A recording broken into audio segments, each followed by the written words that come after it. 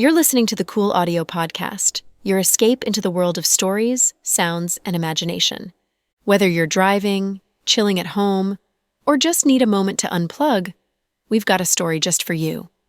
So sit back, relax, and let the journey begin. Brenny and Tiani were awoken by the loud commotion, and they had just witnessed this scene. "Mommy, little Bean is hurt. Her head is bleeding. We need to send her to the hospital," Tiani cried. Brenny looked conflicted, but she didn't take any action. "Mommy, are you listening to me?" Tiani continuously shook Brenny's hand, but Brenny didn't utter a word. She just quietly stared out at the window. "No, I need to go out and tell Grandma that she can't treat little Bean like that." Although Tiani was still small, she really treated the twins as her close friends, so when she saw Brenny not taking action, she wanted to go out and talk to her grandma. However, Brenny pulled her back and said, "Tiani, don't go." "Mommy, why?" "The teachers at school often tell us that we need to call the police if someone fainted by the road. But you're doing nothing while little Bean is lying there hurt. Auntie Chloe has treated me well. Every time I go over, she would give me pretty dresses and feed me delicious food. I don't want anything bad to happen to little Bean." Although Tiani was small, she knew what being friends meant. "Tiani, it's not as simple as you think. We can't go." "There are times when I am powerless too," Brenny tried to explain. "I don't care. I'm going to save little Bean." Brenny kept on holding on to Tiani's shirt. "Grandma, Grandma." Just when Tiani was about to shout, Brenny covered her mouth. Tiani couldn't open her mouth. Brenny looked out the window with tears in her eyes. She mumbled, "Sorry, Chloe. I really can't help them." This time, Brenny was different from last time because there were different things she had to consider. First, Odin was not Liam. For Liam, even after discovering what she did, he would only be angry but not hurt them. For Odin, though, he was a criminal that could only see the money. Even her mother was afraid of him, so she could not agitate him. From how he smashed her cell phone, she could already tell how ruthless he could be. In order to protect herself, Brenny decided not to interfere. Second, her mother was involved this time, so if she let the twins go, her mother would be killed. Jack would never forgive those who hurt his daughters, so no matter what the reason was, Brenny could not help. However, Brenny was internally inflicted by guilt. The twins were still innocent children that did not understand the hatred between adults. "Big Brother Odin, what should we do?" Evelyn was flustered. Odin didn't say anything as he looked at Pudding's unwavering eyes. Finally, he gave in and said, "Take them to the clinic. It's so late already. Where can we find a clinic?" Evelyn complained. "There should be one in the village. This place isn't safe anymore.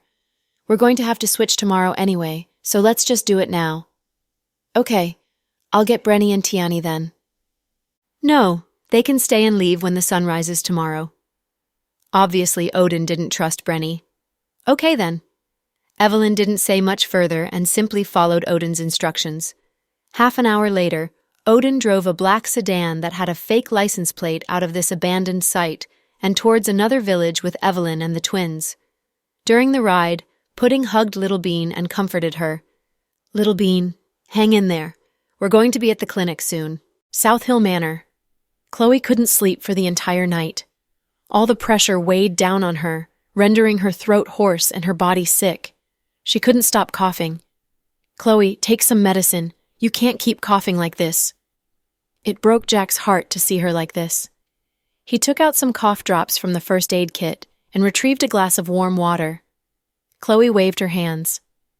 "I don't want any medicine. I'm okay." "Honey, do you have any new information on the twins?" "Not yet, but I'm sure we will soon. They can't leave the city, and the city is only so big," Jack comforted his wife.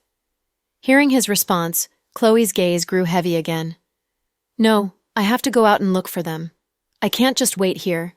Maybe they're locked away in some dark, cold corner, waiting for us to save them." With that, Chloe got up to go downstairs. "Chloe, don't. We don't have a target. We can't just wander the streets aimlessly. It's still better than sitting here and doing nothing." With that, against the wishes of Jack, Chloe dragged her frail body out into the bitter cold, 6:30 a.m. in the morning. She got into her car and began searching the streets. Maybe only a mother could understand her emotions in a situation like this. Afraid for Chloe's well-being, Jack followed her along the way, keeping a close eye on her. At the same time, he was in constant contact with Noah, alert for any new leads or movements. Justin was also worried sick. He had to keep drinking water to suppress the fire in his stomach. Any news? Justin messaged the group. Justin, we all looked, but there's no lead. Yeah, Justin, there's no lead at all. Maybe they're no longer in the city? Impossible. The city's sealed. Even a fly can't pass through. Stay vigilant and keep searching. With that, Justin threw his phone to the side, anxious as could be. President Cooper, do you want breakfast? You've been up the entire night. You didn't get any sleep, Anne asked as he drove. No, I'm not in the mood, Justin snapped. Anne fell silent. I wonder how Chloe's doing. She must be suffering. Justin sighed, murmuring to himself. He wanted to comfort Chloe but didn't know what to say. She was an incredibly intelligent woman and was sensible as could be. He, on the other hand, was bad with words. Plus, at a time like this, the person next to Chloe was her husband, and calling her all the time would only add to the mess. The only thing Justin wanted to do was to quickly find the twins using all of his resources.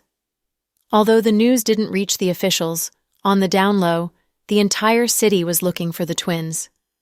At this point, the twins were still under the control of Odin and on their way to a clinic in the countryside.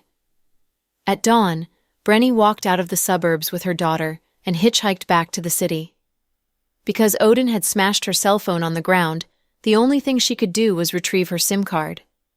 At the sight of her, Case immediately ran up to her. Where did you go last night?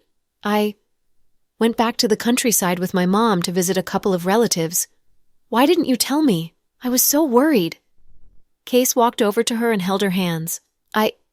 Before she could speak, Case discovered the bruising on her face. What happened to your face? Who hit you? Case roared. I bumped into something by accident. You know that the toilets are all outside in the countryside. I wasn't watching my step. Brenny made up a lie.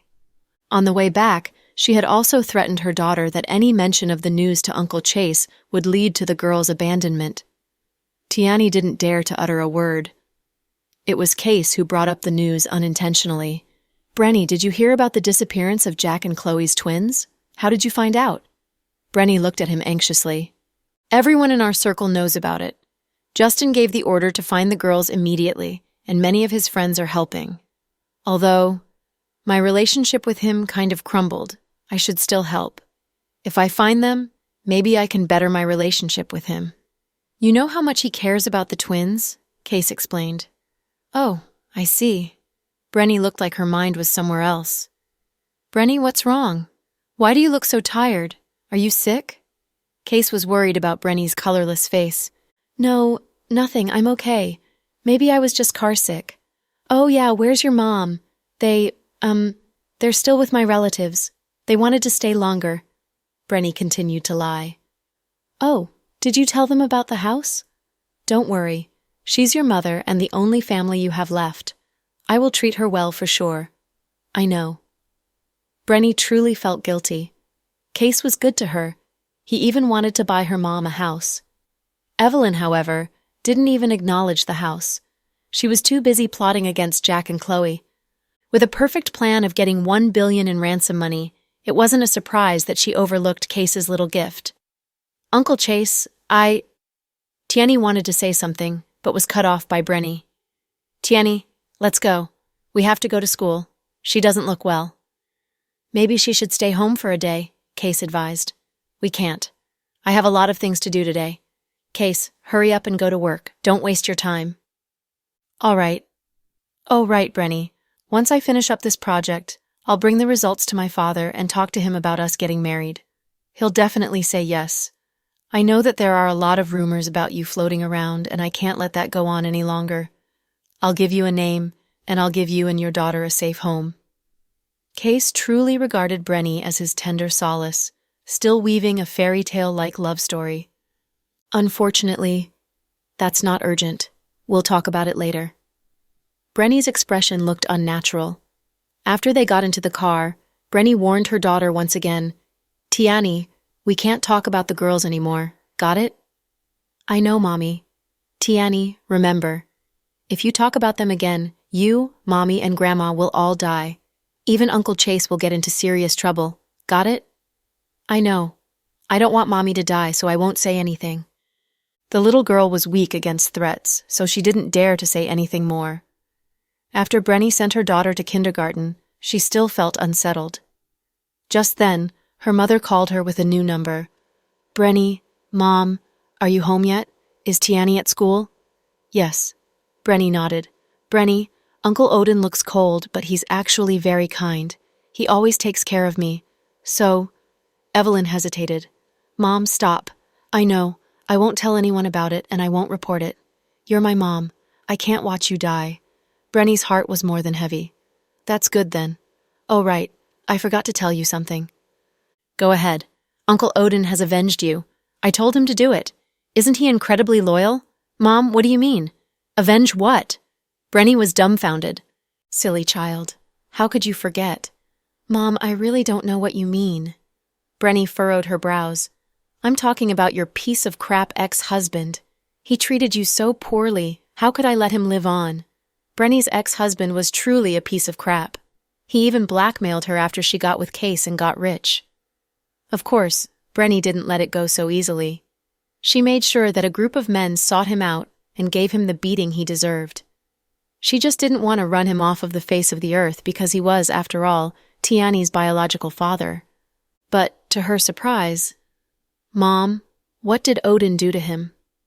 "Don't worry. He won't cause you any more trouble," Evelyn preened. "Mom, you're not saying that he's already—" Brenny paused in disbelief. "Yep, he's completely taken care of," Evelyn replied. Her mother's words sent shivers up Brenny's spine. "Mom?"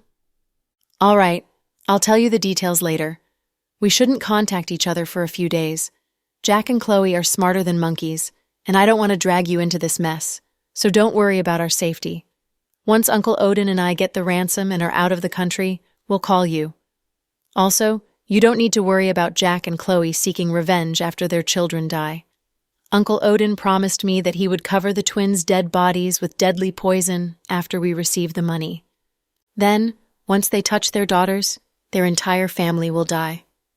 Before Brenny could speak, Evelyn continued, "I will have finally avenged my son, Liam. Brenny, I miss him so much. I miss your brother so much. Mom, my brother's been gone for so long. Stop talking about the past. When is this vicious circle going to stop? I wanted to bring down Andrew, but in the end, it almost cost me my own life. I almost lost my mind when Andrew grabbed Tiani. It was Chloe who helped me save her in the end." "You don't get it. They worked together and put on a show to trick you." "I don't think so, Mom. Chloe's actually not bad. You're just always—" "All right, stop talking. Brenny, we're already here. We can't turn back, and that's that." With that, Evelyn promptly hung up the phone. "Mom, Mom!" Brenny called out to her mother twice but received no reply. Her heart sunk at the sound of the beeping on the phone. She was basically kidnapped onto a pirate ship, stuck between the devil and the deep blue sea. Honestly speaking, she wasn't an evil person, and if she had a say in any of this, she didn't want to make Chloe an enemy. On the other hand, she also didn't want to see her own mother die a torturous death. Her mom was right about one thing. They were at the point of no return. If Jack knew who'd kidnapped his daughters, he would rip them to pieces himself. Early morning, inside a rural clinic, Odin and Evelyn brought the twins here. Due to the time, the clinic was still closed. After a long period of endless knocking by Odin, the doctor opened the door, clearly annoyed. "It's too early. We're still not open for business yet. Go back home. We can't wait. Our child's injured." Odin's voice was cold. The doctor took a look, and sure enough, there was blood on Little Bean's head. "Oh my, the kid is really hurt. This isn't going to work. I'm merely a valley doctor. I can't treat wounds like this. Go to the hospital in your county." Afraid of the consequences, the doctor refused to see the patient. However, Odin grabbed him just as he was about to close the door. "What are you doing?" The doctor was angered. "I don't care. You're treating the girl whether you like it or not." Odin's face turned dark. "Why are you being so unreasonable? Let me tell you something. I don't treat children. I'm just a village doctor. I can't treat you guys. If something happens, who's going to be responsible for it? Honestly, I'm doing you a favor. The county hospital is only 60 miles away and the city is only 90. They have large and well-equipped hospitals there. The First Hospital and Southside are all highly renowned institutions. Why did you come to a crummy little place like this?" The village doctor was a middle-aged man in his 40s. He had on a pair of glasses, and his speech carried a heavy accent. He was clearly trying to evade responsibilities, driving the visitors away. "Shut up. Do as I say. I don't feel well. Why do I have to see the patient if I don't want to? This is my clinic. I'm in charge." Odin's impolite attitude was getting on the village doctor's nerves. He promptly rejected seeing Little Bean. As the two continued their standoff, Odin suddenly pulled out a knife and pressed it against the doctor's neck. "Oh my God, what are you doing?" The doctor panicked. "Shut up. Hurry up and treat the kid. Hey man, whatever you want, put down the knife first." The doctor was about to pee his pants. Evelyn was quiet during the entire exchange. She was watching the twins carefully, afraid to make any mistakes. Understanding the dangerous situation he was in, the doctor gave in. "I'm warning you. Don't play any tricks. I'll put down the knife and you will treat her wounds. If you scream, I'll kill your entire family." Of course. Please spare me. I'll treat her wounds." Finally, scared out of his wits, the doctor let them in with shaky hands. "Little Bean, be brave," Pudding encouraged her little sister. "Sis, I'm fine. My skin is thick and I'm rich in flesh. It won't hurt." Little Bean laughed, afraid to worry her older sister. Pudding's heart ached even more. She regretted not being careful when she saw Tiani. If she had only analyzed the situation more carefully, she wouldn't have walked into this trap, and her little sister wouldn't have gotten injured. If something bad were to really happen to Little Bean, she wouldn't be able to live either. She wasn't afraid of what her parents might say. She simply couldn't handle Little Bean leaving. Being twins, they would live and die together. After they went inside, the village doctor's wife also got up, pouring them tea and hot water. Evelyn sat on a chair, playing around with her long nails. Odin was like a statue, dark-faced and still, guarding the entrance, knife in his hands. Pudding stood beside Little Bean, watching the doctor bandage up her wounds. "Doctor, how's the wound?" "Not too bad. The wound's not deep. It's just a lot of blood.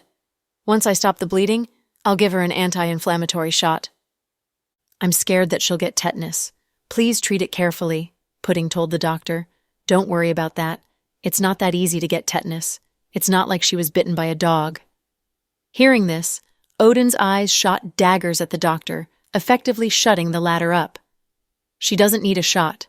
Finish up with the bandages and we'll leave." It was getting light out, and Odin couldn't waste any more time. "No, give my sister a shot," Pudding persisted. "Kid, don't try me." Odin was losing his patience. "No, I won't allow it. You have to give my little sister the shot. Otherwise, I'd rather die here than go with you." Pudding didn't mind risking everything. She strongly insisted on giving Little Bean the anti-inflammatory shot. Firstly, she was truly afraid that the wounds would get infected in the future, and secondly, she needed to stall for time. She wanted her parents to find them sooner than later. So, she wasn't just being stubborn. It was all a part of an effort to escape. However, Odin wasn't an idiot either. "Shut your mouth. If you want to die, I'll bury the two of you right now. Your parents would pay a lot of money even for your corpses." With that, Odin stood up. "Big brother Odin, wait." Evelyn got up as well. "What?" Odin looked back at Evelyn. "Big brother Odin, calm down. The kid's not wrong. Although we can get money with their corpses, we certainly can't get $1 billion. Plus, we have other plans. How about this? Let the doctor give the kid a muscle injection on her butt. This way, no time is wasted and it's anti-phlogistic. 2 birds with 1 stone." "All right, that works." "Doc, give her an injection on the butt," Odin ordered. Pudding wanted to say more, but Evelyn glared at her. "Little brat, I know that you're very clever. We're not idiots, so don't play tricks on us. You're scared that your little sister's wounds will be infected, right? A muscle injection will help with that. This way, we won't waste any time and your needs are met. If you keep messing around, you will die here." Hearing Evelyn's words, Pudding didn't say another word. Silently, Little Bean evaluated the woman standing in front of her. The woman was truly careful with her actions and incredibly smart. It was probably unlikely that she'd let them escape. The kidnappers were a good duo. Odin had the bronze, but not the brains, and Evelyn more than made up for his shortcomings. They were the perfect partners in crime and were tough to beat. Plus, with their acumen in counterforensics, the chance of an escape was getting slimmer and slimmer. Also, something was giving Pudding the feeling that Odin and Evelyn would kill her and her sister even after they received the ransom money. Pudding decided that it was best to stay quiet. She was too afraid to exacerbate the criminals. The village doctor was already peeing himself in fear, and now, hearing them talk about death and corpses, he was sure that he was dealing with dangerous criminals. Trembling, he disinfected Little Bean's wounds and began to formulate the solution for the shot. "Sis, I don't want to get a shot on my butt." "It probably hurts a lot," Little Bean pouted. "Do it. It's good for you. Brave through it. It's just a couple of seconds," Pudding comforted. "But my butt will be bruised and I'll have a hard time walking. It'll hurt so much. This is a stupid idea." Little Bean glared at Evelyn in anger. The latter was the one who came up with the idea. After the shot, Odin dragged the kicking Little Bean outside. Pudding followed closely. Evelyn took out $500 and placed it on the table. "Keep the money, but do not tell anyone about this. Otherwise, you know?" Yes, of course. I won't say anything. I never saw you people." The village doctor wasn't stupid, nodding violently as he promised. "All right." Evelyn nodded, satisfied with the answer. The four of them then got into the car. "Big Brother Odin, where are we heading?" "Into the mountains. The landscape is complex, and it's easy for us to hide and difficult for them to find. Even if they discover us, it'll be hard for them to catch us." With that, Odin started up the car engine. Hearing their conversation, Pudding's heart sank. She knew that they were truly in trouble. Chloe was still searching aimlessly. After an entire morning of looking, she found absolutely nothing. She crouched down to the ground at the intersection of a busy street, bawling her eyes out. Jack came up behind her, took off his jacket, and put it over her. "Jack, if something happens to our daughters, I don't want to live anymore." Chloe's voice was all but gone, hoarse and frail. "Don't say that. Nothing will happen to our daughters. Trust me." Jack crouched down and gave her the warm water bottle he brought. Chloe took a little sip. "Hungry? Let's go get some food." "You can't do this to yourself," Jack persuaded carefully. Not far from them, Brenny came out of the mall just in time to witness the scene. She clenched her fists tightly. She knew how terribly Chloe must be feeling having lost her children, and she also knew exactly where they were, but she couldn't tell her. She wanted to go up to Jack and Chloe to comfort them, but suddenly remembered just how perceptive they were. If she happened to give away some sort of clue unintentionally, or if her face looked unnatural, her mom would be in grave trouble. Although her mother was a heinous woman, Brenny didn't want to lose the only family she had. With that thought in mind, Brenny made the tough decision to turn around and leave. Jack's phone rang. He looked at the caller ID and rejected the call. Irene gritted her teeth, pacing back and forth in the Southside garden, anxious as could be. She had been calling Jack the entire morning and was rejected every time. That's not right. Did I do something wrong? Maybe he discovered something?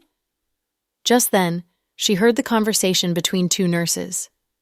Vice Director has taken a lot of days off recently. She's not here again today. Yeah, Vice Director cares so much about her job. It's really unlike her to miss work. If she's not here, there's definitely something important going on. Maybe she's pregnant? Didn't she want another child? She has 2 daughters but no son. Don't know. I'm not sure about the rich and the powerful. One thing I do know, however, is that if Vice Director is pregnant, Irene's done for. Ha ha, The side chick dream is dead. The two nurses didn't see the huffing and puffing Irene behind them. After they left, Irene was so furious that she dialed Andrew's number. Big Brother Green, yes? Is Chloe pregnant? Where did you get this news? Even Andrew froze. Chloe took the day off again and I just called Jack, but he didn't pick up. There's definitely something going on. So I'm asking you, don't you have a spy in their home? You'd know if she's pregnant, right?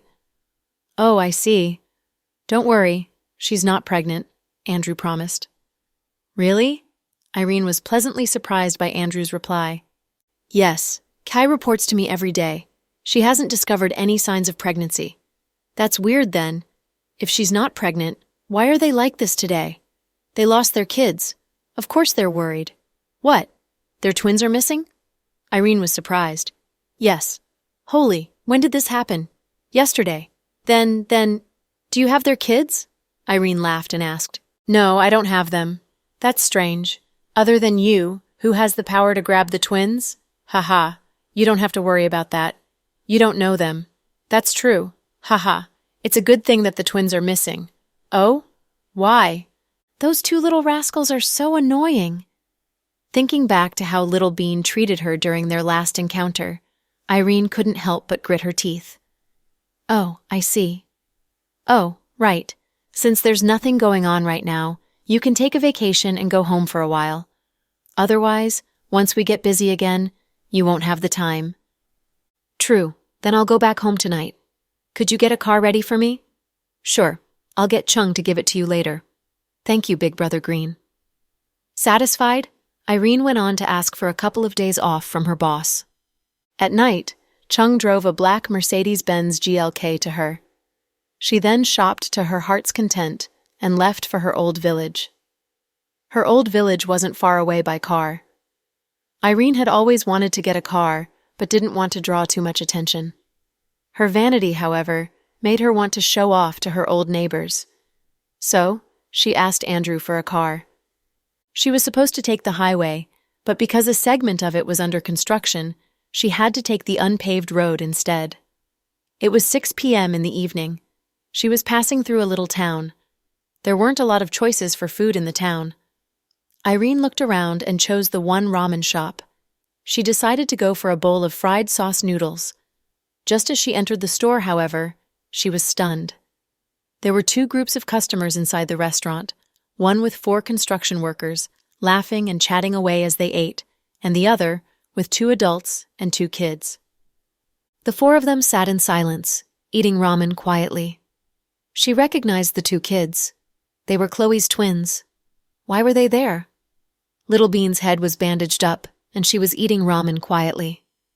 Pudding, on the other hand, was pouring water for Little Bean and looking around.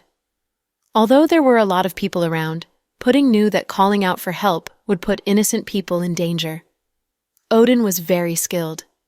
Not only did he carry knives, he also had a gun. His car was even equipped with bombs.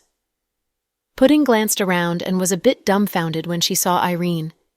She immediately turned around as if she didn't see anything. Yes, she was too afraid to give anything away in front of Odin and Evelyn. "What can I get you?" The owner greeted Evelyn. "A bowl of ramen, please." Irene smiled and took a seat. Evelyn looked up just in time to see Irene. The sight of the latter sent chills down her spine. "How's this possible? The woman looks exactly like that little batch," Evelyn said. "Like who?" Odin asked with raised brows. "Like the mother of the twins," Evelyn said. Odin immediately became alerted and reached for his gun. "Don't worry, Big Brother Odin. She looks like her, but she's not Chloe. I mean, I've known that little batch for many years now, so I know it's not her. This girl is younger, and they're not that alike once you look closer. Her nose also looks unnatural. It's strange." Evelyn looked over Irene carefully, discovering some major differences between her and Chloe. Compared to Chloe, the girl in front of her was also lacking in the way she carried herself. Little Bean looked up, and she was also shocked to see Irene. "That—" Pudding stuffed a piece of meat into Little Bean's mouth just as the latter was about to speak. "Little Bean, don't talk so much when you're eating. Have more meat. It's good for your wounds." Little Bean wasn't stupid, so she immediately understood what Pudding meant, calming herself and pretending to not recognize Irene. Irene was no fool either. She was completely alone, and nothing good would come out of alarming the kidnappers. Anyone that dared to kidnap the twins in public wasn't your average Joes. That 40-year-old man definitely looked more than menacing. She was afraid for her life, so as a way to protect herself, she remained silent. The group kept their heads down and continued eating in silence. Pudding thought long and hard, trying to come up with a way to somehow ask Irene for help. "I need to pee," Pudding suddenly announced. "Kid, why are you so troublesome? Don't play tricks on us." Odin was more than annoyed. "Are you serious? I need to go to the washroom. Am I supposed to hold it in?" Pudding clapped back. "Just let her go, big brother Odin. This is a wild mountain range, so there's nowhere for her to run. We don't even need to watch her. If she doesn't come out after 5 minutes, we'll kill the youngest. They are sisters, after all. She won't leave her little sister behind." Evelyn was very clear that Pudding would risk her own life for her little sister. There was no way she'd leave her sister behind. "I won't leave my sister behind," Pudding reiterated. Hearing Evelyn's words, Odin thought it over and replied with a reluctant hum. "Go. Hurry back, if you don't want your sister hurt. Also, don't play any tricks. Otherwise, I'll kill her in a heartbeat." As Pudding stood up, Little Bean held onto her sister's hands, unwilling to let go. Yes, she was terrified of being abandoned. Although she knew that Pudding wouldn't leave her behind, she was still worried. She felt very insecure. "Little Bean, I'm going to pee. I'll be right back. Don't worry, I won't leave you behind." Pudding comforted gently. Little Bean nodded with teary eyes, finally letting go of her sister's hand. Pudding then turned and walked towards the washroom, making sure to slow down her pace when she passed by Irene, catching the latter's attention. Irene immediately figured out what Pudding was doing. She made sure to pay the little girl extra attention. After Pudding entered the washroom, Irene got up, pretending to answer a phone call. "Hello? Mom? I'm almost home. Stop rushing me. I'm really hungry, so I'm eating ramen in a shop now. Tell Dad not to worry." Irene inched toward the washroom as she spoke on the phone with a heavy country accent. Evelyn and Odin didn't get suspicious of her at all. Irene successfully diverted their attention, tricking them into thinking that she talking on the phone. Once Irene reached the washroom, Pudding whispered, "Hurry in and close the door." "What happened to the two of you?" Irene pretended that she didn't know about the kidnapping. "Little Bean and I have been kidnapped. That man sees my daddy as an enemy, and he's a dangerous criminal. He wants to get ransom money from our daddy and then kill us. That's terrifying." Irene was shocked. "Miss Irene, I need your help." Pudding was very serious, referring to Irene as Miss Irene. Pudding was a proud child. She didn't want to kiss Irene's ass, even if they were asking her for help. "How should I help you?" Irene asked the kid in front of her. "It's very simple. The only thing I need you to do is call my daddy and tell him our whereabouts. As long as he has our approximate location, he'll definitely find us." "I don't think that'll work. There's not enough time. We're very far from the city. I heard that they closed off the entire city. How did they bring you out?" Irene was curious. "The man's very sly. He took us through the remote mountain roads. It took us a very long time to reach here, and it's very far away from the city." "Then that's even worse. Even if I tell your daddy where you are, you'll be taken to their next destination." "Yes, but there's no better way." Pudding analyzed the situation with her head down. "I can find some people to help. I'm from around here and I know a lot of people. I can call for help." "Definitely not." "Why not?" Irene asked. "That man has knives, guns, and bombs. If you call for help, it'll only put innocent people in danger. I don't want that to happen." Pudding had a lot under consideration. She didn't want to drag more people into her mess. She was still haunted by the thought of almost getting the tall guy killed back when Liam kidnapped her. But if they take you away, it'll be even more difficult for us to find you. Pudding looked at Irene's watch. "We don't have a lot of time left. I have to hurry. Miss Irene, since you're from here, you should know the name of the next destination after this town." "I do. It's Willow Village." Is that the only village? Pudding asked. Yes, this is the mountains, and Willow is the only way through, if they keep going. About how far? About 50 miles. That's good. There should be enough time. Tell my daddy to bring his men to Willow Village. Don't worry, with my daddy's powers, they can even send over helicopters. Plus, Justin will come up with a lot of ways to help too. All you need to do is inform them. But Irene was just about to speak, but Pudding continued. Miss Irene, I won't ask you to help us in vain. I know I'm just a kid, but I understand the concept of returning the favor. Before, Little Bean and I teased you, mocked you, and went against you for reasons you understand. I'm not going to talk about those things now, but if you help us this time, we'll definitely return your favor. I'm sure you know how rich my daddy is. You should also understand that, when the time comes, any job, any house, and any amount of money is yours, as long as my daddy can afford it. I haven't thought about those things. Honestly, I would help even if I didn't know the two of you. I'm very soft-hearted, Irene explained.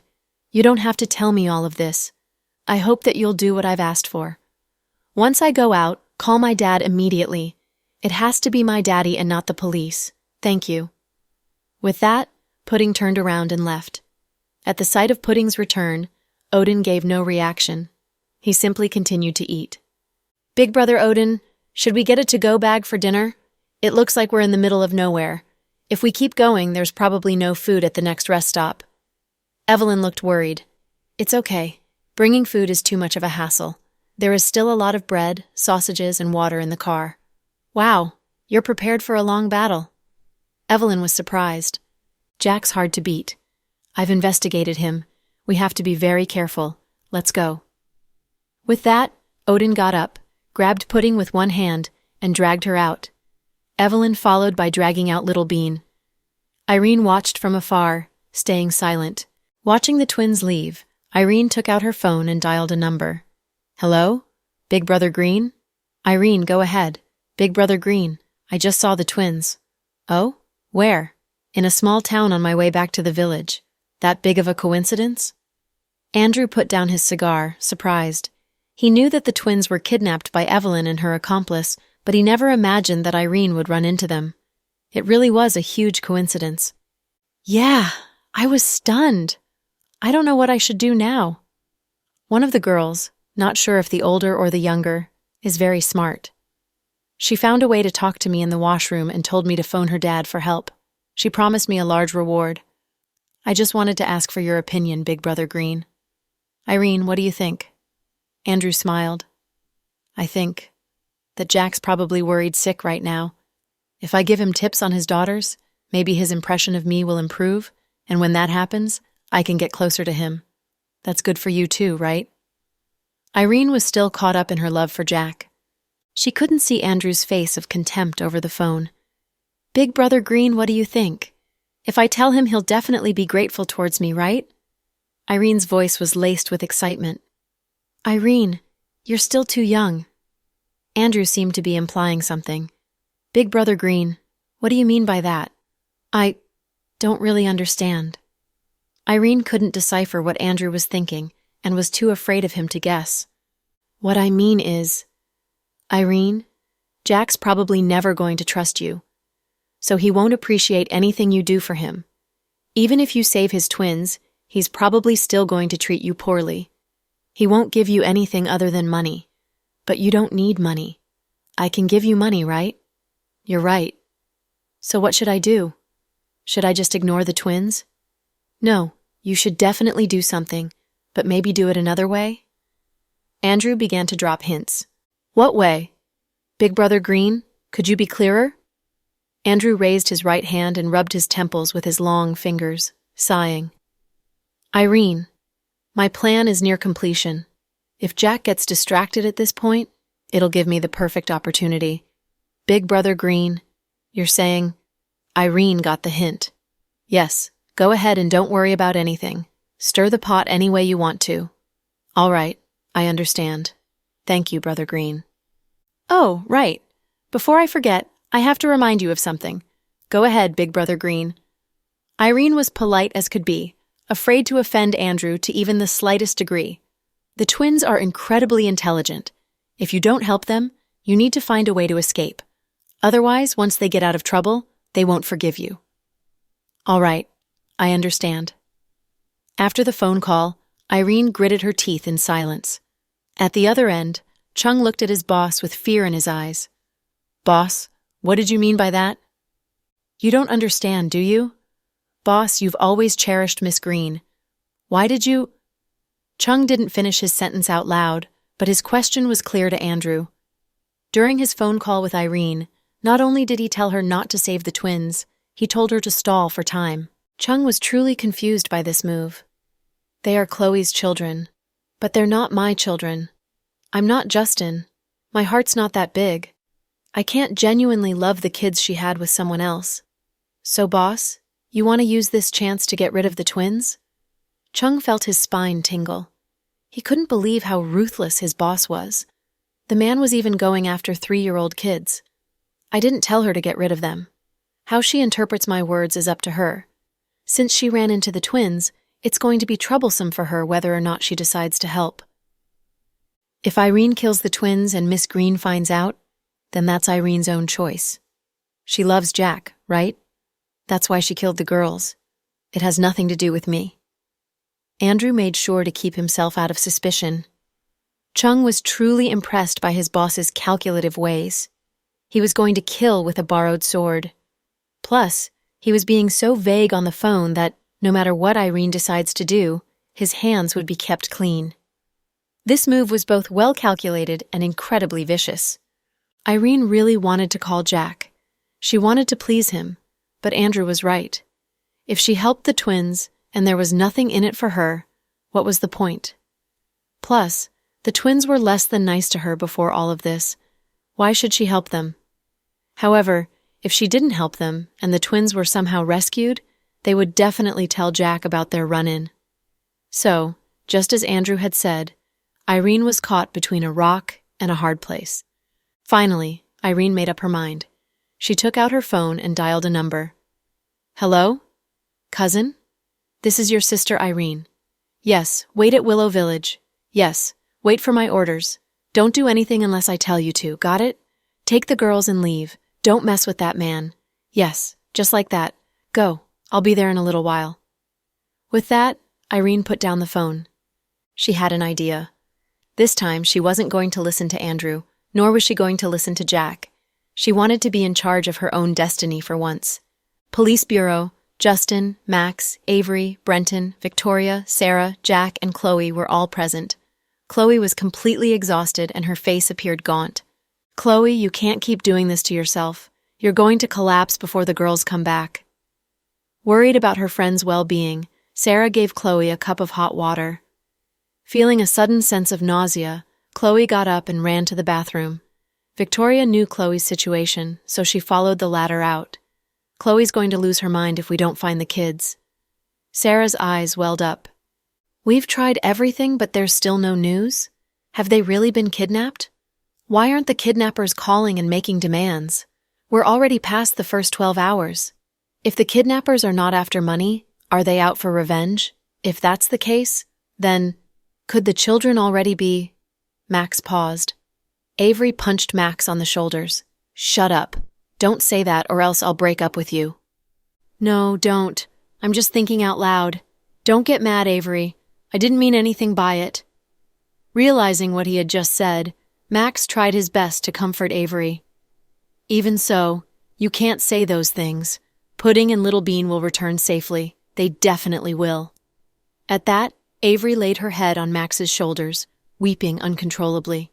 Jack, do you have any other solutions? Justin looked up at Jack, completely dejected. Wait. All we can do is wait. Jack was also discouraged. He'd expected a call from the kidnappers within the first 12 hours. But watching Chloe nearing her collapse broke Jack's heart. Although he was just as worried, he was a man and had to be strong for his family during a crisis like this. We can't just wait. This is going to drive me insane.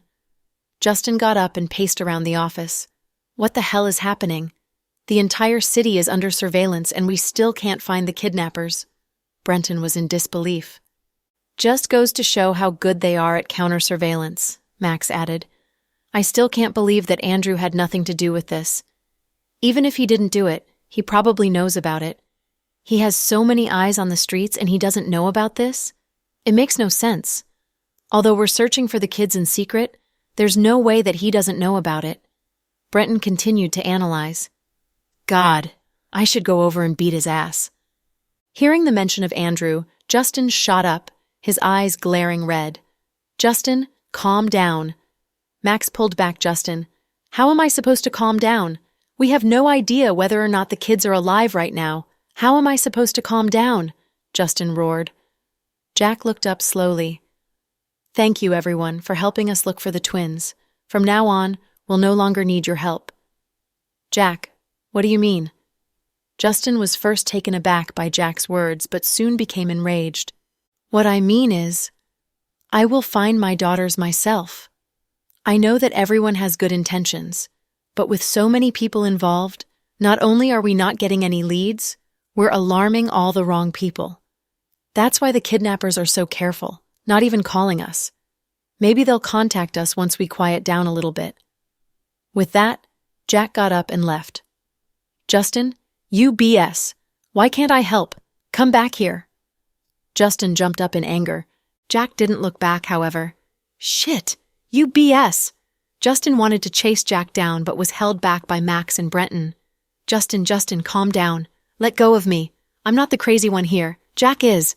What the hell is he thinking? Why shouldn't we help? Justin continued to shout, indignant. After he went outside, Jack took out his phone and called one of his men. Watch Andrew carefully for me. Track every one of his phone calls and report them back to me. Yes, President Dawson. Jack agreed with Brenton. He didn't believe that Andrew knew nothing about the kidnapping. However, the man was sly as could be, and he had to wait for the right chance. After he hung up the phone, Victoria walked Chloe back from the washroom. Chloe's face was colorless. Chloe, how are you feeling? Can you keep going? Jack walked over and embraced her. Chloe shook her head, her voice so hoarse it's almost incomprehensible. Honey, I'm fine. We need to find the twins first. You've been looking really sick recently. Why don't I take you to the hospital? No, I need to find Pudding and Little Bean, Chloe insisted. Jack, Chloe is already... Victoria wanted to tell Jack about Chloe's pregnancy. Victoria was interrupted by Chloe. Once again. Victoria, I'm hungry. Could you please go get something for me to eat? All right. Wait for me.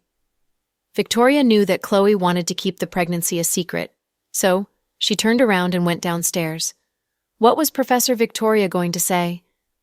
Sensing something was up, Jack looked into Chloe's eyes.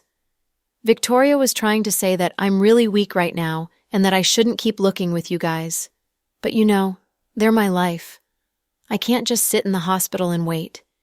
Even if I die searching, I still won't give up a single glimmer of hope. I understand. Let's go. Let's go to the break room for a while. Jack helped Chloe to a break room in the city bureau, his heart breaking at the sight of her. In another room, Justin was still cursing Jack for his unwillingness to let the others help. Justin, are you finished? My brother's the one who lost his children. He's their biological father. He's more worried than any of us. He's not letting us help because of good reasons, not because he's being a jackass. Please use your brain. With all of us involved, searching up a storm, the kidnappers were probably already tipped off. How could they have the guts to contact my brother for a ransom? If we keep going on like this, my nieces will really be in trouble. Avery, you're only being considerate towards your brother. Please, you have to understand Justin's feelings as well. Yes, he's not their biological father, but he's probably far more than that. We've all seen how well Justin treats those kids. Now that they're missing, how could he just sit around and wait? How's that possible? Let's just all be a little bit more understanding of one another. Jack's definitely not wrong, but Justin's emotions are also justified. It was Brenton who delivered the speech. Max was already in hot water with Avery, and he wasn't about to further poke the beast. Brenton couldn't help but jump in at Justin's defense. It was understandable, of course. They were tighter than actual brothers. What the hell do you mean by that? Avery didn't like what she had heard. All right, stop fighting, all right? Can we not turn against each other during a time like this? Andrew laughing at us. The kidnappers are laughing at us. Pudding and Little Bean are still nowhere to be found. Why are we fighting ourselves already? Max roared out of frustration. I have to look for the kids. You guys can stop, but I can't. I can never stop. With that, Justin pushed past Brenton and rushed out of the police bureau. The rest of the group fell into an awkward silence. They looked at each other, not knowing what to do. When Noah returned, everyone was gone. What happened? I just came back from a meeting. Where did everyone go? Noah was confused. Well, they started arguing with each other, Jack and Justin. It was a mess. Jack and Chloe are in the break room now and everyone else left. Sarah pursed her lips. Noah walked over to the break room. Before Victoria and Brenton left, they bought Chloe a bowl of congee. When Noah entered the break room, Jack was carefully feeding Chloe congee. The tenderness in his gaze belonged only to Chloe. Noah walked in. Chloe, you're weak. Why don't you head back with Sarah? Jack and I will handle this. No, I will keep going until my children come back. Chloe was more than resolute. Stop trying. The four of us have known each other the longest. You both know what kind of person Chloe is, Jack said. Sarah nodded her head. I know. Chloe, take care of yourself, okay? You have to be healthy when the kids come back. Sarah was so worried about Chloe. I'm all right, Sarah. I'll be fine. Chloe squeezed out a smile. On the way back home, Sarah was uncharacteristically quiet. Baby, what's wrong? Are you feeling okay? Noah asked as he drove. What else? Of course I'm worried. Sarah pursed her lips. Still worried about the twins? Duh. My future daughter-in-law is missing. How could I not worry? You're taking that seriously? The kids are so young. They don't even know what the definition of a wife is. Seriously, you know nothing. Our Ethan really likes Little Bean. Our son is so young. What are you even talking about? Noah almost puked out blood. I'm serious. So when we get home, watch your mouth. Don't let our son know about Little Bean's disappearance. If he finds out, he'll stop eating and sleeping. He'll probably even stop going to kindergarten. Seriously? Noah was clearly doubtful. I'm telling you to be careful. Just listen to me and do as I say. Sarah rolled her eyes at him. The Ace Mansion. When Sarah arrived home, her mother-in-law was watching television with her son. Mom. The two greeted their mom and their son. You're back. Just in time, too. I should go now. Mom, leave after dinner. I bought vegetables. Sarah invited her mother-in-law to stay for dinner.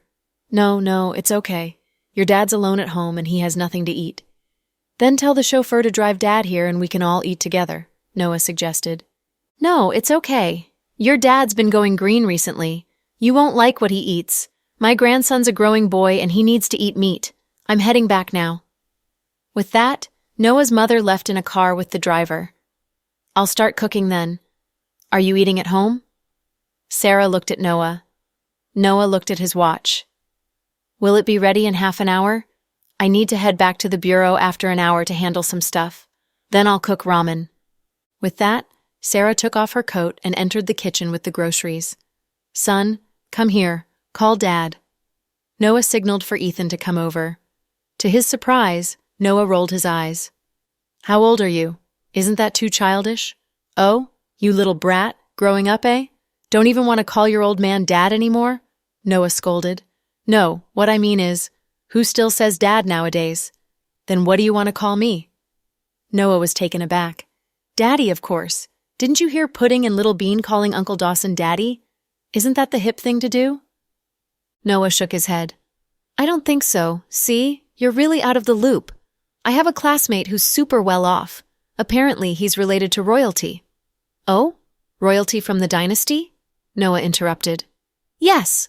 So he calls his mom and dad Amma and Abba. Isn't that cool? Son, do you know anything about Little Bean? Since they were on the topic of Little Bean, Noah decided to test the waters with his son. What happened to Little Bean? Ethan had his eyes glued to the television, watching some superhero cartoons. At the mention of Little Bean, however, he immediately turned around and fixed his eyes on his father, nervous as could be. You haven't heard anything about Little Bean? Not even a little? Your mom really didn't tell you anything? Noah continued to test the waters. Dad, what's gotten into you? Why are you being so wishy-washy? Spit it out already. Look at Uncle Jack. He never wastes any time. Hey, you little brat, don't talk to your father like this. Who's the grown-up here? Understandably, Noah was annoyed by the scolding he had just received from his son. Dad, stop stalling. Cut to the chase. What happened to Little Bean? Did Auntie Chloe teach her a lesson? Ethan took a guess. No, something much more serious. Hearing that it was something serious, Ethan turned off the television and scooted closer to his father. Hurry and tell me, Dad. Stop stalling. Ahem. All right, then I'll tell you. Stay calm, okay? Yes. Go ahead. I'll stay calm. Ethan was more than anxious. Noah looked back at the kitchen with shifty eyes as if he had something to hide. Seeing that the coast was clear, he turned to his son and lowered his voice. Son, Little Bean is missing. What? Ethan raised his voice. Lower your voice. Don't let your mother hear you. She told me not to tell you. She didn't want you to worry. Noah put his index finger on his lips. Dad, are you joking around? I'm warning you, April Fool's is long over. If you're tricking me, I'm not going to forgive you. Ethan was clearly doubtful. When have I ever lied to you? Noah clapped back. Then, what happened? How are they lost? What about Pudding? They got lost together. They're both lost. My God, does Kenneth know about this? Ethan asked. How would I know if Kenneth knows about this? Why do you care? Noah rolled his eyes. Holy moly, this is so important. Why didn't you tell me this earlier? I haven't got the chance to see you until now. I've been flying around the past couple of days. Dad, from where were they kidnapped? For how long have they been kidnapped? Was it even a kidnapping? Or was it an abduction? Or did they just get lost? What type of case is this? Ethan was definitely the son of a policeman, logical as ever. He asked a slew of important questions. Unfortunately, Noah wasn't equipped with the answers. It's not looking too good right now. It's been 24 hours already. Your Uncle Dawson and Auntie Chloe are losing their minds over this. We've been searching high and low, but there's no lead. We're not sure if it's a kidnapping or an abduction. Dad, what kind of a cop are you? How could you not find any leads on a case like this? Ethan began to blame his father. I'm more worried than you, little brat. It's not that I'm an incapable cop. It's that this case is truly complex, all smoke and mirrors. We're thinking that it's one of their enemies. Your Uncle Dawson's status makes him an automatic target for many people, so if it's their enemy, aren't they in great danger? Ethan's expression changed. Yes, very dangerous. That's why we're all very worried. What's the point of being worried? Go and look for them. Ethan stood up on the sofa, pointing his little fingers at his father. We've been looking. We've never stopped looking. Eat, the two of you. Sarah walked out of the kitchen with 2 bowls of ramen. Ethan jumped off the sofa, grabbed his school bag, and was ready to run out the door. Son, where are you going? Sarah was surprised. I'm going to go look for Little Bean. Look for Little Bean? Sarah was first taken aback, but afterward, she immediately glared at Noah. Why can't you keep your big mouth shut, huh? Sweetie, I didn't mean to. I didn't think our son would react this way. You idiot! I'm going to get you later. With that, Sarah rushed over to the door and stopped her son. Ethan, where are you going to go to look for Little Bean? Little Bean probably got lost. That's why she can't find her way back home. I know all the places she likes to frequent, the amusement park, the ice cream shop, the BBQ spot. She also likes cakes, and Hong Kong-style milk tea, steamed dumplings, shrimp dumplings. Anyway, I have to find her. Baby, listen to Mommy. Little Bean's not lost. She's probably kidnapped by bad people. You're a child. You can't even protect yourself. How could you protect Little Bean? Your daddy's a policeman, and there are many brave police officers at the Bureau. They will catch the bad guys for sure, okay? Then tell Daddy to go find her now, but your daddy hasn't eaten yet. Once he finishes eating, it'll be too late. Hurry up and go find her. Now. Ethan was beyond scary when stubborn. Honey, what are you still waiting for? Hurry up and go. But my noodles. Noah had worked hard all day and was starving. He looked at the cooked noodles pitifully. No time for noodles. Don't you know what's more important? Sarah scolded. All right then. I'll go. I'll head back to the bureau now. Noah got up and began walking out. Daddy? Yes, dear? Noah thought that his son was worried about his stomach and was having second thoughts. But, Daddy, you have to do everything to find them. Got it? You have to find Little Bean and Pudding. Otherwise, how would Uncle Dawson and Auntie Chloe live on? Little rascal, you already know to worry about your in-laws, Noah joked. He then grabbed his uniform and hurried downstairs. Baby, Daddy's going to look for them. Don't worry, let's eat, okay? Mommy, I'm not hungry. I don't want to eat. With that, Ethan ran into the living room. He grabbed a small teddy bear from the top of a shelf that was left behind by Little Bean during her last visit. Maybe it reminded him of a certain someone. Ethan stared at the teddy bear, tears rolling down his face. Baby, are you okay? The sight of her crying son scared the wits out of Sarah. Mommy, will Little Bean be all right? Honey, Little Bean will be all right. Your Uncle Dawson's very capable and everyone's looking for them. I'm sure that they'll be back in no time. I really hope so. Ethan's mood was low for the rest of the night. He wouldn't eat, no matter how much Sarah coaxed. Children were direct and innocent. Their emotions were written all over their faces. Seeing her son so worried about Little Bean, Sarah was both happy and sad. She truly hoped that the incident would blow over soon and that the twins would return safely. Otherwise, it would truly be the end for Jack and Chloe. The Blake mansion. Son, it's so late. Why aren't you asleep yet? What are you doing downstairs? Victoria and Brenton were talking in the living room when Kenneth walked downstairs in his pajamas. Mommy, Pudding's missing, right? Ahem. Nonsense. Where did you hear that from? Victoria replied awkwardly. Don't lie to me. I can tell from your eyes. Son, how did you find out? Brenton was also curious. He and Victoria rarely talked about the case at home, and even if they did, it was never in front of their son. How did he find out? My good buddy phoned me and told me everything. Your good buddy? Ethan? Brenton asked. Kenneth nodded. Brenton and Victoria looked at each other. You don't have to keep it a secret from me. I already know everything. I just want to know what's going on now. Are there any leads or progress? Kenneth asked calmly. Not yet, Brenton replied. Kenneth lowered his head in disappointment, contemplating something. Son, don't worry. Pudding and Little Bean will be fine. Daddy, you should save these comforting words for Uncle Dawson and Auntie Chloe. I don't need to be comforted. I know Pudding. She's very clever. She'll find a way to escape even if she was kidnapped. Ugh, Victoria was dumbfounded. Her son was so young and yet so calm. Mommy, you and Daddy should go to sleep. Let me know immediately if you receive any news. Okay. Victoria nodded. Kenneth turned around slowly and went upstairs with heavy footsteps. Ethan had called him half an hour earlier, informing him of the incident. Although Kenneth was worried, he was also very logical. He was analyzing the situation and wasn't panicking. However, it didn't mean that he wasn't worried. He was just as worried as Ethan. Honey, our son seems to really like Pudding. Ridiculous. How old is he? He doesn't even understand what it means, Brenton retorted. Don't underestimate our son. He's very clever. Also, the kids nowadays are all little geniuses. That's true. The twins are the smartest kids I've ever met. It sucks that... Brenton paused and sighed.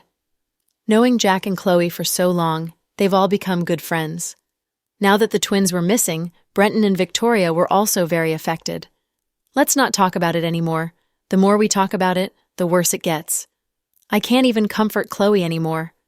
Victoria felt gutted. Evening, a farmhouse hostel in Willow Village. Originally, Odin wasn't planning on staying in Willow Village, but somehow, their tire suddenly blew out when they passed the village. Odin had no other choice but to rest. After the car was fixed, it was already dark. The mountain roads were already bumpy and difficult to maneuver, and after dark, it was even more dangerous. After a quick bite, he brought the twins to a tiny room and locked them inside. Unable to change his brutish ways, Odin began to drink and wolf down meat outside the tiny room. "Sis, come here." Little Bean waved her hands secretively. Pudding poked her head outside. Discovering that she wasn't being watched, she walked over to Little Bean. "Sis, you met up with Irene in the washroom at lunch, right?" "Yes," Pudding nodded. "Then why aren't Daddy's people here yet? Irene, that evil woman, does she even want to help us?" Little Bean asked, feeling hopeless. "Not sure. I don't know what she's going to do either," Pudding said quietly. "Sis, you shouldn't have asked her for help. You know how much that woman hates us. Especially after last time, when we made a fool out of her, she definitely won't help us." Little Bean was fuming. She couldn't believe the situation they were in. She was far away from home, and the only familiar face was their enemy. How frustrating. "Well, maybe not. Yes, it's true. She doesn't like us. But she's a grown-up, and she knows what's good for her." "What do you mean, sis? I don't get it." Pudding was being too vague. Little Bean didn't understand what she was trying to say. "I'll explain it this way. The woman who kidnapped us is a batch, but so is Irene. Between the two of them, there is definitely a victor and a loser as to who's more of a batch." "Little Bean, maybe you've forgotten about what Daddy told us before?" "What did he tell us?" Little Bean was beyond confused. Their dad had taught them many things. How was she to know which lesson her sister was referring to? "He taught us to choose the lesser of two evils in situations like this one. Compared to the kidnappers, Irene's the safer choice for us. The kidnappers want to kill us. We'll die if we keep following them. Although Irene hates us as well, don't forget that she has the hots for Daddy. So there is a possibility of her helping us to make him happy." "You're right. But what if she really hates us? What if she does nothing to help us? What if she pretends that she didn't see us? Won't we die?" As far as Little Bean was concerned, Irene was a horrible person. She was too much of a coward to risk her own life for them. She wouldn't dare to piss off Odin. She won't. She will definitely do something. Pudding was certain. "Sis, why are you so sure that she'll help us? She's not that nice. I know. I'm not sure that she'll help us out of the goodness of her heart. But if she does nothing, there's a chance that we'll be saved and tell Daddy all about running into her. When Daddy finds out that she didn't help us, he'll be livid, and she'll end up in a bad situation. Although Irene's not the sharpest tool in the shed, she's not the dullest either. She knows what situation she's in, so I'm guessing she will do something. Makes sense, but they're dangerous criminals. They have knives, guns, and even bombs. Irene is no special agent. How's she supposed to get us out?" "That's out of our control. Anyway, we should keep our eyes and ears open tonight. Something might happen as soon as the latter half of tonight." Pudding was always very positive. Even if Irene decided not to tell her daddy their whereabouts, she would still do something. Sure enough, Pudding was right. During the latter half of the night, 1:30 a.m. in the morning, it was the middle of the night. People were deep in slumber, and the entire farmhouse was silent. Irene reached the back door from the mountain trail. There was someone waiting for her. "Cousin, you're here. Where are they? How's it going?" Irene lowered her voice. "Don't worry. I put in a lot of sleeping pills in their dinner and the man's out like a pig. Not even a loud thunderstorm can wake them. That's good." "Where are the kids?" Irene asked. "The kids are in the room. The door's locked and he has the keys. Go find the keys. I'm taking the kids." "All right. Wait here, cousin." Thanks to his connections at the village, Irene's younger cousin had already conspired and planned the whole thing with the owner of the farmhouse, telling them to put sleeping pills into Odin and Evelyn's dinner. The twins ate the same food as Odin, so Irene was certain that Pudding and Little Bean were also out. Irene's younger cousin, as per Irene's order, took away the keys from Odin's shirt pocket and brought out the twins. What Irene didn't realize, however, was that Pudding had been suspicious of the food all along. The girls didn't eat dinner even if they were very hungry. They hid their dinner and pretended to have finished the food. In reality, They didn't touch the food at all. They were completely awake when they were being taken into the car. "Cousin, the kids are in the car. Where are you going now? That's none of your business. Here, take this." Irene took out $20,000 and gave it to her younger cousin. It was definitely a sizable amount for someone from the village. "Cousin, I heard that you got rich in the city, but I wasn't expecting you to be this loaded. Shut up, take the money, and leave. Don't stay here and don't mention this to anyone. Otherwise, we'll both die. Got it?" "Is it this serious? Who are the two little kids?" Irene's younger cousin was more than curious. "That's not for you to know. Why do you have so many questions?" Irene felt annoyed. "Oh, right, got it. Cousin, you see, the owner of this place still needs to be paid off. Maybe you should." He put out his hands again. Nothing could limit a man's greed. Irene glared at him in disgust. However, in order to finish her mission quickly, she took out another $10,000 and handed the stack to him. "Here's $10,000 for them. Also, remember what I said. Leave immediately, as far away as possible, and don't come back for a long while. Got it, cousin? You should go." Irene nodded. She then got into her car and drove off with the twins. For the sake of not getting chased down by Odin, Irene avoided the route she took from the city. Instead, she kept going forward, on the difficult mountain path. According to her calculations, once she was 6 or 7 hours out and the sky was bright, she would be hundreds of miles away. Then, even if the kidnappers did wake up, she would have a huge lead on them. And even if they could catch up to her, they wouldn't know which road she took. Having grown up there, Irene was all too familiar with the road. Early morning. Odin woke up and immediately felt that something was off. He nudged Evelyn. "Wake up." "Big brother Odin, what's wrong? It's already 7:30. "What? But I set the alarm to 6:30. Evelyn took out her phone, still groggy. Still undressed, Odin looked at the lock on the tiny room. "Shit. The kids are gone." "What?" Evelyn was also stunned. The duo rushed over to the room and opened its doors.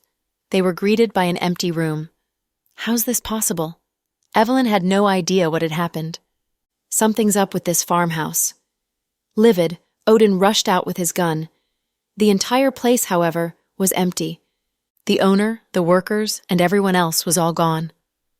"Looks like we've been drugged." "I can't believe I didn't expect that," Odin said with a heavy expression.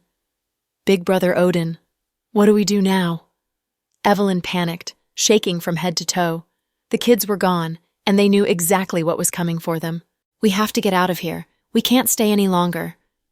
With that, Odin grabbed his jacket and got into his car. Evelyn had expected Odin to lash out from his rage, even killing some of the innocent villagers, but he was more worried about whether or not he could get away. After they got into the car, Odin continued driving along the mountain road. Big brother Odin? Who took the kids? Could it be Jack and Chloe? It shouldn't be. If it was them, we wouldn't be alive.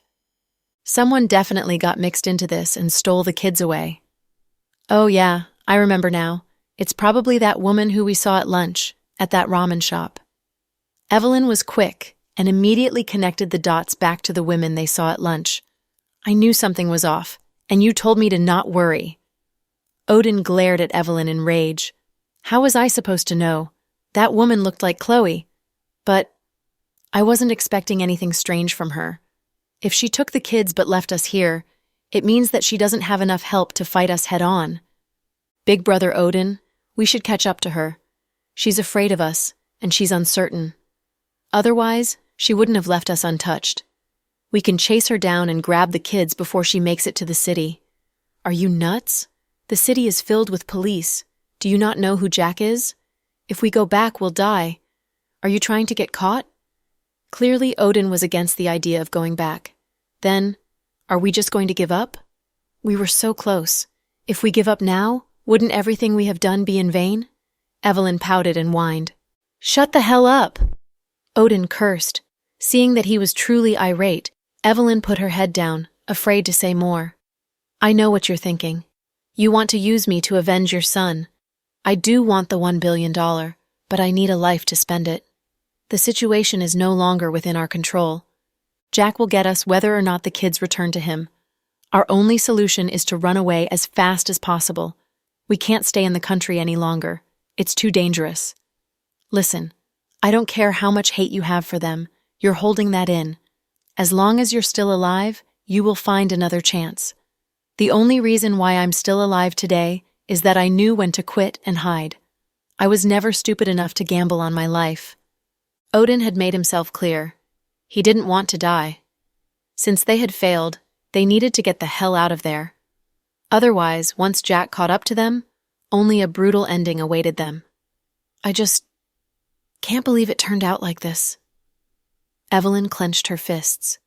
She had thought that she could finally avenge her son, but now they were running away like street rats.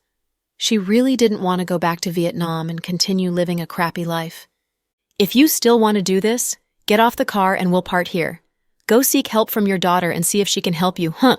Odin huffed, clearly annoyed by Evelyn. Big brother Odin, don't get mad. How could I leave you? I love you. Seeing Odin really getting angry, Evelyn began to coax and soften her stance. The city, Brenny. Your mom's been at her cousin's for a long time.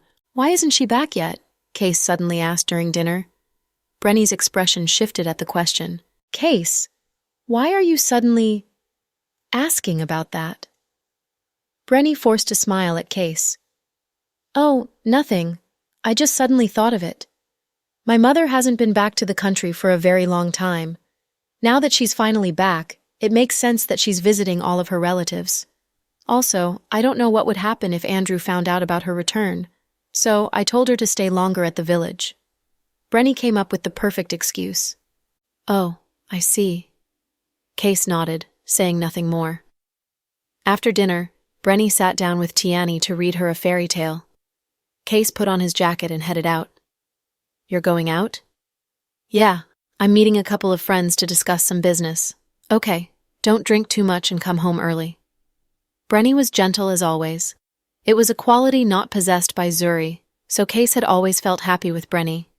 He even thought that what he had with Brenny was true love. When he arrived downstairs, Case didn't look too well and unlocked his car. He got into his new silver BMW and zoomed off. When Justin received Case's call, he had already gotten back to his private mansion. He hadn't yet told his grandpa about the twins yet. His family would worry themselves to death. Justin was also beside himself, his mouth filled with blisters too painful for him to eat.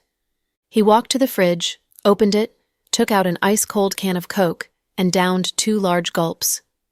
Just then, his phone rang. It was an unfamiliar phone number. After some thought, Justin picked up the phone. Hello? Justin, it's me. Case. Justin remained silent. Last time, when he and Case fought, he blocked the latter both on social media and on his phone, resolute as could be. Later on, Case regretted his words and tried to make up with Justin through a couple of their rich friends, all to no avail.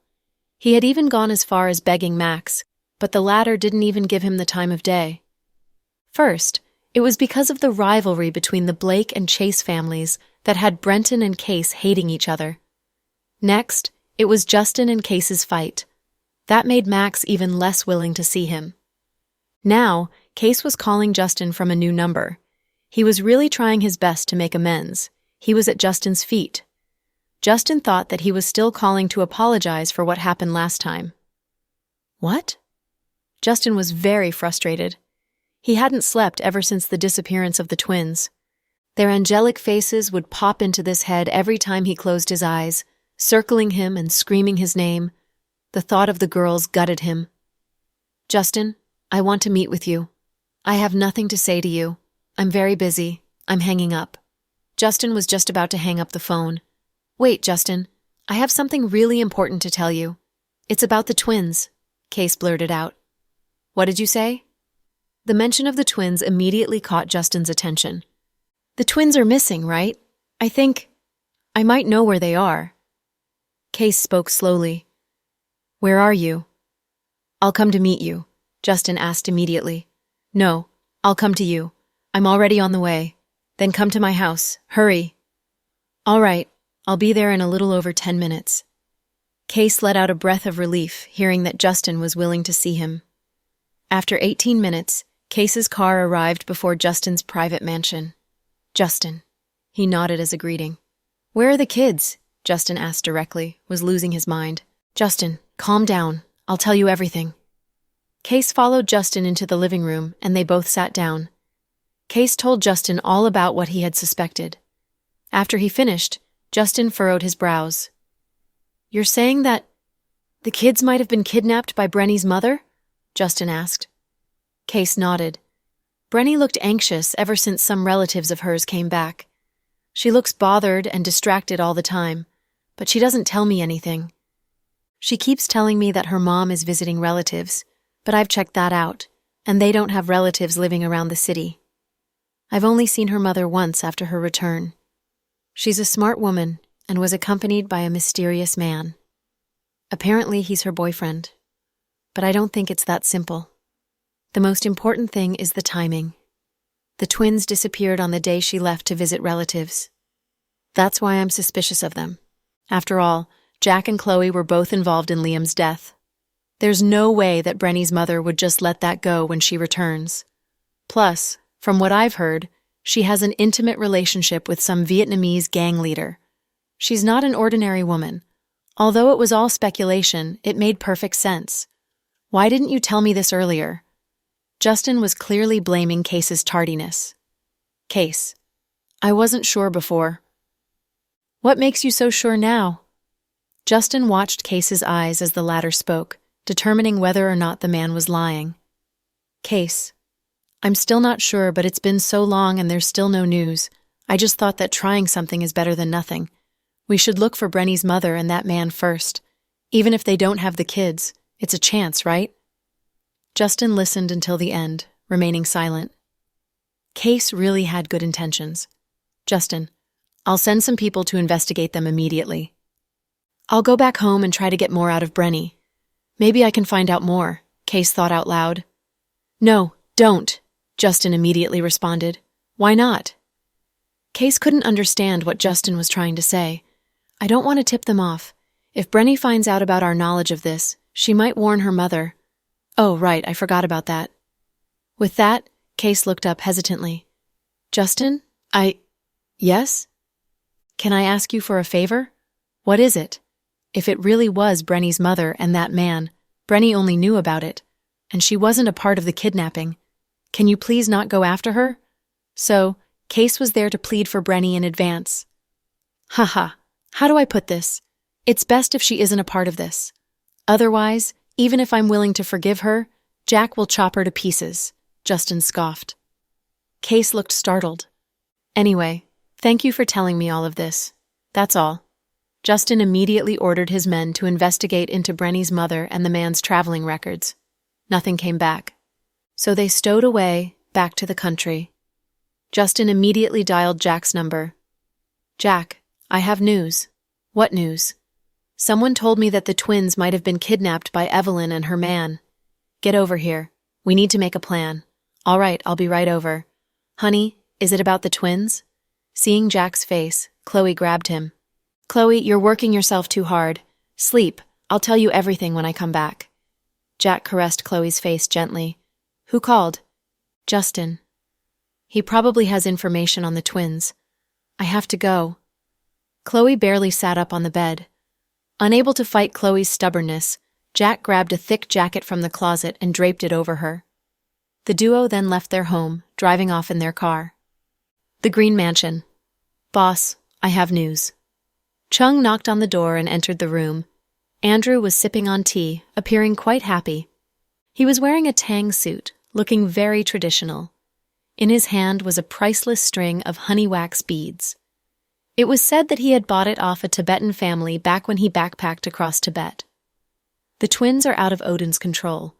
They're with Irene now. I'm not surprised. I'm not sure what she's going to do next, Chung said. I've made myself very clear. I don't want the kids to come back. Andrew sipped on his tea. But Irene might not listen to you. She's very manipulative. Plus, she's in love with Jack and wants desperately to have some sort of connection with him. So, that's easy. Where is she now?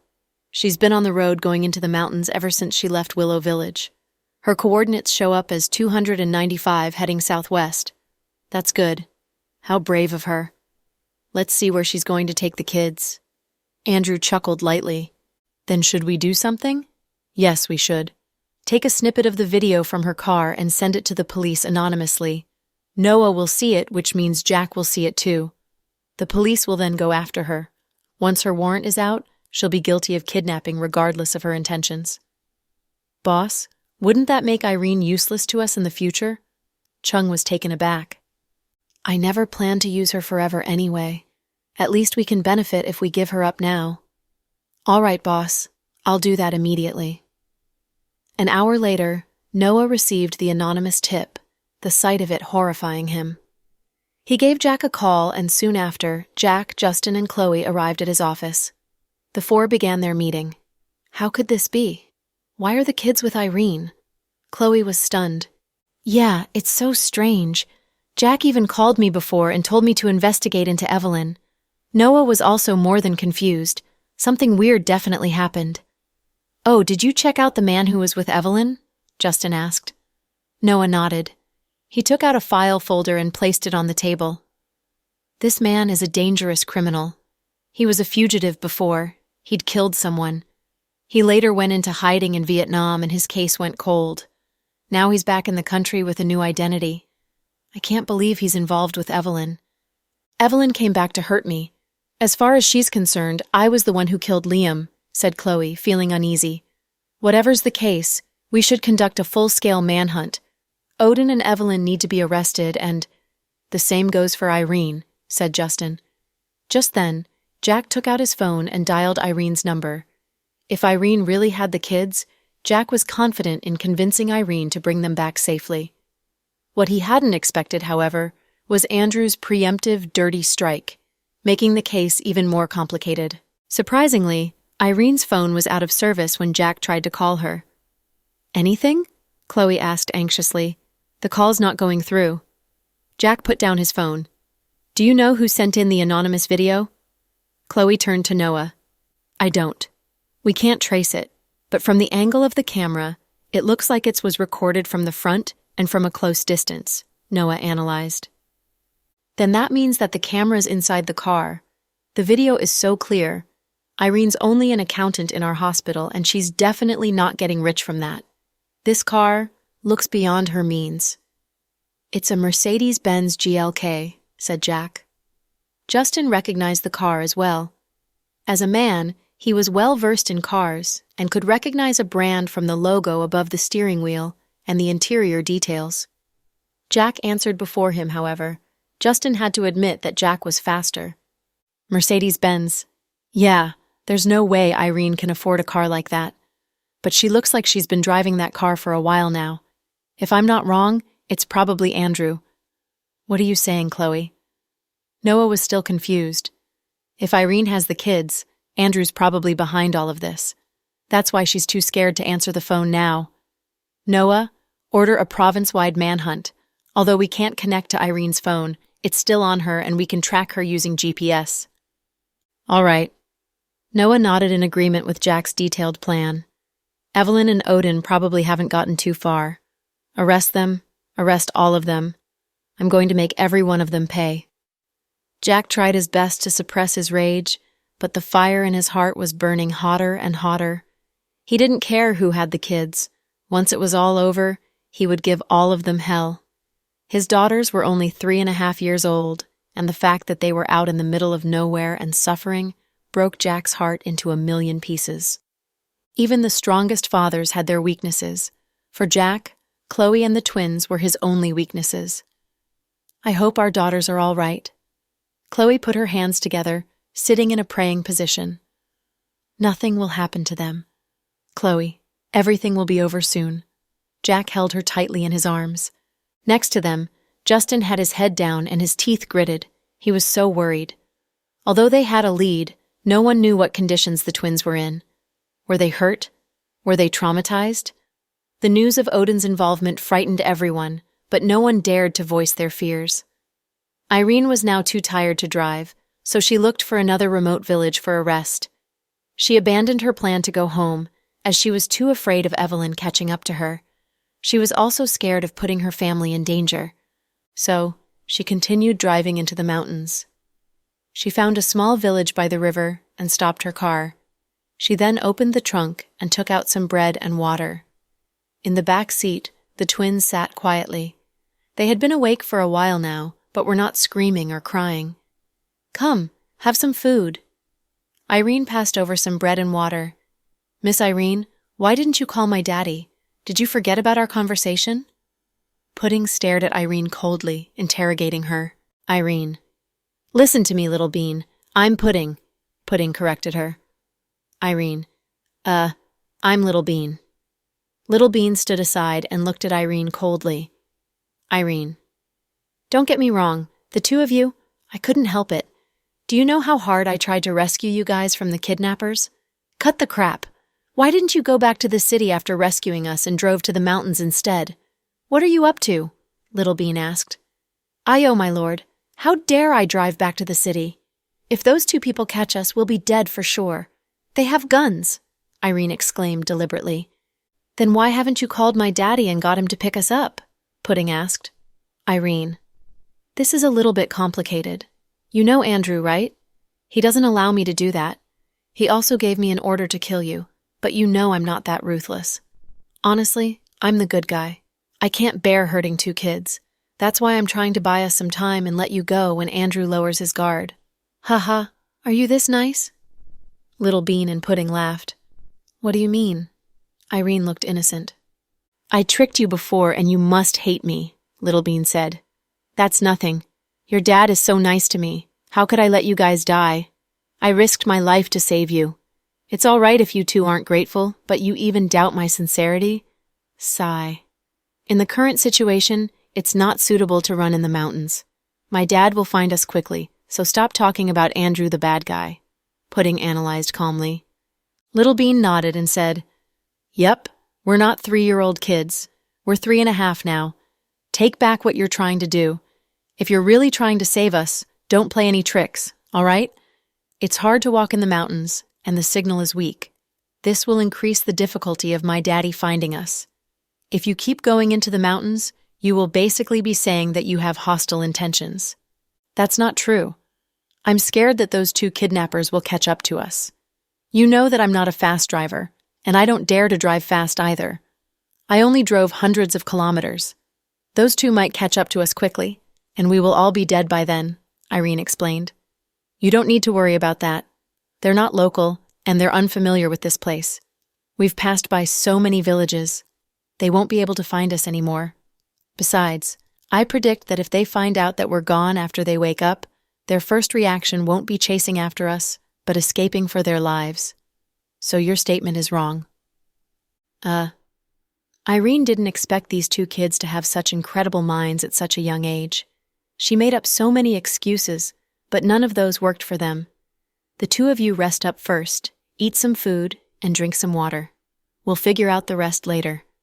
Irene handed bread and water to them when she saw that she couldn't persuade them. "You take a sip first." Pudding looked at the bottle of water cautiously. "Yeah, take a bite of the bread first as well, then we'll eat." Little Bean learned from her old sister and asked Irene to try because she was afraid that Irene would poison the food and water. "You guys don't have to be so suspicious towards me. Haha. Do you think I'd be as bad as those two kidnappers?" Irene laughed coldly. "We don't know for sure. It's better to be safe," Pudding said. "Fine. I won't argue with you kids. I'll eat first. Look closely." Irene grabbed the bread from Little Bean's hands and took a huge bite after she spoke. Then, she took the water from Pudding's hands and took a sip abruptly. The twins started eating after seeing her eating the bread and drinking the water.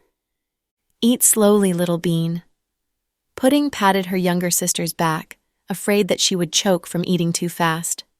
"Sis, I want to eat barbecue and hot pot so much. Wah, I want to go back home. I miss Daddy, Mommy, Grandpa, Grandma, Auntie, and Captain Cooper. They must be looking for us all over the place." Little Bean ate and cried at the same time. She was still a kid, after all. Her mentality started to break down after the torturous past few days. In fact, Pudding was also depressed. However, she couldn't be sad, or else her younger sister wouldn't be able to pull through. Soon. We'll go home very soon. Really? Little Bean raised her head and looked at Pudding with watery eyes. Of course. When has Sis ever lied to you before? I wonder what Ethan is doing right now. He will be angry for sure if he knows I'm missing. Little Bean sighed. All right, Delcy. Your mission right now is to eat properly. I wonder how you still have the time to think about a romantic relationship. You've got me. Pudding didn't know whether she should laugh or cry. Seeing Pudding being extremely calm, Irene decided to negotiate with this kid. Come here, Pudding. What's the matter? Pudding looked at Irene cautiously. Let's talk. About what? Obviously, it's the matter regarding sending the two of you back. Okay, you eat first, Little Bean. I'll go talk to that woman. Pudding touched Little Bean's head. Be careful, sis. That woman is very tricky, Little Bean reminded Pudding. Pudding nodded and followed Irene on the other side. Do you want to go home with your younger sister, Pudding? Of course. No need for you to tell me. Stop going in circles, Miss Irene. I like to be more straightforward. Tell me about your condition. I want to work at GK and be your daddy's secretary, Irene said. Haha, what a good idea. It would be more convenient for you to seduce my daddy, right? Pudding looked at Irene scornfully. You don't need to know about my motives. Anyhow, I'm taking risks as well. You know that I'll not end up well if I betray Andrew. I need to find a harbor, and your daddy is the only person who can fight against Andrew. I must do this. Nonsense. Other than my daddy, Handsome Cooper can also deal with Andrew. Handsome Cooper? Are you talking about Justin? Yes. Why don't you say that you want to be Handsome Cooper's secretary? You want to hit on my dad. Pudding exposed her purpose. All right, let's not talk about this. It costs way too much to betray Andrew. His order is very explicit. He doesn't want you to go home safely, but I disobeyed his order and am working to send you guys back. We may encounter danger when we go back. You don't have to worry about this at all. We don't need to take us back. You only need to call my dad with your cell phone and tell him the location. Daddy will come and pick us up. It won't work. My cell phone is being tracked by Andrew. He will definitely know before your dad. The three of us will be dead by then, Irene objected. So, do you have a better idea? Pudding looked at Irene. We can only keep moving forward. There's a huge ravine here and it's inconvenient for traveling. The village there doesn't have any communication devices. I looked up the map earlier. There's a huge town called 70 kilometers ahead, and they must have communication devices. We can borrow someone's cell phone to call your daddy, and Andrew won't know about it. How perfect is that? Are you saying that we still have to rush 70 kilometers? Yes, 70 kilometers isn't that far. It won't even take 2 hours if I drive fast, Irene said. Pudding lowered her head and didn't talk as if she had something in her mind. If you promise me that I can be your daddy's secretary after helping you, it'll be a deal. What if I disagree? Pudding raised her head up, looked at Irene, and asked word by word. Disagree? Haha. Sorry, I won't be willing to take this risk then. I can only drive the car away myself and leave you guys here. You probably don't know, and I'm not trying to scare you, but the villagers here are very barbaric. They bought their wives 2 years ago because they're poor and ugly. Not a single woman wants to marry them. If anyone from here sees you, I guarantee that you'll be locked up to be someone's child bride. Do you mean that we'll be dead if I don't agree with your condition? Pudding laughed coldly. Not entirely. If your dad can make it in time to find you guys may be all right.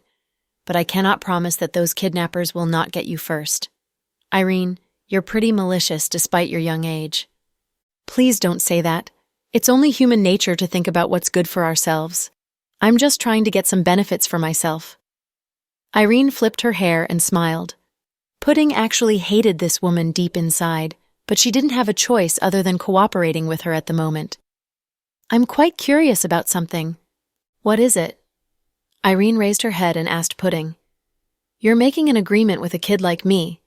Aren't you afraid that I'll back out? You gotta know that I'm a kid and I'm not 18 years old. Let's not even talk about the verbal agreement. Even if we sign a contract with our fingerprints on, the law won't accept it. Aren't you afraid that I'll betray you after you help us? Pudding asked curiously. You won't. Why? Because I've already recorded a video of our conversation just now. If you don't fulfill your promise, I'm sorry, but I will have to spread the video around. Even though you're not legally responsible, this video will affect your daddy's company and your parents' reputations if I post it online. Haha, do I need to tell you more? Irene held up her phone and shook it. You're good at playing mind games, huh? No wonder a big psycho like Andrew likes you. Thanks for your compliment. So, Miss Pudding, what do you think? Deal. I accept your condition. You must immediately drive to the closest town. My sister and I will then leave there and head home right away. Pudding didn't even think about it. A woman like Irene wouldn't be able to do much even working at GK as her daddy's secretary. Pudding decided to deal with this batch after arriving home safely. That was why she accepted her condition. Sure, let's pack and leave right away. Irene was delighted. However, she suddenly received a call from Andrew as she walked towards the car. Big Brother Green, Irene said ingratiatingly. Irene, where are you? I'm not sure. I can't tell you the coordinates of the place. I'm deep in the mountains. My cell phone has poor reception. Oh, I'll make it brief. I have bad news for you. What's it? You're now a wanted criminal. What? A wanted criminal? Irene was scared. Big Brother Green? Huh. Are you joking? When did I ever joke with you? Andrew was serious. How did I become a wanted criminal? Irene was stupefied. I guess they caught Odin and Evelyn and they confessed that they had seen you on the way. Chloe hates you and insists that it was you who kidnapped the kids from Evelyn and her partner. Since you didn't call the police or Jack, they think you're up to no good. My goodness, how can they do this to me? Irene was cheerfully preparing to bring the twins home, but the situation changed suddenly. Don't worry. Listen to me. Go south and I'll send people to pick you up. Big Brother Green, I don't want to go to jail. Irene was stupefied by fear. Don't worry. I won't sit back and watch you go to jail. Listen to me and drive south. I checked your position. You're only 70 miles away from the town. Okay, I'll drive to the town first. Worriedly, Irene hung up. Meanwhile, the twins were whispering. Sis, do you believe Irene? Little Bean asked. No, but we have no choice. Things can be worse. She's right. If those two BS catch up with us, we'd be dead. But we can find an opportunity to kill her and run by ourselves. Can you drive? Pudding asked her. Little Bean shook her head. Then that's that. We can't drive. How can we go home? There are villages around here. We can get help from the villagers. Little Bean wanted to kill Irene and venture into the depths of the mountains with her sister. No. We might meet people even worse than Irene. Then we'd be in big trouble. Irene only wants to seduce our dad. We can deal with her after we get home. I'm not worried about her. I just don't want more surprises. Pudding thought deeper than Little Bean. Fine, sis, let's do as you say. I hope this woman won't play games with us, Little Bean said. Don't worry. After we get to town, we can report our location to Dad with another communication tool. Then we'll get home soon. I think it won't take long for a helicopter to come here. Okay. The sisters finished talking and went back into the car. At this moment, Irene's expression had changed. Obviously, she didn't look as pleased as before. A few seconds ago, she found she had become a wanted criminal. It totally ruined her plan. Green family mansion. Boss, what will Irene do with the kids? Will she kill them? Chung asked Andrew. No, she doesn't have the guts to do that. Then we'll send some men to the town to wait for them. Right. Chung, dispatch a few smarter and cleaner people on site. In Hanktown, after they get a hold of the twins and send them over to Mountain, they are not to come back into town. What about Irene? What do we do with her? Grab her too and lock her up. Don't let Jack and his men find her. That way they will keep thinking that she has the twins. Okay. The city, municipal office. Dear, are you still unable to get through to Irene on her cell phone? Yes. Jack nodded sullenly. Andrew must be behind all of this. I will go and find him.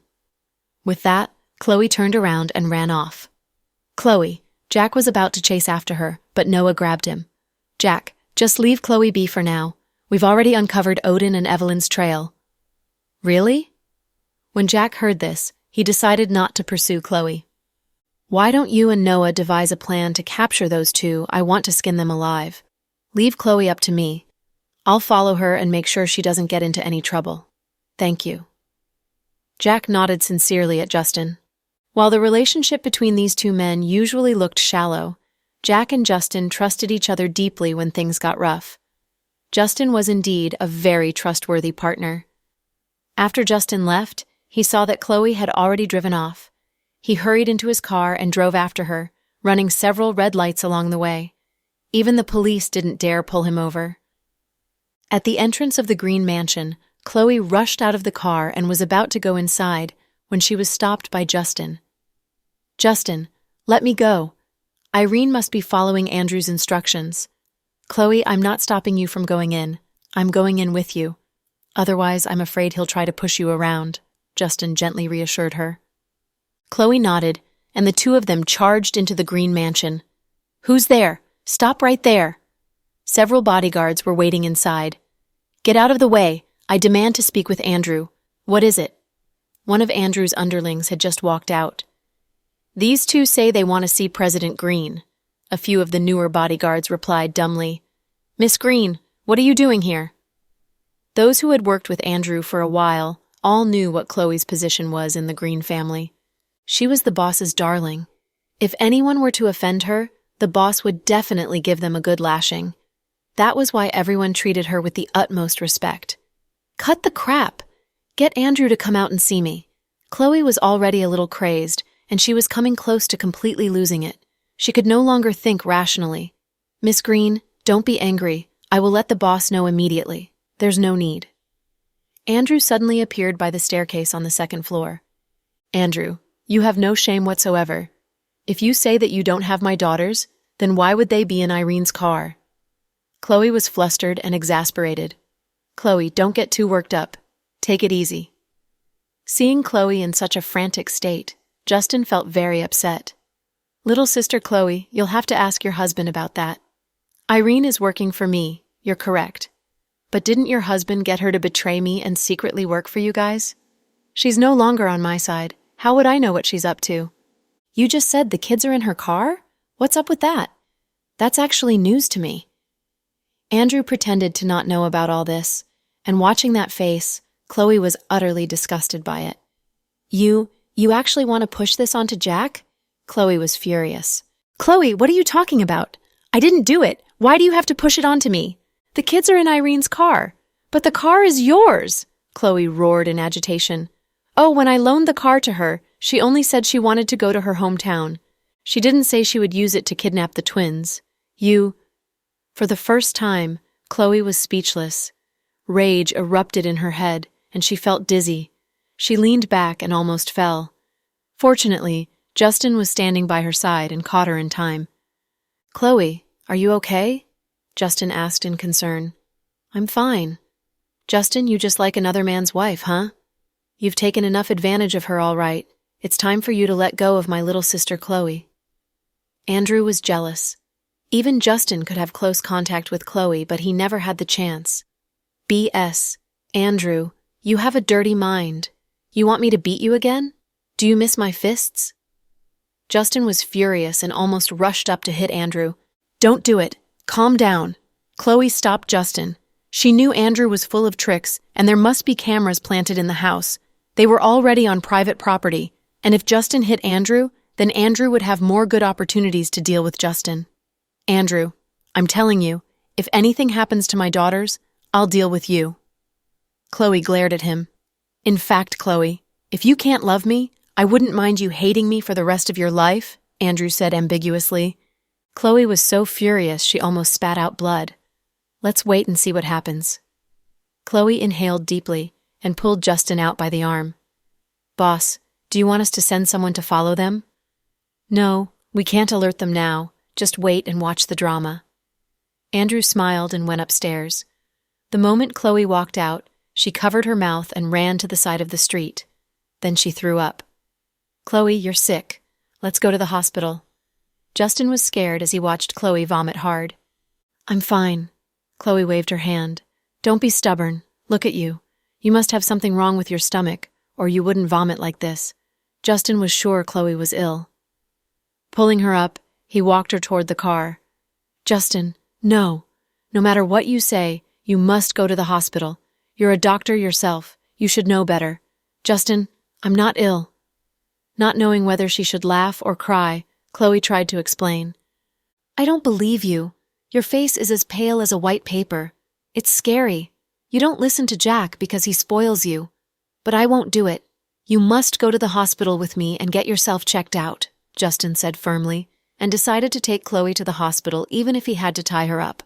Justin, I'm not ill. I'm pregnant, Chloe said in a small voice. Justin's body shook violently. He looked astonished. What? Did you say? Justin was stupefied. Justin, I'm pregnant. You are pregnant again? Justin repeated. Yeah. How long? It's only been over a month. Does Jack know about this? Only after he asked did Justin realize that if Jack knew about this, he would not let her be so active. As expected, Chloe shook her head. How can you be like this? You're pregnant, but you're still working so much. Do you want to keep the child? Justin asked angrily. I'm worried about Pudding and Little Bean. Even so, you can't not care about your own body. You even kept this a secret from Jack. Wait and see. When he finds out, he's going to scold you. So can you keep this a secret for me? Chloe whispered. No, I'm going to call him right now. Justin took out his phone, but Chloe grabbed it over and begged, No, please, please don't tell him. Why? Your husband has the right to know. He's that child's father. Justin did not understand why Chloe wanted to keep this a secret from Jack. Before Chloe responded, Justin suddenly asked, Is it because of that Irene? You think Jack's feelings towards you have changed and you're so angry at him that you don't want to tell him? No. Jack and I never got mad at each other. We knew from the beginning that Irene's Andrew's agent, so we are just pretending for the sake of the act. Then, why? Justin was very confused. There's a lot of things happening for both of us recently. If Jack knew I was pregnant, he will lose focus. Andrew is attacking quite often now. What would I do if that tragedy 4 years ago reoccurs because Jack loses focus? I want to tell him when everything is settled. It won't be too late if I tell him then. But are you sure the child's going to be all right with you being like this? Won't you be so overworked that you lose the child? Justin glared. Chloe felt guilty as she caressed her stomach. My child is probably very strong. He'll be fine. BS. Do you think you have a little demigod in your stomach? Justin rebutted. Justin, just don't tell Jack yet, okay? At least tell him after my daughters come home safely. Fine. It's your family's business. I'll do what you say. Justin couldn't win the argument. He looked at how innocent and sad Chloe was and didn't have the heart to scare her. Justin's feelings were more complicated than before after knowing about Chloe's pregnancy. He was happy and upset. As her friend, he was happy that Chloe was going to be the mother of another child. Yet seeing the love of his life bear another man's child, and the couple being in such a loving relationship, he felt hurt. He knew he didn't have a chance to be with Chloe. He felt bitter sad when the thought arose that they would forever only be friends. A red wanted alert was sent out by the Municipal Public Security Bureau for Odin, Evelyn, and Irene. The whole province sent out wanted posters. That night, when Case came home, Brenny ran over, and a brutal slap landed right on Case's face. Case, you BS! Brenny cursed. How am I BS? Case looked at Brenny with an icy look. How dare you trick Tiani into telling you what happened and then tell Jack and Chloe? Do you want my mother to die? Brenny shouted. Doesn't your mother deserve to die? Case questioned righteously. Case, do you have a F-heart? She's my mother, my biological mother. So what if she's your mother? Haven't you seen what she's done? This was the first time Case shouted at Brenny with such a loud voice. My mother just wants to avenge my brother. She has her own difficulties. Brenny cried. Avenge? Psh! Even if she doesn't know what happened, shouldn't you know? Andrew's the one to blame for your brother's death, so what does his death have to do with Chloe? Brenny, I know you were spoiled as a rich girl, but you were kind. You weren't like Zuri, who was willing to do anything to get what she wanted, including malicious things. But now, it looks like I was wrong. Case, what do you mean by this? Brenny was also incredibly angry. What Case said made her even more unhappy. Take what I said literally. I just want to say your mother shouldn't kidnap Jack and Chloe's children. How old are the twins? Brenny, you're a mother too. Do you remember who saved you when Tiani was kidnapped by Andrew? You can't be a person with no heart. I don't have a heart? You're saying I don't have a heart? Brenny pointed at Case and cried. She obviously did not agree with him. Case looked at her with disappointment, but did not utter another word. Let me tell you this, Case. Don't overestimate yourself and think you understand me well. How do you know I didn't try to persuade my mom not to do it? I tried to help, but it was useless.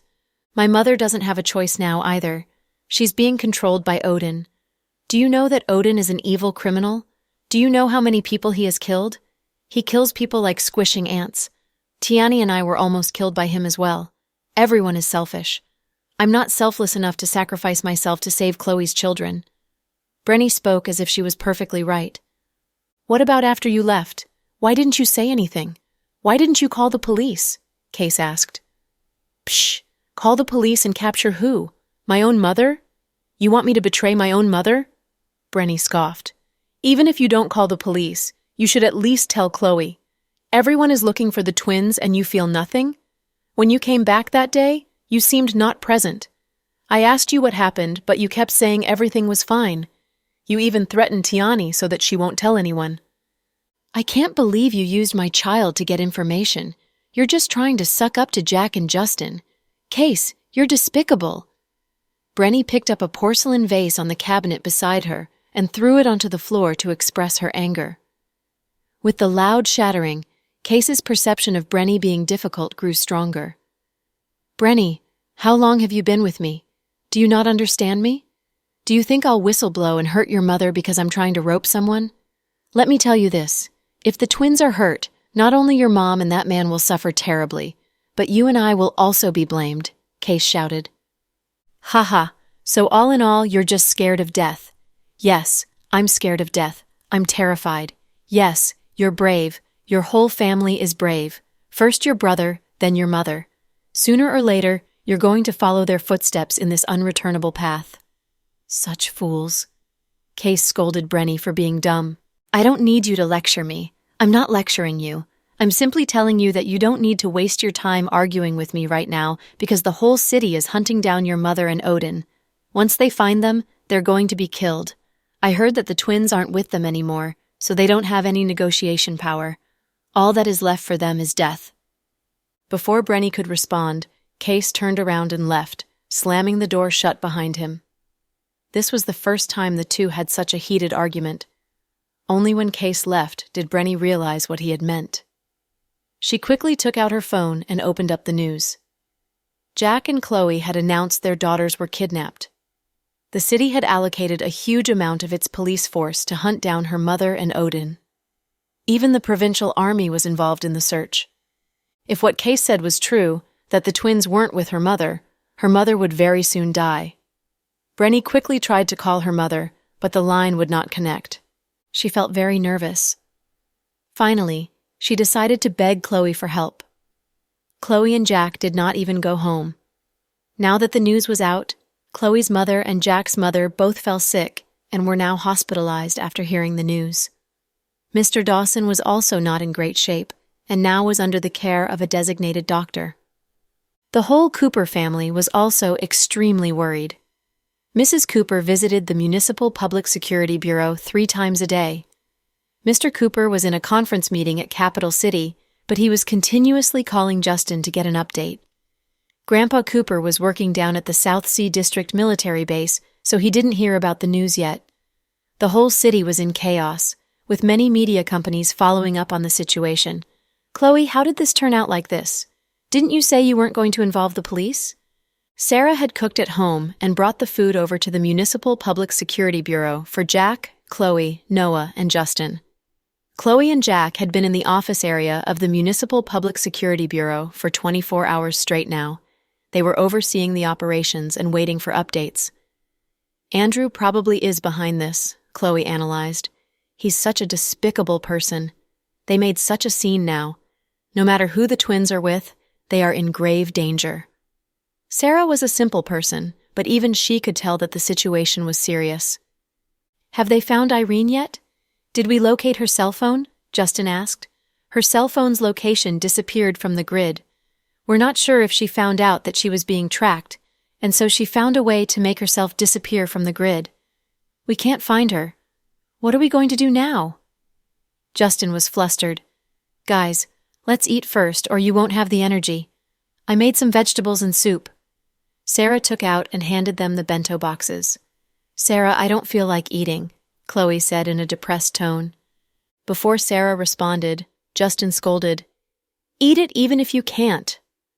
Justin's aggressive attitude shocked everyone because he always spoke gently to Chloe. Only Justin knew about Chloe's pregnancy, so he was anxious that she wouldn't eat.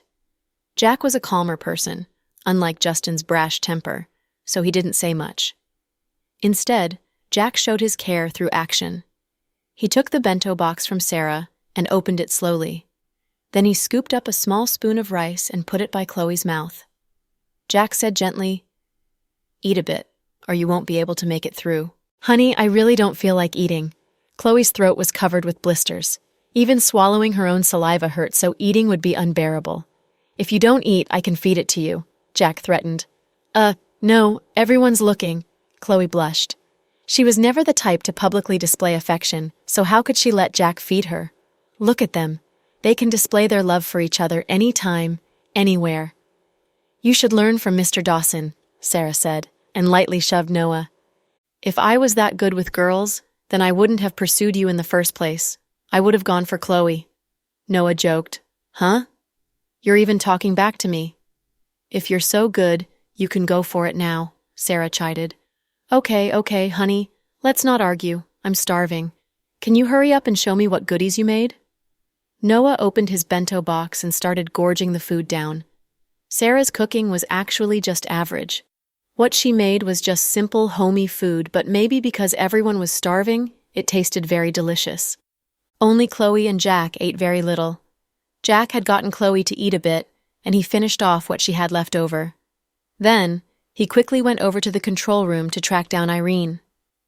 After lunch, when Chloe came back from the washroom, Noah said, Chloe, someone outside wants to see you. Who? Brenny, Noah whispered. Oh, it's her. Just in time. I wanted to talk to her too. Let her in, Chloe said in a serious tone. Noah brought Brenny to a small interrogation room where Chloe was already waiting.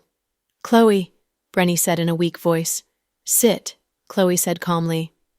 After Noah left the room, he ordered the two officers outside. Watch what's happening inside closely. If anything happens, rush in. Don't let Chloe be in any sort of danger.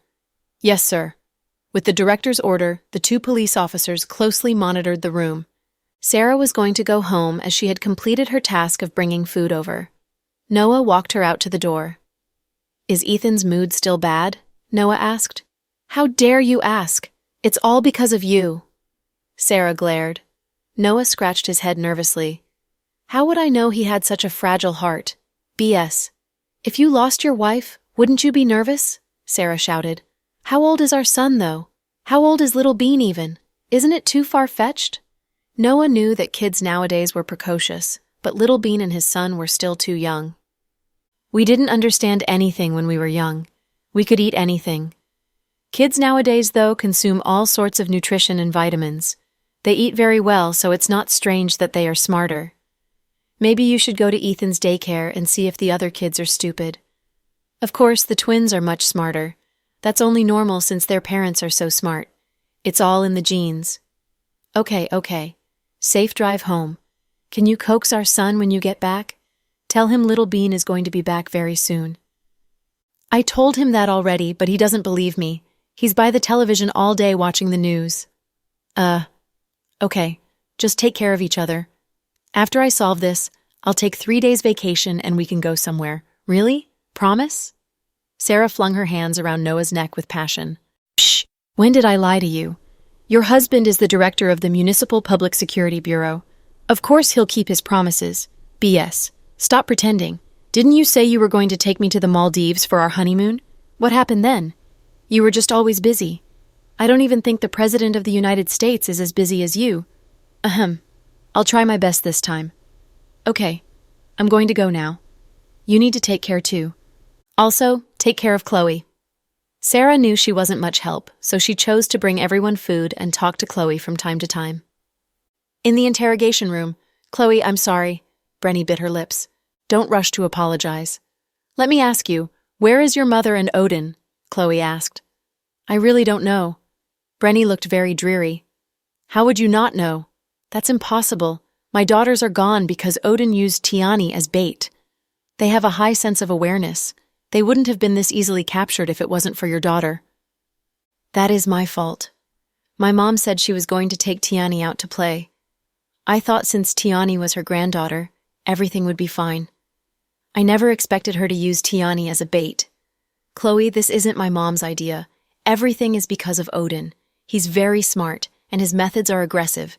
If someone doesn't obey him, he will kill them. So you're going to blame everything on Odin? Let me ask you then now, who brought Odin here? Chloe looked at Brenny with an icy glare.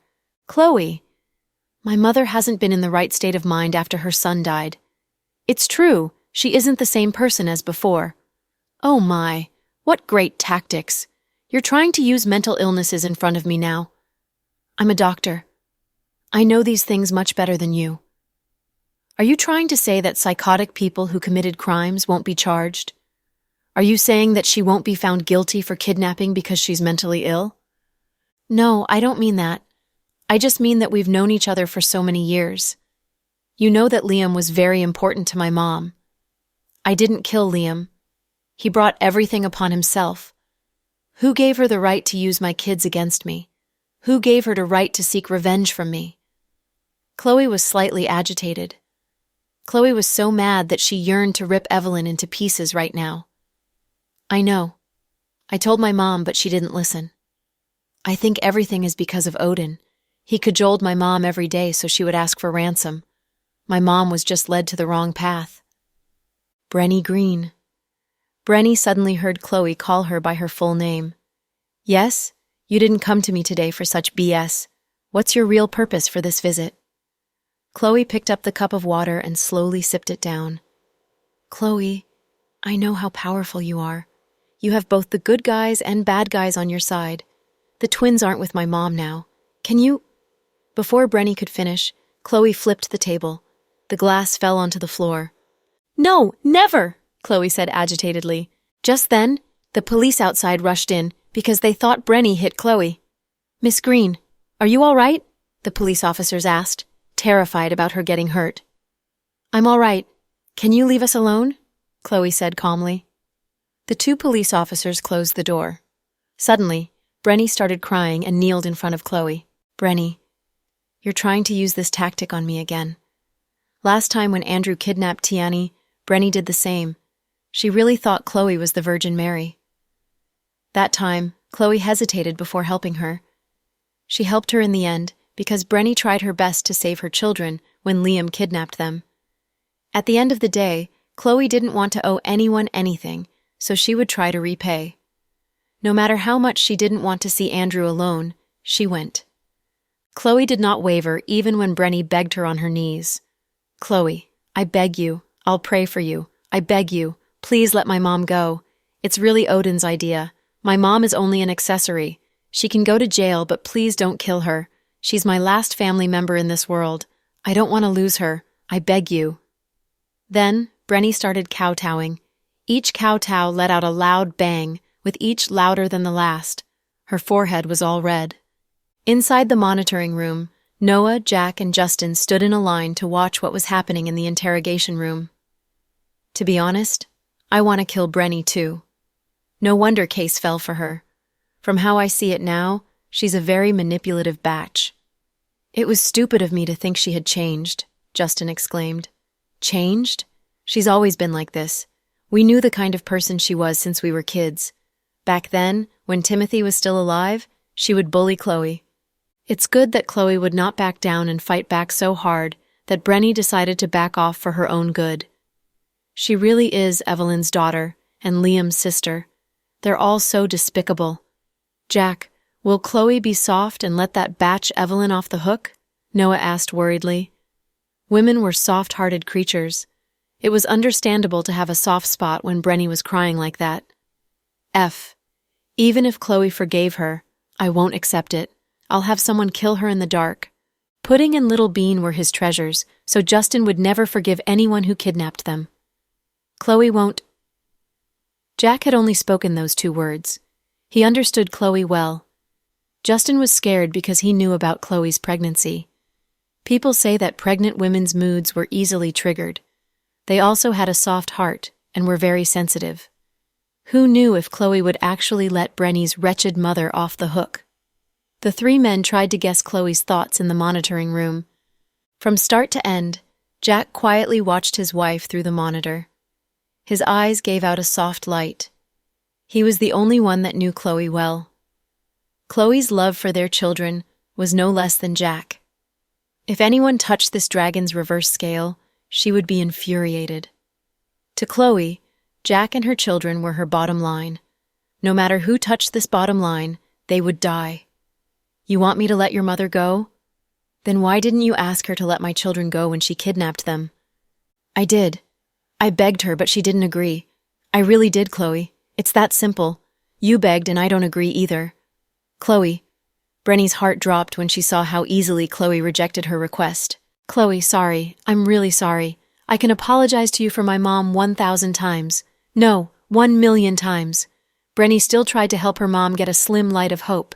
You don't need to apologize to me. Saying sorry only makes you feel better, not me, Chloe glared and said. Chloe, you're also a mother. How can you be so bleak? You have mistaken. Because I am a mother, I must get the justice my kids deserve. I am not Virgin Mary or Bodhisattva. I don't have the tolerance of saints. What I do know is that whoever hurts those I love, I will make them suffer. No one can change that about me. Of course you can't either, Chloe said with unwavering determination. It seemed like there was no way she would forgive. Brenny, stand up.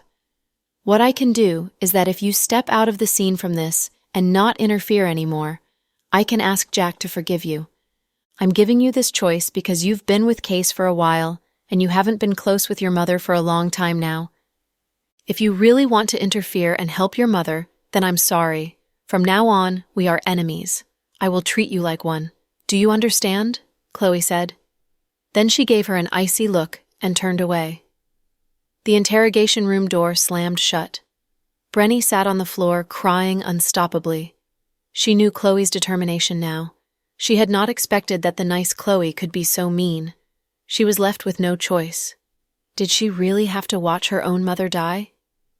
Inside the monitor room, Justin and Noah watched with intense attention. Damn, Chloe is so quotable. Saying sorry only makes you feel better, not me. Noah even took out his phone and jotted down the quote on his notes with excitement. Yeah, it's brilliant. Did you see the look on that idiot Brenny's face? Justin was also very excited. The more he got to know Chloe, the more he was attracted to her character. She was never a saint or the Virgin Mary. She never wanted people to view her as a good person. All she had been doing all her life were things she loved. She loved those she loved dearly. She was true to herself, and to her, this was enough. They were in a lounge in the Municipal Public Security Bureau. Jack poured a warm glass of water and walked in. Honey, is there news? Chloe stood up anxiously. Calm down. It'll come very soon. We have diverted our forces into 2 teams. One team will surround Evelyn and Odin, while the other team will hunt down Irene. Don't worry, the kids will be fine. Jack believed that as long as the kids were with Irene, they were safe. Honey, I'm scared that Pudding and Little Bean... Chloe's throat was so hoarse that she couldn't utter her words. Jack picked her up and put her on her legs. He said softly, Honey, you're a very smart person, so you should know that Evelyn and Odin are criminals. They kidnapped the twins for revenge and ransom. If the twins were with them, their lives would be in danger. Chloe nodded. With Irene, it's different. She isn't our arch nemesis. Her goal isn't ransoming either, so the kids are safe for sure. But Irene is with Andrew, though, Chloe said anxiously. No, she's not with Andrew anymore. She changed, and she's no longer under Andrew's control. Chloe was slightly shocked when she heard this. Honey, you and Irene, is there really something between you two? Chloe stared at Jack and asked seriously. Honey, if you're like this, we can't be friends anymore, Jack said with a serious look. Chloe looked at how cute he was and laughed out loud. How can you laugh at a time like this? Are you trying to dump a bucket of dirty water on your own husband?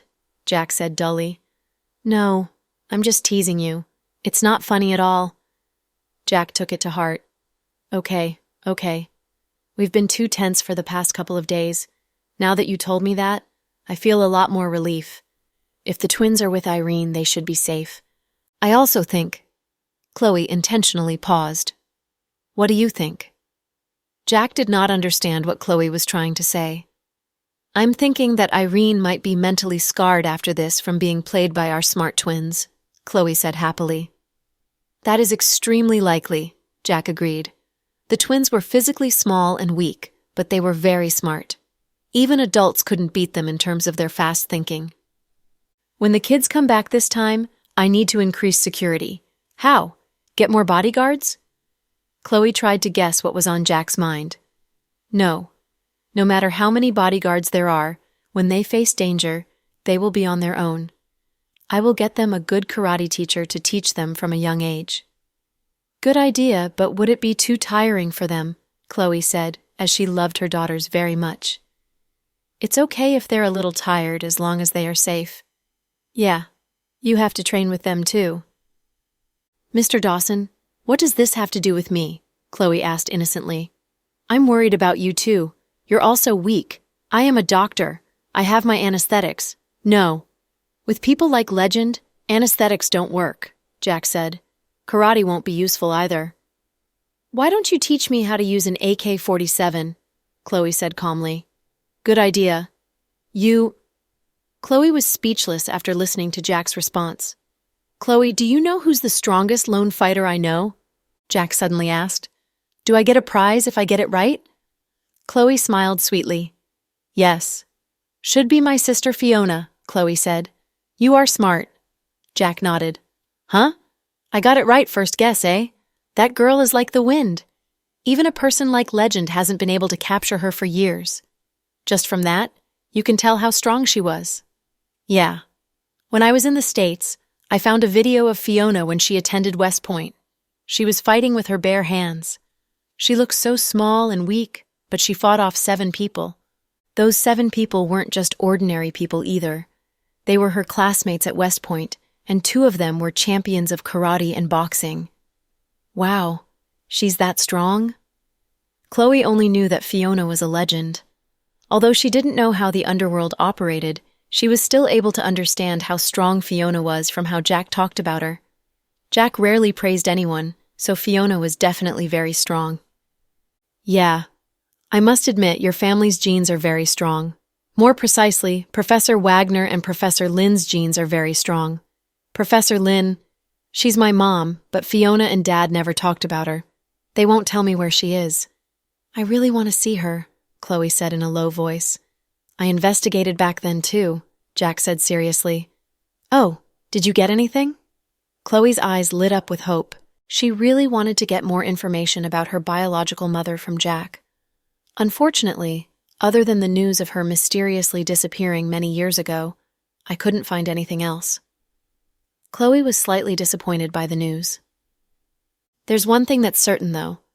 What is it? Chloe looked up at Jack's deep eyes.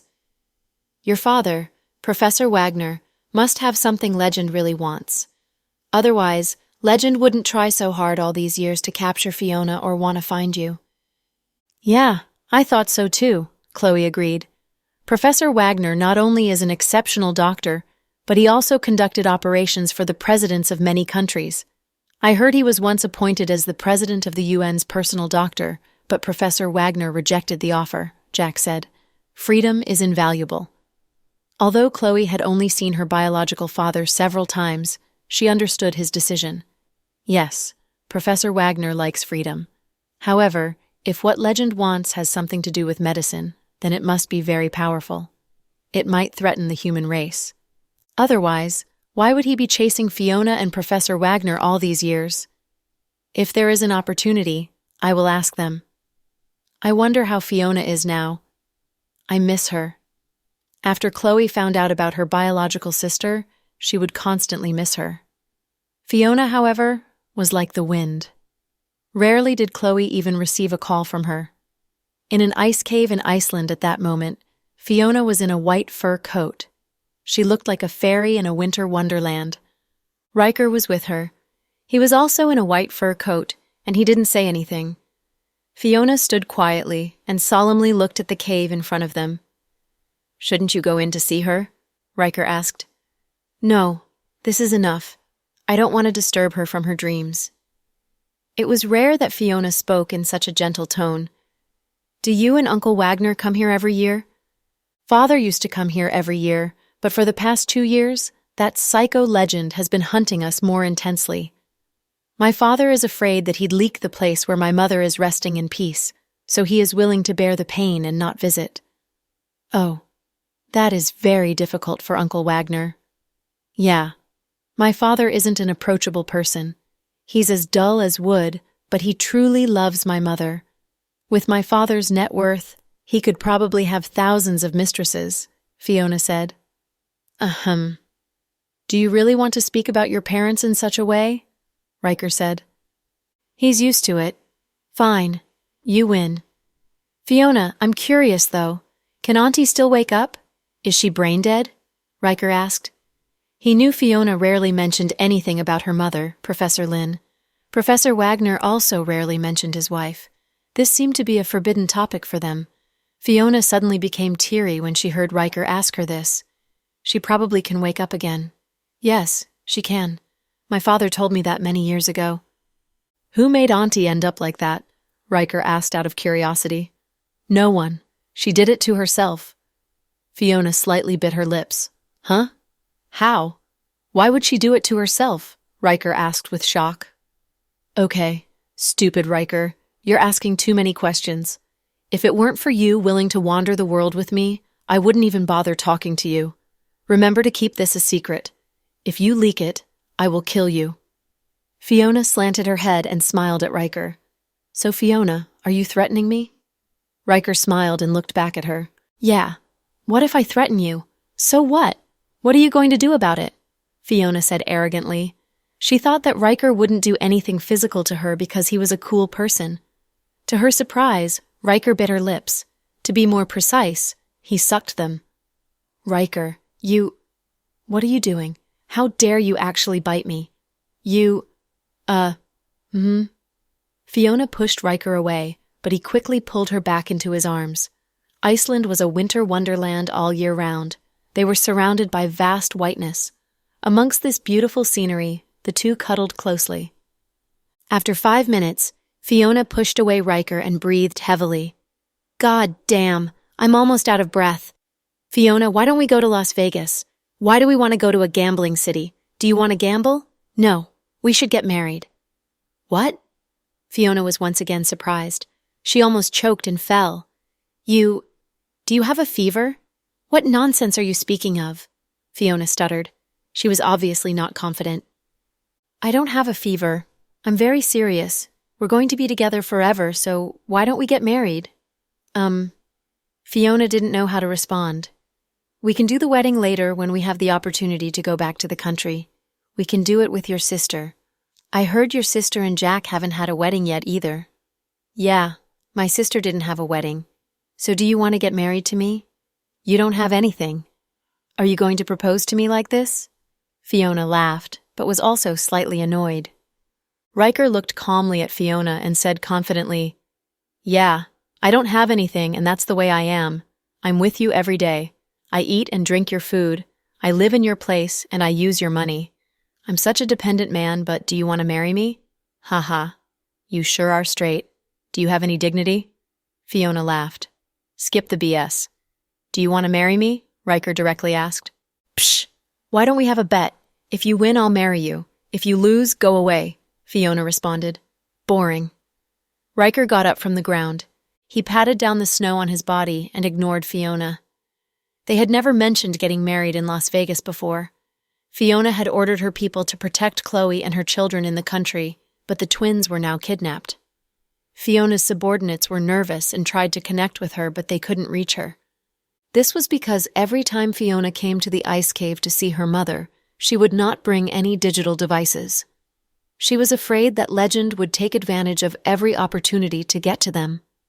Since he couldn't find her father, she was afraid he would try to find her mother's body. In order to prevent leaking any clues, Fiona would disappear from the grid completely. That was why she did not know the twins were lost. At Justin's private mansion, "Mom, I know you're anxious too. I think the twins will be back soon." Justin gave a long sigh after a call with his mother. He was lying down on the sofa with his eyes closed. He had been really tired for the last few days. He couldn't eat well or even drink water properly. Just then, his doorbell rang. He thought it was Max, so as he went to open the door, he cursed, "Why the F, can't you just let me have a nice good night of sleep?" He was surprised when he opened the door and saw the person in front of him. "Oh, it's you, President Cooper." Kira Nee was wearing an elegant long dress with a short black leather jacket. Her long hair had also been slightly curled. She was now the top female star at Imperial Star Entertainment, and although she was very famous, she was still the most low-profile star. No matter how famous she remained humble and never seemed haughty. "Come in. Don't just stand there." Justin opened the door and let Kira in. He half-jokingly said, "Did you get the media to follow you?" Before, Zoe and Gianna would use such tactics to create some opportunities to leak photos to the public in an attempt to show that they had an intimate relationship with Justin. Justin never admitted to those scandals, but those women who yearned to climb up would use such manipulative methods. Huh? Kira looked very confused when Justin asked her that. She obviously didn't do anything to that extent. She looked even slightly surprised. "No worries. I'm just joking with you," Justin said casually. Once Kira came in, she put the fruit basket she was holding onto the coffee table. "President Cooper, I heard about the incident with the twins. I know you love those two kids, so you must be very worried and you probably haven't eaten much. I didn't buy anything fancy, but I passed by a fruit store on my way here, so I bought you some." "Thank you," Justin said as he walked towards his fridge to get a can of Coke for Kira. "Have you been filming anything recently?" Justin hadn't been to the office for a while, nor did he normally pay much attention to his company's artists' schedules. "Yeah, I just finished filming one, so now I'm taking a break." "Ah, that sounds good." Justin nodded and took out his phone. He had been following the conversation in his Snap group about the twins. Everyone was talking about the twins. Victoria said Kenneth had been very depressed recently because they missed pudding dearly. Sarah said that if they couldn't find Little Bean anytime soon, their son was going to blame it on his father as a useless director. He said he wouldn't let Noah home for dinner. Noah was in a very difficult position. Justin sent out a laughing out tears emoji. "President Cooper, have you had dinner yet?" Kira looked over at Justin and nervously asked. "No, I'm not hungry," Justin answered without hesitation. "Do you have anything in your fridge? I can make you something. It's all right. If I'm ever hungry, I can call delivery." "Delivery is not healthy for you. Let me do it. I'm free anyway." Then, she stood up and walked towards the fridge. She opened it and realized it was fairly empty. Finally, she found a bag of instant noodles, some smoked ham, and Spam.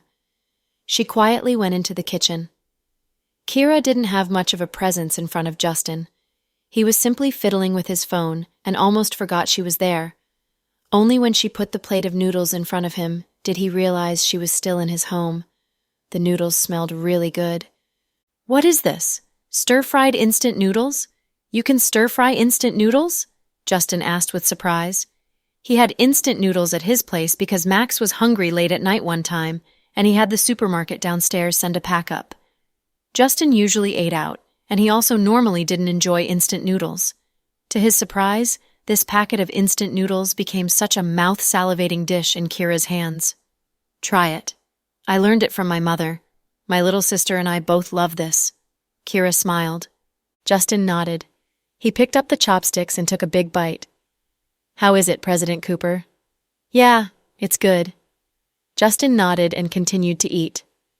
In some mountain, Pudding calculated the time.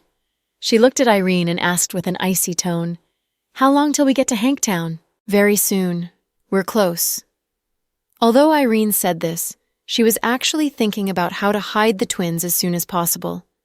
She didn't know that as soon as she reached Hanktown, she would be captured by Andrew. She was still contemplating what to do because she thought she would be able to negotiate the terms and conditions with the twins and get to Jack soon. She expected herself to be received as a hero because she saved Jack's children, but now she was a wanted criminal. With the current situation, Irene would not simply send the twins home safe and sound. Of course, she didn't tell the twins about this. They were able to see Hanktown from a distance, and Irene slowed down her car. "What's the matter? What are you trying to do this time?" Little Bean never trusted Irene for a second in the first place. She didn't believe a woman that they fooled around with so badly would be so kind as to send them home. "There's not enough gas in the car. We need to find a gas station. I saw on the map there was one ahead, so we must slow down now," Irene said as an excuse. "You—" Little Bean was about to say something, but Pudding stopped her. Pudding shook her head, telling Little Bean not to say anything more. Little Bean saw what Pudding meant, so she stopped herself from uttering her thoughts. However, she was still very unhappy with Irene. Just when Irene wanted to turn into a side road for gas, a large truck suddenly appeared and blocked them. What the hell? Irene was never a cultured person, so she immediately swore. She frowned and wanted to leave the car to see what was happening. Just then, she saw 3 men walk out of the truck with long knives in their hands. "Irene, you batch! How dare you scheme against us?" Little Bean cursed. Little Bean thought Irene was with those people. "It's not me. I don't know what's happening either," Irene said in confusion. "Sit tight. They might be bandits. I'm going to back up." Irene saw that there was nowhere to go forward, so she wanted to turn back. "Stop. Look at the back," Pudding calmly warned. Irene looked back. There had been no one behind them a while back, but now there were 2 black sedans with no plates. Since there were cars blocking her, she had nowhere to go. "What should I do? What should I do? I'm doomed." Irene was so scared that her face turned pale and she could not move her body. "Why are you still hesitating? Smash into them. Even if you have to run them over, go for it, or else we're doomed," Little Bean shouted. "No, we can't. Look at the side of the road. They have sharp needles lined up. The tires are going to deflate," Pudding said as she carefully observed through the side mirrors of the car. "It looks like they have come here prepared." Little Bean nodded and no longer considered escaping. "Batches, get out of the car!" the leader of the group shouted arrogantly. They all looked brute, poor, and evil. Including the leader, there were 6 big and dark-skinned men. Not only were the twins scared now, even Irene was terrified. "Who are you? Did Big Brother Green send you guys here?" Irene asked naively as she thought they were with Andrew. "What if Big Brother Green? My name is Big Brother High." After speaking, he opened the door and pulled Irene out of the car. "Ah." She fell onto the ground, her face pale from being frightened. "Look through it. It's a Mercedes-Benz. She must be rich. Look carefully. Don't leave a cent behind." The leader, who was named High, gave orders, and his minions immediately opened the car doors. However, they were surprised by the twins sitting in the back. "Big Brother High, we found something." "What? There are 2 kids here." The men looked at the twins with confusion. The man named High approached the car and looked inside. The twins were looking at him with big, cute eyes. The 2 kids weren't like other children who would cry in this situation. They were looking out of the window so calmly. Pudding and Little Bean stared at the bandits. "These 2 kids are so cute. Is that your mom?" High asked the twins while pointing at Irene. "She's your mom," Little Bean shot back. God knows how much she hated Irene. How could a slutty knockoff be compared to Chloe? "Big Brother High, she insulted you," one man reacted and immediately reminded High. Pudding thought that he would be furious because Little Bean cursed at him. However, he simply laughed. "She's fierce like a bandit. I like it. Just like my daughter." Okay, no more talking. Bring them away. Big Brother Hi, it's a very expensive car. It's worth at least $500,000. Let's drive it away too. The men looked at the black Benz with glowing eyes. Are you dumb? I've told you so many times that we can't take the expensive cars. It must have a tracker on it. Do you want to send us to prison? Yes, you're right. Hurry up and take anything that's worth money. Bring the woman and kids too. Just like that, Irene and the twins were taken by the bandits. The Benz was left on a rural street not far from Hanktown. As for Andrew's men, they waited and didn't see the Benz, so Chung directed them to search the area. Inside the Green Mansion, Andrew was casually sipping tea in the living room. Boss, something bad happened. Say it. Irene disappeared along with the kids. What do you mean by disappeared? Andrew put down the teacup and slowly raised his head. Didn't you ask us to wait at Hanktown to catch Irene as soon as she arrives? But she never got there, so I got men to search. We found the car, but not her and the kids, Chung said. They're gone? Andrew raised his eyebrow. Maybe she knew we were going to turn on her and ran away. Or she betrayed us and decided to hand them to Jack. No way, she's not that brave. She's wanted right now. It's impossible for her to directly turn to Jack. That would mean death for her. How did she disappear? Search carefully in the town and the surrounding villages. I suspect that she's hiding, Andrew said. Yes, we'll search right away.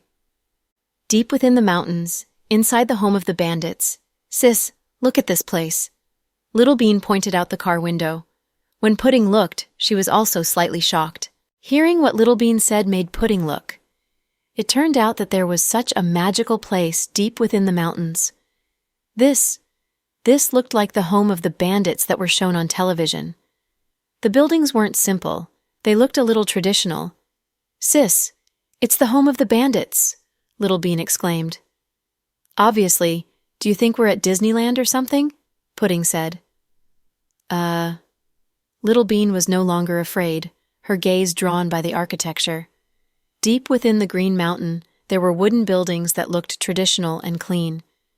If she didn't know any better, she would think that it was a tourist attraction. What was funny was that there was a wooden bunker in front of the houses. Sir, you just want the money. Please let us go. You've taken everything you should take. I still have some money here.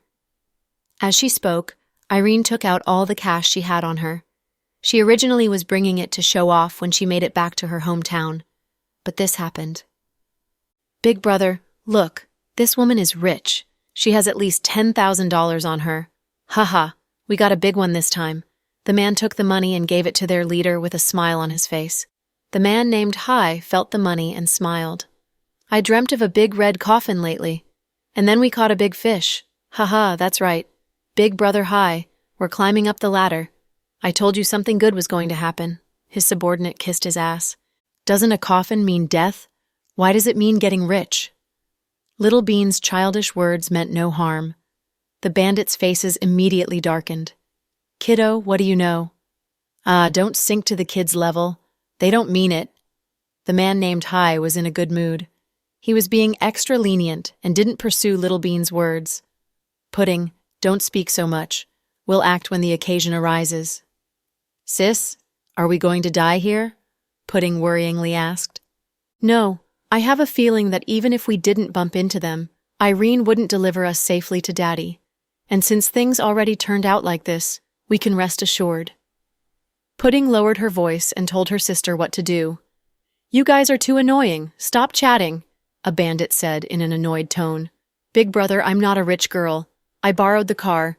Please let me go. When Irene encountered the bandits, her heart went cold. Who are you trying to trick? If you weren't rich, why would you drive a Mercedes-Benz and bring so much cash on you? No, I really am not rich. I am working for someone else. My boss is Andrew. He's really famous in the city. To save herself, Irene brought out Andrew to try to scare the bandits. Andrew? The man named Hi questioned Irene. Yes, he's the boss of the Green Corporation. I just work for him. Please don't make it hard for me. Irene pretended to be pitiful. What Andrew? I don't know him, Big Brother Hi said and waved his hand. I really am. Irene wanted to say more, The man beside her slapped her across her face. "You batch, you're too noisy. Do you know that?" Being slapped so mercilessly made Irene feel really dizzy. She didn't dare to speak more. That was how the twins and Irene got kidnapped in the middle of the mountains. On the other hand, the city was turned upside down in search of the twins. "Honey, any news?" Chloe anxiously asked. "Yes. Where are the kids?" Chloe was crying from happiness. "We found Evelyn and Odin's location. They're on a mountain near Willow Village. I'll take a helicopter there tonight with Noah and some special ops officers." "But the kids aren't with them?" Chloe was a little taken aback. "Yes, but they must pay the price. Where are the kids? Where are our daughters?" According to someone who claims to be Irene's cousin at Willow Village, Irene is driving on the rural roads. There are very few villages in the mountains, and even fewer towns. Calculating how much time has passed by, she should arrive at Hanktown soon. We've arranged for the police to wait for her there. Irene is different from Odin. She doesn't have any weapons. Taking care of her will be easy. So we'll see Pudding and Little Bean at Hanktown? Chloe was beyond happy. If all goes right, that should be the case. Jack nodded. "Chloe, I called Thomas. Stay at home and rest. I'll take care of Odin and Evelyn. When I finish, I'll go to Hanktown." "No, I want to go with you." "No way. It's too far and the roads are too rough," Jack refused. "No, if you don't let me come with you, I'll go to Hanktown myself." Chloe was stubborn. There was nothing Jack could do. He didn't want Chloe to go to Hanktown alone, so he brought her onto the helicopter and headed for Willow Village. "Chloe, you're going too."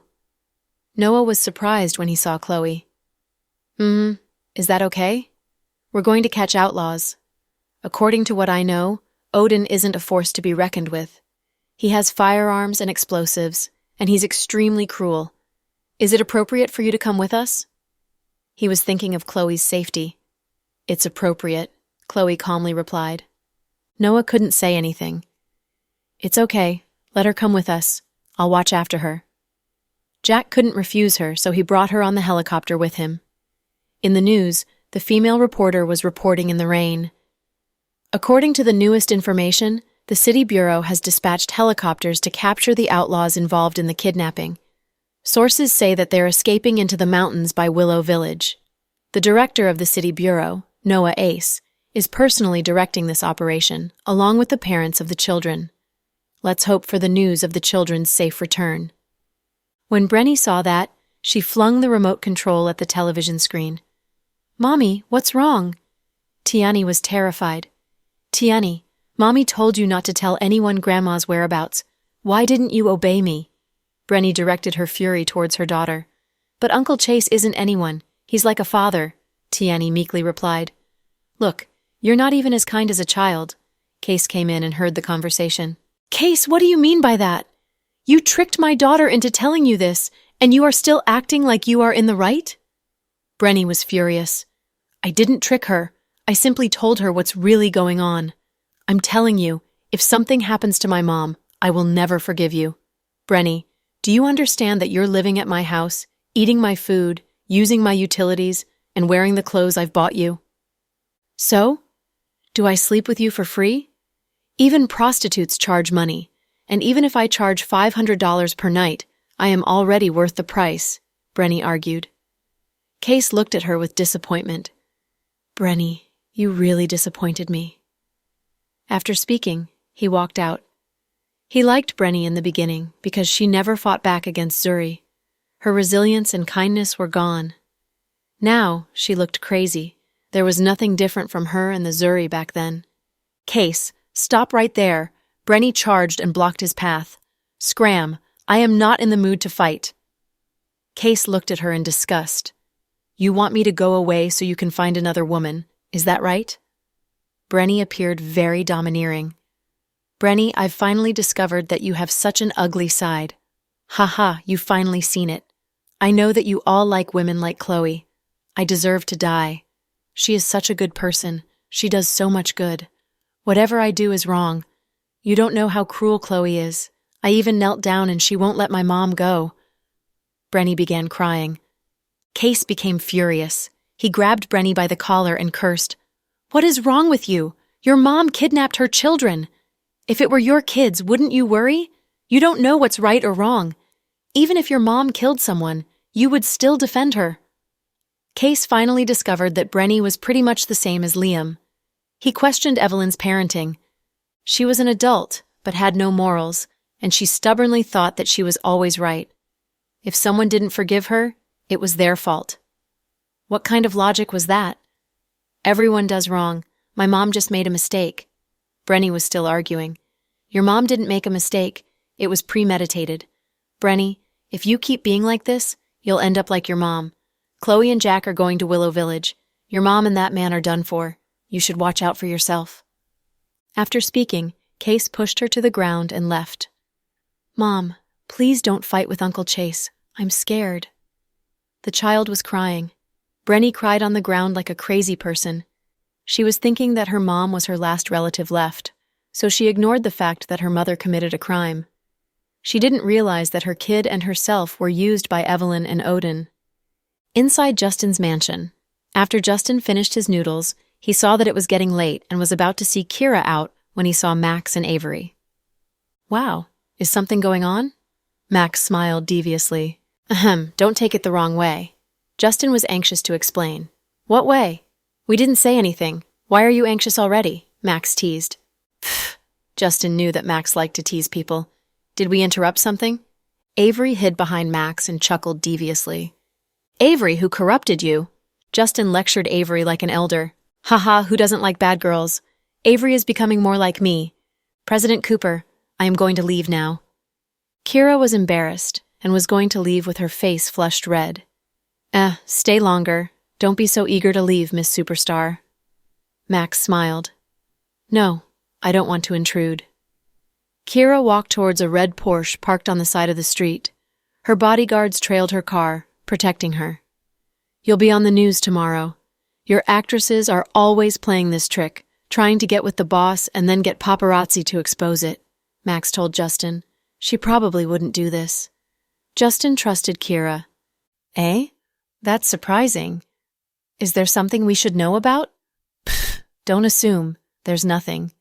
If there's nothing, why was she here in the middle of the night? Go away. Justin knew that Max was trying to push him with his words and argued back immediately. Okay, I'll stop teasing you. Right, we're here to ask you if you want to go to Willow Village or Hanktown. Choose one. What do you mean? Justin hadn't gotten the newest updates on the situation yet. Max said, My brother found where Evelyn and Odin are. Jack and Chloe are after them right now. Irene should almost be at Hanktown by now. If Irene has the kids, we'll stop them at Hanktown. Of course, Hank. I'll go pick up the twins. Justin couldn't wait any longer. Jack wanted me to do that too. They'll go after the bad guys and we'll pick up the kids. Then let's go. How? Max asked. Drive? Justin was a little taken aback. Driving is so slow. Hurry up and call up the military and get a helicopter. Right, I forgot. Hearing Max's words, Justin immediately made a call to the military. Within 20 minutes, the helicopter was ready. Justin, Max, Avery, and Anne got onto the helicopter and headed for Hank. At that very moment, inside the bandits' nest, the men looked at Irene and drooled. Big Brother High, are you sure you don't want her for yourself? An underling asked. I don't like women like this. Look at that nose. It's glowing under the light. It's obviously fake. I don't like fakes. I like a girl from the nearby village. She's all natural. Big Brother High clearly wasn't satisfied with Irene. If you say so, Big Brother, then we won't hold back. We'll take turns. Haha. Wow, are they going to gang rape Irene? Little Bean opened her eyes wide and quietly asked her sister. It should be the case. Pudding nodded. That's good news. She deserves it. Little Bean chuckled. Please, no. Irene was terrified. She fantasized using her virginity to lure Jack, but who knew it would be soon tainted by these barbaric mountain men. Help! Someone, help me! Irene screamed. Woman, there's no one this deep in the mountains. Ha! Even the police will get lost. High's men seemed very confident in their nest. Sir, I've given you all I have. Please don't assault me. Irene pretended to be pitiful. No way. We haven't been off the mountain in ages. We also haven't tasted women in ages. We'll start with you. A man pulled at Irene's jacket. She scrambled backward and pointed at the two kids. They're women too. Go do it with them. Damn, is Irene crazy? Little Bean was furious. She's the definition of scum. How could she think of us that way? Pudding was also relatively mad. You're sick. They're 3 or 4. How could we do that to them? We're not perverts or pedophiles. This woman is rotten. One of the men looked at Irene with disgust, feeling more that she was a bad person. I had a way to save her, but seeing this, I'd rather die than save her, Pudding said quietly. Sis, what are you talking about? We can't even save ourselves, and you want to save her? How would you do it? We're in deep. We should have learned martial arts from Uncle Anne. We could have kicked their asses, Little Bean exclaimed. Pudding got close to Little Bean's ear and softly said, I only need to say that Irene has AIDS. These men aren't stupid. Would they even believe that? Little Bean thought that it wasn't a good solution. The cover could be blown by one look. I have a way to make them believe. What way? Little Bean looked at her genius sister with curiosity. People with AIDS will produce a positive pregnancy test without being pregnant. By then, I will just go and do a test with Irene for them to see. But she's not pregnant, and she doesn't have AIDS. How could it be positive? Unless she does drugs? Little Bean knew that people who did drugs would also appear positive. I don't know about that, but I have a positive pregnancy test on me. Damn, where did you get that? Little Bean was even more shocked. I stole it from Mommy. Why would Mommy have that? Unless... Little Bean finally realized something. She looked at Pudding with wide eyes. Pudding nodded and said in a mysterious tone, Mommy is pregnant again, but I don't know the gender of the child. My God, really? Little Bean was clearly still in shock. Be quiet, Pudding reminded. Why didn't anyone tell me that? It's such a big deal. Am I really a part of the family? Little Bean looked upset. She didn't even know that her mommy was pregnant. Even Daddy doesn't know. How would you know? Pudding proudly said. Little Bean was even more shocked now. She looked at her sister with a gaping mouth. Delcy, your mouth right now, it can fit a swan egg. No, I'm just surprised. You know things that even Daddy doesn't know. You're so awesome. Little Bean's eyes beamed with praise and respect as she looked at Pudding. I bumped into Mommy throwing up by accident. She refused to eat any medication, even though her stomach wasn't feeling well, so I thought something must be going on. So why did you hide Mommy's pregnancy test? Are you going to use it as a get-out-of-jail-free card? Little Bean laughed at her sis. No, I was planning on telling Daddy the secret, and this is evidence. Holy shit, you are going to sell out Mommy? It's not really betraying. Mommy and Daddy are a couple, Pudding defended herself. Fine, you win, Dina. No wonder you are the older sis, Little Bean chuckled and continued to worship her big sister. You came out a couple of minutes earlier than me, but you are indeed so much smarter than me. The two sisters were having quite a good time chatting away. On the other end, the last bit of Irene's clothes was about to be stripped bare. No matter how much she cried and begged, the men had no intention of letting her go, and the man named Hai also seemed like he had no intention of stopping his subordinates. Wait, I have some very important information that you guys might be interested in.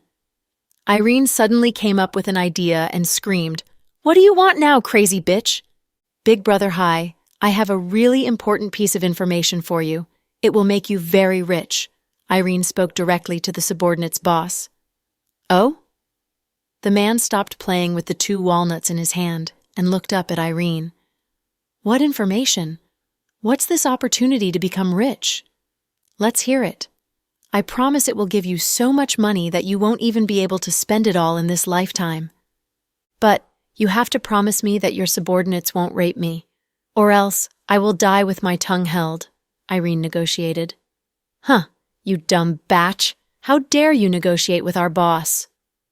One of the subordinates grabbed Irene by the hair and was about to give her a real good smacking. Stop, Hai commanded. Let her talk. He seemed very interested in the opportunity of becoming filthy rich. Let me tell you something. If you dare to lie to us, we will throw you to the back of the mountain after we're done playing with you. The mountains are full of all kinds of wild beasts, and you will be eaten alive," the subordinates threatened. "Rest assured, I don't want to die yet. Regardless of how many lion hearts you give me, I wouldn't dare to lie to Big Brother Hai." Irene found her serenity and replied slowly. "Sis, what do you think this woman is going to say?" Little Bean asked curiously. "Nothing good, that's for sure. Half the ideas this woman comes up with are vicious and evil. We need to be careful." Pudding watched Irene alarmingly. "Interesting?" Hai put the walnuts down on the table and got up. "Very interesting." He chuckled as he slowly walked towards Irene. "Big Brother Hai, we've arrived at an agreement, right?" Irene asked anxiously. "Sure, I will give you the promise. I'm curious to see what sort of opportunity you have for me that will get me fucking rich." Big Brother Hai agreed to her requests readily. Instantly, a smile appeared on Irene's face. "Can you talk now?" the man asked. Irene turned around, pointed at the twins, and continued on viciously. "Those two, they will make you rich." Upon hearing what she just said, the twins' facial expressions both changed drastically. "Those two? How could two little kids make me rich? Woman, are you trolling me? You think I'm from the countryside and have no education?" Big Brother Hai was extremely dissatisfied. "No, Big Brother Hai, let me tell you. Do you know who their parents are?" Irene anxiously grabbed Hai's hand. "How the F would I know? Quit bullshitting and get to the fucking point, woman." Hai was already losing patience. After all, he was a man that lived within the mountains and had little appreciation for word games. Big Brother Hai, the kid's dad, is a well-known entrepreneur in the country. His name is Jack, and he's the CEO of the GK Corporation. He is worth billions of dollars. Their mother is called Chloe, and she's the hospital director of Southside Recuperation Center, a well-known healthcare facility in the city. They both live in a castle-like mansion worth over $400 million. The kid's grandfather and aunt are both entrepreneurs. Oh, and their sugar daddy is Justin. You must have heard the name before. He is very well known in the city, and he's the boss of Imperial Star Entertainment. A lot of famous female celebrities came from his company, and he has over a dozen sports cars. He's so rich to the point that I can't even estimate. No way. Is this for real? Big Brother Hai was clearly a bit unconvinced by Irene's words. "It is 100% real. If I lie to you, I will die a horrifying death." In order to get Hai to believe her, she was willing to take a blood oath. Stop the BS. Who said Justin is our sugar daddy? You damn woman, you only know how to create rumors. Little Bean couldn't take it anymore and swear out loud. Forget Irene for exposing their identities. They weren't really counting on her. But it was disgusting for her to say that Justin was their sugar daddy. The twins spent a lot of their time on Weibo, so naturally, they knew the title sugar daddy wasn't a good one. Thus, they were reluctant to leave Irene's words unchecked. Big Brother Hai, trust me. If you tie them up right now and call their dad, you'd have no problem getting $1 billion. You won't be able to finish spending all the money this lifetime, and you'd never have to stay in this shithole another day. Irene tried to convince the man. In all honesty, she was trying to divert their focus so that his subordinates wouldn't rape her. Irene, you sold us out just to keep yourself safe. Fine, it saves me the time to try to rescue you. Now you've chosen a dead end yourself. Pudding looked Irene in the face with no surprise. Pudding had been suspicious that Irene didn't really want to bring them home when she started slowing down the car. God knows what other kinds of danger they would be in if they actually arrived at Hanktown. At the very least, the mob that stood in front of them didn't work for Andrew or Irene, so the situation wasn't too terrible. Little brat, you think I need your help? Save it for yourself, Irene smirked back at Pudding. All right, keep it down. Since we accidentally ran into 2 money trees, then we should really plan out how we are going to capitalize on this opportunity. I've had enough of his fucking s-hole. It's time to think about the rest half of our lives now, brothers. Yes, big brother, his 5 subordinates chanted in unison. Our good days are coming. Long live Big Brother Hai. What should we do now? Should we call the kids' parents? One of the subordinates asked excitedly. We're not in a rush. It's been a long day for all of us. Go make some food, we'll have some drinks and talk about the plan more in detail. Yes, big brother? The subordinates seemed extremely happy. Lock the 2 kids in my warehouse. Hold up, Pudding yelled out. The adults of the room turned and looked at her. Is that really necessary? You guys are all big, burly dudes and we're only 3 years old. What would we do? Run away? Instead of locking the 2 of us up, you better lock that woman away. If she manages to get out, you guys will be in big trouble. She will call the police once she gets out of the mountains. Upon hearing Pudding's words, the men looked at Irene alarmingly. As they looked at her, she waved her hands left and right quickly. No, don't listen to this brat. I won't say a thing. I've already told you guys such an important piece of information. Technically, I'm working with you guys, so I won't run away or call the police. Once you guys get the ransom, just let me go. I don't want a single penny. No, it's better to lock you up for now. The man thought Pudding's words made perfect sense. You 2, lock them all up. The 2 small ones go in the warehouse. The woman goes to the basement. In fear of having something go wrong again on Irene's side, he decided to lock her into the basement that was more difficult to escape. Damn you, brat, Irene said under her breath as she passed by Pudding. Yeah, you too, batch. Pudding, who was always polite, fought back with dirty words for the first time. The mob ate and drank in celebration of the money trees that fell into their lap as the twins were locked up in the warehouse and Irene was locked up in the basement. On the other side, near Willow Village, the helicopter landed on a flat piece of land just below the mountains. The rescue force consisted of 50 armed uniformed officers who were all in position. In uniform as well, Noah got off the helicopter. The leader of the rescue force saluted towards Noah. Chief Ace, I am the platoon commander of this mission. We've received orders from the higher-ups to assist you in bringing the offenders to justice. Thanks for your hard work, Commander. Noah nodded in acknowledgement. Of course, we work for the people. This is our job. What's the situation like in the mountains? Were you able to locate Odin and the other one? Noah took the military binoculars and observed. It's difficult. The offender seems to have had training and has strong observational skills. His hiding spot is steep and difficult to get to, making it easy to defend but hard for us to enter. We're looking for ways around it. If necessary, officers may shoot to kill, Noah said without holding anything back. Understood. As Commander went on to communicate the mission details, Noah turned around to Jack and Chloe.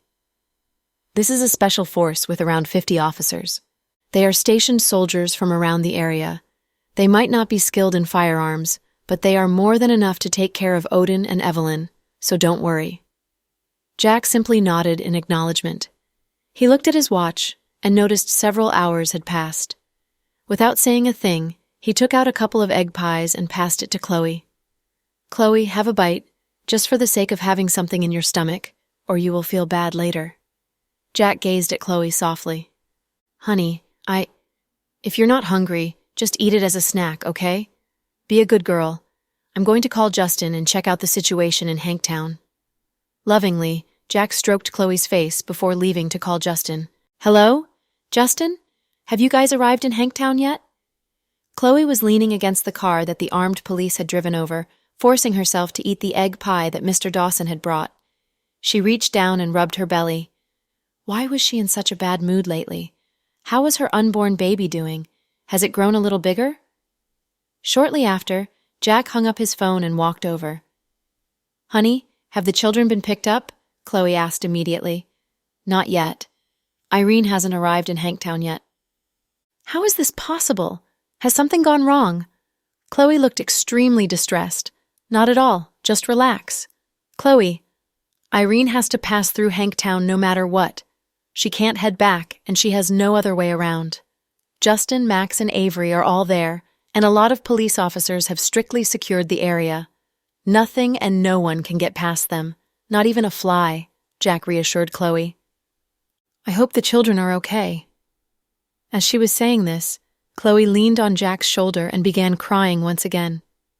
Perhaps it was because pregnant women had a tendency to be emotional that Chloe had looked so weak recently, both physically and mentally. Even Noah found it hard to look at her.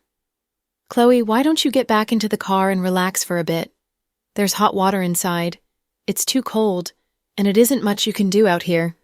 Before Chloe could speak, a loud noise came from somewhere in the mountains. What was that? Noah turned around with an unnatural look on his face. Right afterward, they watched as several armed policemen rushed out. Platoon leader, report. The suspect has explosives on him. Our men have been injured. Call the hospital immediately. Platoon leader became frantic. I told you they had explosives. Why weren't you more cautious? Hearing that there were injuries, Noah felt his heart sink in his chest. Director Ace, we were being cautious, but that bandit was too cunning. He didn't throw the explosives directly at us. He buried them. We didn't even see them. A small armed police officer replied with grief. F, you want to fight a landmine war with me? Noah was also furious. Director Ace, what do we do now? Should we get a landmine expert here? Platoon leader was also in a daze. They were just armed police forces. Usually all that anti-explosive and anti-terrorist stuff, it was all drills. Where would they have encountered this type of assault? Thus, he asked Noah how to proceed. If we get an explosives expert out, he will be dispatched from the province. There isn't enough time. It will be too late. Odin would likely be gone already by the time the expert squad arrives, Noah said, grinding his teeth. He had seen Odin's file. He was particularly cunning and good at smuggling. Even in a place like Vietnam, with its mix of good people and scoundrels, he was able to move about freely. For this reason, they couldn't let their guard down. I can disable landmines. I'll do it. Jack took off his jacket, held it in his hand, and walked out from behind Noah. You? Noah didn't think that Jack would step forward at this time. At the same time, he knew that Jack wasn't one to show off. If he said he knew how to do something, then he really did. I'll go disable the landmines, and your guys can follow my lead. That way, nothing will go wrong, Jack said as he looked at platoon captain. No way. I won't allow it. Chloe took the egg pie and threw it on the ground. She ran over to Jack and tugged on his arm. Chloe. Jack spoke gently to her, trying to calm her down. When I say there's no way, I mean it. I can't let you risk it. Odin doesn't play by the rules. We can't put ourselves in danger, Chloe said determinedly. Then what do we do now? Platoon leader was completely at a loss. Chloe, Jack wanted to convince Chloe, but, she interrupted him, I have an idea. What idea? Noah leaned over curiously. He knew that Chloe was a quick thinker. Odin wants to play with landmines, doesn't he? In that case, we can fight fire with fire, said Chloe. Platoon leader didn't get what she meant. Noah was a little clueless as well. It was Jack that understood right away. Chloe, you want to use explosives? Yes, Chloe nodded. But we didn't bring any along. Also, according to the protocol, we're not allowed to bring along any explosives. If we go back to the Army Bureau and apply for some, it will take a long time to get approval from the higher-ups. In the end, it'll still be a big delay. Platoon leader didn't think Chloe's idea would work. There's no need. We can make them ourselves, Chloe said matter-of-factly. What? Platoon leader's mouth dropped open. I said, we can make our own right here on the spot, Chloe repeated herself. Oh my God, your wife wants to do the impossible. Noah glanced at Jack. Jack had a proud expression on his face. Placing his hand on his wife's shoulder, he said, my wife is a genius. Uh-huh, if that's what you think, I'm sure no one will argue with you. Noah nodded in agreement. Is this reliable? Platoon leader didn't know much about Chloe. He just knew that she was the mother of the 2 children that had been kidnapped and that she was Director Ace's friend. How could it be that this incredibly fragile-looking woman could do something so dangerous? Make no mistake, she is a hospital chief of medicine and a medical school prodigy. Noah thought that even if Chloe had said that she could create an atomic bomb, he wouldn't have batted an eye. Chloe and Jack were the same in that they would never brag, and they would never say they could do something if they couldn't deliver on it. If she says she could do it, then she most definitely could. This was one way in which most women couldn't compare. But the surface area of the mountains is huge. It won't be enough if we only have a small number of explosives. Platoon leader glanced over at the topographic analysis of the mountainous area. No worries, I can make as many explosives as you guys need. Chloe was extremely confident. This time, it was platoon leader who was at a loss for words. Chloe, are you planning to use gas canisters and beer bottles? Jack was also a medical school graduate, so he could infer what his wife was thinking. Yes. Chloe nodded. I had thought of this as well, but gas canisters and beer bottles have limited force. I'm worried that it won't be enough to intimidate Odin. Jack was also a little skeptical, so he thought it might be better to disable the landmines. According to their estimates, Odin had a limited amount of explosives. However, Chloe would not allow Jack to take the risk. She preferred to start making a large number of explosives. Just as Jack said, she used a lot of gasoline from the car. Gasoline was a very flammable and explosive liquid. Put into a glass bottle, it would become a very simple explosive. As soon as the lighter was lit, one click and boom. Using a little armed police handiwork, Chloe and Jack finished very quickly. Carrying the explosives, everyone went into the mountains and recommenced the search for Odin and Evelyn's hideout. At this time, Chloe turned around and pulled a small white bag out of her purse. Chloe, what is that for? Noah turned around and looked curiously. It's a little present for the two BS that kidnapped my daughters, Chloe said indifferently. With this, Chloe skillfully poured the white powder into a glass bottle and mixed it with the gasoline. Jack, your wife has really taken the lead. Noah blushed with embarrassment. That's right. Don't hold back, honey. Put your talents to use. If anything happens, I'll deal with it. Jack stood to the side and egged her on. When Noah heard this, he nearly rolled his eyes. Platoon leader didn't say a word. He didn't dare interfere because when he was briefed by his superiors, they had told him that this task was special. They had told him that the parents of the missing children were prominent figures and that he shouldn't cross them. Even a city bureau chief like Noah was several ranks above him, not to mention this somewhat mysterious couple. Wait a minute. Chloe, don't do anything rash. I know you hate those two, but to blow them up, that's not right. Noah thought that Chloe intended to blow up Odin and Evelyn in one go. That was why he pleaded with her not to be impulsive. Chloe didn't say anything, and she continued with her head lowered, looking very focused. Chloe, I mean it. Let's not kid around. What I mean is, if you blow off a few arms and legs, that'll do. They can keep their miserable lives, and I can report that our mission was accomplished. Don't worry, those two BS will be locked up for life, Noah continued to try to persuade her. Chloe still said nothing. It was impossible to read her mind right now. Jack, talk to your wife. Don't be impulsive. Impulsiveness is the devil. In the end, Noah got up helplessly and sought help from Jack. My wife likes the devil. Mr. Dawson was also doing his utmost to cover for his wife. Noah didn't know what to say. Just as he stood there dumbly, Chloe stood up and held up a small bottle in her hand. The liquid inside had already turned light purple. Relax, I'm not going to just kill them. I know what I'm doing, Chloe said. Whew, that's good then. You could have just said so. Come, take this explosive into the mountains. Wait a minute. Chloe stopped them. What is it? Is there something else we need to pay attention to? Noah had never seen Chloe make explosives before.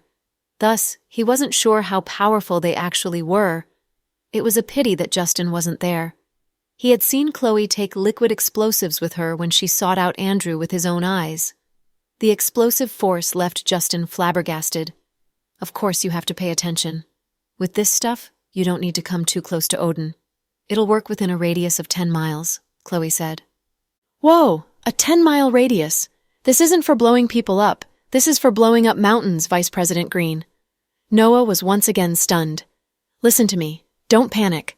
The force of this bomb isn't that big. But after it explodes, it will emit a chemical gas. So after our guys ignite it, they have to put on gas masks and run away. The rest is easy.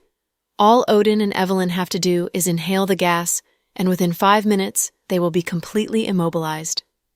That magical, eh? Noah seemed to be a little suspicious. What is it? Would you like to test it out first? Chloe retorted. Nah, I was just asking, huh? Did you guys hear what Vice President Green said? Noah asked two armed police holding explosives. Yes, sir, then go. Let's get this over and done with. Noah gave his orders. When the armed police soldiers took the explosives into the depths of the mountains again, they went very smoothly. When they reached Jack's deployment position, they took Chloe's simple explosive and detonated it. Then, they also blew up the mines that Odin had buried before. Deep in the mountains, behind a huge stone, Evelyn trembled and grabbed Odin by his clothes. Big brother Odin, what do we do now? It looks like they've destroyed our explosives. Odin looked up at the sky and said calmly, Don't worry, it's going to be totally dark soon. Then it'll be hard for them to look for us if we hide away, due to low visibility. But I heard that the police dogs are really good, said Evelyn worriedly, as she thought about some military programs that she had seen on TV. Relax. This whole area smells like gunpowder, and the police dogs' noses won't work well here. Odin didn't seem to care about the armed police. He was used to hiding everywhere these past few years and had built strong survival skills, which made it hard for ordinary people to catch him. It looked like the sun was going to be fully set soon, and it would be pitch black in the mountains, which would indeed make finding people even harder. Besides, Odin was good at traversing mountain roads, so he was going to take Evelyn to continue fleeing under the cover of darkness. Chances were that by sunrise, both would already be on another mountain. After they dumped all their electronic devices, there would be no way to locate them. Odin was indeed a sly old fox, but he didn't expect that Chloe had already thought of ways to deal with him. Inside the military car, Jack held Chloe by the arm and walked her into the back seat of the car. Then he took off his coat and put it on her legs. It's really cold at night on the mountain. Don't catch a cold, said Jack. Chloe nodded. The thing that you just made, if I'm not wrong, there's ammonium nitrate in there, right? Yes. Chloe nodded with a smile. He was her husband after all, and he knew her really well. But if it's only ammonium nitrate, it shouldn't be that color. So I think it also contains one of the special medicines that only your hospital imports. WT2, Jack guessed. Absolutely right. Then why don't you take a guess of what the poisonous gas is? This is easy. It has both ethyl ether and anesthesia ingredients, right? One is to knock a human unconscious and the other one is to paralyze. Tisk! How dull. You got everything right, it's not fun, said Chloe while pouting. But speaking of all that, when did you bring this stuff with you? How come I didn't notice? Jack really didn't notice how Chloe managed to bring so many synthetic chemical powders with her. Before, when I received the information that they were hiding on a mountain, I was already thinking that since Odin is a sly old fox, it won't be easy to catch him. So, I took some with me just in case it would come in handy. All right, my wife is indeed still so smart. Who said that once a woman is pregnant she'll be dumb for 3 years? I don't think you're dumb at all. You even got smarter. Jack gave her a huge compliment. Pudding and Little Bean are already 3.5, so I'm already over the dumb period after pregnancy. But, thinking of her second baby that she was carrying right now, Chloe was almost going to say she was going to enter another period of pregnancy stupor, but she stopped herself. But what? Seeing Chloe only say half of her sentence, Jack waited eagerly. No, it's nothing. Honey, I'm a little thirsty. Can you please give me a cup of warm water? Chloe changed the topic. Jack immediately turned around to pour some water. Chloe felt lucky now that no matter how big the challenge was, Jack would be next to her and taking care of her all the time. Now her one and only hope were that the kids could come back home safe and sound. Chloe put her hand on her belly and whispered, Good baby. Let's pray your sisters to come home safely, shall we? At a mountain village in Hank Mountain, as the kidnappers were in the middle of drinking, the leader suddenly said, Go, bring out those 2 kids. Time for us to ask them for their billionaire daddy's phone number. Yes, sir. One drunk henchman went to the barn and brought out the twins who were trapped inside. The kids were tied up by ropes, too. Sis, what should we do? Little Bean was a little nervous. It's fine, don't worry, Little Bean. I used to be the one negotiating, but this time it's your turn. What? Me? Little Bean looked surprised. Those followers in the front were so drunk, and they hadn't paid attention to the 2 kids' conversation at all, as they simply held the rope and walked. Yes, I can't always be the one stepping up to deal with things like this. You need to learn some survival skills, too. Oh my dear sister, just leave me alone. At this critical time, you still want me to practice? What if I screw up and that man kills both of us? It seemed like Little Bean didn't want to be the one making a big decision like this. I believe that you're capable of getting us out safely. Pudding looked at her little sister with confidence. Please don't. I don't even believe in myself. Maybe you should be the one doing it. You are good at talking and respond faster. No, I won't say anything. It's time for you to practice. Later, you'll be in charge of talking. Otherwise, we're just waiting to be killed. Pudding just gave up and said casually, As Little Bean was just about to say something, the henchman in front turned around and yelled, Stop murmuring, you two little scrubs. Be quiet. Later, when you see our boss, whatever he asks you, just answer him and don't make it hard for yourself. Just like this, the two little kids were brought in front of the man who was called Big Brother High.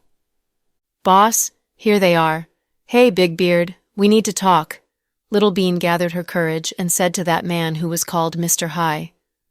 Big Beard? Mr. High was a little confused, too. The henchmen each felt their faces and realized that among them, only their boss had a beard. Hey, boss, I think this little scrub is calling you, one of the followers said. Scrub, how dare you talk to our boss with this kind of attitude?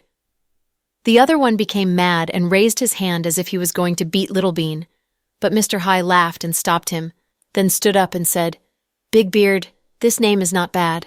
I do have a decent beard, but you little kid, you don't look old, but you do have courage. How old are you? 3.5, Little Bean answered immediately. Only 3.5. So young. You two are twins? Mr. High looked at Little Bean, then looked at Pudding. If not twins, why would we look so alike? What a dumb question, Little Bean quipped back. Huh. Little kid, you do have some attitude. This is not called attitude, this is called sass, you understand? It comes in our genes. My grandparents are sassy and my aunt too. My parents are the king and queen of sassiness. So when it comes to me and my sister, we can't lose. What Little Bean said made Big Beard so confused. Let me ask you, are you really 3.5? Big Beard was skeptical. You need to see my birth certificate? Little Bean answered confidently. Oh, no need. I don't really care how old you are, actually. What I care about now is that you two better tell us your dad or your mom's contact information immediately. A landline is fine, too. We need to contact them immediately, and it's time to ask for ransom. What if we don't tell you? Little Bean asked back. If you don't? Then you won't end up in good shape. You know, I don't want to bully little kids, Mr. High answered Little Bean with a smile. But you are already bullying us now, even bullying 3.5-year-old kids, said Little Bean. Big Brother High was speechless. Stop fooling around. Just tell us the phone number and let's not waste our time. The twins looked at each other and didn't say anything. Big Brother High signaled to one of his henchmen. One of the followers immediately took out a cleaver, and then took out a dead chicken from somewhere and started chopping it in front of the twins. They thought that when the kids saw a scene like this, they would break down immediately and tearfully tell them the phone number. But who knew? The twins calmly looked at the guy who chopped up the chicken with a condescending look in their eyes. Are you guys joking? Pudding asked. Little scrubs, just letting you know, if you two don't tell us the phone number, you will end up like this, the henchman said angrily. Completely unexpectedly, Little Bean just walked over and took the cleaver from his hand and chopped right at the dead chicken's neck. With just one chop, the dead chicken's head fell to the ground. Those big men had never seen a scene like this and were completely astonished. Pudding was calm because Little Bean was famous for her courage. Ever since she first started walking, she dared to hold a snake in her hands, which scared all the maids. So chopping up a chicken, especially a dead chicken, was really a piece of cake for Little Bean. Big Brother High, this kid, is really tough. The followers felt ashamed too. You guys are really a bunch of garbage. You can't even scare a little kid. I freaking wasted all my effort in raising you guys. So what other tricks do you have? Show us. Little Bean just threw the cleaver down on the ground. The back of the knife hit the foot of the henchman who was chopping the chicken, and he immediately covered it in pain. Not bad, little kid. Full of courage. Haha, you were born to be a gangster. What about this? You can be my goddaughter. Ew, don't even think about this. A weak guy like you wanting to be my godfather? You think you deserve that? Little Bean gave Big Brother Hai a big look of disdain. Little scrub, what are you talking about? You want to be beaten up? One of the underlings didn't accept the disrespect for his boss and was about to approach them. However, Big Brother Hai stopped him. You get out of here. No one is allowed to touch her. I like this kid. If only she were my own daughter, I would give her everything. She was born to be a gangster. All right, stop daydreaming. Back to the topic, Big Beard. Let's have a conversation. Sure, what do you want to talk about? Mr. Hai started to like this pudgy little girl, so he obviously tried to look interested in what she had to say. Too many people here, it's not convenient. Let's talk inside. Little Bean looked around. Sure, haha. Let's see how much skill you actually have. You want to negotiate with me? Why don't you fly up into the sky? Big Brother Hai laughed and waved away all his followers and motioned for someone to bring Pudding aside too. Sister, I can deal with Big Beard. Wait for me, don't be scared, whispered Little Bean as she walked by Pudding. Pudding nodded. Inside the room, Big Beard was leaning on the chair with a toothpick in his mouth and looking at this little girl in front of him. Okay, let's start then. Big Beard, you know who my daddy is, right? Kind of. I heard your dad is really rich, Big Beard answered. Yes, he is rich, but he's also really mean, especially to enemies. So Big Beard, do you think after you exchange me and my sister for the ransom, you can get away with that money? You know that for my daddy to kill someone, it's even easier than killing an ant, said Little Bean calmly. You're trying to scare me? You think that you can threaten someone like me? Big Beard laughed. Threaten you? No, no, no. I, Delcy, never dare to frighten anyone like that. Big Beard, I'm serious about everything I told you. You have to listen to me. Otherwise, you'll regret it. Little Bean had never looked so serious. Of course, she was incredibly nervous inside, but since her elder sister gave her such an important task, there was no way that she could lose face. Before, everyone would often say, Pudding is super intelligent. She is so much like her mom and dad. Every time that happens, Little Bean would feel very awkward. Actually, she was also intelligent, but she would often be eclipsed by her elder sister. I'm listening, little girl. Continue. Big Beard especially liked this little thing. For this reason, he didn't show any inkling of impatience. To put it another way, if you take the ransom, even if you are fortunate enough to run away, you wouldn't be able to stay in the country. Think about it. The government is strictly cracking down on wanted criminals. Travel tickets are all processed through a real name system. You would have a hard time surviving. Do you really want to take $1 billion and just stay in these mountains forever? Little Bean spread out her hands as she laid out her point. Big Beard nodded his head. That makes sense. But we could go abroad and live a carefree and happy life. Abroad? That makes me chuckle. Little Bean smiled grimly. What are you chuckling at? Big Beard looked on dumbly. You think it's that easy to live abroad? Right now, Iraq, Syria, Pakistan? Which of those places isn't in a constant state of war? Why do I have to go to those places? I want to go to Canada, the United States, or somewhere like that, Big Beard quibbled.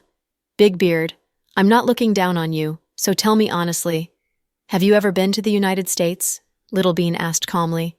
I haven't, in fact. What, have you?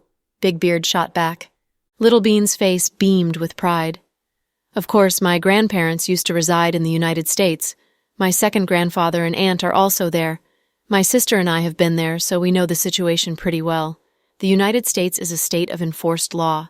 At any time, you can witness street shootings, and if there are no bodyguards to protect you, gangs of black criminals will bully our people. As for you guys, you don't even speak any foreign languages. Is it really that easy to go abroad?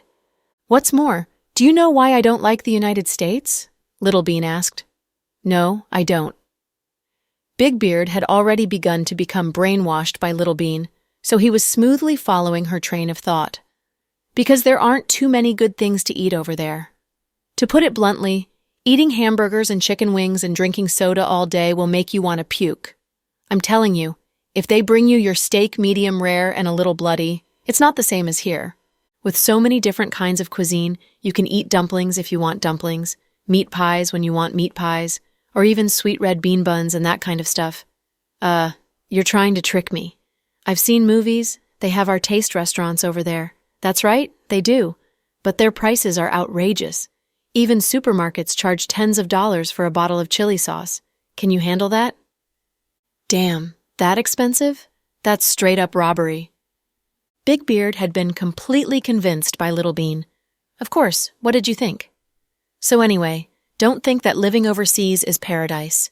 It's definitely not as easy as you think. So then, what should I do? After Little Bean had said all this, Big Beard had lost all confidence. He had lived in the mountains ever since he was little and had never gone to school. He just spent his time mucking around with his gang. They spent their days eating and drinking, often going into small towns and demanding protection money and the like from the residents. When he had grown up, a few of them thought about building a bandit den.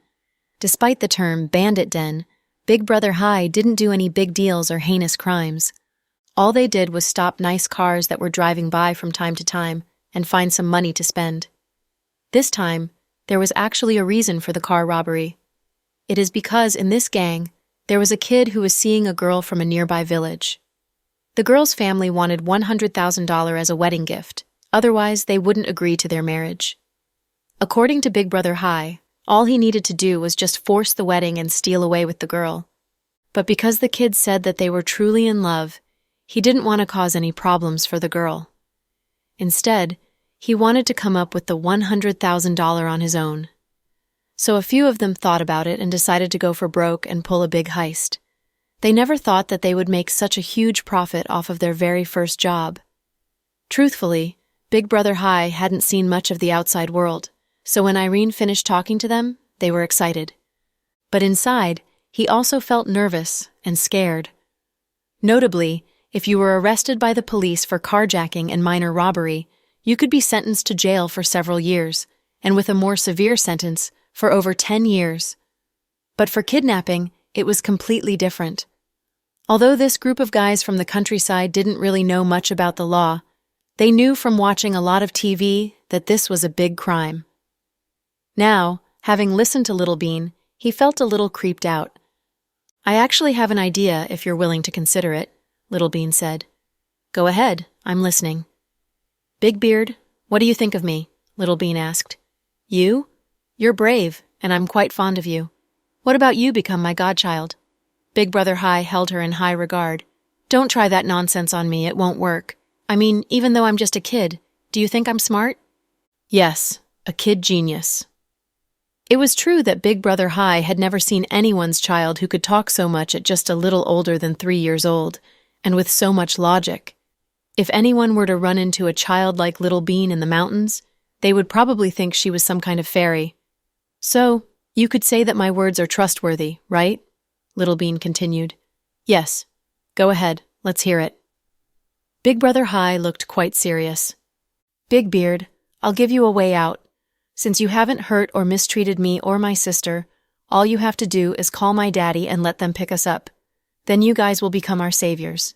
Then, once we are safely at home, we won't send the police after you, and I can ask my daddy to help take care of the petty crimes on your record and let bygones be bygones. What's more, I can have my dad give each of you a house to live in the city, a car, and most importantly, a job. Do you know why I want you guys to have jobs?" Little Bean asked. Big Beard shook his head, looking confused. As the old saying goes, give a man a fish and you feed him for a day. Teach a man to fish and you feed him for a lifetime.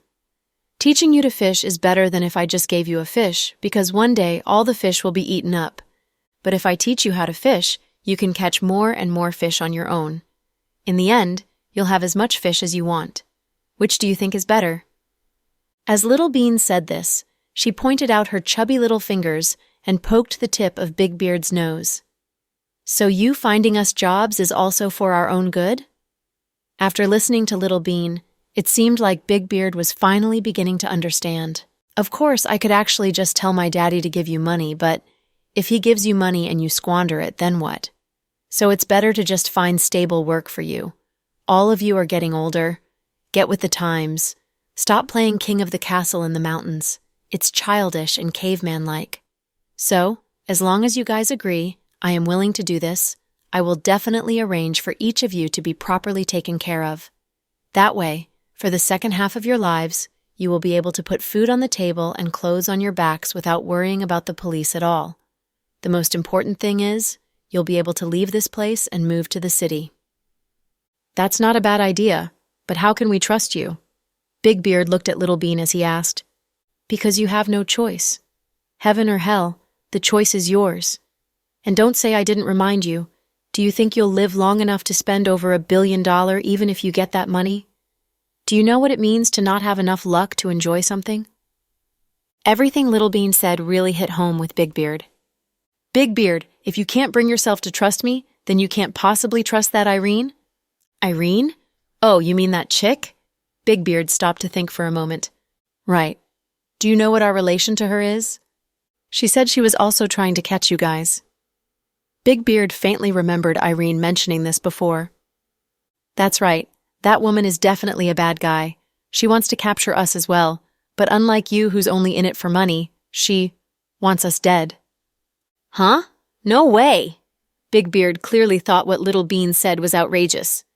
Can't you tell from looking at her that she has undergone plastic surgery? It's true. When she's under light, the bone in the bridge of her nose becomes transparent. On TV, so many female stars get some kind of plastic surgery. I think that afterward, they don't even look as good as the girls in the villages nearby. Big Beard sighed. She didn't just get surgery. She deliberately tries to look more like our mommy, just to seduce our daddy. This kind of scheming is the worst. My sister and I sorted her out before, so she resents us. This time, she captured us, and even instigated you to use us to get a ransom. When the police came, she will have become the victim, and suddenly you guys will be forced to take all the blame for her. Holy F! Just then, Big Beard finally understood. Now that I've said this, you probably get it, right? I didn't think too much about it. Hearing you say this, that woman really is no angel. Big Beard wasn't too fond of Irene to begin with. After listening to Little Bean, he was even angrier. Irene wants to get two things done at once, get rid of us and get rid of you. How awesome is that? But unfortunately, my sister and I will not let her succeed. Big Beard, we don't have much time. Listen to me. Call my daddy. Otherwise, you can listen to Irene and kidnap us and ask for a ransom. I will definitely give you the phone number. But what you say to my daddy is your choice. You can become our family's savior in an instant and accept my daddy's gratitude. Or, you could also become the #1 most wanted criminal overnight. You could take the money and run for your life, or, before you get your hands on the money, you could be killed by the police. The choice is yours. All of this, I can't. It's too much. I have to think this over. When Little Bean put things this way for Big Beard, he still couldn't make up his mind about what to do. Sure, think about it for a night and give me your answer tomorrow morning. There is something else. I'll whisper it to you. Little Bean hooked pinkies and looked at Big Beard secretively. Big Beard actually obediently went over and did as Little Bean ordered. After her conversation with Big Brother High, Little Bean was sent back to the warehouse. Before she could even sit down, Big Brother High's subordinates brought them to another location. This time, they were brought to a very comfortable room, and they were treated just like VIP guests. Big Brother High said we need to treat you too well, one of the subordinates said. He left some steaming hot meat buns, fruits, and water before he left. From the looks of it, the negotiations went smoothly, Pudding said after seeing how they were treated. She knew that Little Bean and Big Brother High's conversation went very smoothly. Yes, with me doing the work, everything is going to be perfect. Stop the BS. So what did you say? How did the negotiation go? Did he promise anything? Pudding asked. He didn't promise anything. He just said he needed a night to think, but I think he will promise. I already told him the pros and cons very clearly. As long as he's not an idiot, he should know what to choose. I think so too. Okay, let's eat and sleep now. We can probably see Mommy and Daddy tomorrow. Pudding gave a big stretch and reached out for the food. The twins seemed to be in a very good mood as they ate the meat buns and fruits. Meanwhile, Zhang Manlin was not as lucky. She was locked up in a wet and cold basement. It wasn't really even a basement, but rather storage for vegetables. It smelled like rotten vegetables. Occasionally, there would be mice creeping out. Irene was so scared that she curled up and remained very still in a corner. The night slowly grew dark. One of the guys had a flashlight in his hand and quietly came down to the basement. "Who is it?" Irene shouted in fright. "Shut up if you don't want to die." Then, he slowly walked closer to her and started touching her body everywhere. "Big brother, can you just let me go? You can have any woman you want with the ransom money." Irene knew what he was going to do, so she tried to persuade him to stop. "Shut the F up. You're going to make me feel good first. I haven't touched a woman for a long time, and I can't wait for the ransom. If you be with me, I'll make your life comfortable," he said, and gave her a big kiss. Just when Irene wanted to rebel, she felt a dagger by her waist. "If you move, I'll stab you," the man threatened. Irene was a wimp, so now she was so afraid that she didn't move. She closed her eyes and cooperated unwillingly. Half an hour later, the man pulled up his pants and said with a slight surprise, "I never expected you to be a virgin. I would have thought you city girls would have slept around like sluts." Irene clenched her teeth and sat up. She endured the pain and organized her shirt. She wanted to kill this man, but she didn't dare to say anything. "Don't worry. I'm not a heartless man. Since you gave me your first, once we get the ransom, I'll give you a share. Of course, if you want to be with me, you can come." This man was one of Big Brother High's subordinates. His nickname was Trickster because he had a lot of creative ideas. He was tempted to F Irene, so he snuck down after everyone fell asleep after drinking. However, they were still villagers with an honest character at the end of the day. Once he realized she was a virgin, he felt that he had to compensate her. "I don't need your compensation, but can you do me one thing?" Irene intentionally acted cute to coax the man. "Are you trying to beg me to let you go?" "No, boss won't agree. Even if I can let you go, we'll have to deal with those twins first. How would we know that you aren't going to leak the news?" Trickster said slowly as he cautiously looked at Irene. "No, not that. I know it's too demanding to ask you to let me go." Irene pretended to be understanding. Trickster was relieved when he heard that, and he pulled her into his arms. "As long as it's not that, anything is good. You're now my woman," he said. Then he kissed her on the lips. Irene tried hard not to throw up. She never thought that she would be defiled by a crook. "It's about the twins. How are you guys planning to deal with them after you get the ransom? Are you going to kill them, or—" "Kill them? I never thought about that. We'll see what Boss thinks. I don't think Boss would do that, though. Even though he looks very mean, he's actually not a bad person. For the past few years we've been here, we never really hurt anyone, so it's highly unlikely that he would kill 2 kids." Even Trickster thought it was sufficient to receive the money. There was no need to kill the twins because they were both cute and small. "You're wrong. I want to tell you this. When you guys receive the ransom, you must kill them," Irene said with suspense. "Why?" "Think about it. They know your faces now. The police will make you guys all wanted criminals. Would that be easy for you?" "But Boss said that the twins' father is a powerful man. If we kill them, it would be even harder for us to escape as the twins' father will hunt us down." Trickster attempted to rebuttal Irene. "You can't think that way. I am on your side because I already revealed their identity. The twins will treat me as their enemy. You guys too. You guys locked them up for so long that even if you do let them go, their father will hunt you down and kill you," Irene continued to persuade Trickster. One reason she hated the twins and wanted them to die was that she was afraid they would tell Jack that she was the one that exposed the twins' identities. If Jack knew about that, what would he think of her? She might even be hunted down by Chloe. If that were the case, she thought, she basically had no other choice but to kill the twins, right? Then, Irene could assert that she was also a victim and that she wanted to save the twins too, but failed. She was also raped by Trickster so the police and Jack would not suspect her. Trickster slightly hesitated.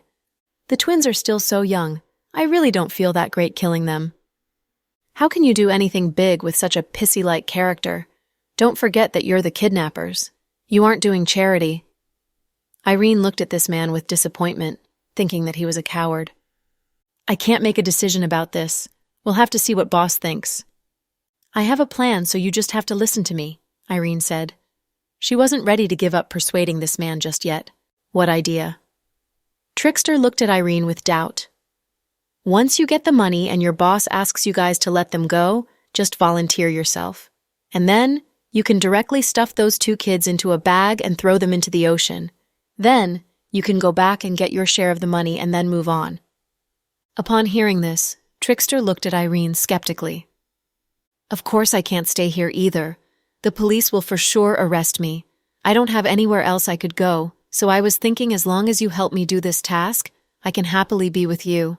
We can go somewhere new and start fresh, Irene said with a flirtatious look. Will you really leave with me? Even the smartest man would fall in the trap of irrationality over the beauty of a woman. Of course, I'm yours now. I don't have anywhere else to go. Will you take me along? Irene smiled sweetly and hung herself onto his hand. Yes, although I'm not well educated, I am not a heartless man. As long as you're mine, I will be responsible for you. Trickster was heartfelt with the promise Irene made to him. So you promise, right? Irene tried to gain reassurance. But do we have to kill the twins? Trickster still did not have the heart and determination. If they don't die now, there would be endless troubles. Listen to me, I won't hurt you. I know their parents very well, Irene continued to cajole Trickster. Let's keep it at this for now. We'll see after I get the money. Okay, remember to tell your boss that you'd be the one taking the twins back. Okay. Trickster nodded with conflicted feelings. I'll go back now. Boss is going to look for me soon. How long do I have to stay here? It's so dark and there are mice. I'm scared, Irene whined. Trickster felt bad for her. Although he himself was not a virgin, the women he had sex with before were all prostitutes, so he actually felt a complex sense of responsibility for the girl that gave him her virginity. Why don't you come up with me to my room? However, I'll have to tie your hands and legs up, okay? Otherwise, my brothers will be suspicious. Okay. Irene nodded obediently. Don't worry, though. Our boss will resolve this issue today. Then, you'll be free. Okay. Just like that, Trickster brought Irene up from the basement to his room. Irene's hands and feet were tied so she could not run away. Even if you let her go now, she would not go. If she left now, the police would be suspicious. Therefore, she needed to stay and act as a victim, just like the twins. In the morning, the kidnappers all had breakfast together. Trickster was the last to come. Hey, you! How much did you drink last night to get up so late? One of them asked. I overslept, haha. Trickster picked up a steamed bun and put it by his mouth. He secretly asked Big Brother Hai, Boss, what are we going to do with the twins after we get the ransom? Are we going to kill them or... Why are you asking this? Big Brother Hai raised his head and looked up at Trickster. Ha! I was just asking for the hell of it. I have my own views on the matter. You guys don't have to concern yourselves with it. Boss, when should we call then? Didn't those 2 little runts already give us their old man's number? Hand it over. I have no problem asking for money, haha. A simple-minded underling raised his hand and volunteered. Screw off. Look at you. You can't even speak clearly and you want to demand money from a big boss, Big Brother Hai scolded. Heh. Oh, right. Boss, how much money do we want? Is it really 1 billion? My God, I've never seen so much money in my life. How do we spend it? If it's 1 billion, we have a total of 6 people here.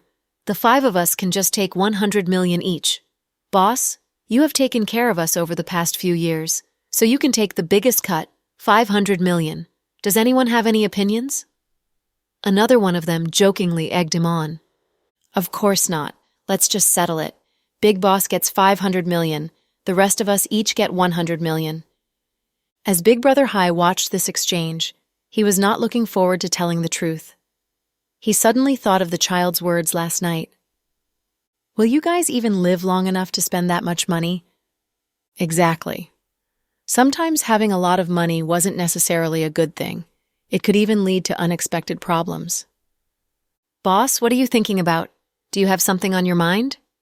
It's nothing. When you guys are done eating, get right back to work. You two, go watch the two kids.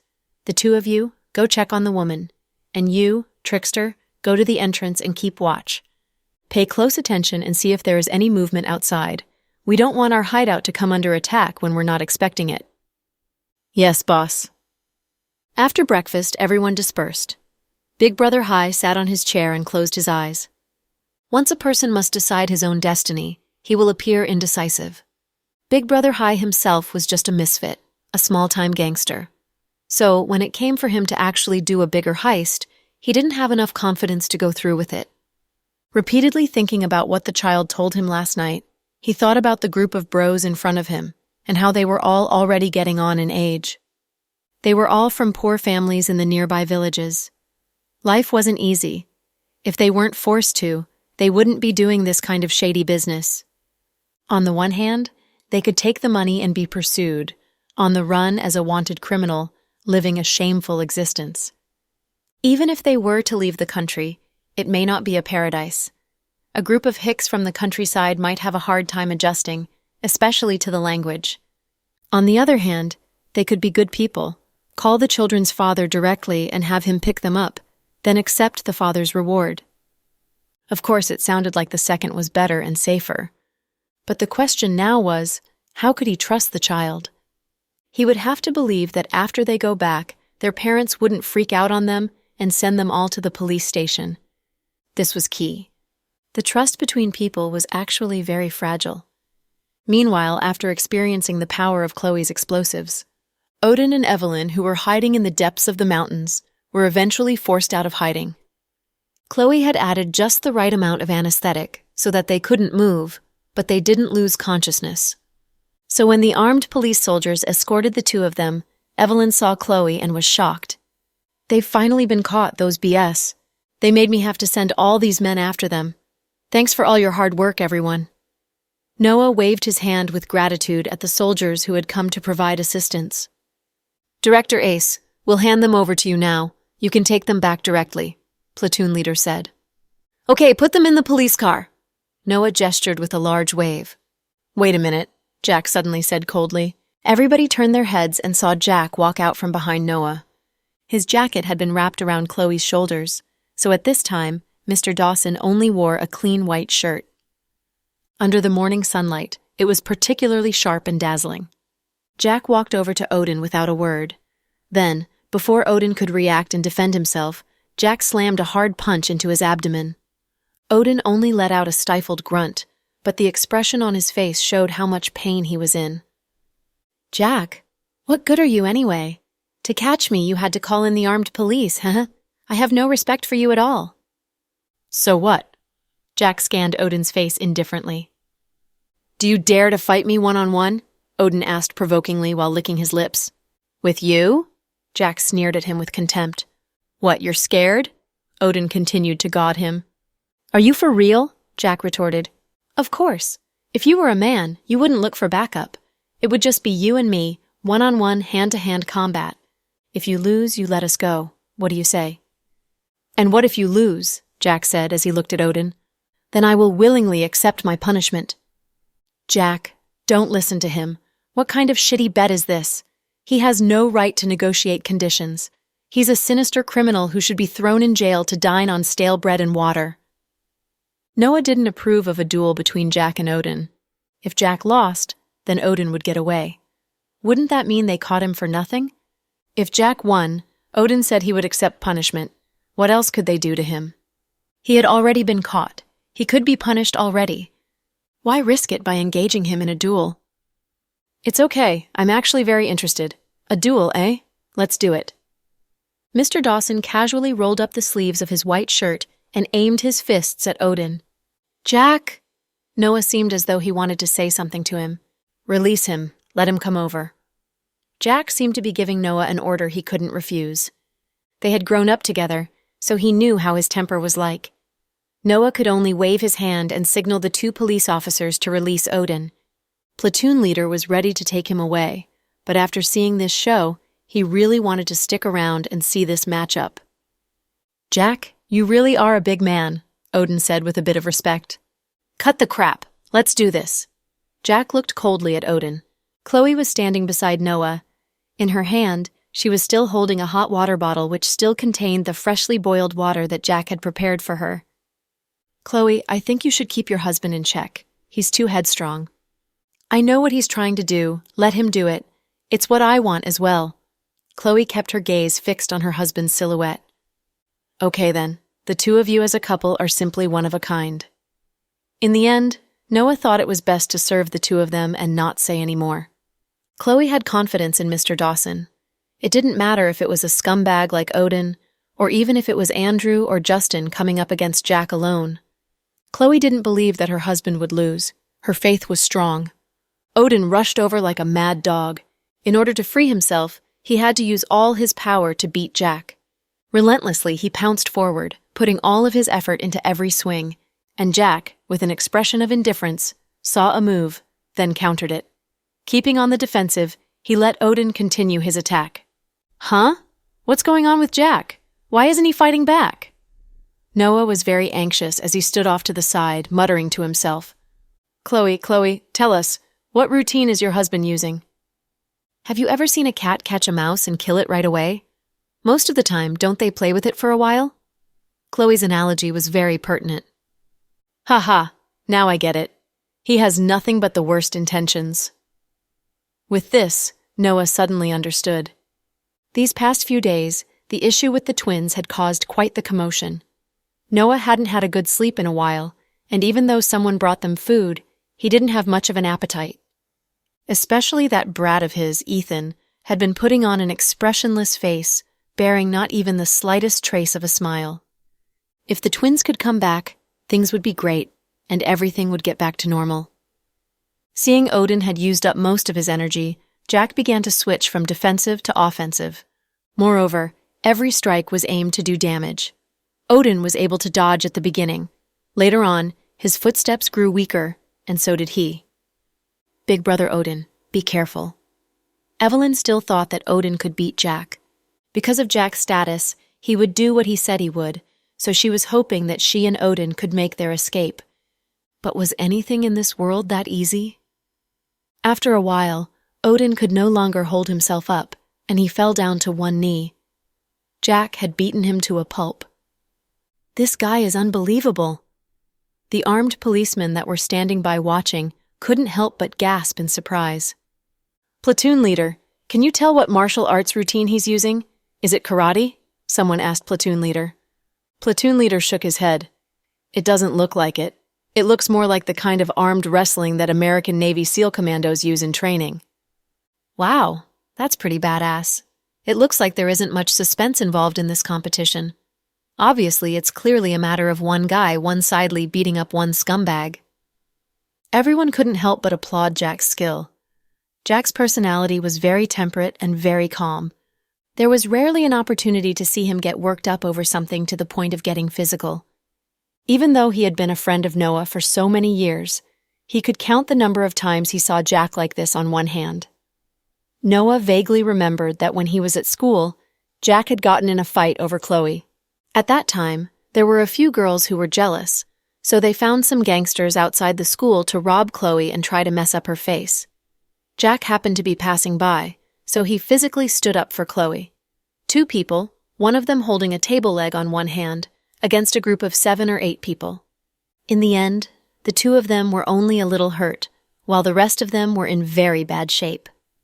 This incident was quite sensational at school. Later, about 4 years ago, Jack returned to the country, and the family members of a pregnant woman wanted to blackmail Chloe, so they sent someone to the hospital to make trouble. Jack pulled off his tie, stormed directly into the detention room at the police station, and gave the unfortunate guy a fierce beating. And this time, it was for his daughter's sake that Jack beat the crap out of this scumbag. "Stop it, you BS. Let him go. Listen to me. Even if we are suspects, we have human rights. You can't do this." Evelyn was screaming so hard her throat became hoarse, but no one paid her any attention. At the end of the fight, Jack took a deep breath and got up, then took a dagger from his body and threw it next to Odin's hand. "Come on, keep your promise." Jack's voice was extremely calm. "Big brother Odin, don't do it," Evelyn hollered. Chloe watched everything indifferently. She had absolutely no pity for this bastard who had kidnapped her children. She just wanted him to get what he deserved. Odin's face was covered with blood. He crawled on the ground, gasping his last breaths.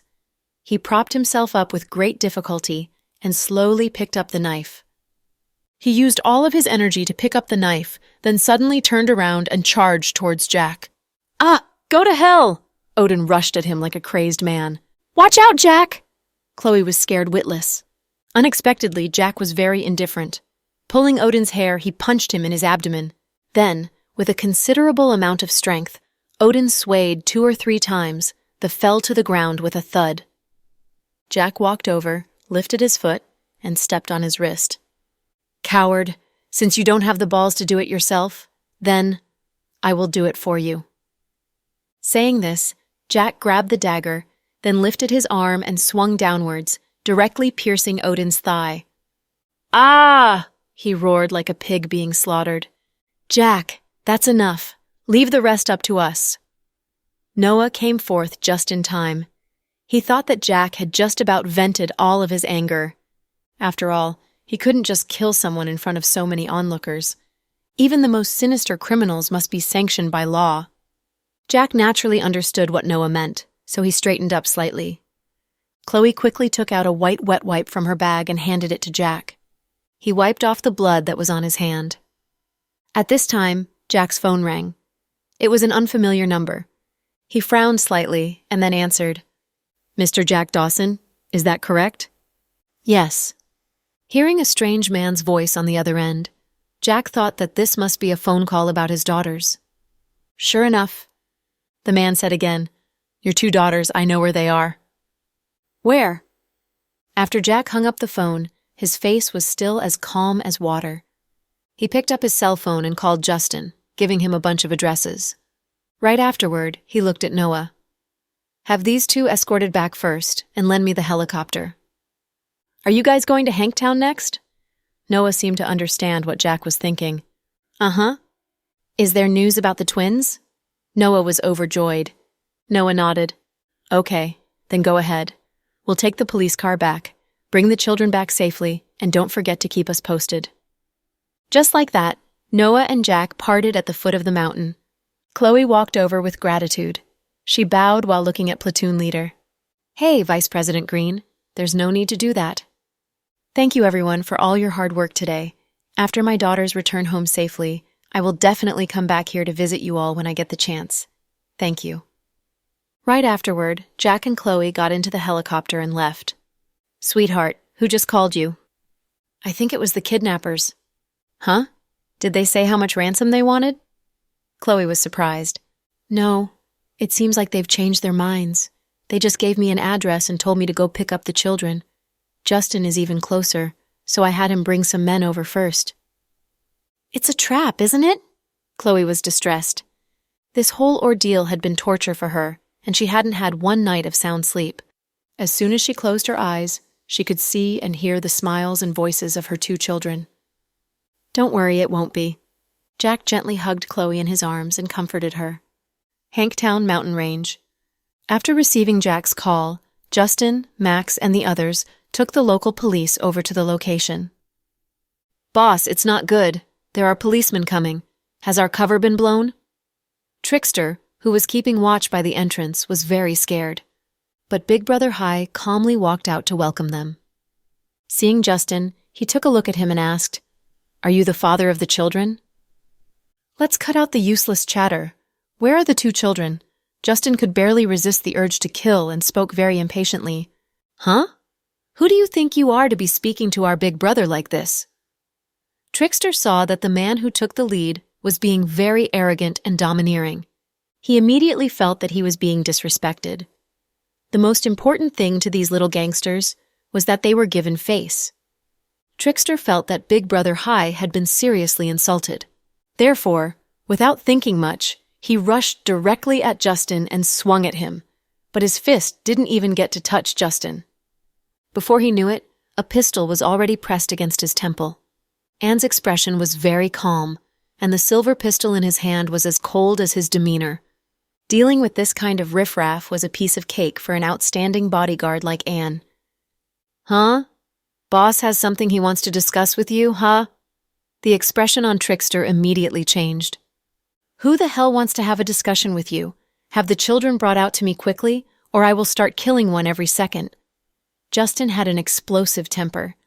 In recent years, from the time he began to like Chloe, he had developed more restraint, and his personality became more gentle. But that didn't mean his temper was gone. After all, a lion was still fierce by nature. He treasured the twins like they were his own. Now that he saw these kidnappers, he was naturally burning with anger. "Hurry up! Bring the children out!" Big Brother Hai could tell that the man who had come wasn't really a man of reason. He couldn't bring himself to ask again if he was the father of the children. He hurriedly had one of his men go and bring out the twins. Little Bean and Pudding emerged and ran over. They were bursting with excitement, because they knew that someone must have come to pick them up. "Sis, look, it's Handsome Cooper!" When Little Bean saw Justin from afar, she was overcome with emotion. She lifted up her chubby little hand and pointed at Justin. "I see him." Pudding was still very calm. The two sisters sprinted towards Justin and rushed directly into his arms. "Handsome Cooper, I missed you so much. Hehe. I thought I would never see you again." Little Bean was more emotional, and with this kind of scenario, it was difficult not to burst into tears. Pudding thought she could control herself, but the moment she rushed into Justin's arms, she still couldn't hold back, and the tears burst forth. The only thing was that she didn't express her emotions as overtly as Little Bean. She just let her tears silently fall. Justin was moved by two children, so his eyes also began to turn red, but he was such a big man. How could he cry in front of so many people? Therefore, Justin raised his head and held the twins tightly. "Everything's okay. It's all over now. Don't be scared. Uncle Cooper is so sorry that he came so late." Justin blamed himself for not locating the children sooner. "It's not too late. You came at just the right time." Little Bean was holding onto Justin's neck. "Handsome Cooper, did you receive a phone call?" Pudding asked when she regained her senses. "Your father called me and gave me the address to pick you two up." "Then what about Daddy and Mommy?" Little Bean looked around for them. "They are taking care of some things in Willowtown. They are on their way over, so they should be here any minute," Justin said. "Handsome Cooper, did you miss me?" Pudding rubbed Justin's face with the tip of her nose, covering it with snot. Justin didn't even move away and smiled warmly. "Yes, I missed you every day." "So did you miss me a little more, or did you miss my sister a little more?" Little Bean asked. Here we go again. Every time Justin was asked this, he would panic. "Delcy, that's enough. Is this the time for jokes?" Pudding gave her a look.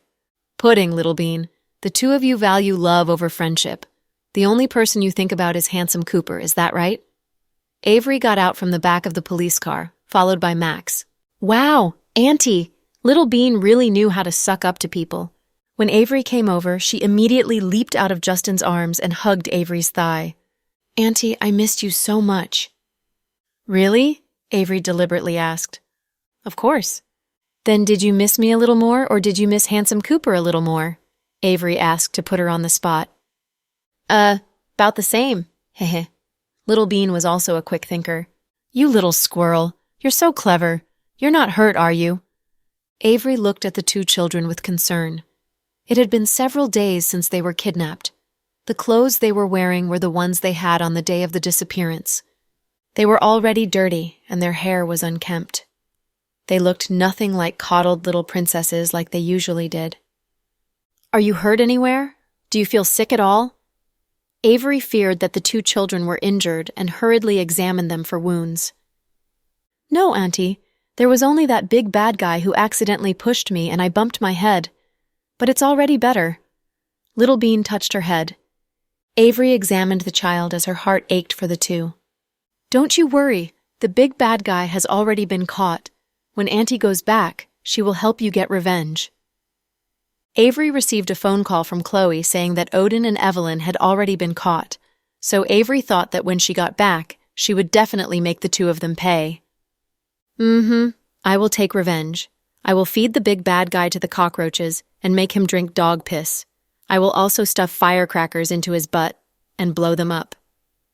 The thought of the two people who had kidnapped them before made Little Bean very angry. But since she was a child, and the words she used were very childish, it was very hard for everyone to hold in their laughter upon hearing this. Pudding, what about that wretch, Irene? Where is she? I am going to tear her apart, Justin asked Pudding. Ever since he found out that the twins had been taken by Irene midway, Justin couldn't sleep at night. He could not wait to rip Irene into shreds. After she listened, Pudding whispered a few words in Justin's ear. Afterward, Justin's face changed slightly.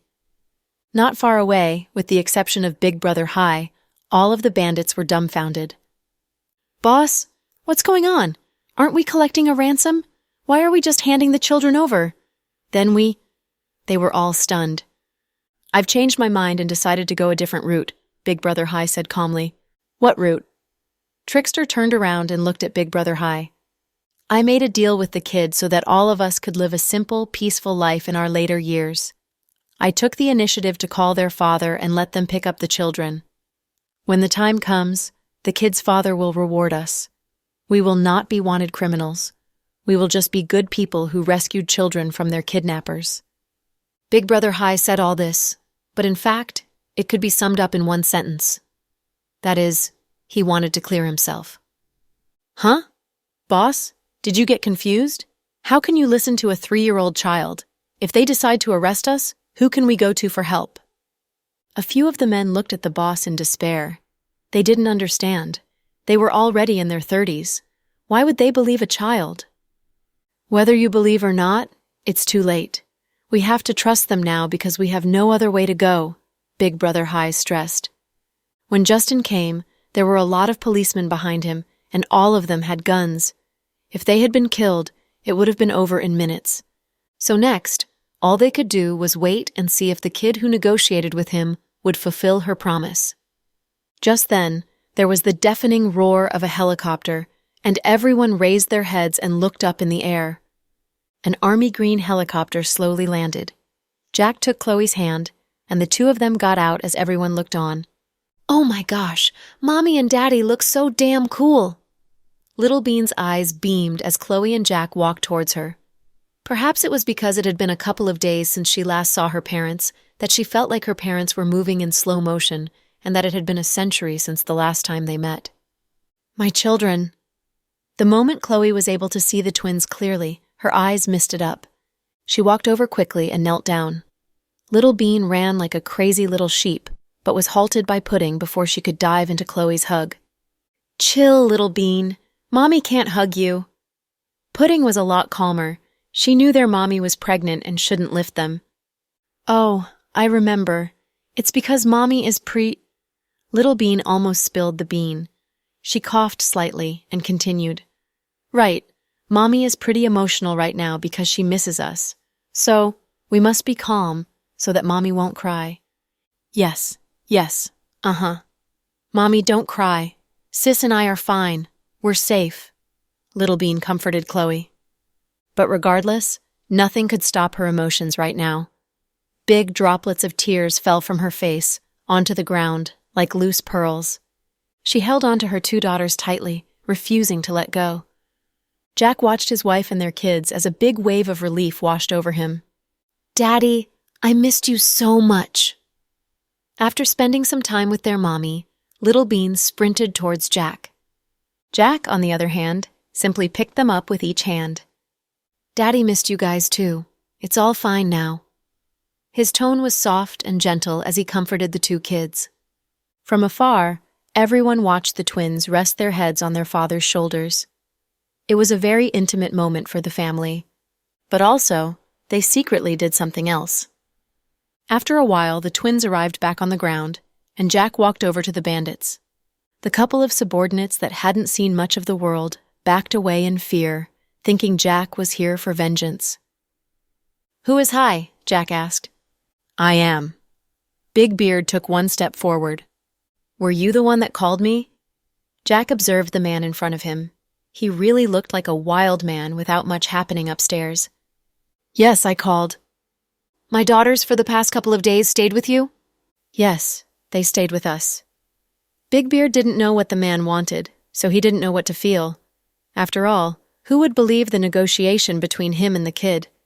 If this family decided to get back at them, they would all go to prison. "Great. Concerning the negotiations between you and my daughter, we'll definitely keep our end of the promise. She can represent me completely," Jack said. Upon hearing what Jack had said, Big Beard let out a sigh of relief on the inside, but on the outside, he simply nodded and appeared calm. "Boss, what negotiations did you guys have?" one of the subordinates standing in the back asked. Out of nervousness, Big Beard's mind went blank. He seemed to have forgotten what the initial agreement was, as any trace of money, houses, and cars left his mind. To help all of us find a job," Big Beard said, the first thing that came into his mind. Little Bean had given him a lasting impression on the idea of being able to fish independently versus just receiving fish one time. So he only remembered the part of finding a job. His subordinates almost puked out blood as they heard the answer, and they couldn't help but wonder if their boss had something loose in his brain. They let go of the kids, and all he asked for was a job? At this time, Jack added, "Looks like you forgot, so I will restate the agreement." The rest of the mob immediately locked their vision on the handsome man that stood in front of them, who looked like a god that had descended from the sky. "My daughter has promised that you and your brothers will each receive a house that's at least 100 square meters within the city. Not only that, everyone will receive a mid-tier sedan, as well as a stable job." Yes, yes, yes, that was what it was.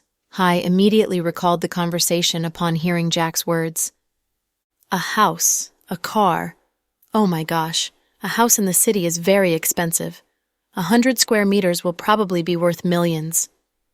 Big Brother Hai's subordinates felt struck. After all, they grew up in the mountains and had not seen much of the world. To them, a flourishing big city like the city was like heaven. "Given the fact that my daughters have not been harmed and were only in captivity for 2 days here without experiencing any harassment, I've decided to give an additional $1 million to each of you." $1 million? Cash? Big Brother Hai was also dumbstruck and couldn't believe that he had profited from simply doing nothing. "But finding a job might be a bit difficult. After all, you guys don't have the educational background and lack specialized skills," Jack pondered. "That's unnecessary, Mr. Dawson. I think we can look for one slowly ourselves." At the thought of having a house, a car, and $1 million in cash, Hai was in no rush to find a job. "But my daughter is correct. You guys are not specialized in anything. By the time you guys finish spending the cash, there'd be nothing left. How about this? You guys can come to my company and get security training. You can then work for the security department as a security guard for the company. Our company benefits will pay you $6,000 each month. It's not very high, but in comparison, it's very stable. Why don't you guys think about it? I won't force it if you are reluctant. But everything that my daughter has promised, I will make sure it's fulfilled." "Thanks, Mr. Dawson. We'll discuss this matter on our own time with my bros. Also, as for the things we did in the past..." Hai was worried that he may be arrested for the previous crimes he has committed. "I will take care of it for you guys. Don't worry about it. But one thing I must highlight is, if you continue to break the law afterward, it will be none of my business." Yes, of course. We will definitely not do it again. Who would break the law when they already have the money? Big Brother Hai felt his heart blossom in happiness. Who would have thought a verbal agreement with a kid would be fulfilled?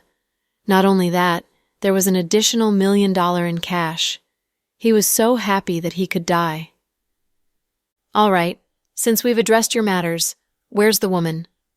Jack didn't forget about Irene. "She's also a victim, and we brought her here. Please don't hurt her," Trickster quickly chimed in, feeling worried about Irene's situation since she did give him her virginity.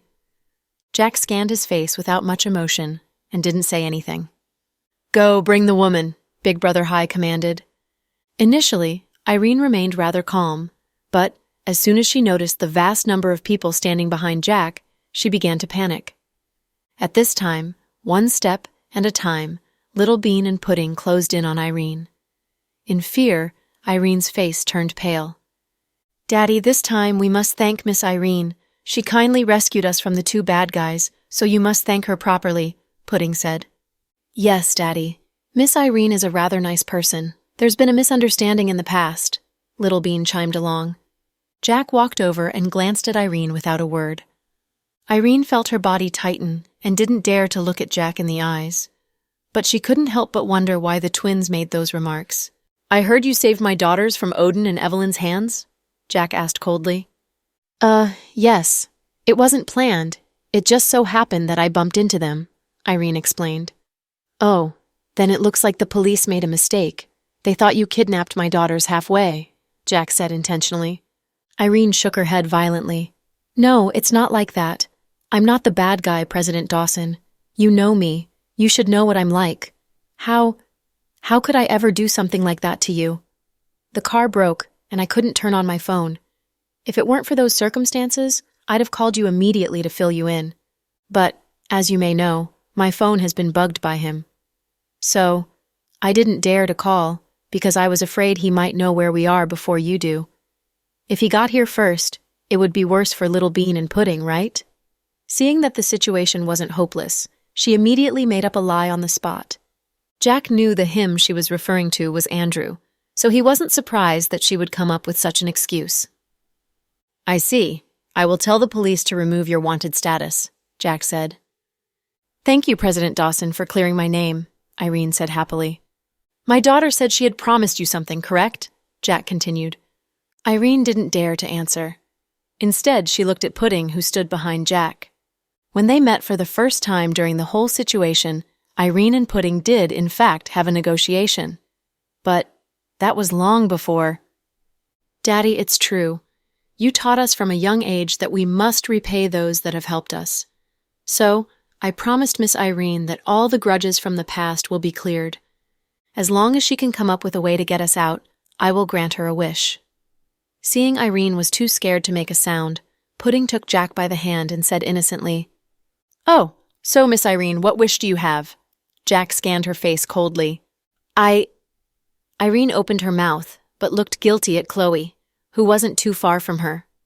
She knew, from the bottom of her heart, that Chloe wasn't someone that she could easily mess with. But Lady Luck seemed to be on her side, as Chloe was busy wiping Little Bean's face with a handkerchief and was not paying attention to the conversation they were having. So, Irene answered in a low voice, "To be honest, I'm not looking for any repayment. As you know, I want to have nothing to do with him for a long time now, because no one would ever want to be controlled forever. After all, I'm not a toy. So, I want to go to GKHQ, even if it's just to be a secretary for you. That way, he wouldn't easily dare to touch me, because after all, I'm someone close to you. So, he would be wary." Irene explained her intentions in a mellow manner, and she ultimately let Andrew take the blame for her. "Daddy, what do you think? It's not difficult, right?" Pudding looked up at her father and smiled. "Since my daughter had already made a promise to you, then I will fulfill it. After we get back, you may work at GK." "Really? As soon as we get back?" Irene looked up, surprised by the good treatment. "Yes," Jack answered, and left without another word. Pudding looked at Irene. "No matter what, we did indeed escape those monstrous kidnappers because of you.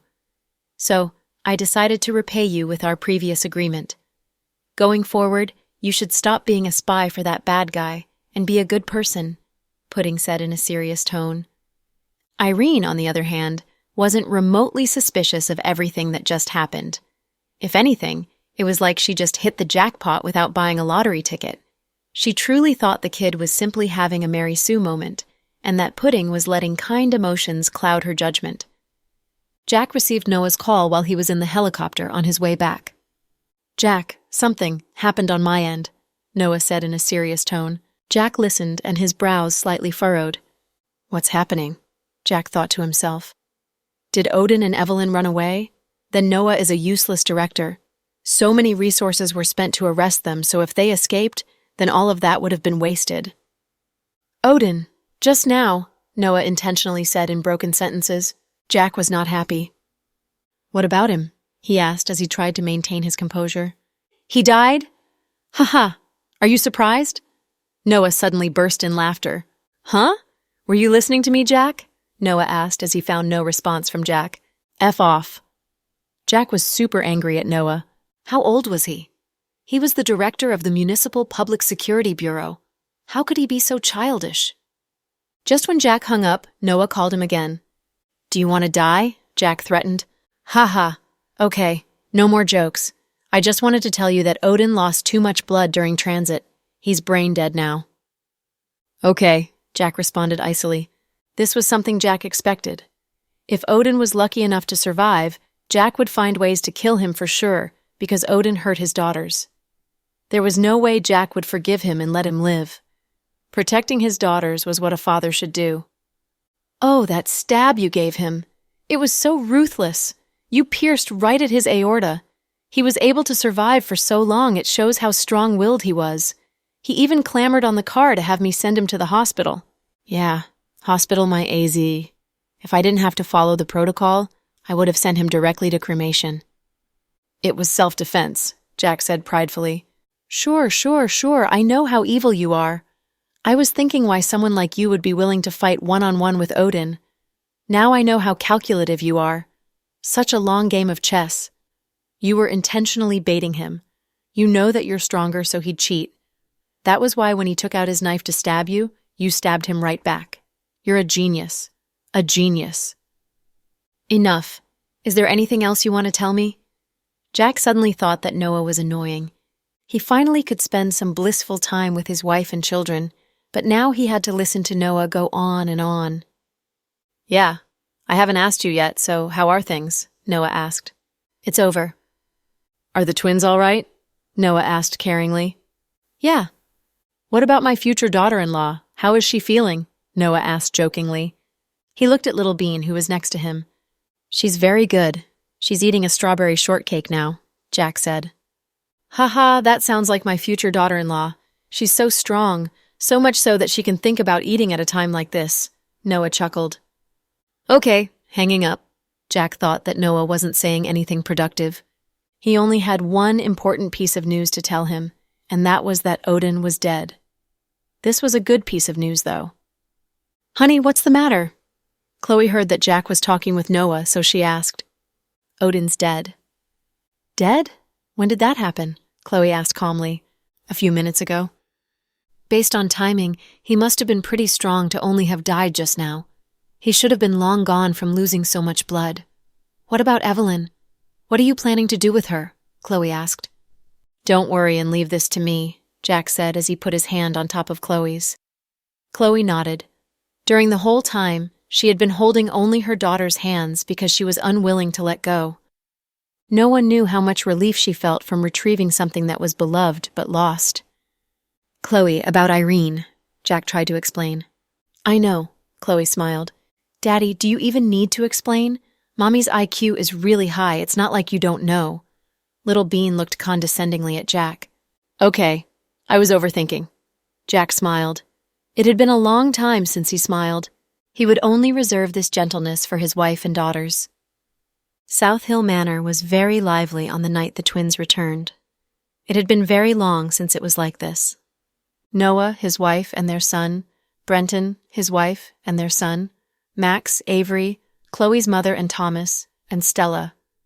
Thomas's rumored girlfriend, Justin, Justin's parents, Grandpa Cooper, Cody and his wife Violet, they all gathered in South Hill Manor. It was a very lively house that night. Jack had secretly turned on the blocking system so that Andrew's spying equipment would malfunction. Even that Kay, who was planted here as a spy by Andrew, was tasked to somewhere else. Everyone was able to completely relax. Mr. Dawson's old illness almost broke out again, and he had to go to the hospital because he was worried sick about his granddaughters that were kidnapped. He did not know how he could live without them anymore. May in the north was no longer cold, the temperature slightly hiked up. In one night's time, the peach blossoms would bloom everywhere. The group enjoyed a barbecue and Western-style food in South Hill Manor's front yard. The Dawson family and the Cooper family's personal chefs worked together to make a delicious and bountiful dinner. The twins were extremely happy. They ran around in princess-like dresses. Everyone was delighted to see them like that. Chloe was so overwhelmed with emotions that when she went to get everyone drinks, she stood by the pool and zoned out. "Are you thinking of Fiona?" Jack hugged Chloe's waist from behind and placed his chin on her shoulder. "You sure know me well, my dear." Chloe didn't turn around to look. Instead, she gently put her face on his. The couple savored such peaceful happiness. "Everything will end soon. Trust me. You, Professor Wagner, and Fiona will be able to be together," Jack comforted. "Yeah, I hope time can just pass by faster. I think if it takes one day longer, I'd die," Chloe joked. "Stop that. My lovely wife, you will live a very long life till 100. Then you have to live till 100 too. If it's just me alone in this world, then it would be torture. Of course, regardless if you live till 100 or 101, you will leave before me. Then after taking care of some stuff, I'll go find you," Jack teased. "There's not enough beer. Justin, go get the beer from over there. I don't believe that I can't beat Brenton today. Ha ha." Max was rather drunk from the alcohol. Justin then got up and walked towards the pool. He saw Jack and Chloe cuddling together. He stopped and looked disappointed. "Does it hurt?" someone said with a crisp voice. Justin looked back and saw that it was Pudding. She was standing behind him very calmly with a popsicle in her hand. "Ahem, what are you talking about? What hurts? I came over for beer." "Why don't you go and get it then?" Pudding asked. Your mommy and daddy are showing their affection for each other over there. I don't want to bother them," Justin said with embarrassment. "What are you afraid of? I'll take you over." Then, Pudding pulled Justin by his sleeve and walked over. Pudding, stop, come back." Justin immediately rejected the idea with fright. "What are you afraid of? Can you not be so shy?" Pudding emphasized. "Daddy, Mommy, sorry to interrupt. We're here to get more beer," Pudding said. Jack and Chloe looked over and saw Pudding and Justin there. Jack immediately let go of Chloe. "Ahem, sorry, to interrupt," Justin said awkwardly. "Justin, why aren't you drinking with them?" Chloe asked with a smile. "Me? No. I haven't been feeling well these days. The idiot Max can drink just too well. I'm no match," Justin responded with a smile. "Chloe, Jack, come back you two. You can't escape. We're all going to get drunk or I won't let you go." Victoria and Sarah were both very drunk and kept shouting. Chloe smiled helplessly and went back with Jack. The elders finished dinner a long time ago and were now inside the manor having tea, and the younger ones were just partying hard. Little Bean got Kenneth and Ethan with her to eat. Ethan held a grilled pig trotter in one hand and a chicken feet in the other. "Is it good?" Little Bean asked. "It's good." Ethan was drooling while he talked. It was extremely cute. "Ha ha, it's good that you like it. You can come here often. My family's grill master is awesome," Little Bean said proudly. "Okay." "Big brother Kenneth, are you full?" Little Bean asked when she turned around and saw him zoning out with a tofu skewer in his hand. "Ah, I'm full," Kenneth said. "Psh, it's not that he's full, it's just that he misses Sister Pudding," Ethan said. "Don't say such a thing," Kenneth immediately rebutted with his face blushing. Little Bean immediately started to comfort Kenneth. "Don't worry, my sister won't run away. She's just over there comforting Handsome Cooper. She'll come back soon." Does Pudding have a crush on Uncle Cooper? Why do they seem like they speak the same language? Ethan conjectured. "What do you know? Pudding cares about Handsome Cooper. My sister and I respect and love Handsome Cooper like our father, got it?" Little Bean lectured. "Not really." Ethan shook his head. "It's okay if you don't know now. You're still young now. You'll know later. Good boy." "Oh yeah, where was I?" Little Bean suddenly realized she didn't finish her story. "You were at the part where you negotiated with Big Beard alone," Ethan said obediently. Yes. In that situation, I volunteered to negotiate with the boss of bandits alone." Little Bean immediately began bragging. However, Ethan looked at Little Bean with admiration. Over by the swimming pool, Pudding and Justin sat by the pool and looked up to the night sky as they chatted. Handsome Cooper. Yes? Were you scared to death when Little Bean and I were missing? Pudding asked. What do you think? Of course I was scared to death. If I was prone to heart attacks, then I would probably have had one, Justin said half-jokingly. If we really did die this time, would you remember us? It won't happen. When you two were born, Grandpa got someone to tell your fortune because he's very superstitious.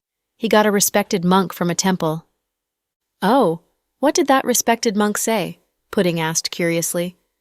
The respected monk said, Justin intentionally paused to create suspense. Pudding was curious, so she started to lose her calm. Ah, Handsome Cooper, hurry up and tell me, she nudged. The respected monk said that you two had saved the universe in your previous lives.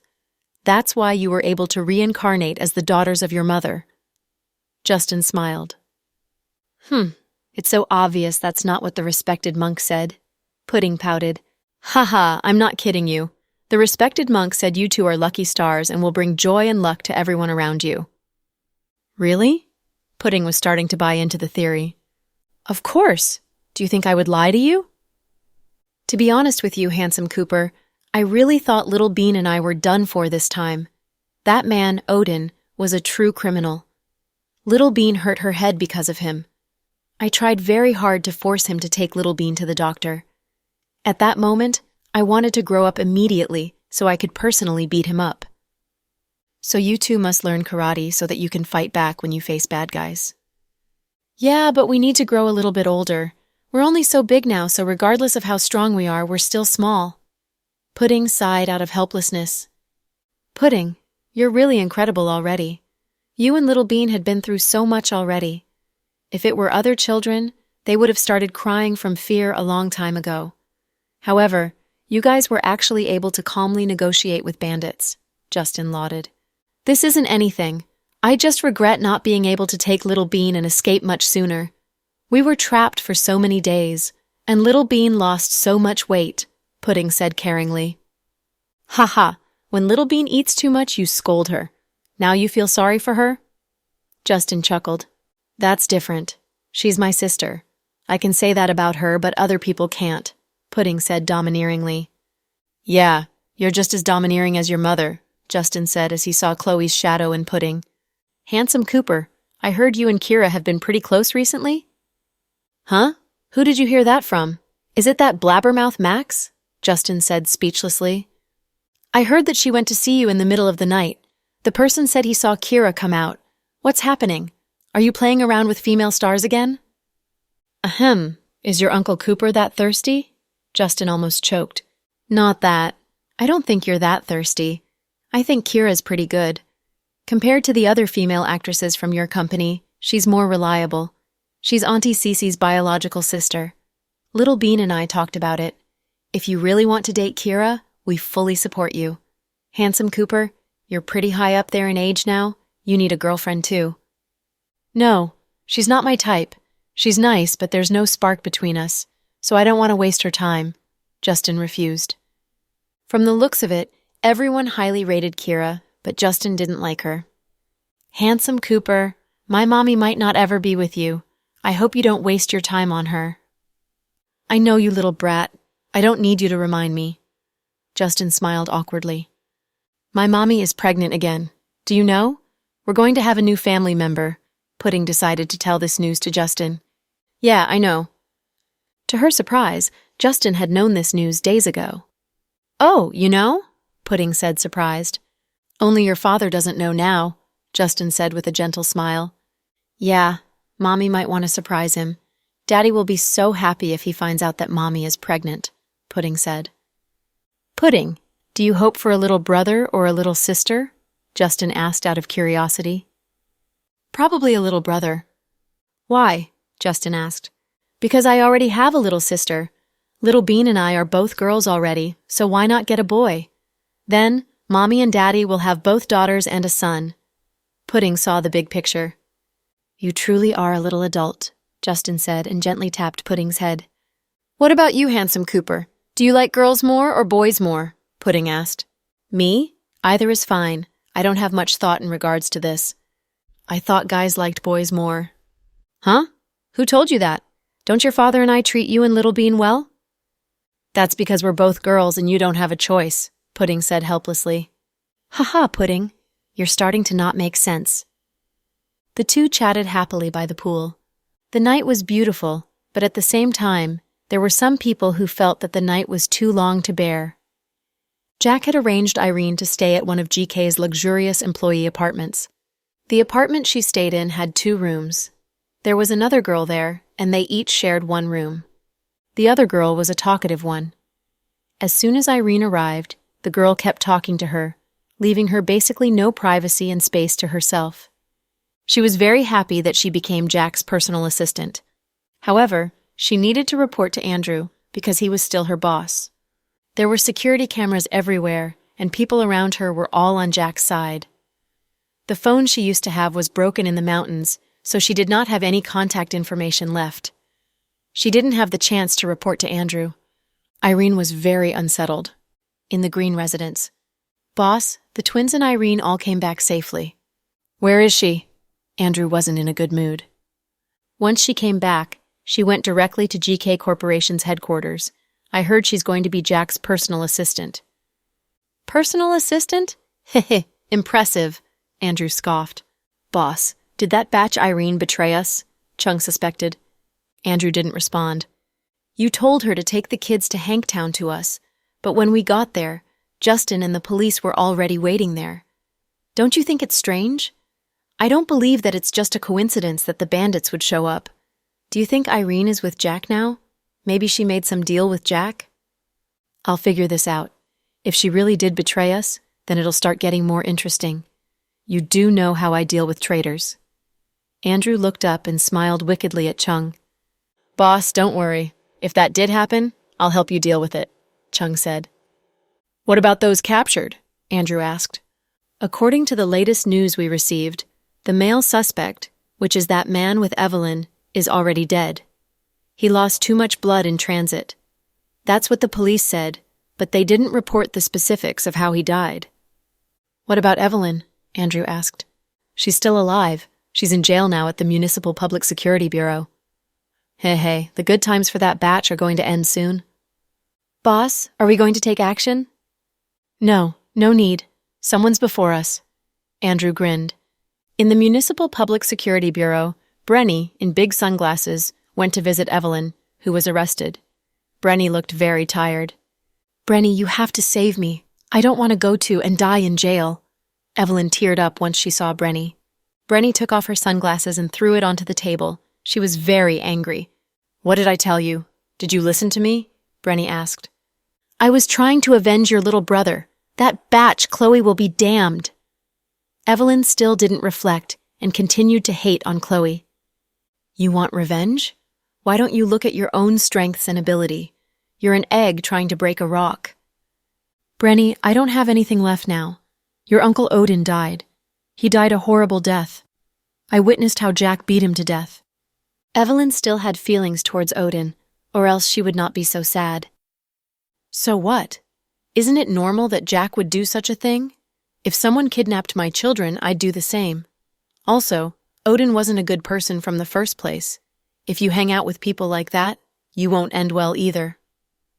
Brenny, I am your mother. How can you speak to me like that? Evelyn said hysterically. I am here because you are my mother. Otherwise, why do you think I would want to see you? You're like Liam. You both don't listen. Life didn't have to be so bad, but the both of you F up made it completely beyond salvageable. You had resources you could have used, but you wasted it.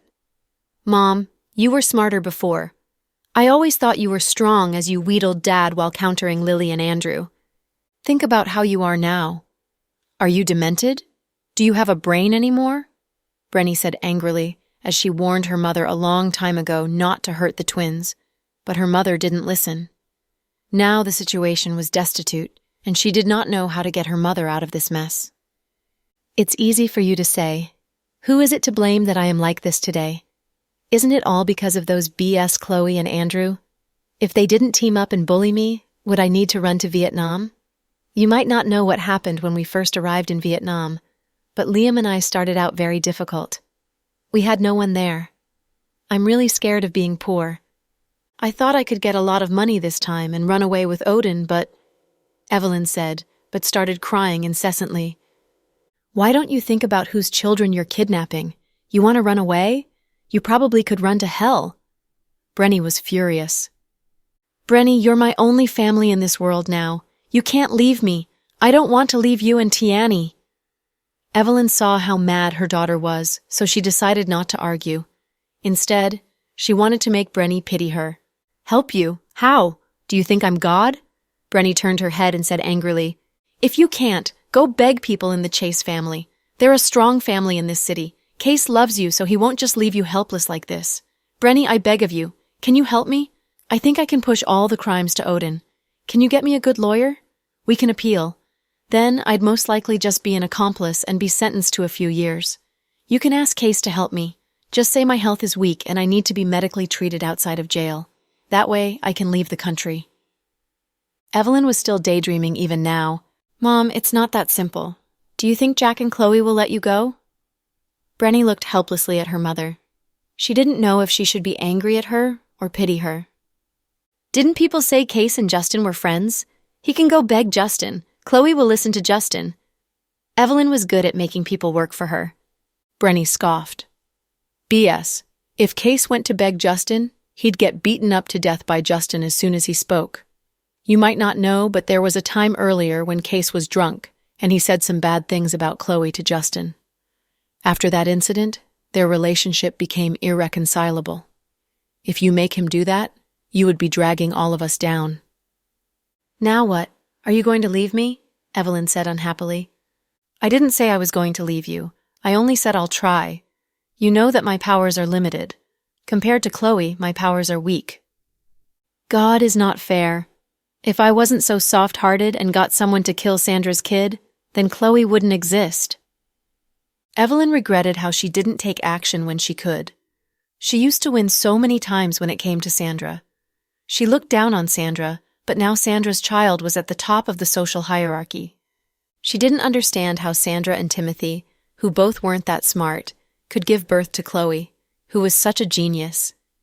She would never have the opportunity to find out that Chloe was not Timothy and Sandra's biological daughter, nor would she know the true story of swapping kids in Towtown.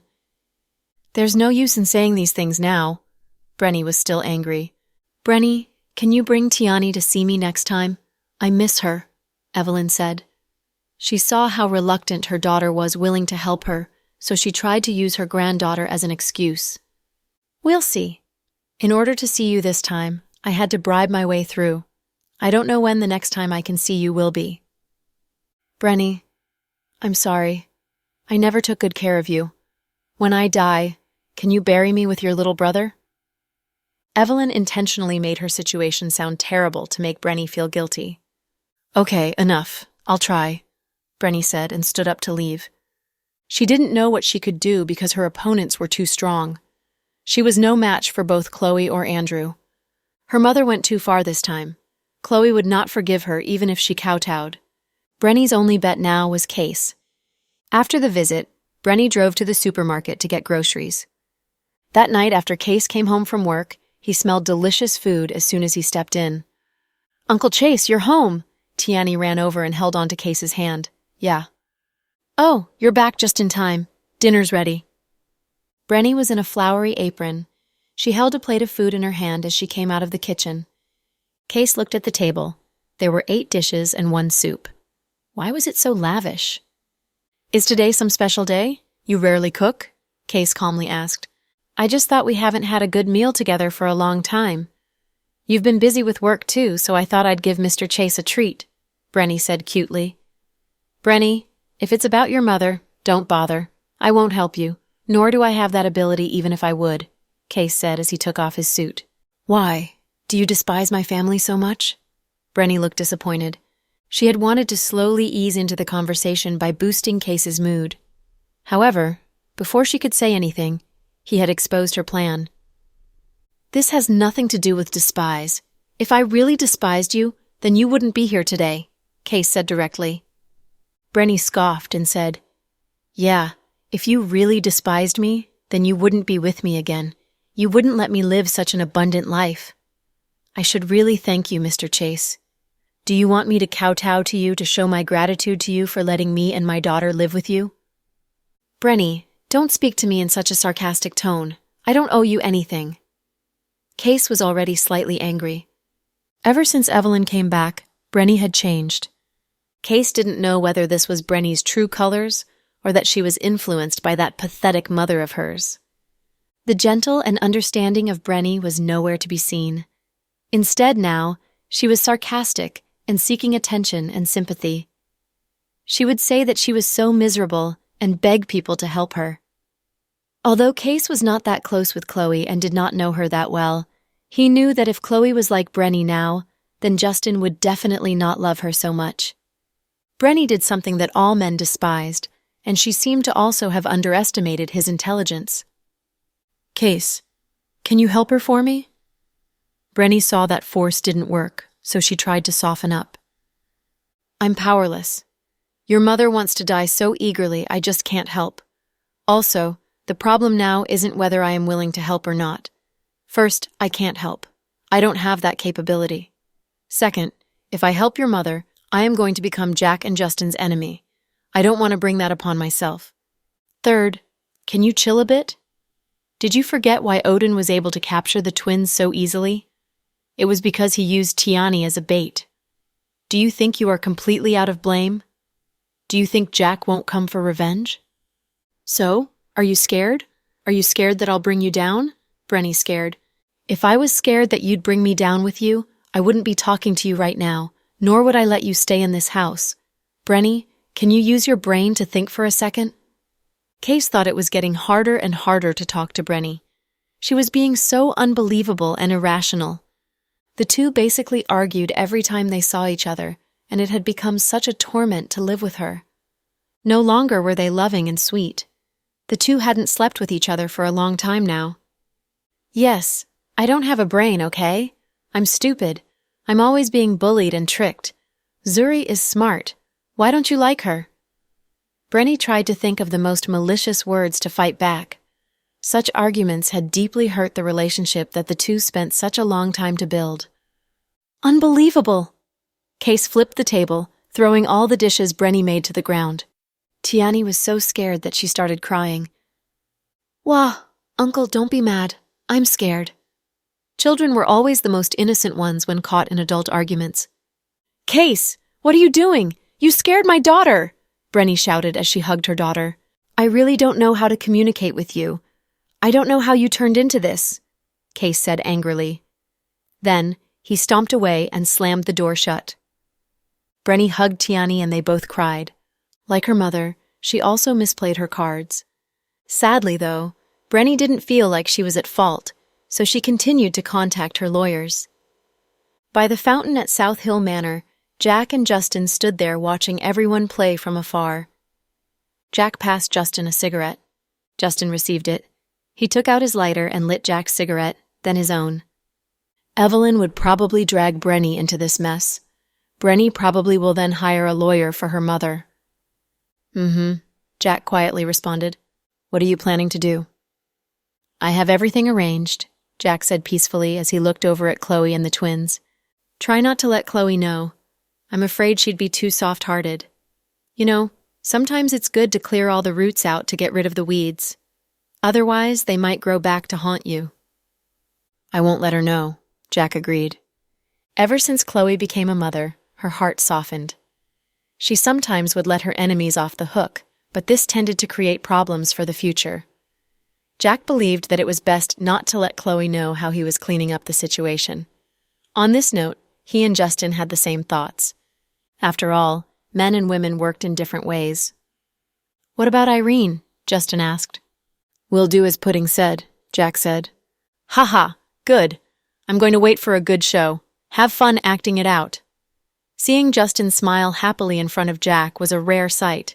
He even playfully punched Jack on the shoulder. Then, the two men looked at each other and smiled. The next morning, Chloe went to work after taking a long leave. It had been a long time since she last saw Director Richard. After the morning meeting, Director Richard and Chloe had a meeting together to plan for the next season. Director Richard, if there's nothing else, I'll head back to the office now. Chloe, wait a sec. Yes? There's a conference over in Germany, and we have 2 spots. I was hoping you and your assistant could fly over. You know, right, I'm getting old and I'm close to retirement age. I really want to cultivate you as my successor. Director, Chloe gritted her teeth. She couldn't say it. What's the matter? Director Richard asked when he saw how hesitant Chloe was. I'm really sorry, Director, but I can't do long-distance flights. I'm pregnant, Chloe said with slight embarrassment. That's good news. You're sure good at keeping a secret.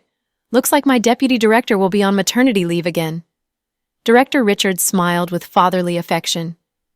Director, I'm really sorry, Chloe apologized as she felt guilty. No, this is good news. There's no need to apologize. There's going to a lot more conferences in the future. Your health is the most important thing right now. Does Jack know? Not yet. Why are you hiding such big news? Hurry up and tell your family so they can be happy about it. Yeah, I'm planning to tell him soon. After Chloe left the director's office and turned down the corridor, she bumped into Gabriel. Gabriel's wounds were almost fully healed. He was now able to move freely. When Gabriel saw Chloe, he was rather stiff. Chloe didn't even look at him and continued on her way. She had no intention of greeting him. Chloe, I have something I want to talk to you about, Gabriel said as he looked at Chloe's shadow. There was a complicated look on his face. I don't think there's such a need. Chloe had her hands in the pockets of her white lab coat. She looked very unfriendly. She never had a good impression of Gabriel because she knew he approached her for a goal. When she found out that his goal was revenge and that he hurt Justin, Chloe was infuriated. Justin was sometimes overbearing, but he never did anything out of malice. Justin was not the one to blame for Zoe's demise and Naomi's death. Chloe thought that Gabriel was naive as an adult and that his worldviews must be twisted. That was why she didn't bother talking to him. I know you hate me, Gabriel smiled. So? Chloe raised her brow. That's why I submitted my resignation to Director Richard, Gabriel said honestly. Oh, that's good news. I really don't want to see your face every day. You graduated from a prestigious school and your family's rich. You never should have come to Southside in the first place. Chloe was rather delighted with Gabriel's resignation news. You're right. I'm going to go back to the place I belong in. I'm going to go abroad and be with my parents. Oh? No more revenge? Chloe was still suspicious of Gabriel, thinking that he might have tricks up his sleeve. Revenge? Heh. Of course I want to, but I know my limits. Not only did I not get my revenge, but I exposed my identity and intent. There's no way Justin would allow a second chance for me to seek revenge. If I stay here, Justin would make my life miserable, so isn't it smarter to leave now? Gabriel continued to say with a smile. Yes, if you can think of that, it shows you're not stupid, Chloe agreed with Gabriel.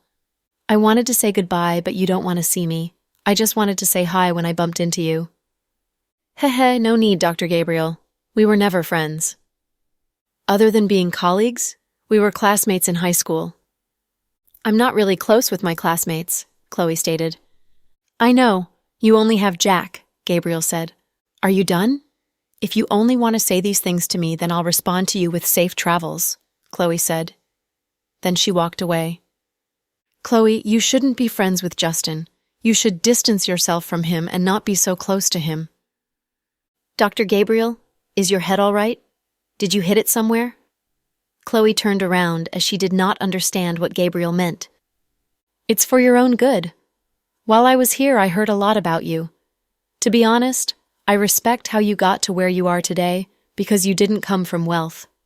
You started off as an interning nurse. As someone who is also a doctor, I am dumbfounded by your skills. That's why I'm giving you this friendly reminder. Thank you for your reminder, but there is no need. Justin and I will always be friends, Chloe said icily. He'll drag you down, Gabriel suddenly shouted. What do you mean?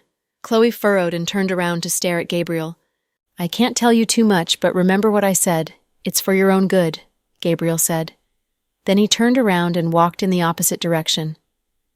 Goodbye, Chloe, Gabriel mumbled in a voice so small that Chloe could not hear. Chloe thought about what Gabriel said. She thought it was strange, but she couldn't pinpoint what was so strange about it. Gabriel knew something that she didn't, but there was no way she would actively ask him. When Chloe went back to her office, Violet made her a cup of coffee. "Chloe, take a break. You haven't stopped since you came to work this morning." "Yeah, no worries. It's fulfilling for a workaholic like me. If I was free, then it would be more tiring." Chloe smiled as she picked up the cup of coffee. "Violet, what's Cody up to these days? There were too many people at the gathering yesterday, so I couldn't ask him." "He's chill. He has his little brother over for games sometimes. On other days, he goes out with friends for food and drinks." "No one's persuading him to pick up a drama or do a concert?" Chloe asked curiously. "Yeah, there are tons of phone calls every day. We're used to them. He doesn't want to be so overworked, and I don't want him to be so stressed either." "Yeah, young people nowadays are all too busy. If there's an opportunity to slow down and reflect about life, it's pretty good." Big sister Chloe," Violet said hesitantly. "Yes, what is it, Violet? Is Irene really not going to work here anymore and go to President Dawson's company?" "Mm-hmm," Chloe nodded. "Really?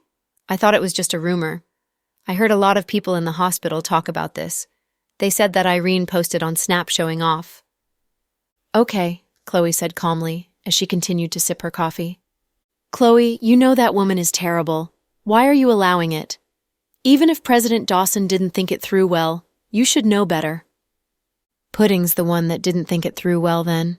Pudding is the one that promised her the job." "What? Pudding?"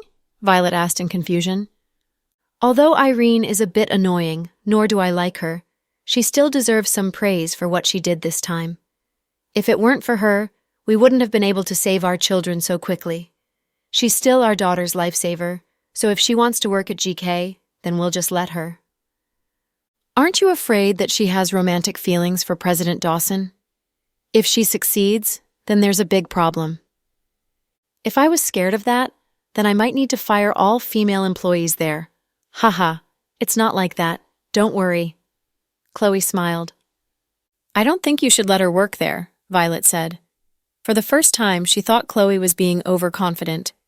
Even if President Dawson wasn't a guy to cheat, he might not be able to withstand the long-term seduction. What men were afraid of most were those women who had no morals nor a bottom line. Those women were willing to do anything. Violet tried to persuade Chloe, but as she saw that Chloe did not listen to her, she quietly left Chloe's office in disappointment. After Violet left, Chloe sat up straight in front of her desk while sipping her coffee. Then, she looked at a corner of her room with a strange look. He probably had heard everything she had just said. In GK Corporation's headquarters, Irene had reported to work. She was in a very good mood. She never expected it would be so easy to get into the GK Corporation. To her surprise, she was now Jack's assistant. This was the dream job for many women. "Irene!" a man shouted from behind. Irene looked back and made a disgusted face when she saw the man. "What?" Irene said coldly. Trickster was wearing a new suit he bought. He had a nice haircut and looked very excited. "Haha, I have good news for you. I got the car and house Mr. Dawson promised us."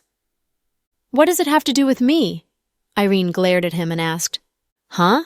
Aren't you happy? I didn't want you to suffer wandering the world with me. Now I have everything.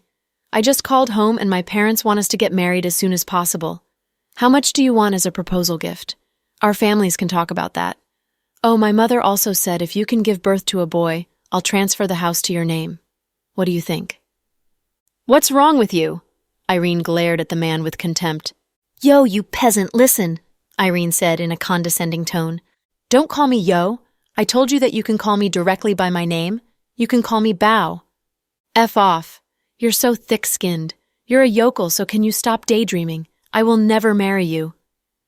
"But you said—" The man looked stunned. "I was afraid you people would hurt me if I didn't say that. You think I like you? Why don't you look yourself in the mirror and see what you look like? I like you? Psh, that's hilarious. You're just a peasant who doesn't know anything. You should be glad that your boss chose what he chose, or else you wouldn't be alive. If not, President Dawson would have turned you into human meat sauce. Oh, what you did to me, I will never forget. If it weren't for President Dawson looking out for you guys, I would have called the police a long time ago to arrest you. Do you know that rape is a criminal offense? 10 years of prison isn't even long enough for people like you. Fortunately for you, I don't have time for you right now, so can you stop bothering me? If you piss me off again, trust me, I'll make you die. Do you think this is your stupid village? You pathetic idiot. Let me warn you that you shouldn't tell anyone about what happened between us, or else you'd be arrested for rape, Irene said. Then she turned around, leaving Trickster standing there dumbfounded. Irene hated Trickster to her core. If it wasn't for Jack looking out for them, she would have informed the police. However, after some further thought, calling the police would mean that her being F'd by Trickster would be public news. If that were to happen, it would be hard for her to live as well as making it harder to seduce Jack. Irene decided to bear this abuse. She decided to deal with Trickster after she got Jack in her pocket. However, to her surprise, Trickster came to find her and proposed for marriage. That was so pathetic to Irene. Trickster was witty, but he did not know that the city girls could be so heartless. She had been close with him a few days ago, but now she didn't even look at him. Trickster felt depressed. Chloe drove home after work in the evening. Suddenly, she got a call from the first hospital. "Hello, Big Sister Florence," Chloe greeted politely. "Chloe, I saw a woman that looked just like you come to our hospital." "Oh, really?" Chloe thought to herself that it was Irene for sure. "When I first saw her, I thought she was you. I was surprised, but after a few more looks, I noticed she just looked like you. I'm calling to see if she's a relative of yours." "Oh, why did she go to the hospital? Is she sick?" Chloe asked out of curiosity. To be honest, it's not something I should say." Chloe had an approximate idea of what Irene was up to. "She's doing surgery to reconstruct her hymen." "Oh, thank you, Big Sister Florence, for letting me know." "It's nothing. Do you know her?" "Yeah, I do," Chloe nodded. "That's what I thought. Why didn't you let me know beforehand so I could help her find someone to make it better?" "We're not that close. She's only an acquaintance," Chloe explained. "Oh, okay. Well, Chloe, that's all I wanted to say. If you have time, come and visit us." "Okay, Big Sister Florence. Bye." After hanging up the phone, Chloe thought to herself why Irene needed to urgently do a hymen repair operation. Did she have some scheme in mind? Was Irene still after her Jack? Did she still want to do some shameless thing? Although Irene was annoying, she did not have a boyfriend, according to Jack and Justin's investigation. If she did not have a boyfriend, how did she lose her virginity? Was she sleeping with Andrew? Maybe Andrew used her because she looked like Chloe? When Chloe thought about that, she wanted to throw up because she was so disgusted by that thought. Chloe underestimated Andrew because Andrew would never touch a woman like Irene, even if he was desperate and horny. Over recent years, Andrew had only had sex with Emery, Bella, and Ruoxy. He also slept with one of his mistresses that got pregnant, but soon died of a miserable death. Other than those women, Andrew did not play around. Although sex to Andrew wasn't something sacred, he still hoped that one day he could make love with the woman he loved. To him, that would be the greatest happiness. However, he was unable to fulfill that wish all these years. Andrew believed he was very powerful. However, Jack was even stronger. Jack had made it more and more difficult for Andrew to get Chloe. Moreover, Justin showed up in the scene too. While Chloe was driving home, Avery was making desserts with the twins. Avery probably wanted to make them happy because she was scared that they would be traumatized by the kidnapping incident. Avery bought many ingredients to make lots of desserts for them. "Sis-in-law, you're home early. Come over and see what your daughter's made for you," Avery said with a smile. Little Bean ran over with a piece of cake in her hand. "Mommy, I made this myself. You have to finish it all." "What flavor is this?" Chloe kneeled down and cuddled Little Bean with one hand. "Mango. I've already tried it for you. It's very delicious." "Ha ha, you little pig." Chloe tapped Little Bean's nose with love. Then she took over the cake to eat. Although it didn't look that great, it tasted good. "Pudding, what about you?" Chloe saw Pudding holding a piece of cake too. "You don't need to eat mine. If you eat so much cream, you're going to get fat." Chloe felt very warm when her daughter was being considerate of her. "Pudding, Little Bean, Come help Grandma water the plants, Mrs. Dawson said affectionately. Okay. The twins immediately put down whatever they were doing and ran towards the garden. Sis-in-law, come over. I have something to discuss with you, Avery said mysteriously as she waved Chloe over. Okay. Chloe thought Avery was going to discuss Max with her. To her surprise, Avery dragged her to the pantry and said, Chloe, I suddenly realized a big problem. What problem? Chloe became more serious as Avery seemed very serious. My nieces must have been scared to death when they were kidnapped. So? Chloe waited for Avery to continue. So I want to take them back to the States to find an elite psychologist to look at them. But I'm worried you and Jack won't agree. That's why I wanted to ask for your opinion first, Avery said seriously. Avery, listen to me first, okay? Chloe tried to comfort Avery. Yeah, sis-in-law? First, your brother would never agree to it, so you don't need to discuss it with him.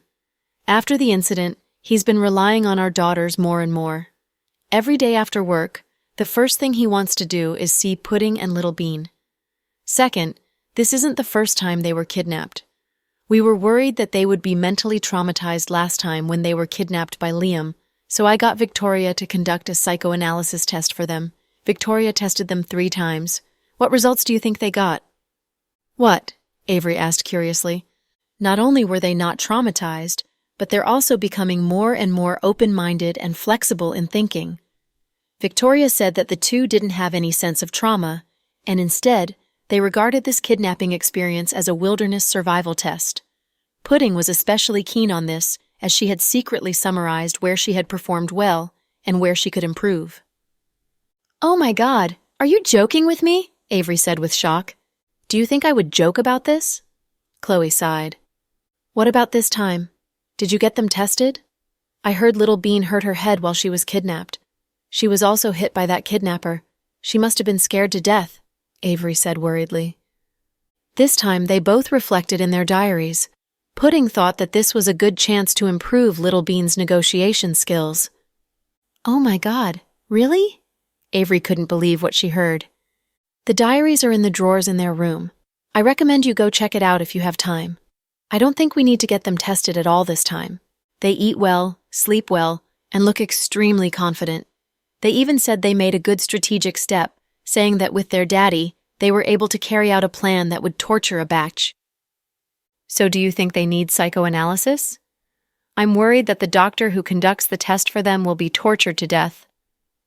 Ha ha ha, sis-in-law, you're so funny. Who would say that about her own daughters? Avery laughed. No, you're wrong. I'm not exaggerating. I'm just stating a fact. Okay. What should we do about my nieces? They're like little fairies. Avery smiled. Yeah, so you don't need to worry about them. Are you sure you gave birth to 2 little princesses? From what I see, you gave birth to 2 Sun Wukongs. Ha ha. No, you're wrong. Even Sun Wukong isn't that energetic. They're only 3 now. I don't even know what they'll turn into when they get older, Chloe said as she covered her face with her hands. Suddenly, Chloe's phone rung. Chloe picked it up. The man on the other side of the phone said, Chloe, can you come over? They got into a fight. Who's fighting? Chloe said, confused. David. Who are you? Chloe couldn't tell who was calling her. I'm Henry. Oh, class rep. Hurry up and come. Chloe, this started because of you. As long as you're here, they'll stop fighting. Where are you guys? Grandma's Diner by Inn Road. Okay, I'll come over now. Chloe hung up and walked towards the door. Mommy, you're heading out? Little Bean walked towards Chloe with a watering can in her hand. Yeah, Mommy has something to do. When Daddy comes back, you guys can start dinner without me. Okay, but Mommy, you have to be careful. If someone tries flirting with you, just kick his ass, Little Bean ordered. Okay. Chloe couldn't help laughing. Then, she drove a Porsche out. Chloe rarely connected with Henry and her other classmates. She even left her high school class Snap group because she didn't want to be involved in any more trouble. When they had class reunions, they would ask Chloe to go. In the past, Chloe felt bad refusing, so she would go to the class reunions. However, after the incident with Gabriel, she decided not to care about her classmates anymore. However, David was involved this time.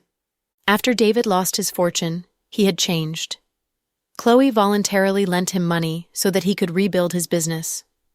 David was very thankful and had treated Chloe as his savior ever since.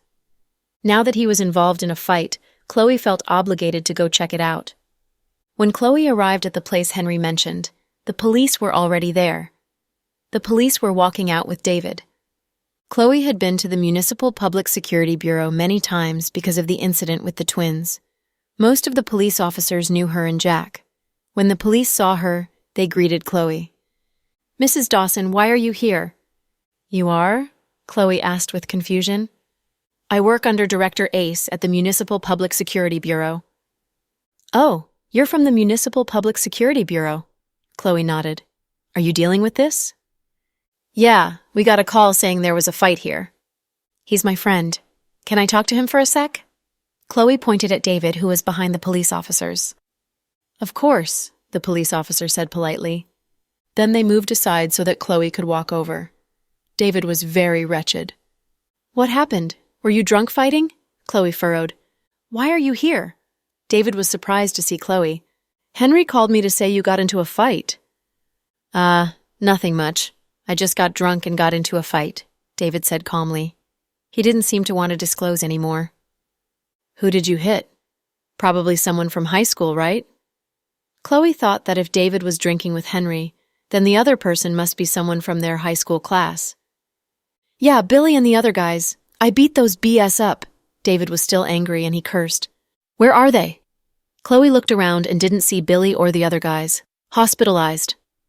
"Why did you hit them to the extent they have to be hospitalized?" Chloe didn't understand why.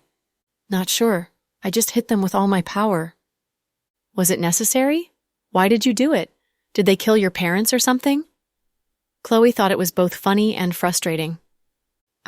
Nothing. You don't need to ask. Go home now. It's getting late and cold," David said hesitantly. Then, he followed the police officers onto the police car. "Officer, he's my friend. Can you tell Director Ace so that I can bail him out first?" Chloe tried to see if she had enough influence first. I don't think it'd be a problem, but it's better for you to give our director a call." "Okay," Chloe called immediately, only to find Noah's phone was turned off. Without a second thought, she gave Sarah a dial and unfortunately received the news that Noah was at the bureau and they weren't together. If his phone was turned off, then it meant he was in a meeting. His phone is turned off, probably because he's in a meeting. What now?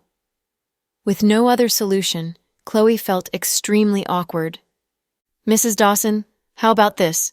We'll take the offender for now. After all, someone did report the incident, and there are witnesses. It'd be better if you come to the bureau and bail him later on," the officer suggested. "Okay, I will visit the bureau later." In the end, David left with the police anyway. At this time, Henry walked out of the restaurant.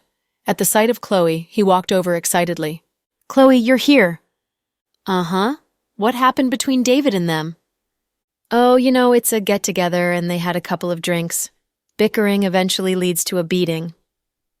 "So why did you say that it was related to me over the phone?" Chloe furrowed her brows and questioned. "David didn't tell you?" Henry looked surprised. "He wouldn't say." "Oh, perhaps he was embarrassed and maybe he was afraid that you'd overthink it." "What exactly happened?" Chloe was losing patience. "Billy and the others got drunk and said some ill-mannered things about you. David has always been pretty protective of you, so they started fighting. David struck pretty hard this time. He broke Billy's nose bridge. The two guys that were helping Billy also got a couple of beatings from David. But it was Billy's wife that insisted on calling the police on David. That's all." "What did they say?" Chloe asked directly, as Henry talked a lot, but really said nothing of importance. I'm too scared to say it. I don't want you to be upset."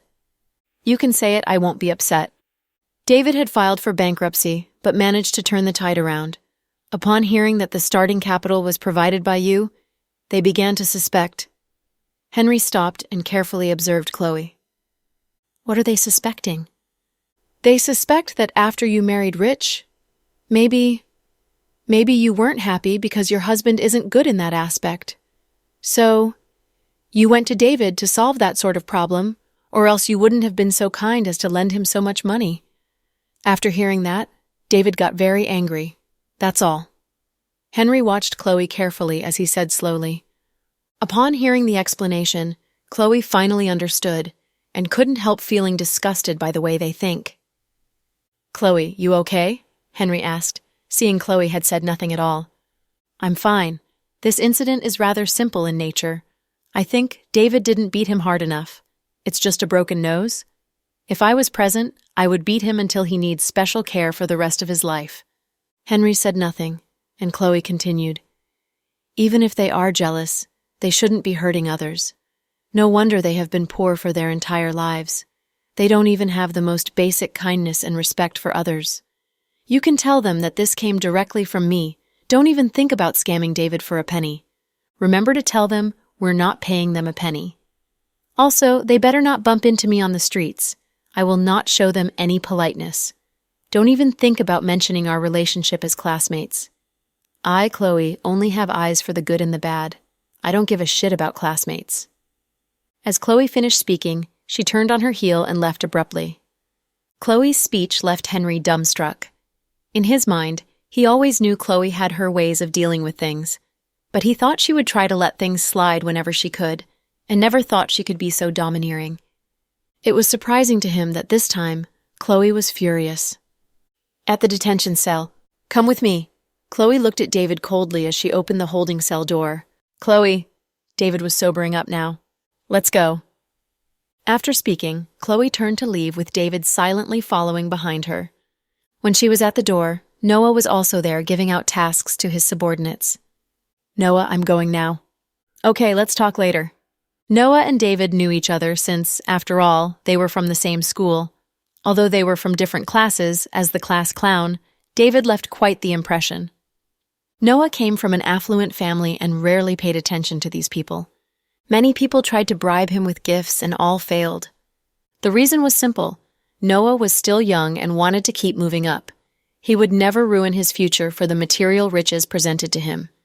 Furthermore, Noah came from a good background.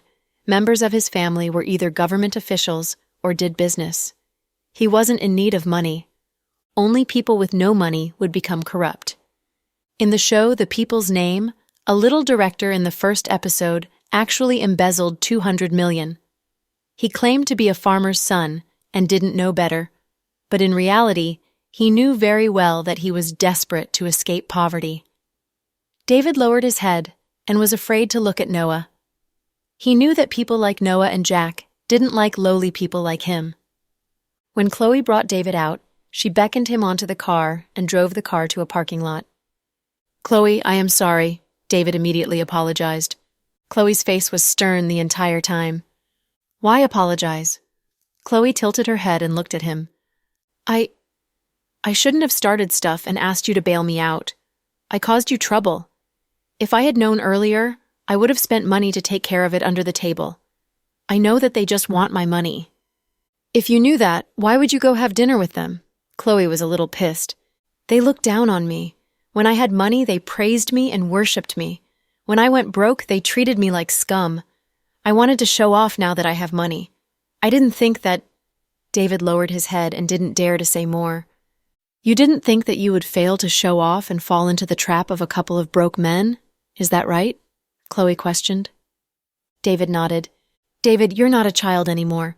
There are some principles that you should understand. Yes, it was my mistake. Did you know why I was willing to lend money to you but not to those people? Chloe asked.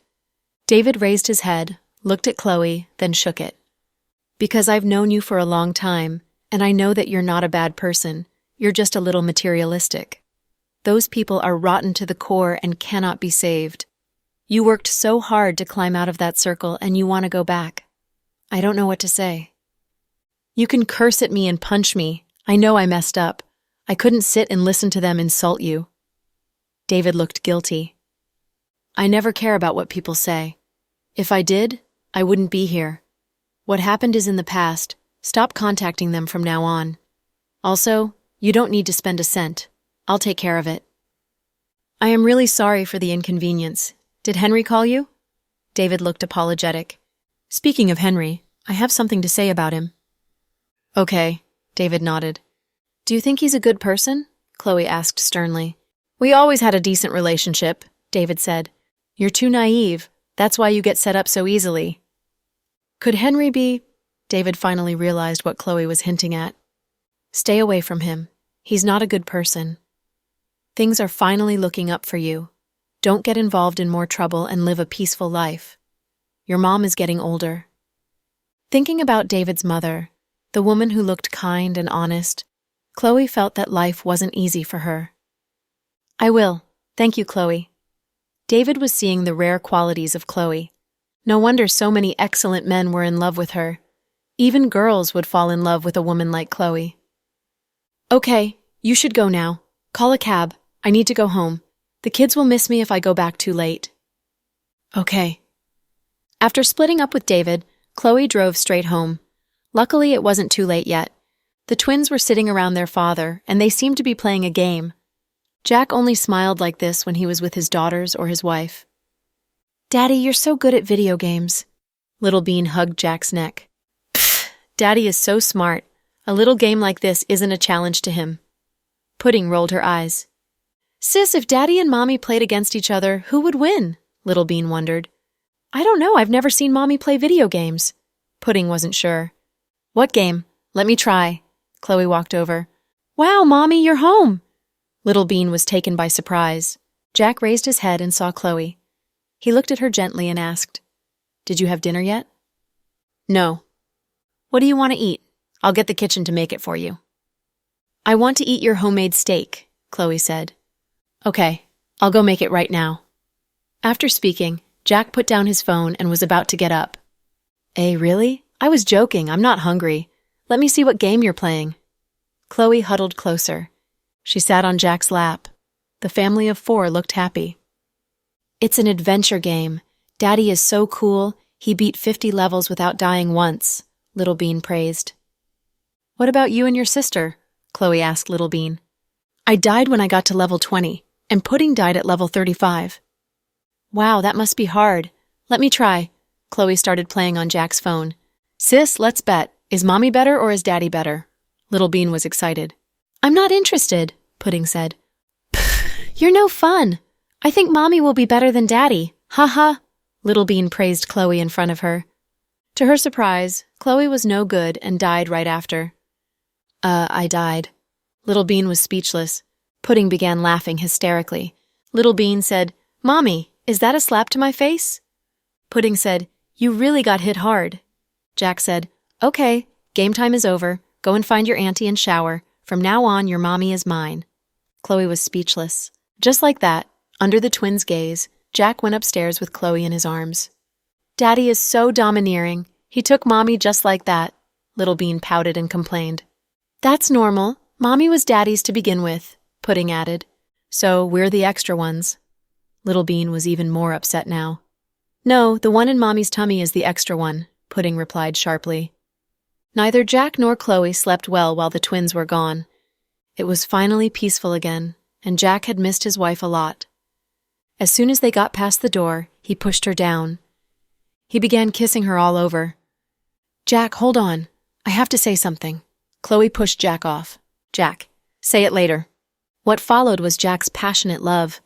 Hey, Jack, I am being serious. Listen to me. Chloe didn't know whether to cry or laugh. Okay, say it. As he spoke, he ran his hands all over her body. Honey, I can't do it with you. Why? Jack raised his head, looked at Chloe, and frowned lightly. His wife kept rejecting him recently. It shouldn't be a good thing. Put your pants on first. Chloe pointed to Jack's lower half. Was that what you wanted to say? Jack looked disappointed. Ha, I have something important to announce. What? Is it your period? Don't try to trick me. I remember more clearly than you. Jack looked down on Chloe, waiting to see what tricks she would pull next. Ha ha, no, I'm not on my period. I promise, it's a good surprise. Say it. Put your pants on first, Chloe stressed. No, you have to say it first. If your excuse isn't good enough, I'm going to continue. Yes, that was Jack's plan. If Chloe's reasoning didn't suffice, he would continue to push her down. Okay, you win. Chloe was pinned down on the bed by Jack and couldn't move a muscle. She knew that Jack had waited for too long. She couldn't hide it any longer. He was so smart, and if she said any other reason, she wouldn't be spared. Jack, do you want to kill your child? What do you mean? Jack was confused. You can't have sex during the first 3 months of the pregnancy, did you forget? So? What does it have to do with me? Our daughters are 3. Jack still hadn't reacted. Okay, you can't be dumber. I'll say it outright. My smart, handsome, lovely Mr. Dawson, listen carefully. You're going to be a dad again. What are you saying? Jack was beyond shocked. You're going to be a dad again, Chloe smiled. Are you being serious right now? Jack didn't want to believe that happiness would find him so suddenly. I am 100% sure. I'm almost 2 months. Chloe kept smiling. My God. Jack sat up and took a deep breath. Then he pulled Chloe up from the bed, held her in an embrace, and spun her around the room. Chloe, you're pregnant. That's amazing. Thank you. Jack was so happy that he didn't know what to say and just acted like a child. Put me down. I'm getting dizzy. Chloe tapped his shoulder. Wait, did you say you're almost 2 months in? Jack suddenly realized a serious problem. Yes. So, why am I just finding out? Jack looked at Chloe accusingly. Chloe was guilty. Chloe, am I the last person to know about your pregnancy? No, our parents don't know. Chloe smiled. Jack was silent. So who knows? He wasn't giving up that easily. Victoria knows. Who else? Little Bean and Pudding know. And? Jack's face was getting more stormy.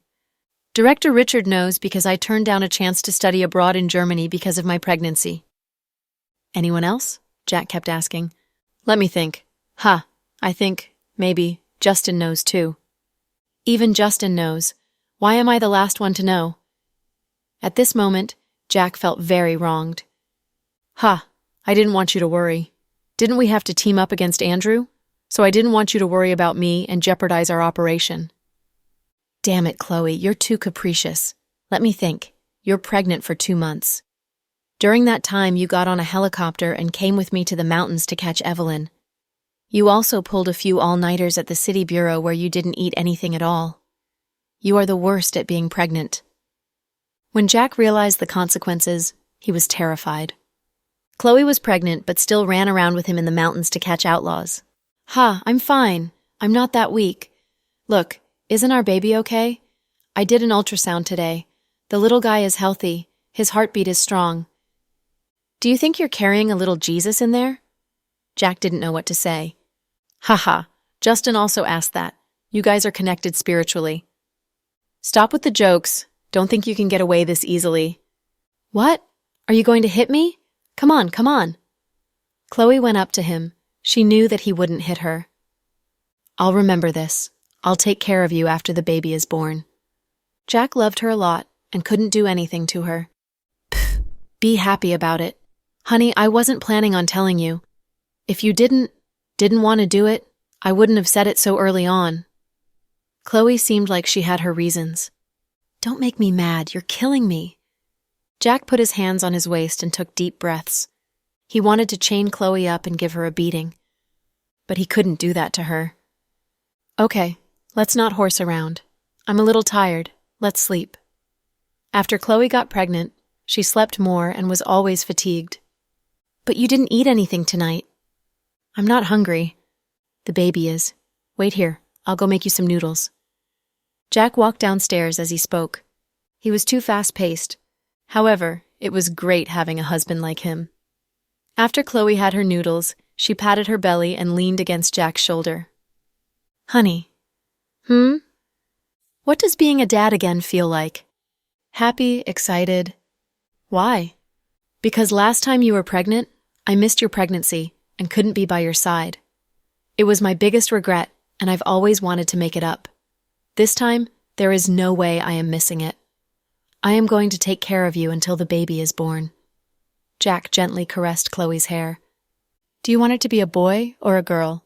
Chloe looked up and asked. Both are good. I don't really mind either way. Why? They'll be our child. I'll love them no matter what gender they are. Jack happily thought about the new member of their big, happy family. I thought that you would want a boy since we already have 2 daughters. I'll let fate decide. I don't want to force anything. A boy would be good, but I'll love a girl the same. Jack didn't care because he wasn't sexist nor close-minded. Also, his twin daughters have already brought him a lot of happiness. It was said that daughters were their father's mistresses from another life. Fathers really spoil their daughters more than anyone. Okay, our Mr. Dawson is always so chill. What about you? Would you like a boy or a girl? Boy, Chloe answered right away. Why? Jack looked at Chloe with a hint of surprise. Because 20 years from now, I would feel so accomplished if a handsome 6-feet-tall boy stands next to me. When I go shopping with the girls, he can carry all our stuff. Ha. You don't want a boy, you want a laborer, Jack laughed. Boys are more responsible. Although he will be the youngest, he'll be able to protect his mother and sisters. He can also play football with his father. That does sound good. Jack hugged Chloe and happily thought. Right, I saw David and the others tonight. Then, she told Jack the brief details. Don't bother with those people from now on. They're not genuine people. Eh? Is someone jealous because I helped David? Him? He's not qualified for me to be jealous of. There's no one else in this world except Justin who can make me jealous. Mr. Dawson was being honest. You sound like you have great connection with Justin. Chloe couldn't help but laugh. Justin is a very good opponent and a very good friend, Jack said. That's true. Justin is a just person. Other than his fiery temper and possessive and impulsive nature, he doesn't have any other problems, Chloe commented. At that moment, inside Justin's private mansion, achoo, achoo, he sneezed twice in a row. Who's thinking about me this late at night? Justin was watching soccer with a beer in hand. Kira, Max gossiped, go away. I'm being serious. You don't have a girl anyways. Rather than taking care of it using your right hand, find a clean girl to be with. That's better. Is your brain infested by sperm cells or something? You're always thinking about stuff like that. She's my employee, and she's a good and hardworking person. I don't want to bring trouble to her. What trouble? Maybe that'll be the beginning of a love story. Don't you know? Most people get married before they fall in love. In my opinion, I think you should get married to her right now, Max said. Your ideas are so bad that even dogs look down on them. Justin gave Max a disgusted look. I'm being serious. Maybe she'll give you a son, then you'll be happy. I don't need one, thank you. If you really want one, get one with Avery. I am not in a hurry, Justin said. Right. Everyone is saying that Brenny is looking for a lawyer to defend her mother.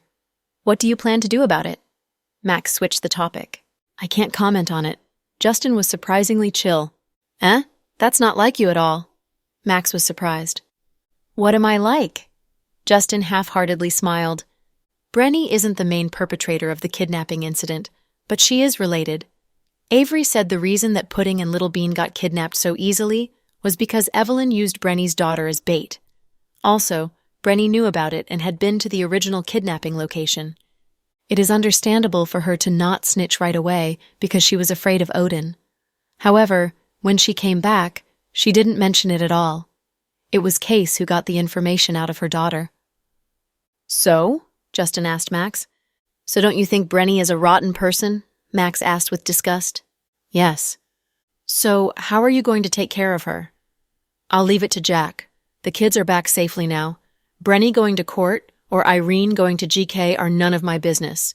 Jack knows how to protect his wife and children better than me. Also, he is less gentle in his methods, Justin said. Wow, when did our Justin become so humble? Max was a little surprised again. Not humble, I know my place. Okay, you win. Ha, let's wait and see how my brother-in-law takes care of those scumbags. Brother-in-law? Are you married? Don't you feel ashamed of yourself? Justin laughed. No, I feel just right. It's because I will marry Avery for sure. Max was confident. Take care of your difficult father-in-law first. Pfft, why did you have to bring that up? Let's not talk about that. Let's just drink. Max didn't want to talk about Avery's father and changed the topic. Justin rested easier with the twins back. During the weekends, Chloe always brought the twins to have dinner with the Cooper family. During those times, Madam Cooper would think about her son's marriage. Justin. What is it, Mom? I heard that you get along well with an actress from your company, Madam Cooper carefully asked. Did you see it in a magazine or ask someone from my company? Justin was speechless. None of your business. I just want to say that I investigated the girl named Kira Nee. She's a pretty good person, and she has a clean background. Even though an actress isn't up to our standards for you, if you like her, we won't stop you. Seeing her son get older made Madam Cooper more anxious. She wanted to have a grandson badly. I don't have anything going on with her. Don't worry about me anymore, Mom. Justin outright refused. Actually, last time when I was dining with Mrs. Blake, she mentioned Zuri. She's had a rough time, even though she's divorced, but you've known her since her childhood, and you're also best friends with Brenton, so... Before Madam Cooper could finish, Justin exploded and shot up. Mom, are you kidding? Do you think your son is so pathetic that he has to marry a divorced woman? No, that's not what I meant. It's just Mrs. Blake cornered me with this question. Besides, don't think so little of divorced women, okay? What's wrong with divorced women anyway? Except for her bad temper, Zuri is a fine girl and didn't do anything immoral. Furthermore, to be frank, if Chloe divorced, you'd happily marry her and raise her 2 kids, right? Mrs. Cooper said slowly. Mom, that's different. How is it different? Because she is Chloe and I accept everything about her.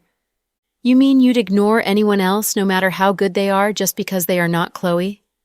Mrs. Cooper was a bit piqued. I didn't say that, but Zuri isn't right for me. Firstly, her ex is Case, who has been my bro ever since we were little. How can I pick up the woman he dumped? I'd be the laughingstock among my friends. Secondly, Zuri's temper can't be described by bad. She is a firecracker, and even her own elder brother can't stand her, not to mention me. We're not compatible in terms of personality. Thirdly, it's my business, and I'll do it in my own way. Mom, don't worry about me, okay? If you can't wait to have a grandson, it's easy. I'll find some surrogate mothers and do artificial insemination. You can have as many grandsons as you like. Just leave me alone. Then, Justin got up and left. Despite her soft personality, Mrs. Cooper was so enraged by her son that she hurt inside. Just as the saying goes, grown-up sons don't listen to moms. Justin was no longer as obedient as when he was a boy. He wouldn't obey her, especially in the matter of his marriage. GK Group Headquarters. Sister Stella, I'm new to working as President Dawson's assistant and have lots to learn. I'd appreciate your guidance. Carrying a pile of files in her arms, Irene bumped into Stella, which wasn't a pleasant encounter for either of them. You're too modest. Miss Irene, you're a capable woman. You were appointed to this position by President Dawson personally. It's not my place to guide you. Stella intensely disliked Irene. Sister Stella, I know you have some misunderstandings about me, but I'll show you I'm not just a piece of eye candy. I'll be good at my job. Tell me after you get your work done properly. No, I should say, after you make sure you can stay in this position. Stella left after tossing these cool words at her. The people who didn't know the truth of this arrangement thought Irene was promoted as an exception due to her contribution to rescuing the kids. They didn't know the true intention of Jack, Chloe, and their twins. President Dawson, here is the document I prepared for your review. Dressed in a blue business suit and wearing heavy makeup, Irene tried to make herself look like a successful woman. Put it here. President Dawson, do you have plans tonight? Irene said hesitantly. Speak. Oh, the thing is, I asked a friend to buy 2 tickets for a snooker contest. I heard you like playing snooker and wondered if you would want to go watch it with me. I have plans tonight. I'm going to take my daughter to the skating rink. Oh, okay. Maybe next time. Irene was a bit disappointed. By the way, do you know a guy named Trickster? Jack asked suddenly. No, I don't. What about him? Irene was alarmed. She remembered Trickster, the wild countryman who had slept with her in the cellar. He begged me for a security guard position in the company. He said he wanted to be close to you. While he spoke, Jack looked at Irene meaningfully. She paled in fear. She was afraid that dumb bumpkin would say something to Jack. Did he? But I don't know this person. Irene tried to remain calm. You don't know Trickster? Jack asked. No, this name. Haha, I haven't heard of it before. President Dawson, did you hear it right? Did that guy really say he knows me? Maybe he referred to someone with the same name as mine? Jack felt sick as he looked at Irene's feigned innocence. However, he went along with her lie. Oh, if you say so. That's all. You can go now. Okay, President Dawson. With a smile, Irene turned and left the president's office. The moment she was out of the room, she cursed through her gritted teeth. Despicable ass. He even dared to talk to President Dawson. No, I can't allow him to continue tattling on me. She pretended to work late at GK until the night and went to the security room when everyone else had gone. Out of those bandits, only Trickster came here to work as a security guard and was very close to her. The others were said to be working in the logistics company or the real estate branch. Looking for someone? At the door of the security room, a young security guard asked her curiously when he saw the woman loitering at the entrance. Is Trickster here? Trickster? Oh, the new guard. He's doing rounds on the 8th floor. You can find him there.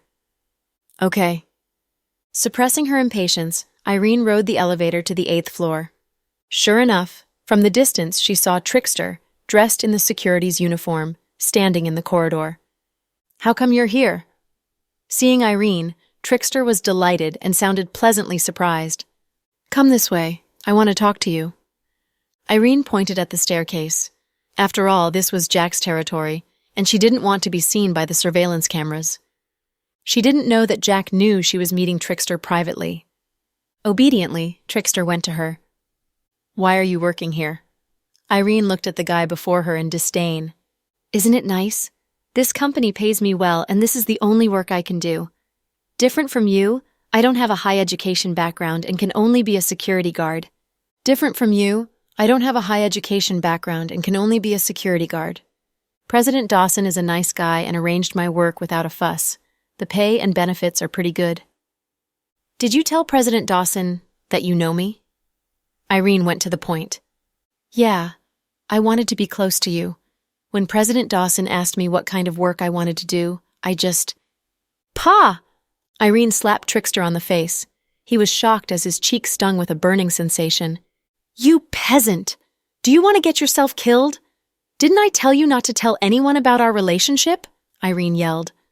I didn't mention that incident. I just told him that we knew each other and I like you. Not even that. You can't say you know me. Now that you have money, an apartment, and a car, you can go back to your village and live your own life now. The money can last you for a lifetime, so why are you staying here and harassing me? Irene was pale in fury.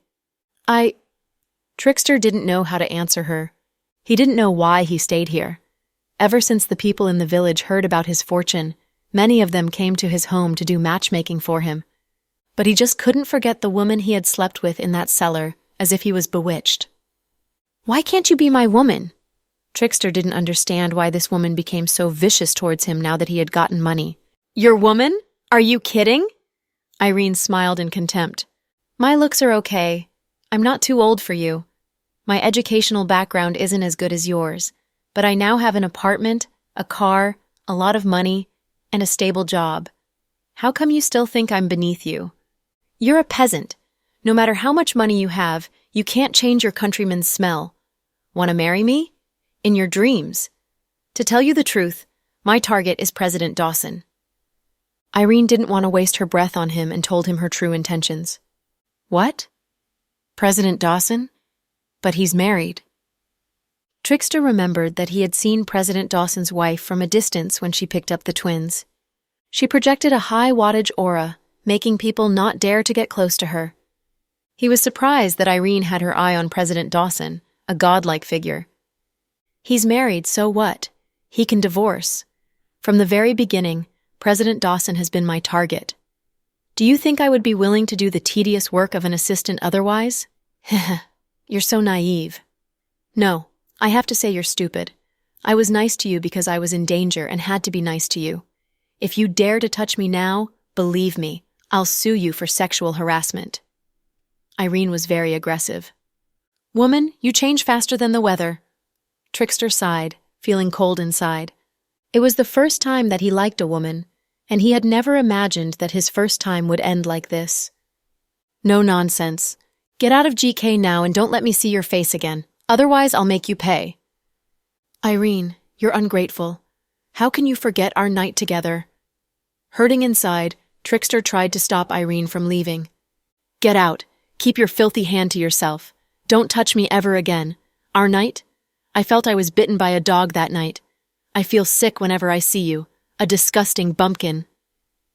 Irene pushed Trickster away with a vicious force and stomped away on her 5-inch high heels. After returning to the city, Irene had turned into a stranger with an atrocious attitude.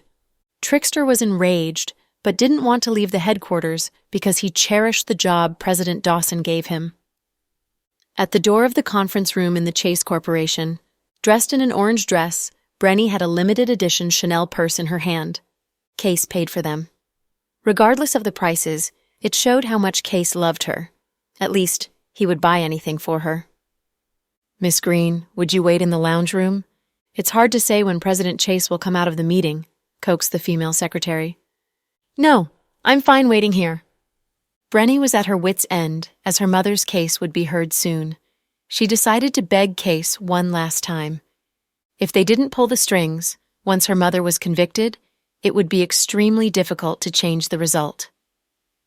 The moment she said the words, Case walked out of the conference room, followed by the high-level officials of the company. Case. Brenny hurried up and held his arm. I'm in a meeting. Case looked indifferent. Ever since Brenny's mother got in trouble, their relationship had deteriorated. For 2 nights, Brenny didn't even go back home. He went to the mansion of Chase family. Case, just give me 5 minutes. I'm really worried, entreated Brenny. Please, Case, Brenny begged. Case checked his watch. Okay, I'll give you 5 minutes. Brenny, I do have work to do. I know. I won't take too much of your time. Then, they went toward the lounge room. The secretary immediately poured 2 cups of coffee and brought them in before closing the door behind her. What's up? Flipping through the papers in his hands, Case didn't even raise his head. Case, my mom's case is going to be heard very soon, Brenny said chokingly. I told you I can't help your mother. I know. I don't want to involve you in this, so I came up with a solution. What solution? Case put down the papers and looked at Brenny curiously. She took out a book from her purse. It was a book named Letting Go by the famous monk master. What's this? Puzzled, Case took the book and asked Brenny. Turn to page 129, said Brenny. Case followed her instruction and turned to the page she mentioned. Sure enough, page 129 was different from the other pages and looked a bit yellow. However, no one would notice the difference without studying it closely. 129 is the number of my mom's birthday. She will understand my signal. I still don't understand. Case, you have lots of connections. Can you find a way to deliver this book to my mom? You are giving her a Buddhist book so she can cope with her situation? Case didn't understand her plan. No, this book. I hid something in it to save my mom, Brenny whispered. Case remained silent as Brenny continued. I got a doctor I'm familiar with to get me bacteria of an infectious disease. I plan to put it on page 129. When my mom touches this page, she will get infected by it and get sick, which will be a good excuse to apply for a compassionate release. Brenny, you're crazy. Case glanced at Brenny's face coldly. It's a perfect solution. People in prison used it before and never failed. Case, you only need to help me deliver the book. I won't help you. Case refused her without hesitation. Why not? Brenny was annoyed. First of all, your mother did something wrong and must pay the price. Secondly, Jack and Justin are not stupid. You think your plan is perfect, but do you know how many people in the prison spy for them? If they find it out, I'm dead. In short, you're afraid of death. Heh. Brenny looked at Case in disdain. Don't tell me you're great and are not afraid of death. If you were not afraid, why didn't you join your mother and kidnap the twins? Brenny, stop bothering me, okay? I won't get involved in your scheme. Case got up to leave. Case, if you don't help me, I'll break up with you. We're done. I mean it. I hope you won't regret it. Seeing the determination on Case's face, Brenny decided to play her trump card and threaten him with a breakup. Heh, you even try to use my feelings for you to manipulate me. Brenny, you're so disgusting. Case turned his head and sneered. I'll just ask you, will you help me or not? Brenny sounded determined, trying to force Case to give in to her. No. Then we are breaking up. Brenny was piqued. Okay, it's up to you. I'm tired. Case heaved out a long sigh and left the room. Enraged, Brenny knocked down everything in the lounge room, making loud noises. Why? Why did he do this to me? Case's repeated refusal made her feel worthless. She felt that he no longer loved her. Instead of thinking of a way to patch up their relationship, she came up with another idea. Inside a cafe, Brenny took out a brown envelope with a thick pile of cash in it. Here is the money. Where's the thing? All in here. The man handed her a USB flash drive. Only one clip? Brenny asked. 3. The first one is the conversation between David and the other guys about Chloe. The second is a clip when Chloe bailed David out from the police station. The angle I took made them look very intimate. The third clip is about how Chloe got people to smooth over that thing. Although Chloe isn't in sight, she is mentioned in the conversation. Good. Brenny nodded in satisfaction. Ha, I don't understand. I heard things between you calm down a bit. Are you fighting again? Henry smiled as if he was enjoying a good drama. Take your money. Don't ask things that will get you in trouble, Brenny said coldly. Okay, I get it. You're no better than me. As their class president, you did this to them. We are 2 peas in a pod. Brenny glanced at Henry. I didn't do it for money. After all, $30,000 can't last me a lifetime. I'm just jealous of that BS David. Look at him. How come he got Chloe's help but I can't? I don't understand what David has that I don't. I'd understand it if David was as wealthy as before, but he's broke now, and everyone was giving him the cold shoulder. However, Chloe loaned him $5 million. Henry felt that it was extremely unfair. In fact, he was secretly in love with Chloe too, but he concealed it well, and no one figures it out in the past years. At each gathering, he was the most active organizer because he had been looking for an opportunity to see Chloe alone. Unfortunately, the first gathering gave Jack and Chloe the opportunity to get back together. He couldn't get over it after all these years. Later, he stirred up trouble between David and Chloe, but in the end, Chloe still offered to help David when he was at his weakest. In contrast, Chloe had been aloof to him, which was why he immediately agreed to help Brenny when she came to him. He helped her make these videos. Heh, jealousy turns into hatred. I understand. I've been there. Okay, you'd better go now. No one can see us together. Then she left with the flash drive and saved a small part of the videos on her cell phone. When Chloe came out from the hospital's cafeteria after lunch, she received a text message from Brenny. Chloe, can we meet? I'm busy, Chloe refused without hesitation. Then you take a look at this. Brenny sent the part of the video to Chloe. In it was the disgusting conversation between David and some other guys. I say, David, is it because you've got a big tool and good bed skills that Chloe keeps seeking your company? She can't live without you. You're really good, fellow. Ha ha. Watching this clip, Chloe burned with rage. What do you want? Chloe texted Brenny. I just want to see you and talk to you in person. I'm now at the entrance of your hospital. Good. Come up. Suppressing her fury, Chloe finally agreed to see her. Instead of meeting her in the office, Chloe chose to see her in a gazebo behind the hospital.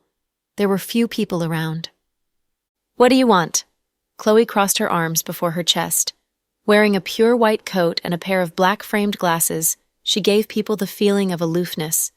She knew the relationship between her and Brenny couldn't return to its previous state. She didn't know when their relationship began to deteriorate, maybe after Liam died. Or maybe it was after she learned that Brenny had caused the divorce between Case and Zuri. Or maybe it was after Brenny forced Chloe to rescue her kid from Andrew by playing a weeping and desperate mother. Chloe, I'm sorry. Forgive me for forcing you to meet me in this way, but I know I wouldn't be able to see you otherwise, Brenny said pathetically. If I stabbed you and then said I'm sorry, would you accept the apology? Chloe asked. Brenny was silent. So don't tell me you're sorry. After you chose this method to gain this meeting, you don't even have the right to apologize.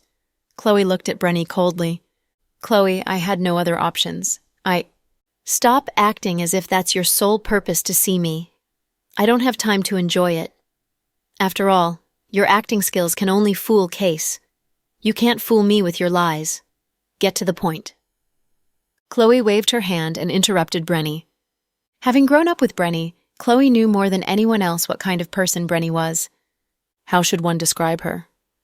Brenny wasn't a bad person in nature, but she was so influenced by her mother in the past that she no longer knew how to be a good person. Every time when she faced a choice, she chose the wrong one. She had been walking on the wrong path for so long that there was no chance for her to return. Fine. I won't make circles since you are acting this way. Chloe, I'm begging you to show mercy to my mom. Heh, why? Chloe sneered. You know Odin planned the whole thing and he died. My mom only helped him. Without your mom, would Odin have kidnapped my daughters? Are you kidding me? Chloe's heart trembled in fury whenever she thought of this. But Odin did all the despicable things, and he was beaten to death by Jack. Brenny, I warn you not to spread lies. You were not there, so don't spread rumors. Odin had it coming. He attacked my husband, and my husband defended himself. Don't twist it and say that he was beaten to death by my husband. It's not true. Chloe was piqued. Fine, let's not talk about it. My mom is not young. If she gets a lifetime or dozens of years behind bars, she'd die in there. No matter who it is, anyone breaking the law must face judgment. It's useless talking to me. Go beg the judge. No, I know you're well connected now and can find a way to get a light penalty for my mom. Chloe, if you agree, I promise I'll make her leave the country and never come back. You'll never see her again, okay? Brenny tried to soften Chloe. That's impossible, don't waste your time. Are you really going to be that heartless to me?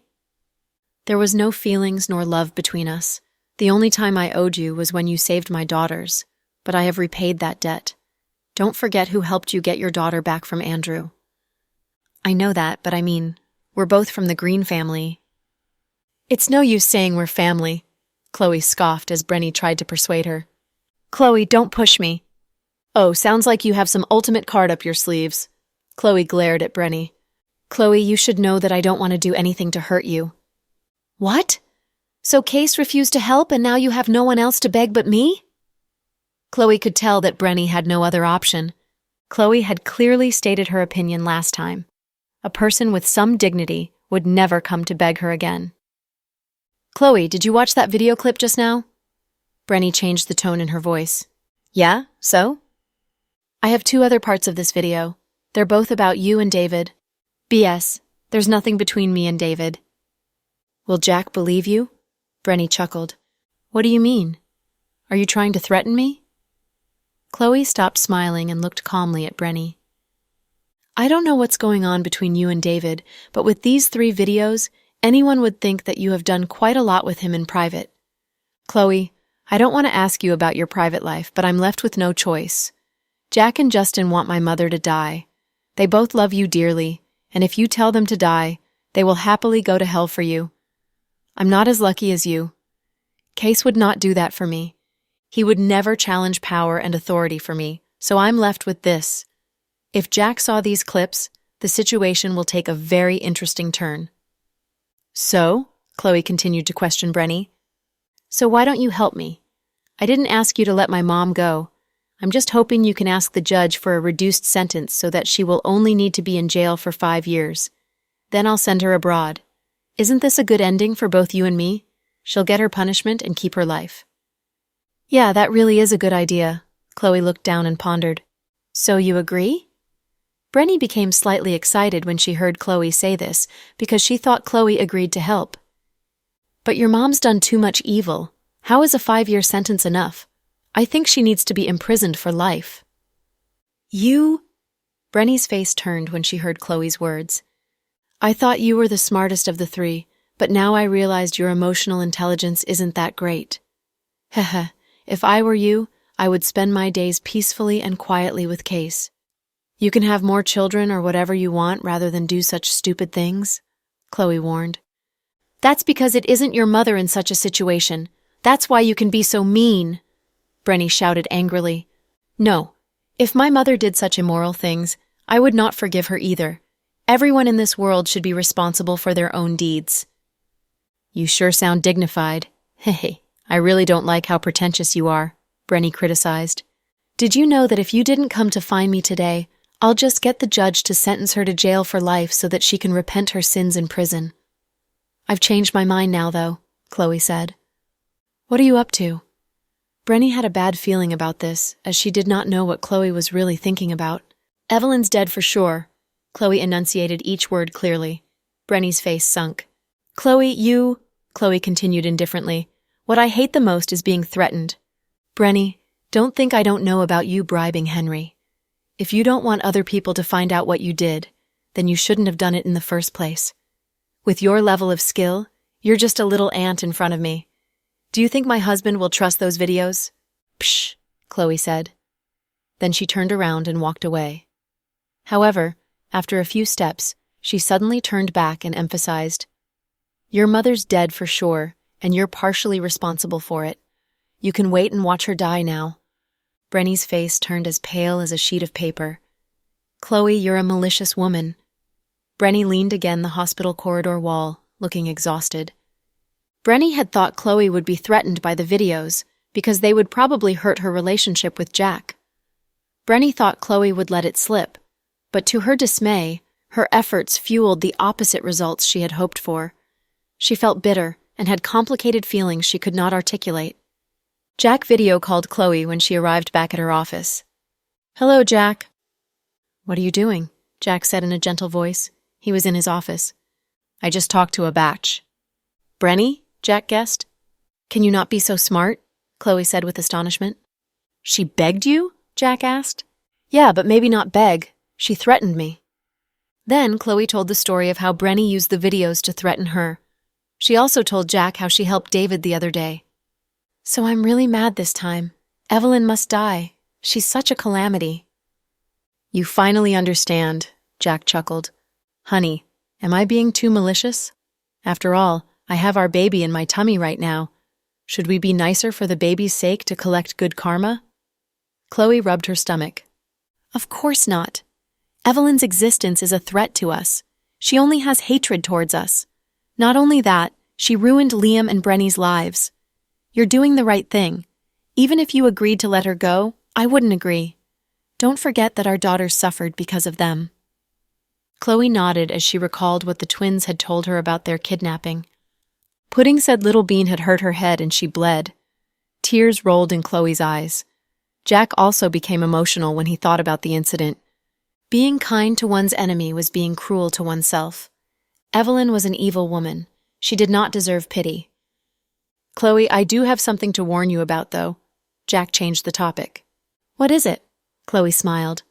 Don't be so close with David from now on. Oh, is someone getting jealous? I'm not jealous, but I think he's not that smart. If you hang out with him too often, I'm afraid your IQ will get dragged down too, Jack said arrogantly. Okay, fine, you win. This excuse is perfect, Chloe giggled. Did you eat lunch yet? Yeah, Chloe nodded obediently. Remember to eat more. Don't starve yourself, Jack gently nagged. Psh, you're not worried that I'll starve myself, but you're worried I'll starve your child, no? Chloe rolled her eyes unreasonably. You're saying it like it's not your child, Jack said. Ha ha, Chloe laughed happily. Oh, let's not tell the others that you're pregnant. I'll keep this a secret from Mom and Dad, too, Jack suddenly said. I know that you're worried Kay will tell Andrew and then ask me for money, right? Yeah, Jack nodded. You kept Kay so you could transmit fake news to Andrew when the time comes, right? Smart. That is my plan. Andrew and Ruoxi's wedding is approaching. I have a feeling that this wedding is going to be a bit different, Jack said with a serious face. How different? I don't know, but I feel like something is going to happen. Something strange. Jack's sixth sense was rather accurate. He had a feeling that his battle with Andrew was quickly approaching. Ruoxi had been with Andrew for many years. If they really were going to get married, they should have done it a long time ago and not now. That was why Jack thought the wedding was part of Andrew's plot. He would be using the wedding to hide something. Honey, you have to be careful. Chloe was starting to get worried. I'm fine, but you should be extra careful. Andrew's target has always been you, Jack cautioned. I will. I've already had more people protect you from the shadows, but you should be extra careful when you go to work and get off work. Don't worry. I carry anesthetics with me everywhere. I can't forget it now. Chloe realized that they would never be able to live a peaceful life if Legend and Andrew were both still alive. That was why she always had anesthetics in her pocket, but she knew very clearly that in front of bombs and guns, anesthetics were useless. Whenever she thought about this, she would envy Fiona because she had superior combat skills and could fight her own battles. Chloe, however, required someone to save her every time. At the headquarters of the Green Corporation. "Boss, Mr. Legend's calling." Chung quietly came over with a phone. Andrew's head ached as soon as he heard that Legend was calling him, but he had to pick it up. "Hello, Master." Andrew pretended to show his respect. "The date is fast approaching. Have you found the person I'm looking for?" "I'm still looking," Andrew said in a low voice. "Heh, I knew that would happen, so I didn't depend on you. I'm going to have my people investigate. You can—" "Mr. Legend, listen to me. I've been busy myself recently. I'm getting married soon." "Oh? You're getting married?" Legend was slightly shocked. "Yes. I'm getting married to my girlfriend, so I've been busy preparing recently. Can you please give me a few more days? I'll do my best after my wedding to investigate. If I can't find them then you can do anything to me." "Does Nalo know that you're getting married?" "Mr. Nalo doesn't know yet." "Ha ha, that brother of mine loves you so much. If he knew you were getting married, he would be very sad." Legend laughed hysterically. Andrew suppressed his anger in his tone, but he looked very furious. "Master Legend, could you please give me a few more days?" "How many days do you want, huh?" "1 week. Just give me 1 more week and I'll get it done," Andrew promised. "Green, is the woman you're marrying that little sister of yours, Chloe?" Legend suddenly asked. "No, no!" Andrew rushed to deny it. Whenever he heard Legend say Chloe's name, he would become petrified. "That's weird. I thought you loved that little sister of yours," Legend said. "I'm getting married to the mayor's daughter," Andrew explained. "Oh, so marriage for power. Not bad. Suits your personality," Legend praised. "Do you agree then, Master?" "Yes, I'll give you 1 more week." From Legend's perspective, 1 more week did not mean much to him. He never expected that this 1 week of additional time would allow Andrew to do a lot. Andrew had planned this move for so many years, and only he knew what this scheme consisted of. "Thank you for your generosity, Master," Andrew said with relief. After hanging up the phone, Andrew looked down. "Boss, about the wedding?" Chung asked cautiously. "Follow the original plan." "Okay." Chung nodded and left the room. At the headquarters of the GK Corporation. Every time Thomas saw the woman that looked like his sister, he would want to throw up. He knew that she was able to get a job here because she saved the twins. She even replaced Mark's position. Many people were not a fan of that. People at the office spread rumors that Irene was President Dawson's mistress. Otherwise, she would not be able to land the important position of his personal assistant. Stella and Thomas were very uncomfortable but helpless when they heard the chatter. "Hey, Director Thomas," Irene greeted Thomas after work. Thomas pretended he didn't see her and walked right past her. Irene felt a bit awkward, but continued to put on a smile. She was holding a Michael Kors handbag and was in high heels. Her style of walking was very flirtatious. The female employees nearby started to gossip in a low voice. "I don't understand why President Dawson would like someone like her." "Yeah, they say she looks like Mrs. Dawson, but how? Look at her. She looks so unnatural. Her eyes also look like she's a vixen. Look at how she walks, the way her hips swing. You can tell from afar that she's no simple character." "I think so too. I heard Stella and Director Thomas both hate her. They never talk to her, but she's so thick-skinned that she pretends she's close with them." "Yeah, that woman really is shameless." Trickster was the security guard there, so he heard the gossip and felt very bad. He wanted to protect Irene, but felt he shouldn't interfere, as Irene did not want to disclose their relationship. However, if he didn't speak up, everyone would continue talking behind her back. He felt very distressed. When Irene walked out, Trickster went over to greet her. However, before he could say anything, Irene glared at him. He immediately backed up. In order to get to work more conveniently, Irene moved out of her old place and moved into the female dormitory of the GK Corporation.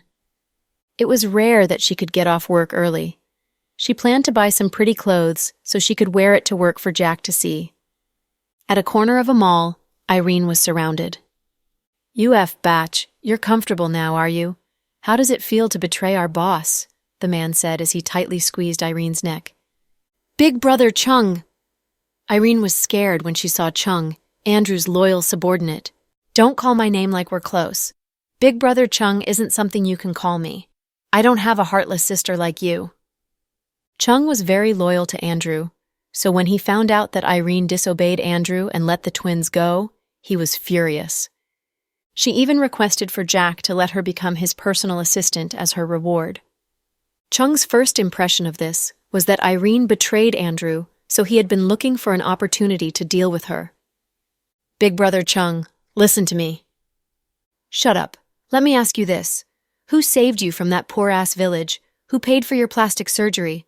Have you forgotten what you looked like?" "Yes, I know. I will never forget how Big Brother Green helped me," Irene rushed to explain. "Shut up. Stop calling boss Big Brother Green. You speaking his name is an insult to him. How did a batch like you live till today? Is selling your boss a blissful sensation?" Chung grabbed onto Irene's hair tightly and slapped her on the face. Irene's face immediately became swollen. "Big Brother Chung, listen to my explanation, okay? I didn't betray him." Before Irene could finish, two men in black suits rushed over and pulled Chung away. They tried to punch Chung, but Chung was agile and dodged. Then, Chung looked cautiously at the two men. "Miss Irene, are you all right? President Dawson had sent us to protect you." The two bodyguards rushed to help Irene up. Irene's face turned pale. She did not speak. "And you said you didn't betray boss." "Batch, wait and see," Chung shouted at Irene in fury before he walked away. "At the Green residence." "Boss, I'm speaking the truth. That batch Irene really betrayed you. Jack even sent bodyguards to secretly protect her. She's precious now," Chung said. Andrew, on the other hand, remained silent as he sipped his tea. "Looks like Jack isn't treating her like some nobody. She looks like Miss Green.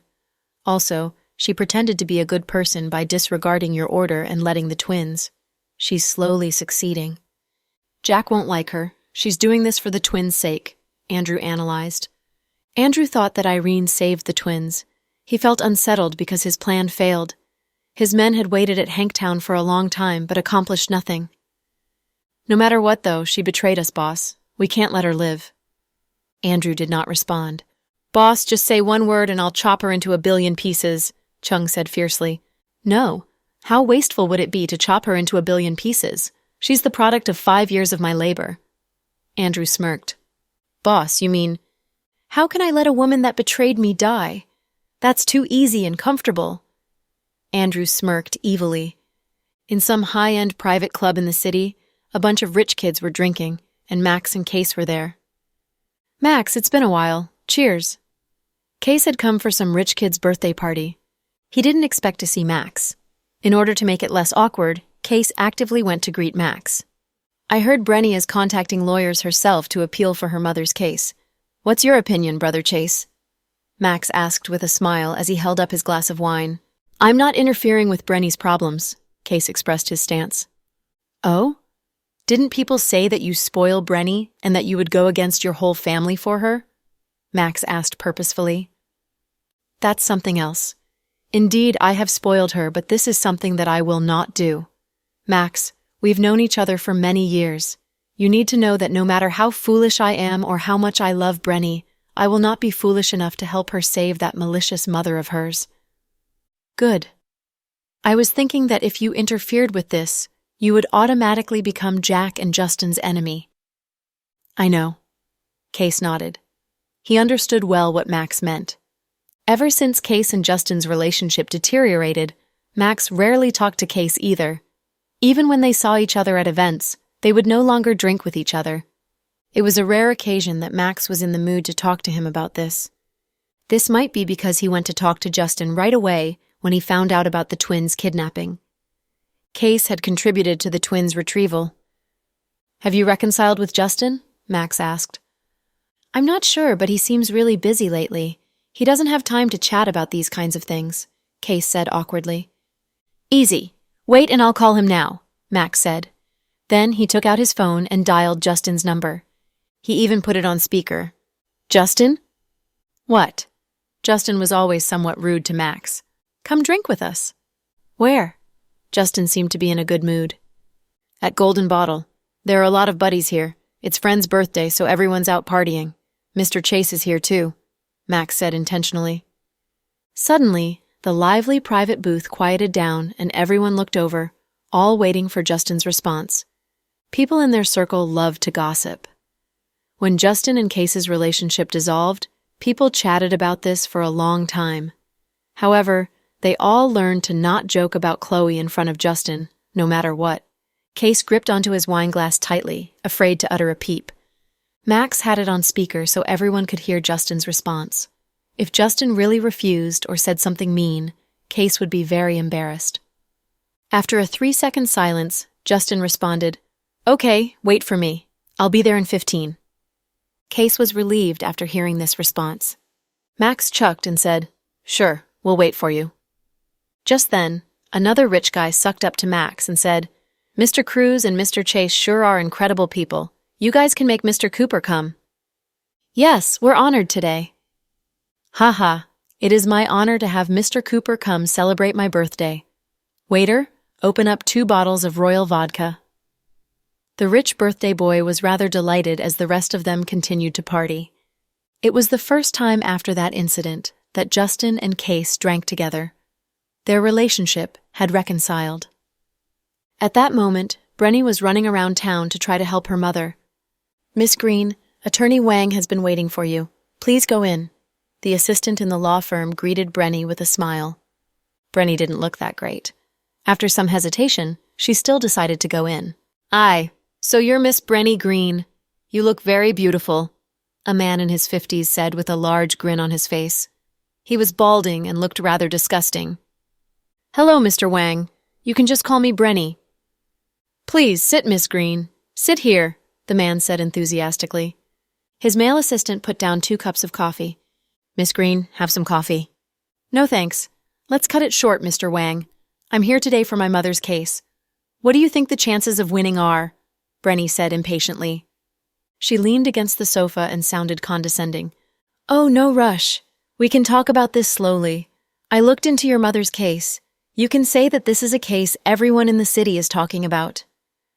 My mother's case is going to go on trial soon. I'm anxious, so can you just tell me what are the chances of winning? Brenny asked. What kind of results do you want, Miss Green? The old man chuckled and looked at Brenny from top to bottom. She was in a rose-pink suit. Her skirt was a tight and short one, showing off her beautiful porcelain legs. It was rather alluring. Of course I would hope my mother is acquitted. Acquitted? Ha. Miss Green sure is funny. You do know that it's impossible, right? Your mother is being trialed for kidnapping and they arrested her at the scene with sufficient evidence. It's not a good case for your mother. What do you think we can get then? Brenny crossed her arms and looked at the man. How should I put it? Under normal circumstances through the judicial process, she'll be sentenced to at least 20 years of prison. But since you came to me, I'll do my best. The legal documents said that the male suspect with your mother is dead now, right? Yes, he's the primary culprit. My mother is only an accessory, Brenny asserted. Yes, that's a good way to go, but the lawyer on the other side isn't stupid. They will attack your mother from multiple aspects to increase the sentence. With my years of experience, the probability of your mother having a reduced sentence will increase. I will try to get the lightest punishment possible. What do you think? What are you planning to do? Brenny asked curiously. Hey, I can't tell you right now, it's a secret. That's how it is in my industry. If I told you now, I would be throwing away my own business. Okay, fine. Let's talk about money then. How much? Brenny took out her wallet and was ready to pay. Money-wise, the price is reasonable since your friend recommended you. I won't charge you that much.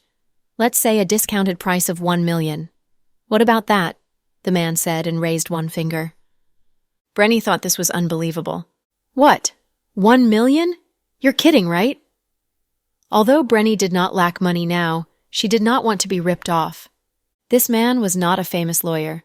At most, he would be a B-tier lawyer that took on divorce cases, but now he was charging $1 million. He was being too greedy. "Mr. Wang, as you mentioned, my friend recommended me to come to you. How can you be so greedy?" Brenny said unhappily. "Miss Green, you have mistaken. It is because your friend recommended you here that I'm only charging you $1 million. If it were someone else, I would be charging at least $3 million, he said, as he raised 3 fingers and waved them in the air. "Mr. Wang, don't try taking advantage of me because you think I don't know anything, okay?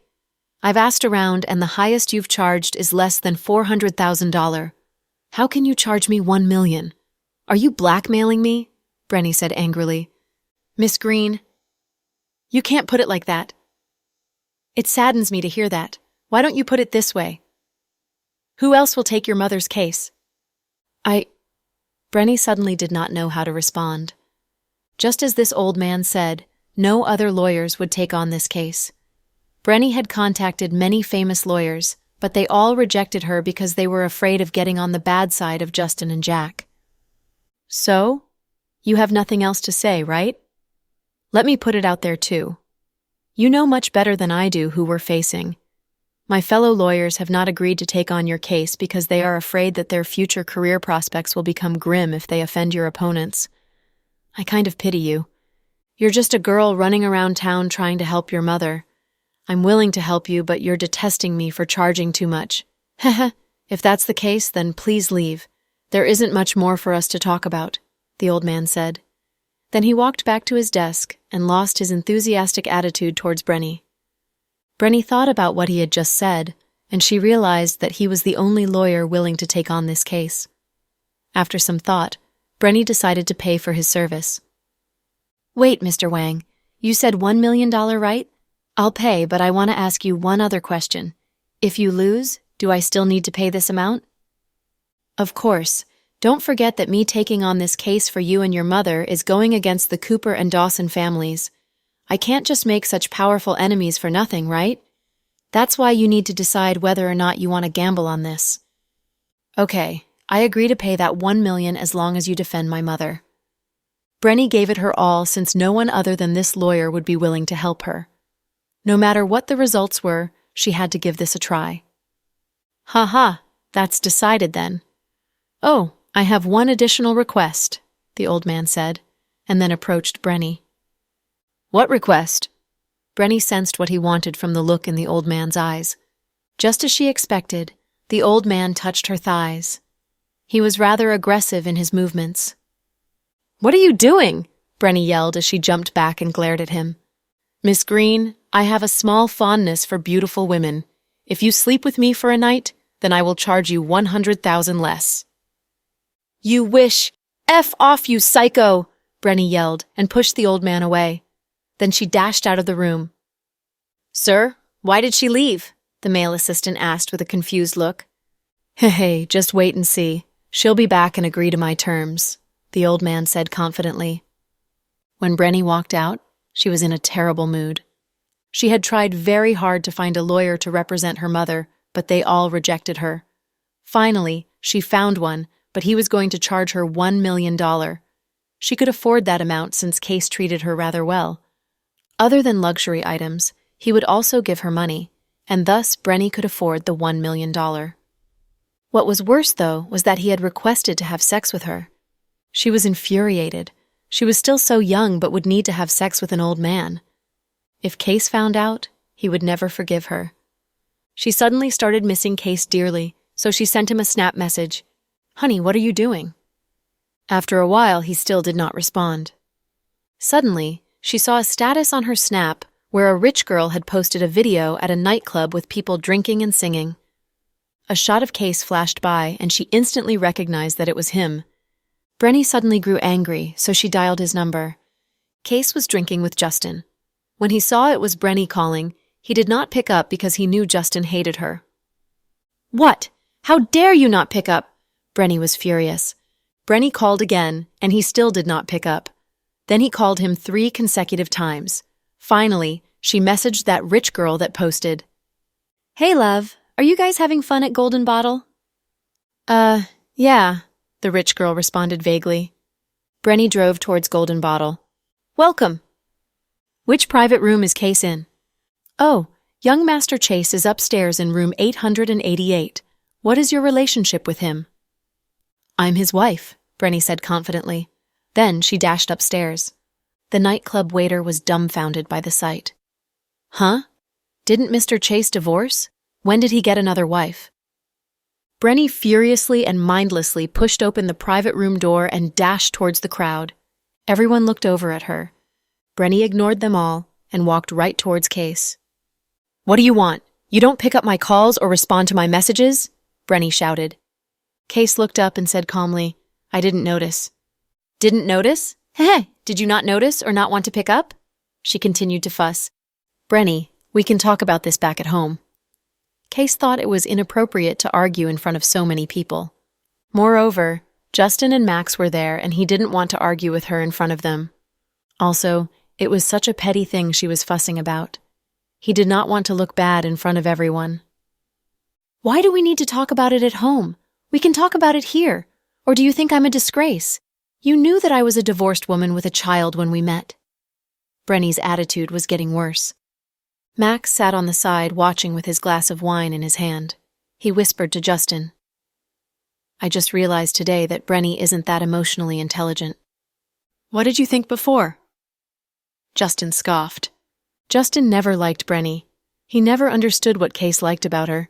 He even suspected that Brenny had used witchcraft upon Case. Brenny, don't step over the line too much. Case was a man with wealth and power, but now Brenny was publicly belittling him. He was slowly becoming mad. I'm stepping over the line? Case, let me put this straight. Who do you think is being more unbelievable between the two of us? At first you betrayed me by telling Justin about my mother just to reconcile with him. Did I blame you? When I begged you to help me, what did you do? Your wife is begging everyone like she's a peasant. She's been trying so desperately to find a lawyer. What are you doing while she's doing all that? You're here having fun and drinking with prostitutes?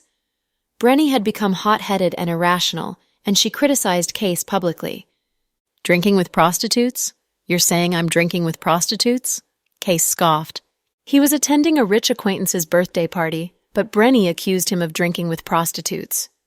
Yeah, if I didn't see a woman post on Snap, I wouldn't even know you were hooking up here. No wonder you didn't pick up my phone calls. You're just with Mr. Cooper, she said. Then she looked at Justin. Brenny, this is between you and Case. Don't drag our Mr. Cooper into this. Max rebutted since he was best friends with Justin, and he would never let anyone slander him.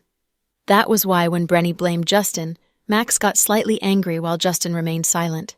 Justin honestly couldn't care less. We can talk when we're home. Case was rather embarrassed, so he pulled Brenny by the arm to try to lead her out, but she swung her hand away. She looked around the room and said, No, I will tell everyone here. Case, I'm going to ask you one last time. Are you going to help me? My mother's my only family left. Do you have the heart to watch me become an orphan? You said you love me, but how much is your love worth? Brenny wanted to force Case to a corner now, and then she could just apologize to him later for causing such trouble. But she didn't think that Case absolutely couldn't tolerate being embarrassed in front of so many people. Are you done? Case took a deep breath and stared at Brenny indifferently. I only need one simple response. Is it that hard? Brenny did not let go. Okay. You want my response, right? Then let me tell you that I will not help. Never. I don't care if your mother's dead or alive. Moreover, she deserves to die. She brought it all upon herself and does not deserve my help, Case said directly. Everyone gasped at this scene, and some even wooed. Hey, fine. You can protect your interests. You're just a coward who's afraid of Jack and Justin. Brenny was becoming more and more malicious. Each word was like a knife stabbing into Case's heart. It was the first time in his life that he felt such pain that he couldn't breathe. Max was watching all this like a show. Ha, this is my first time seeing a woman bring misfortune upon herself in live action. This is so exciting. Brenny's actions will only push both of them to dead ends, Justin calmly analyzed. As expected, Case looked at Brenny with disappointment and said, Yes, I'm afraid of Jack and Justin. I'm protecting my own interests, and thus I'm not helping your mother. So what? If you're that great, you can figure it out yourself. You don't need me, so you don't need to bother me again. Honestly, though, I never want to see you again. What did you just say? Case, I dare you to repeat that. Brenny stared at Case with bemusement and astonishment. I said I never want to see your face again. Case suppressed an urge to shout as he repeated his sentence. Case's eyes looked bitter cold when saying these words, as he had been pushed to the edge by Brenny. His heart was broken. Fine, you said that. You better not regret this, Brenny said, as she pointed at Case with tears in her eyes. I never do anything I regret. I loved you despite my family's opposition. I still don't regret that, even though everyone criticized me for it. Now I will not regret what I did today either.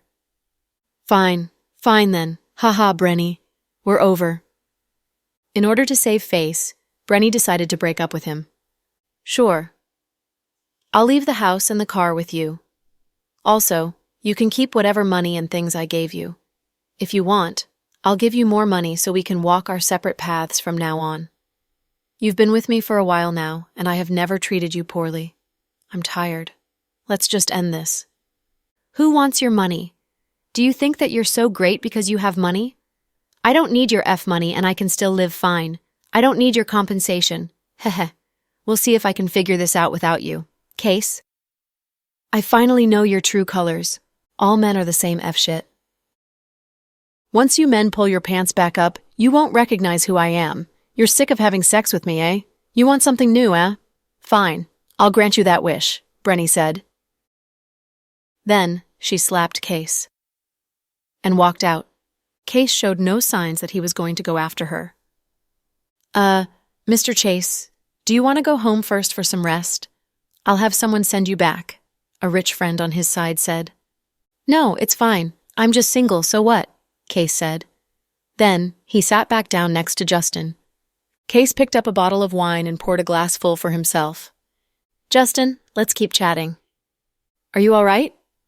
Justin could tell that Case was not in a good mood, so he did not want to force it. I'm fine, really. Some people just aren't meant to be. Our paths diverge from here. I didn't want to end so badly with her, but I'm tired now. Case had been driven nuts by Brenny and was exhausted both physically and mentally. He was always drinking, whether it was at work, at home, or outside. She was constantly messaging or calling him, and all she talked about was her mother's case. Everyone knew that her mother's case was unsavable. No one dared to take on this case because they would end up going on Jack and Justin's enemy list, and that would definitely not end well for anybody. Case did the right thing. However, Brenny shouldn't have tied their relationship with her mother's case. Case thought that was something very inappropriate and irrational of her. Did Case love her? Yes, he loved her. Otherwise, he wouldn't have done so much for her. Not only did he have a huge fight with his family and Justin, but he had also pushed the people in their circle aside. Sadly, though, this woman did not appreciate his love for her. In Brenny's eyes, one small mistake was enough to erase everything he did for her. Case felt heartbroken. He was truly exhausted. He no longer wanted to argue with Brenny. After all, they had slept on the same bed for so long. Although they had not officially gotten married, he still didn't want them to hate each other. He thought that he could still help her materially, even though they broke up. However, this woman did not appreciate his care at all. Max patted Case on the shoulder and said, "Hey, bud, I have something to tell you, so listen carefully." Case remained silent. "Hey, Max, stop kicking him when he's already down. The guy's already in a bad mood." Justin was slowly becoming friends with Case again, just like the old days, so he couldn't bear to watch Case suffer more. "I'm not being mean. I'm just stating a fact. Bruh, you did the right thing breaking up with Brenny. Did you know that she has undeniable responsibility for the twins' incident? Although she didn't directly cause it, her child still was used. My brother-in-law, President Dawson, is rather infuriated. I'm just their uncle, and even I will not forgive her. I talked with Avery privately, and she said that her brother seems to be a low-profile person who doesn't care about anything. However, that's because you didn't cross his line. If you cross his line, he will never forgive you. If you continue to go out with her, you'll just be dragged into trouble. We broke up, but I don't want her to end up that bad. After all, she's a single mother. Case's heart was soft. Heh. Does she deserve to be a mother? If she really was a good mother, she would think for her child. When she saw that the twins had been kidnapped, she should have told Chloe. She asserts that she's Chloe's good friend, but what actually happened? People are too superficial. Let me tell you that some people just want to kill themselves. There's no way you can stop them. Case became even more depressed after hearing this and did not say anything else. Instead, he drank with Justin and Max till 2 a.m. Justin didn't drink too much, but rather took care of Case. Case drank till he threw up. Justin hadn't sent him back to the Chase residence. Case's mother was extremely worried when she saw her son like that. When Anne returned to the club to pick up Justin and drive him home, it was already 3 a.m. The sky was turning bright. President Cooper, are you hungry? No. Don't you normally have a midnight snack during this time? Anne asked. I don't feel like it today. I'm dieting now. So what? Anne responded. Okay. You sure are talkative today, Justin said to Anne with a chuckle. Then can you have a snack with me? I'm famished, Anne said. What do you want to eat? Can we eat something simple? Anne asked. You sure are getting courageous nowadays. Have you spent too much time with me? Justin said with his arms crossed. No, I haven't been eating well after Pudding and Little Bean were captured. I've just been slowly recovering. Fine, those words got me. What do you want to eat? Lobster congee. Damn it, you sure aren't making this easy. You want me to pay the big bucks, eh? Justin chuckled. This is just spare change for you, okay? Fine, you're right. Let's go eat lobster congee. Just like that, Justin went with Anne to a 24-hour seafood restaurant. When they finished their midnight snack, it was already 5 a.m. It was a Saturday, so there wasn't that much work. Don't call me tomorrow, I need to sleep, Justin said as he stepped out the car. President Cooper, look over there, and pointed at the front door of Justin's mansion. There was a slim girl pacing around. Justin squinted to see who it was. When the girl heard footsteps, she turned around. President Cooper, you're home, Kira Nee said with a sweet smile. Why are you here? I had an interview last night that was by your place. I heard people at work say you haven't been resting well. I thought that you must be exhausted from work, so I made some bone soup for you. It's my mom's secret recipe. It's really good. I already had a midnight snack, Justin said frankly. Oh, okay. Then you can put it in the fridge and microwave it when you want. It won't go bad. Okay, thanks. Justin didn't make it too awkward for Kira since she was still the most popular star at his company right now. You're welcome. As your employee, I am obligated to care about our president. You're overworked because of us. A lot has been going on at work, and you haven't had any good rest. We feel bad, so I'm representing everyone to see you. I really didn't mean anything else. Kira knew where she stood, so she wouldn't confess her love for him or do anything that would put Justin in a difficult position. Okay, I understand. It's late now. I'll have and send you home. Me again. Anne was very sleepy now, so he was unwilling to take on the task, even though President Cooper made him do it. It's okay. My driver is waiting for me over there. I just wanted to give you the soup. Please remember to drink it. Okay. Justin nodded like a robot. Okay, I'm going to leave now. Please take care, President Cooper. Okay. Justin felt very awkward in such a situation. After Kira left, Justin turned around and said to Anne, Why are you still here? Are you going to stay over? No, I'm just waiting to see if you have another task for me. After all, there are many female stars that knock on your door late at night. Ha.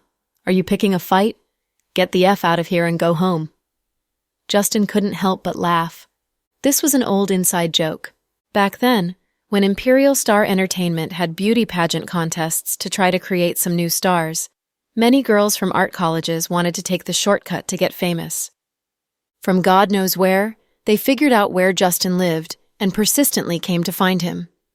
Some wore extremely flirtatious clothes, while others had thousands of cash in their bags. The funniest one had 2 baskets of eggs. The strangest one ran out to stop Justin's car. She was hit and almost died. Fortunately, they had sent her to the hospital in a timely manner, and she was only lightly wounded.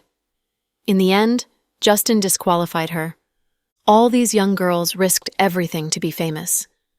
Justin thought for a while and tried to recall what kind of girl Chloe was. He pictured her when she was a teenager and when she was in her early 20s. She didn't stand out in the crowd, but would give him a strange and complicated feeling, as if he had met her before. Justin even thought that they had been husband and wife in their past life, but he let her down. That was why she came to take revenge in this life and try to torture him. Justin sighed and put the bone soup in the fridge. He then took out his phone and swiped through his Snap status. Chloe posted a bowl of beef noodles with lots of cilantro on top. Even through the screen, Justin thought he could smell the food. Then he stupidly commented on her post. "Posting food past midnight and tempting others? Chloe, I'm looking down on you," Justin pouted and complained. No one knew how much she had wanted to eat that delicious bowl of beef noodles. Unexpectedly, Chloe instantly responded even though it was so late into the light. "Who are you to look down on me?" "Fine, I can never win an argument with you. Dr. Green sure is cogent," Justin chuckled gently. "Why are you not sleeping at this time of the day?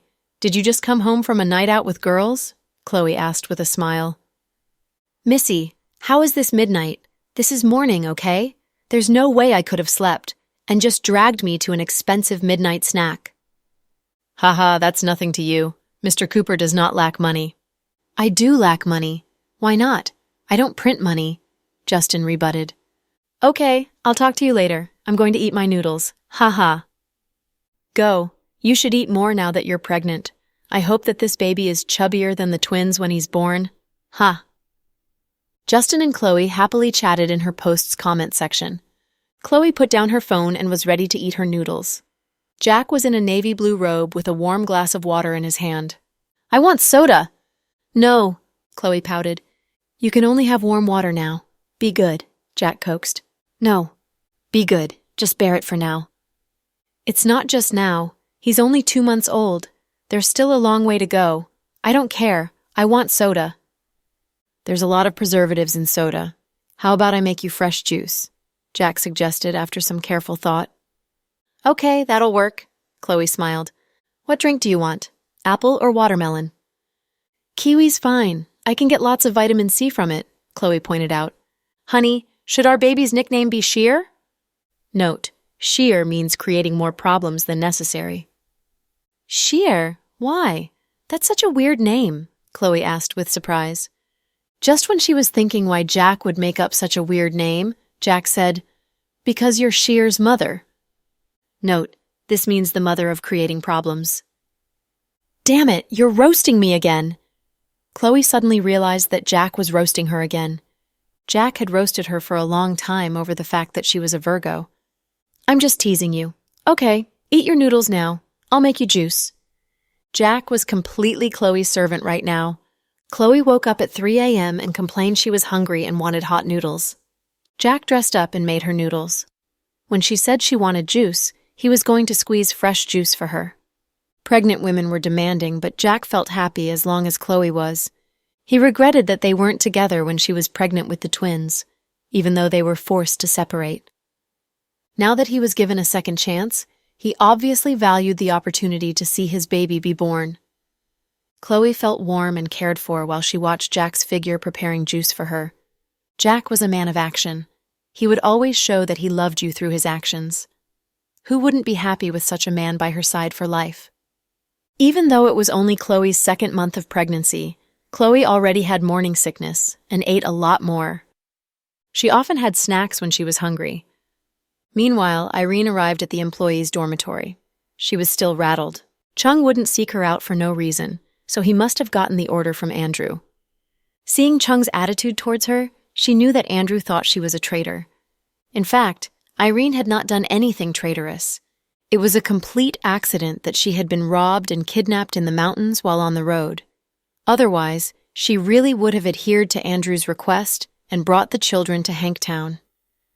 At that time, because she had already become a wanted criminal, she found herself stuck. However, somewhere along the way, she inexplicably became Jack's hero. The twins changed their attitudes towards her, and she also smoothly entered GK. Originally, this was a good thing, and she should have been pleased. However, in her heart, she always felt faintly uneasy. Just like today, Chung almost killed her, but Jack's people arrived just in time, looking as though they were concerned about her. But was it really true? She worked as Andrew's pawn for 5 years, and she was very familiar with his tactics. If Andrew really thought she deliberately betrayed him, then she was in grave danger. So Irene was now faced with 2 choices.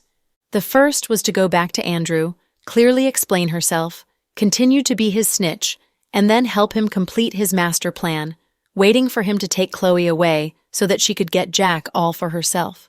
The second was to look for Jack and lay all of her cards out on the table, explain everything, seek protection, and thoroughly define her boundaries with Andrew. However, neither Jack nor Andrew were masters that were easy to serve. For the first time in her life, Irene had fallen into a deep dilemma. 6 o'clock in the morning, Green family mansion. Andrew went downstairs on time, wearing a pink shirt and black trousers, both of which had not been worn for a long time. He bore an extremely sullen expression on his face. The leather-banded watch on his wrist was a limited edition Patek Philippe, which gave off an aura of privilege and luxury. "Good morning, boss." Chung stood opposite from Andrew. "Chung, please sit. Let's eat a little something together." "Boss, I have something to report." "No rush. Let's eat first." Andrew's expression was very calm. Chung did not dare to say any more. He just sat across from Andrew, looking at the rich breakfast on the table and not daring to move. "Come on, why don't you try this and see if it's good?" Andrew pushed a bowl of yellow sticky porridge over to Chung. Chung took a small spoon and ate it slowly. "When I was very young, I was sent to the Green family by my biological parents. My foster mother was a temperamental woman. Because she had never been loved her entire life, she dumped all of her hostility on me and did all she could to mistreat me. I remember once I was locked in the warehouse for 2 days and 2 nights. I was starving. After she let me out, I was given a bowl of porridge. Since I was so hungry, I gobbled it down, only to discover that the porridge was scalding hot. It was a special kind of rice, called yellow rice. It keeps a very high temperature. Even if it is soaked in cold water, the surface will be lukewarm, but once it reaches the stomach, it will be very hot. That time, I seriously burned my esophagus, and my foster mother watched me coldly as I rolled around on the ground screaming. She derived great pleasure from my pained expression. Chung didn't understand why his boss decided to share this with him just then. He suddenly felt that the boss had a very unfortunate childhood. Then he ground his teeth and said, "Boss, I can kill your foster mother for you." "No, I don't want to talk about these things. What I want to say is that I have suffered so much, but I have not died. I am still alive. I know that God let me live and has made other plans for me. Then one day, I met my Chloe." When he mentioned Chloe, Andrew's lips formed the warmest of smiles. Even people who were around him all the time had rarely seen him smile with such warmth. "I know. Boss really likes Miss Green," Chung nodded. "It's not as simple as like. It is a love that already seeped into my bones and heart. Do you believe it?" "I do. I've always felt like if Chloe were by my side, then I would certainly not have met with so much pain and hardship. After all, Jack is too soft-hearted. When it comes to all those people that have hurt Chloe, he can't bring himself to punish them, so the wicked still lurk around. I feel like he's not really in love with Chloe. It's more that he wants to protect his good guy image. It's the same with Justin. Everyone says that he loves Chloe and wants what is best for her, but he keeps hovering around her and has no intention of marrying her. To a certain extent, Chloe has added quite the amount of mental burden and grief. Those guys don't really love her. They just love themselves more. They all want to be good guys. Naturally, I have to be the bad guy. That's how it's played out in all those TV dramas. If there is a good guy, then there has to be a villain. I don't mind being a nasty villain, as long as I can finally get Chloe in the end. Everything I've done over all these years will be worth it. Andrew rarely confided in his subordinates like this. But if one thought about it carefully, in the past few years, he had no real friends. If he didn't share some of his thoughts with his subordinates, then who would he talk to? Jack had Noah and also Rick. Justin had Brenton and Max. Even Thomas and Cody had their own small groups of trusted friends. There was only Andrew, who was with a woman he didn't love and whose pursuit wasn't money. For the past few years, his only obsession was Chloe. However, when it came to Chloe, he was already at his wits' end. After so many years, he had tried every way possible method, but to no avail. He was unable to catch her and keep her at his side. The last time, he originally thought that he had come up with the perfect plan. By killing Bella, not only could he get rid of that conniving batch, but he could also blame Jack, killing two birds with one stone. But who would have guessed, halfway through comes the righteous Justin, who disregarded what everyone else thinks and insisted on taking the pregnant Chloe into the Cooper household. All the way up until the birth of the twins. After many years of planning and making a wedding dress for her, only Andrew knew how bitter he felt. Whenever Chloe was in danger, he became more nervous than anyone. The last time Legend came here, he saw Chloe alone. Andrew was really ready to rip off his mask and go against Ian on the spot just to protect Chloe. It was a pity that Chloe had always been disdainful of him. She would barely even look at him. Nowadays, Chloe would stand directly beside Jack, and the two of them would fight him together. "Boss, Miss Green will understand in the end. She will understand your intentions," Chung advised. "My Chloe, she has already decided to kill me, I know." Andrew smiled faintly. "Miss Green wouldn't want to kill you. After all, she used to be family. I think she just wants to stand by her husband's side, so... Anyway, it doesn't matter. I don't blame her. She's the only person in this world that I can forgive, no matter how much she hurts me." Chung listened in silence. His gaze even contained a bit of confusion. He had never liked a person like that, so he couldn't understand how his boss could almost go insane over a woman. "Chung." "Yes, boss. How are the wedding preparations coming along?" "Everything is ready. It's just Miss Fisher. She doesn't seem to be in a good mood," Chung replied cautiously. "Don't worry about her. She's just a pawn." Andrew seemed to be indifferent to any woman other than Chloe. "Yes, but I am worried." Chung said this, then suddenly stopped. "Finish what you were saying." Andrew had finished his breakfast, and he daintily wiped the corner of his mouth with a paper napkin. "Boss, I am worried. Do you think Hunter might appear and make trouble? That would be a disaster. You know he..." The fact that Chung mentioned Andrew's split personality was very taboo. Usually no one would talk about it. "Hunter? Oh no, there's no risk of him coming out. I recently increased my medication." Andrew was very confident. "Boss, didn't the doctor say you couldn't increase the dosage? I think maybe you should go back and see Dr. Matthew." "There isn't much time. It wasn't easy for me to get one more week's time from Legend, and I don't want to have any surprises at this wedding." But Chung seemed to be having a hard time saying what was on his mind. "No buts. This time, it has to be successful. In the end, Jack and I must fight our last battle. If I win, I can get what I want. If I lose, I might die." When Andrew said this, his expression was very nonchalant. It seemed as if life and death were not a big deal to him. "Boss, you will not lose. You can definitely win this. This is, after all, the big plan that we have been perfecting for the past few years," Chung encouraged him. The GK Corporation headquarters. Wearing a sexy suit, Irene appeared at the door of the president's office. Stella had just finished handing in some information to the boss and walked out. Seeing her, she immediately cast a disgusted look. "Good morning, Sister Stella." "What do you need the president for? He's about to go into a meeting," Stella said coolly. "I know. I won't keep President Dawson for too long. If there's an issue, you can talk directly to me or Director Thomas in the future. Don't keep bothering President Dawson. He is so busy every day, he doesn't have time to worry about these little things." "But there are some things that I want to keep between President Dawson and me," Irene said with a hint of provocation.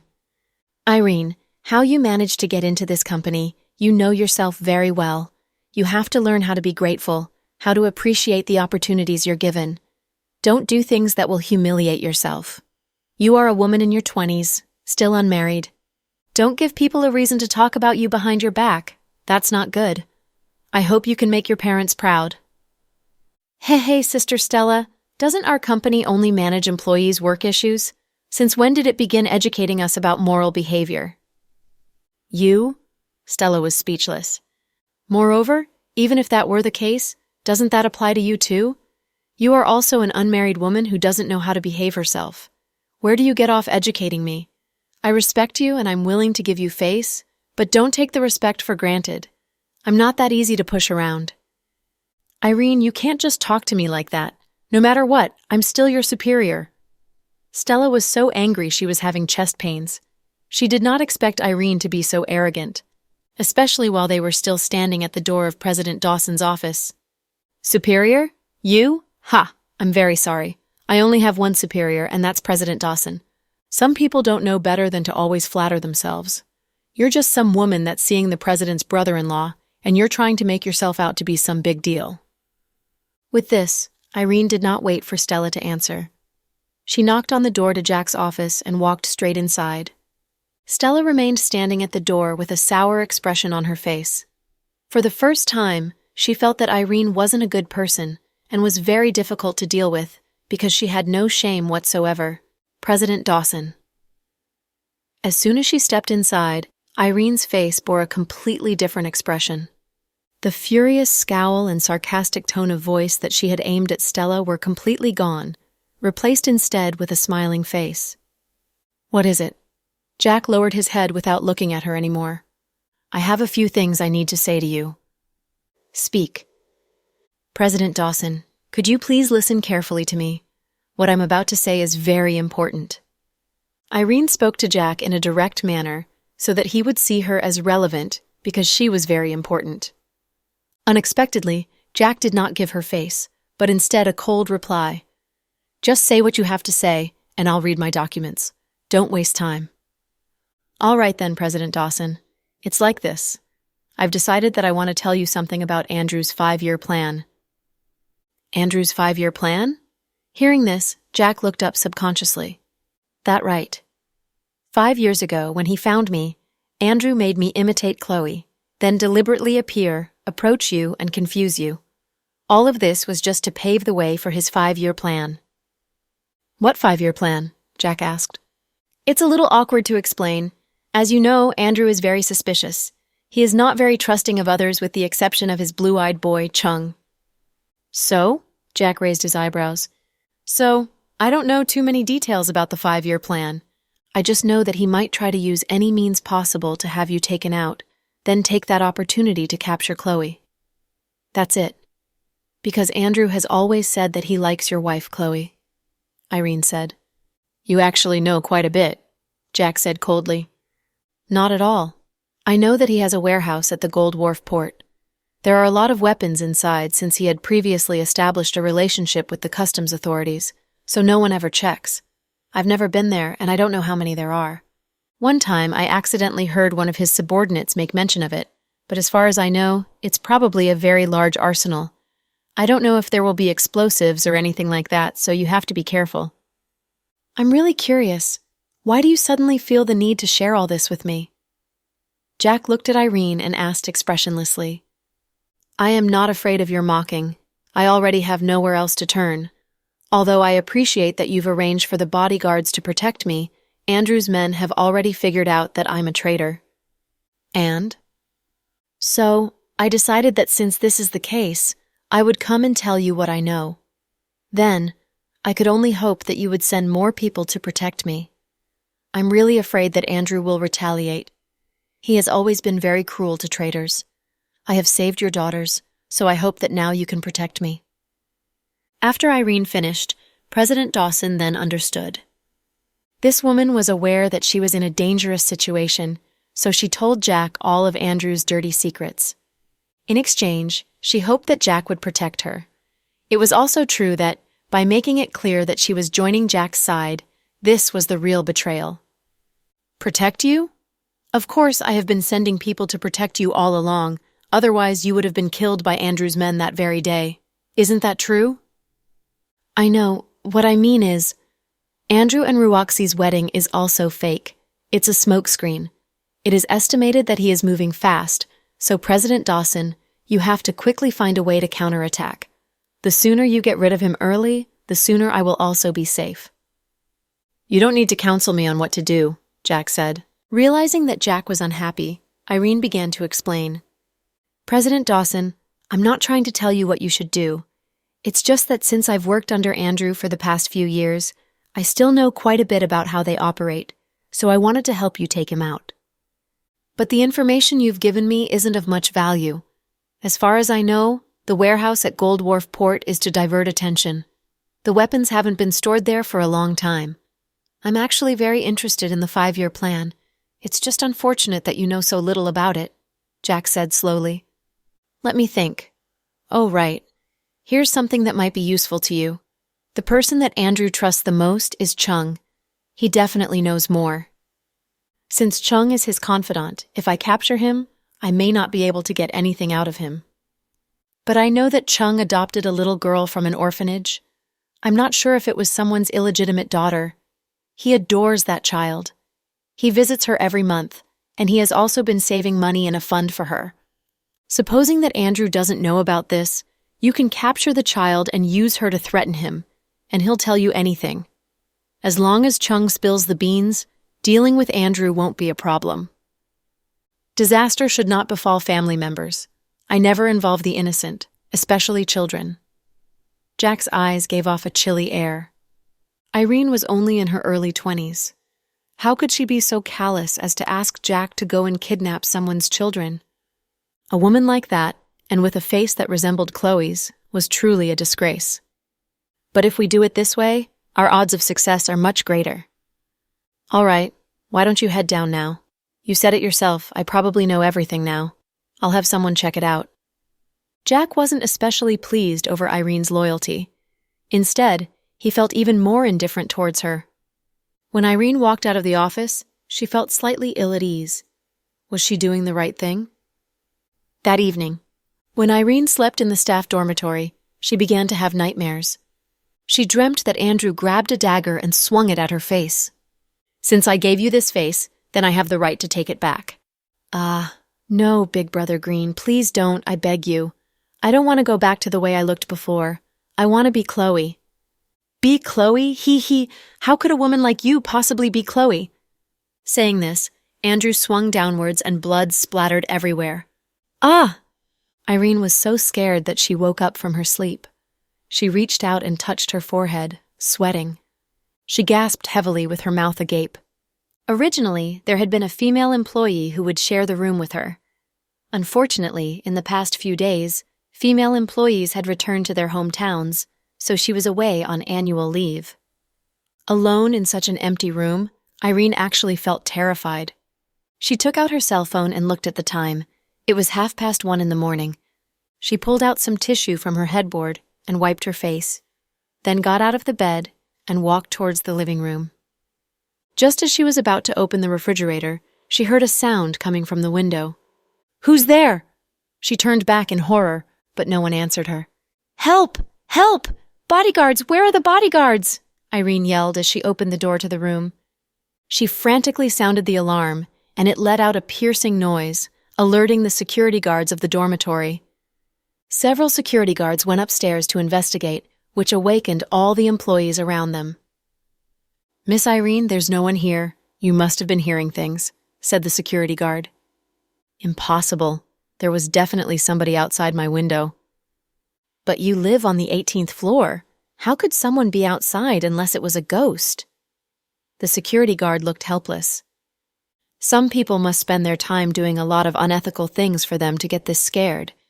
Isn't there a saying say that people with a clear conscience aren't afraid of ghosts knocking on the door in the middle of the night? Several female colleagues whispered. Grinding her teeth, Irene didn't look well at all. Downstairs in front of the staff dormitory, a black Honda was parked by the side of the tree-lined road. Boss, did you hear about the conversation that Batch had with Jack today? So, should we teach her a lesson now? Chung could barely hold himself back. Before, I never thought that this woman can be that stupid. Now I realized she actually can be, Andrew commented. I had a feeling she couldn't be counted on. Seeing that smitten look in her eyes when she looks at Jack, I thought to myself, how could she still take care of things for you on this end? Chung was furious. It looks like the past 5 years I've spent on her was all for nothing. Andrew smiled. Jack's office was bugged, so Andrew heard all of Irene's remarks to Jack crystal clear. Chung also heard everything clearly. He was so angry that he wanted to slaughter that bitch right at that moment. The child that Chung adopted was actually the orphan of a couple who died after he ran into them while driving drunk a few years ago. It was not someone's illegitimate daughter. It was only because while working with Andrew, he was drifting around quite a bit, so he didn't have a stable home. That was why he chose to have the child continue to live at the orphanage. He went to visit once a month. The child was still young and didn't know anything, but Irene accidentally became aware of this secret. It became a way for her to curry favor with Jack. It was absolutely sickening.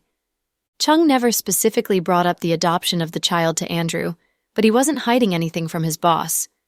The main thing was that Andrew did not ask. Boss, I think that even if you can't just get rid of her, you have to teach her a lesson. You trained her for 5 years. Now, she's turned her back on her master. She revealed the location of our warehouse location to Jack. Not only was she trying to get on the enemy's good side, she told Jack to kill us off. This woman has no conscience whatsoever. Yeah, 5 years, that's a long time. Even a dog wouldn't turn its back on its owner, right? Andrew said. So I'm asking you to give me the go-ahead. All right then, be swift about it, but don't let her die. That would be too easy on her. I don't want her to get off that easily. Got it, boss. Leave it up to me. Seeing that Andrew had agreed, Chung rolled up his sleeves. Finally, he could take care of that batch Irene. Southside. Chloe called for a morning meeting and she was feeling dizzy. Since she was pregnant with her second child, she was especially tired. From time to time, her eyes would go blurry and her head would feel dizzy. However, it was true that Director Richard didn't come into work very much. The major issues were all handled by Chloe. It was not easy to manage such a large hospital. Chloe was also a typical Virgo workaholic. She was very strong-willed, and she always wanted to live up to the director's trust. She always wanted to do better. For 3 consecutive years, Southside had been declared the most outstanding rehabilitation center in the country. As its reputation grew, the number of patients continued to increase, and so did Chloe's workload. Vice Director, someone is looking for you. A small nurse ran over and notified her. Where are they? In the consultation hall on the 1st floor. Okay, I'll go and see. Chloe was wearing a white coat and holding a book she used when doing her ward rounds. Her youthful face was always calm and collected. No one would have thought that such a young woman was actually the vice director of Southside and had a long-standing reputation in the medical profession. Mama Cooper? Seeing Justin's mother, Chloe's heart warmed. Work had been busy recently, so most of the time Justin would take the twins back to the Cooper household to eat. On the other hand, she and Jack had been going less and less. Chloe, I hope I'm not getting in the way of your work, am I? Mrs. Cooper asked gently. Not at all, Mama Cooper. Come upstairs with me and have a seat. Long time no see. I've missed you. Did you see? Is that Lady Mr. Cooper's mother? She really is beautiful, several little nurses whispered behind them. Yeah, Mrs. Cooper is gentle and graceful. She is indeed a true lady from a well-respected family. Those wives of new money are no match for her. Then young Master Cooper's good looks come from his mother? Anyway, Mrs. Cooper quite likes our deputy director. It's a pity that our deputy director isn't her daughter-in-law. I don't agree. Deputy director's husband is even more handsome. He's a fine-looking man.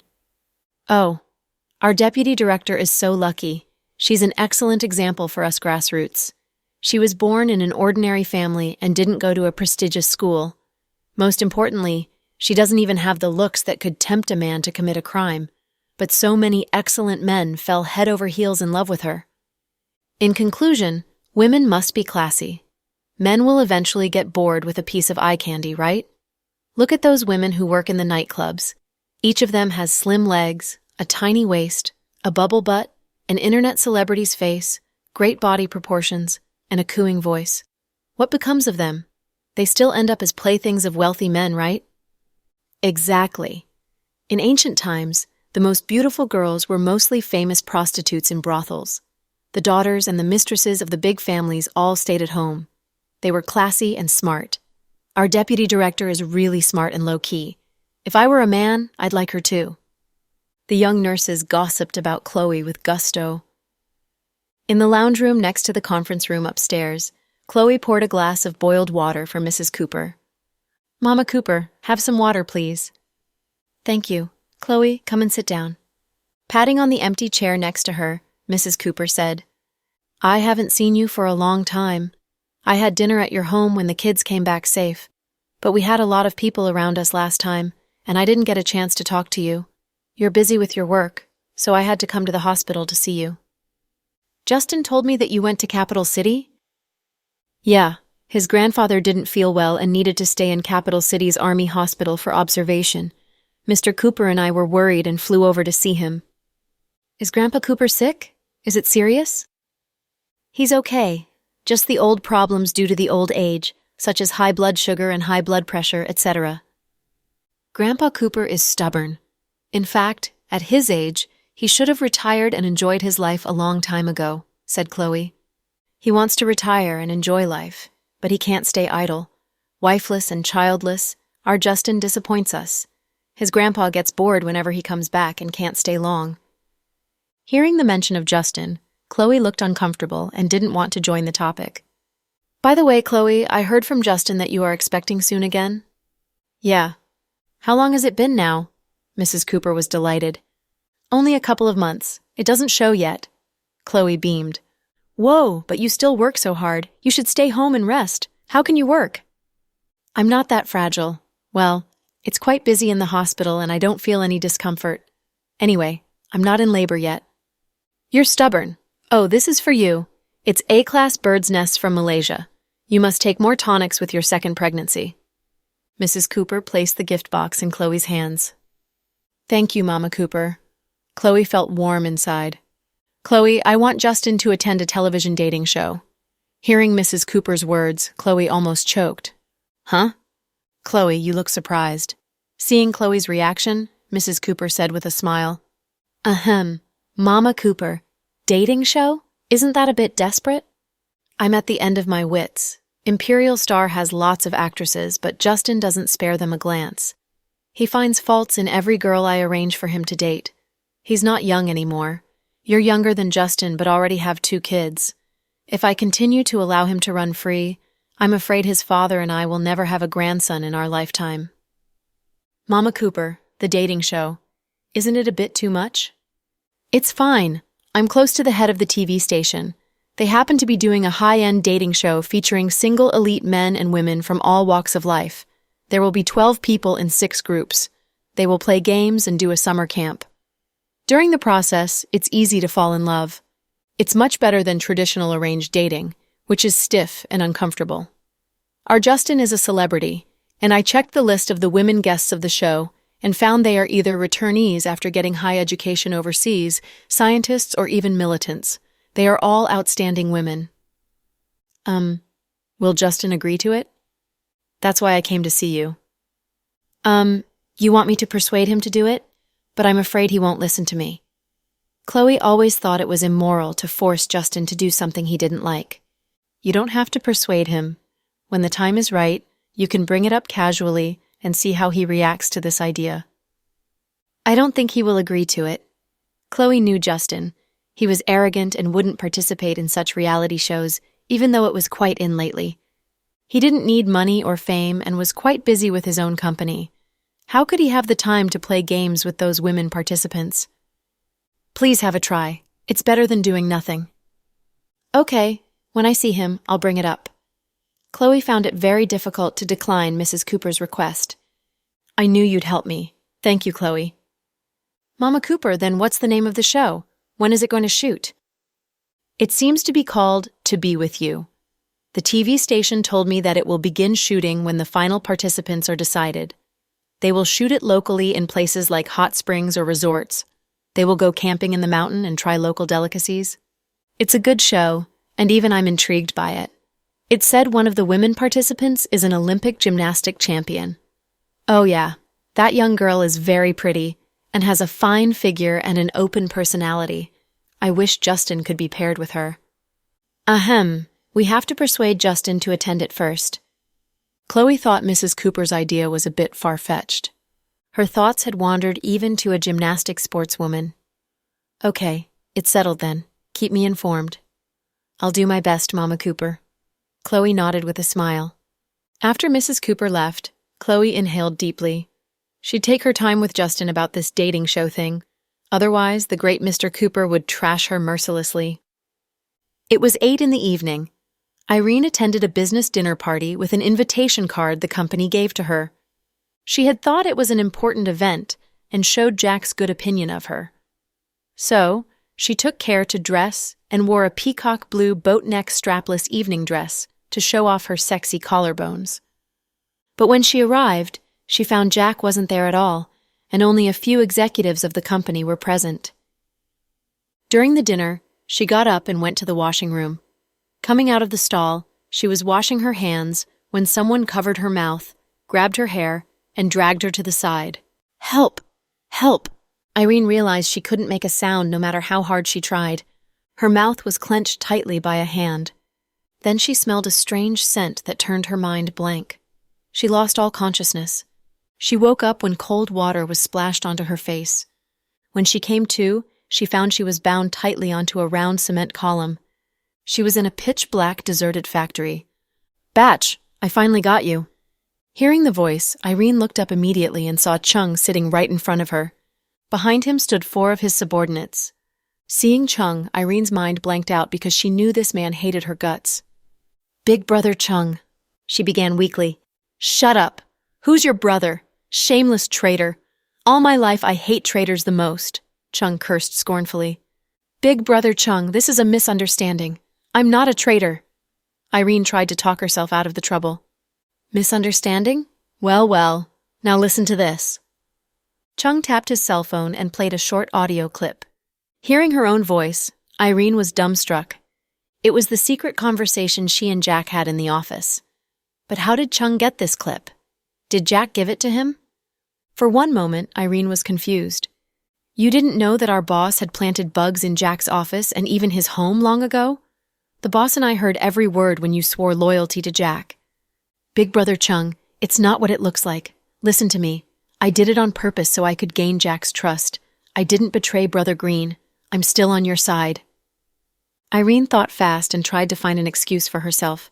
Unfortunately, Chung wasn't so easily fooled by her lies. Besides, he hated her guts. "Do you think I'm a fool? Even now, you want to lie your way out of it. To tell you the truth, the boss is very disappointed with you." "Where's Brother Green? I want to see him. I have things to say to him face to face." Irene had paled in fear and yelled that she wanted to see Andrew. "You think the boss will see you now? What do you think you are? To tell you the truth, the boss said that he had kept a good-for-nothing for the last 5 years. But I think you're just an ungrateful batch. You took the boss's money and changed your stupid pig face to resemble Miss Green. Unfortunately, you only look like her on the surface, but what's beneath your face is far inferior to hers. Now you even dared to betray us and tried to get the boss killed. Batch, since when did you become bold, That said, Chung got up, pinched Irene's chin with his fingers, and cursed her viciously. "Big brother Chung, I know I made a mistake. Please let me go. Give me a chance to correct my mistake." Now that Chung had seen through her tricks, she began to play meek. "Let you go? Impossible. Do you know how much it took us to catch you? Now without the protection of Jack's men, I'll see who can save you." "Big brother, let us have our way with her. This batch has a good figure," the brawny men behind him asked for Chung's permission eagerly. Hearing their words, Irene turned pale in fear. "Big brother Chung, please, don't," Irene begged pitifully. "You guys are this desperate? You even want to touch such a scheming batch? Aren't you afraid you'd get some disease from her?" Chung looked back and scolded his men, and they lowered their heads, not daring to say more about it. "The boss told me to do things as I see fit, but not to kill you. Death will be too good for you." Irene looked at Chung in horror and knew she was done in, and no one would save her. Guys, ruin her face. Don't touch my face, Irene screamed hysterically. Because of the face which resembled Chloe's, she had once felt superior and even thought Jack would fall in love with her. It's not your face anyway. 5 years ago, the boss paid the best plastic surgeon to make you beautiful. But how did you repay him? Big Brother Chung, I swear I won't do it again. Please don't do this to me, Irene bawled. What are you waiting for? Do it, Chung ordered them. The men walked slowly toward Irene with small daggers in their hands. Don't do this to me. Irene was choking with tears. Then, with a scream, a deep knife cut appeared on her cheek. Blood slid down her pale cheeks. Then another cut came, followed by more cuts. At last, the pain was so excruciating that she passed out. Big Brother Chung, we're done. Hearing the men's words, Chung turned his head and looked at Irene, whose face was covered in blood. He said with a snort, "This is what the batch deserves." What shall we do next? Toss her at the gate of GK Group as a warning to Jack. Yes. Then the brawny men dragged an unconscious Irene into a minivan with a fake plate. They left after tossing her at the gate of the company. When the security guards on night duty found her, they immediately called the police and the ambulance. On the next morning, the news about Irene's ruined face spread all over the company. But Jack didn't visit her in the hospital. He sent his senior executives to see her just for the sake of appearances. Miss Irene, what on earth happened last night? Did you see the faces of the criminals? We've called the police and they will handle this. Irene's face was bound with white gauze like a mummy. She hesitated as she remembered Chung had told her last night that if she dared to tell the police the truth, her family in the countryside would be in danger. She didn't doubt Andrew's viciousness. He was capable of anything. Irene caught herself and said instead, "No, I didn't see their faces. I was knocked out." "Do you have any enemies?" Behind the senior executives, a police officer was ready to make notes on a notebook. "No," Irene said in a low voice. "Then I'm afraid it was done by some roaming gangsters trying to rob and murder people randomly. As a girl, you must be careful when you are out at night." The police officers made some perfunctory questioning and left. "Where's President Dawson? Why didn't he visit me?" After the police officer left, Irene looked at the senior officials of the company and asked, "President Dawson is busy. He just went to the ribbon-cutting ceremony for the new property in the development zone. He asked us to see you and tell you that he hopes you will heal from your wounds soon, and the company will pay for the treatment." "You can go now. I don't need you here." Irene was resentful, but couldn't show it. "Miss Irene." "Get out! I told you to get out! Why don't you beat it?" Irene exploded. "You can leave now. The patient went through a lot, and it's natural she is emotional," the doctor soothed them. "You get out too." Looking at the doctor, Irene lashed out at him. "We are your medical staff. I don't want you here. You all get out." When everyone left, she picked up her cell phone and turned on the camera to see her face. She screamed and threw the cell phone on the ground, shattering it. The news about Irene's ruined face spread quickly in the company. At lunchtime, Stella and Thomas sat across from each other. "What goes around comes around." "Yeah, that woman had it coming. The woman is a hypocrite, and I guess she has lots of enemies." Thomas also disliked Irene. "That's good news. We don't have to worry about her circling around President Dawson. By the way, did you know that Assistant Mark will come back soon?" "That's good news. Our company will return to the previous state." No. I must tell my sister this good news." That said, Thomas sent Chloe a voice message. "Sis, come out, come out." "What's up?" "What are you doing, sis?" "I'm in the hospital cafeteria. We're having lunch too." "No nonsense. What's up? Tell me." Chloe knew Thomas had some news for her when he sounded so eager. "Good news. Something happened to Irene." "Oh, this. I know already." "What? You knew it?" "Yeah. Last night when the security guards of the company found her, the security department called Jack, so I learned about it too." You knew it, but how come you're so calm about it?" "What should I do? Do you want me to celebrate it with fireworks?" Chloe replied with a smile as she ate her lunch. "No, I think At least you should post a happy message on Snap status. For example, you can post the most classic saying, "What goes around comes around." It's not my style. Chloe vetoed this suggestion. Well, yeah, my sis is so low-keyed and would never post such a gloating message on her status. Besides, it would feed the gossipers. I was naive, but sis, everyone is happy about the news. Okay, go back to your lunch. Chloe wasn't surprised that something had happened to Irene. When the twins were rescued from the bandits, they made a 180-degree change and recommended Irene to their parents with great enthusiasm. They claimed she saved their lives and recommended her to work in the company as repayment. This was just a trap. It was a trap Pudding made especially for Irene. Later in private, Pudding and Little Bean had told their parents everything that had happened in the mountains. Irene was so selfish and heartless that she betrayed the kids to protect herself. Jack had wanted to get rid of her immediately, but Pudding said that her daddy didn't need to do it, and she could handle Irene with another's hand. It was how the big drama of Irene's betraying Andrew began. In fact, a ruined face was the beginning of her punishment. With Andrew's way of doing things, Irene would have more misfortunes coming her way. At his moment, Justin sent Chloe a message on WeChat. Dr. Green, I'm now at Southside. You said you wanted to talk to me, right? If it's okay with you, I'll come up and see you. Seeing Justin's message, Chloe felt a bit awkward, wondering how she would broach the subject of the dating show. If she tried to talk him into going to the dating show, would he trash her mercilessly? Okay. I'm in the hospital cafeteria. Have you had lunch? Do you want to come up and grab a bite? Okay, I'll be there in a minute. Soon after this message, Justin parked the car and went upstairs. His black Lamborghini was very eye-catching, and many young nurses knew it was young Master Cooper's car by looking at its plate. Ever since Justin fell in love with Chloe, he had been a frequent visitor to Southside. Whoa, young Master Cooper is here. He's so handsome. The actresses at Imperial Star are so lucky that they can see such a handsome boss every day. Without a doubt, young Master Cooper is here to see our deputy director. Yeah, I'm envious of the deputy director for having young Master Cooper as her good friend. On the first floor, the young nurses talked about him with stars in their eyes.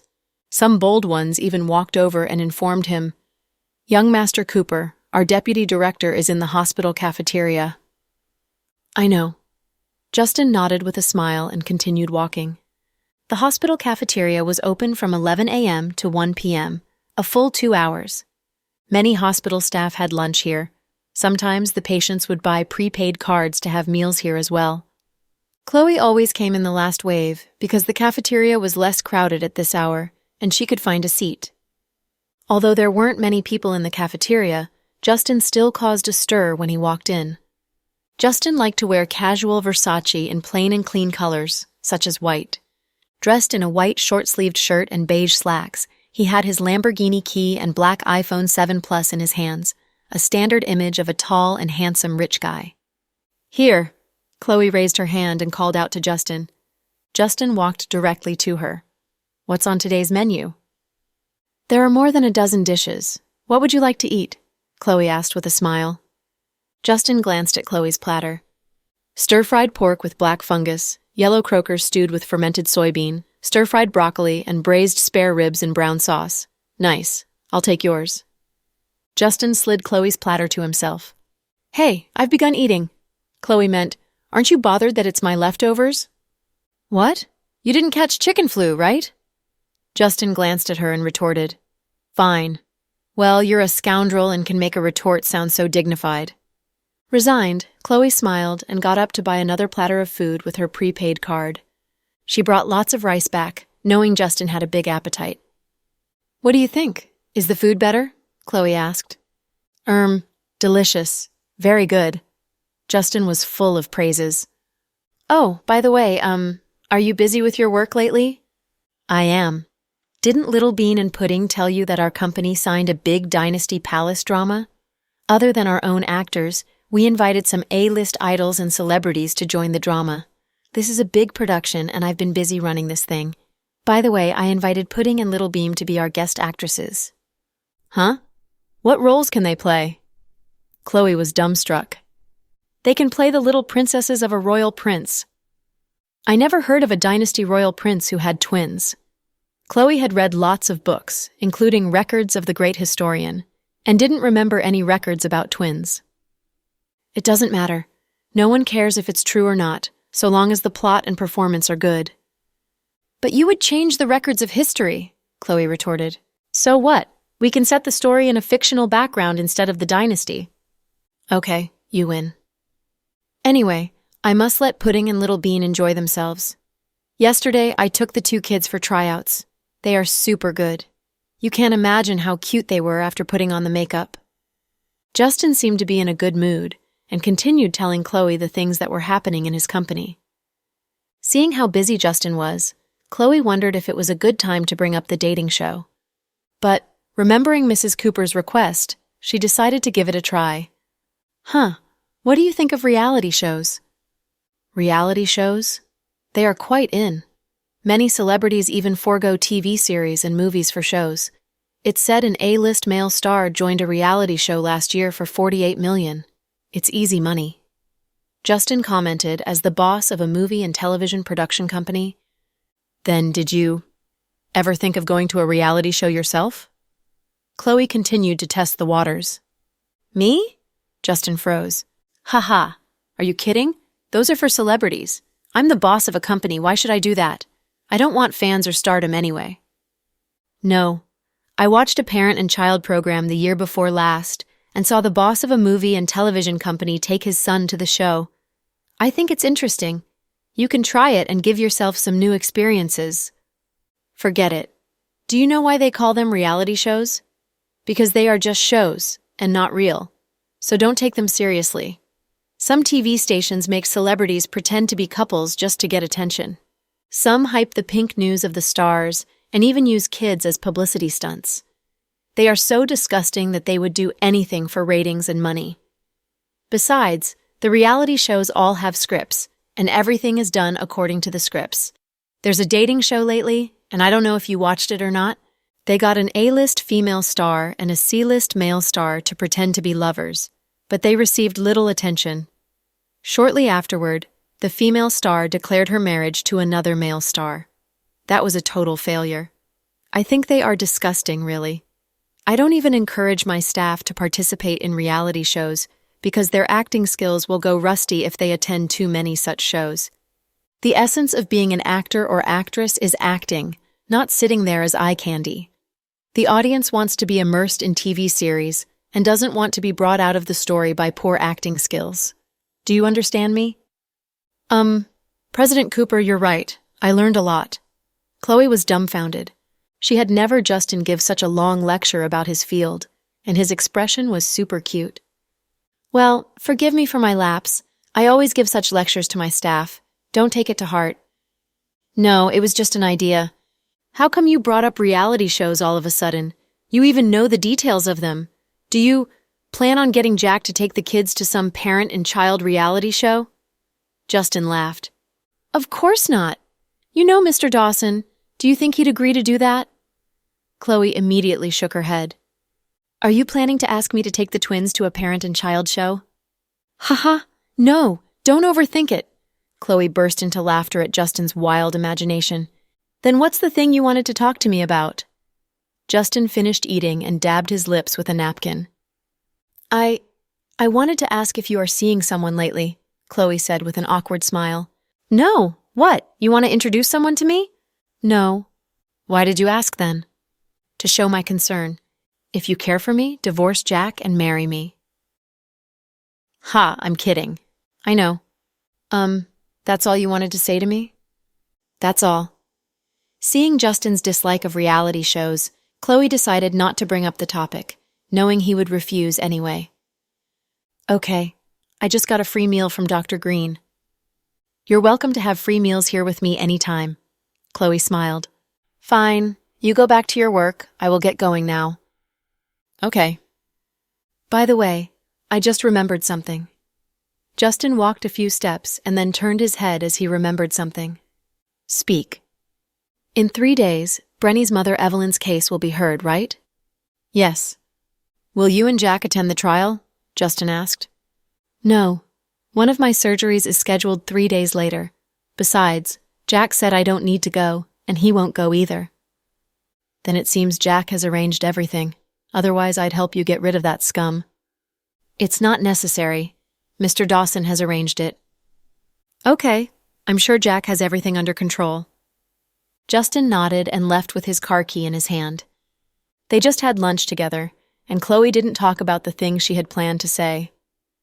Irene stayed in the first hospital.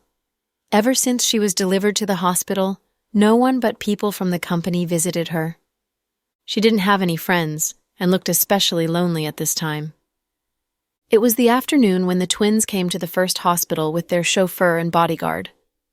Pudding meant to go directly, but Little Bean insisted on buying a bouquet of chrysanthemum. The yellow and white flowers looked beautiful, but a bit creepy too. The twins entered Irene's ward without even knocking. "Who is it?" She turned around, her face covered in bandages. "My goodness! Aunt Irene! You look like a mummy!" Little Bean ran over and exclaimed in fake surprise, "What are you doing here?" With no other people in the room, Irene didn't sound friendly. She didn't like the twins, and had even wanted to get them killed. "Of course we're here to see you. We heard something happened to you. What happened? Why is your face in bandages? Did someone beat you so hard that your face swelled into a pig head?" Little Bean tried hard to suppress her mirth. "You?" Before Irene could say anything, Pudding immediately said, "Miss Irene, seeing your condition, I finally believe the saying, 'What goes around comes around.'" "What do you mean?" Irene struggled to sit up and yelled at the two kids. "You know what I meant. Don't pretend you don't, since there are no other people in the room. When we were in the depth of the mountains, you betrayed us to protect yourself. I'm sure you know very well what you did." Fine. I finally understand your scheme. I wondered why you were so good as to ask me to work in the company, and even told your dad that I saved you. It was all nothing but a trap. Sudden understanding dawned on her. "My goodness, you didn't understand it until now. I'm worried about your intelligence." Little Bean smiled as she covered her mouth. Pudding looked at Irene coolly and said, "There's only one step between good and evil. Miss Irene, if you delivered us directly to my dad after helping us out of Willow Village, nothing would have happened to you. Unfortunately, you couldn't control your greed and wanted to use us to gain some benefits. This is why you ended up like this." "Then Jack knows everything. It's nothing but a drama staged by you girls and your father, right?" Irene was humiliated and infuriated when she found out the truth. "In fact, Miss Irene, you should thank me. It was my idea that saved you. If things went the way my dad wanted, you'd have been a corpse by now." "Do you really think my dad likes you? Oh, you're shameless. You should look at you in the mirror. Do you think you, an imposter, can copy my mom? Can you copy the things engraved in my mom's bones? My dad and mom had seen through you. For them, you're just a clumsy clown who overestimated herself. How I pity you." Little Bean scorned her. "All of your family set the trap and tricked me. You all won't end well." Realizing that she had been tricked, Irene became totally frantic. "I'm sorry, but it's you who will end tragically. Come and take your flowers." Little Bean placed the chrysanthemum on the bedside table and took out her cell phone to take pictures. "Come on, smile. Look this way and say cheese." Little Bean kept taking pictures with her cell phone. Irene grabbed the glass on the table and threw it at Little Bean's head. The bodyguard behind Little Bean reacted swiftly and caught it. "Well done. Throw it back at her," Little Bean ordered. Without a word, the bodyguard threw the glass back and it shattered on Irene's head. "Help! Help! Someone is trying to kill me!" Irene's yelling drew many medical staff over. "What happened?" the doctor asked. "They tried to kill me. They set me up. Hurry! Call the police to arrest them," Irene yelled. The doctor and nurses turned their heads and saw a pair of twins standing there with cute and innocent eyes. "Doctor, we came to see Aunt Irene, but her mind seems to be unhinged by the stimulation brought by the accident. I suggest you transfer her to a lunatic asylum after her wounds heal a bit. She will be better off in there," Little Bean said innocently, blinking her big eyes. "It seems she's very ill. What a pity. She got herself into such a pathetic state." Pudding sighed. Don't listen to their nonsense. I tell you, these two imps are shrew and scheming. They are first-class scheming batches. Don't be fooled by these two damned kids. Irene cursed viciously. But no one believed her. Miss Irene, we understand you're experiencing emotional fluctuations, but it's not right to vent your anger on kids. You should rest first. Get out, all of you. You're all bad guys. The twins' visit plunged Irene into hysteria. When they came out, Pudding smiled in satisfaction. Little Bean video chatted with Ethan and gossiped in gusto. Did you see that batch, Irene? She'd been trying to get my sister and me killed. She even tried to seduce my dad. Just look at her. She needs to see herself in the mirror. Yeah, she's absolutely no match for Auntie Chloe, Ethan agreed. Ahem, Delcy, can't you be more subtle with your love talk? How can you talk like this in front of me? Pudding slanted her a look. If you have objections, you can video chat with Kenneth, Little Bean retorted. Sis, now that we've put cards on the table with Batch Irene, shall we do something more aggressive? Otherwise, she'd think of a way to mess with us when she is fully recovered, right? Little Bean asked. Don't worry. This time, I won't give Batch Irene the chance to fully recover. Pudding sounded confident in herself. Sis, are you going to kill her? It's illegal. Little Bean pretended to be shocked. Moron. Who'd be so stupid as to break the law? Our plan worked well since we used other people to deal with her. For some reason, the big bad guy Andrew didn't kill Irene, but I have the feeling that she won't live long. Anyway, it's torture for her to live like this. Sis, you mean we've just seen the last of Batch Irene? Little Bean asked with a smirk. Yeah. Whoa, perfect. I feel so much better with this eyesore removed. The twins strolled out of the hospital. Meanwhile, Brenny was at her wit's end as her mother's case was about to be heard. After that day, Case hadn't returned. They had agreed to break up, but this time, she wasn't certain if he meant it or he had said the words just to anger her. Furious that Case didn't help her, Brenny refused to admit her mistake. Furthermore, she even put Case's Snap account and cell phone number into her blacklist. You don't want to return home? Good. I won't let you in when you decide to come back. This isn't a place you can come and go at will. Tomorrow, I'll change all the locks and toss out all your stuff. Brenny threw Case's ashtray onto the floor viciously. Mom, why don't Uncle Chase return home? I miss him. Tiani held her mom's arm and asked. Don't miss him. He doesn't take care of us. Besides, he isn't your real father. Mom will find you a new dad with more money. The more she thought about it, the more furious she got. She said the words in great resentment.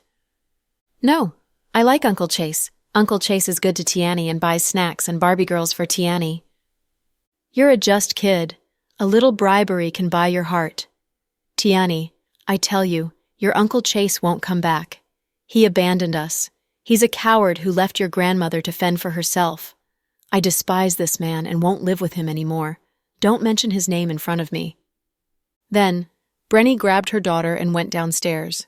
She drove her daughter to the kindergarten and then called Lawyer Wang's assistant to make an appointment to see Lawyer Wang again. In the lawyer's office. When Brenny walked in, Lawyer Wang looked at her with a lewd smile on his face, as if he had been expecting her. Well, Miss Green, have you made the decision? Lawyer Wang, I can increase the pay. Just tell me what kind of women you want. I can arrange for you. Brenny wasn't stupid. She'd rather pay him more money than sleep with this old fellow. Well, Miss Green, to tell you the truth, although I'm not yet a famous lawyer, I'm not short in funds. I can have as many women as I want. But I'm attracted by your elegance, Miss Green. Only once is enough. As he spoke, his hand moved to Brenny's thigh and wandered up. He was disgusting. Brenny wanted to push his hand away, but she knew if she did that, she'd lose the last chance to save her mother. So she closed her eyes and gritted her teeth, deciding to sacrifice herself this one time. Seeing that Brenny was not resisting, the dirty old man went even further. He put one of his hands on Brenny's chest while the other one was busy too. Being molested by such a dirty old man, Brenny didn't feel good, but she held it in, reminding herself that it could be creating a new way to help her mom. As Attorney Wang got closer and was about to kiss Brenny's lips, the office door was pushed open forcefully. Hey, I already told you that you can't enter. Why did you come in? I'm going to call security. Then they heard Attorney Wang's assistant scream. Both Brenny and Attorney Wang turned around. A young man was standing at the door with an icy gaze fixed on Brenny. Case. Brenny's mind went blank. Heh. When someone told me before that you were using your body to save your mom, I didn't believe it. I didn't think you would do things that crossed the line. But it looks like I underestimated you. Huh, Brenny, you did so well. Case laughed coldly. Brenny pushed the old dirty man off of her and went over to explain. Case, no, it's not what you think. I didn't want to do it either, but you know I really have no other choice. Oh yeah, just for your mom, you're willing to cross the line and do anything. You're just like your mom. What do you mean? Brenny was getting agitated.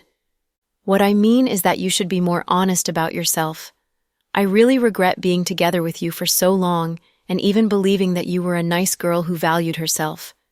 Whether you had divorced or if you had a kid, or if you were bullied by Zuri, I didn't care at all. No matter what other people said about you, I've always believed that your heart was still gentle and kind. But what about you? What you did really let me down. Brenny, why bother pretending to be an innocent prude while you are, in fact, a scheming batch? I'm a scheming batch, huh? Brenny sneered. Aren't you? Even though Zuri is arrogant and does whatever she wants, she owns it and never tries to hide it. But you always act so meekly when in fact you know the truth in your heart. From the beginning, when you tried to get closer to me, you had your motives, right? What Justin said was right. Your goal of getting closer to me wasn't entirely pure to begin with. Before your dad passed away, maybe you wanted me to help you keep the family company shares that you, your mom, and your brother should inherit, so you wanted to marry me. Later, you tried to get closer to me, hoping I could help you get your revenge on Andrew. Now that I don't want to help you, you've decided to sell your body to some ugly old man. Brenny, you're really a monster. I'm a monster? Who caused all this? Isn't this all you're doing? If it weren't because you weren't helping me, why would I need to do this? If I were a scheming batch, then you're nothing good either. We're the same. The reason why you decided to get together with me, you think that was out of pure love? It's not because of your overflowing sympathy? You think we're poor and you're a god, a savior, a philanthropist. You're the greatest and in the whole world, right? So that's how you've seen me this whole time? Case felt his heart drop. If not, how should I view you? Brenny questioned. Then it looks like I shouldn't have come today and disrupted you two. I'm sorry, you two continue. I hope you won't regret what you did today and successfully rescue your mom. Case immediately turned around and left after saying this. Case! Screamed Brenny in despair. Miss Green, let's continue. I really like the black leggings you're wearing today. The old man held Brenny from the back and kissed her behind the ear. Brenny really wanted to yell back at the old trash and just push him away as hard as she could. Yet she didn't have the courage. She still had to rely on him for her mom's case. Thinking of her mom who was still in jail and how she wasn't even sure if her mom could still survive, Brenny had to hold it in. That night, the group of friends that hadn't seen each other for a while planned a gathering at a restaurant. Max, who was the absolute foodie and knew all the hot spots, heard that there was a newly opened Szechuan restaurant with good reviews and immediately booked a private room there. Then at 8 o'clock, everyone arrived, including the kids from each family. Violet and Cody were not drinkers, so they helped take care of the twins, Kenneth and Ethan. In the main seats sat Jack, Chloe, and Justin, followed by Noah, Sarah, Victoria, Brenton, Max, and Avery. Chloe originally planned to invite both Thomas and Stella, but after realizing that their relationship was still not public yet and that it would embarrass the both of them if they were here, Chloe gave up on the thought. I'm just wondering, why are we having dinner today? Tomorrow is the start date for the sentencing of Evelyn. I think we should wait until she's sentenced before we have dinner as a celebration. Wouldn't that be better? Laughed Noah. Captain Ace, when you mentioned Evelyn, I suddenly thought of a piece of gossip. You want to hear it? Whoever wants to hear it, send me a $666 red pocket in the chat. Max laughed. Are you addicted to live streaming? Why 666? I think you look like a 250. Why not tell us to give you 250? Teased Justin. Note, 250 means idiot. See, Now it's you who is out of fashion. Nowadays there are so many live casting apps, they're all so popular. All those live cast hosts will do anything for money. Last night when I couldn't sleep, I saw a host in the middle of the night who went to the unmarked graveyard with a shovel to live cast digging graves. Holy shit, that was crazy exciting. What? Last night you secretly went to watch live casts behind my back? Huh. Avery grabbed Max's ear. Oh, my dear lord, all the hosts I watch are men, all stinky men. Don't get me wrong, you know I love playing video games, so I will occasionally watch some game hosts explaining games. Max immediately tried to explain. Recently, with the development of the internet, there are a lot of new occupations. But I've always believed that those live cast hosts are not a healthy group of people, and they are really bad influences on young kids. Think about it.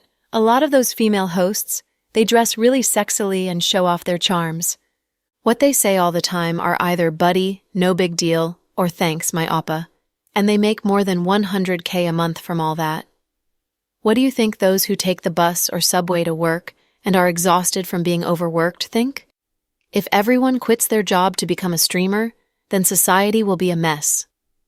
Though Justin always had an open and positive personality, he was still pretty conservative on certain issues.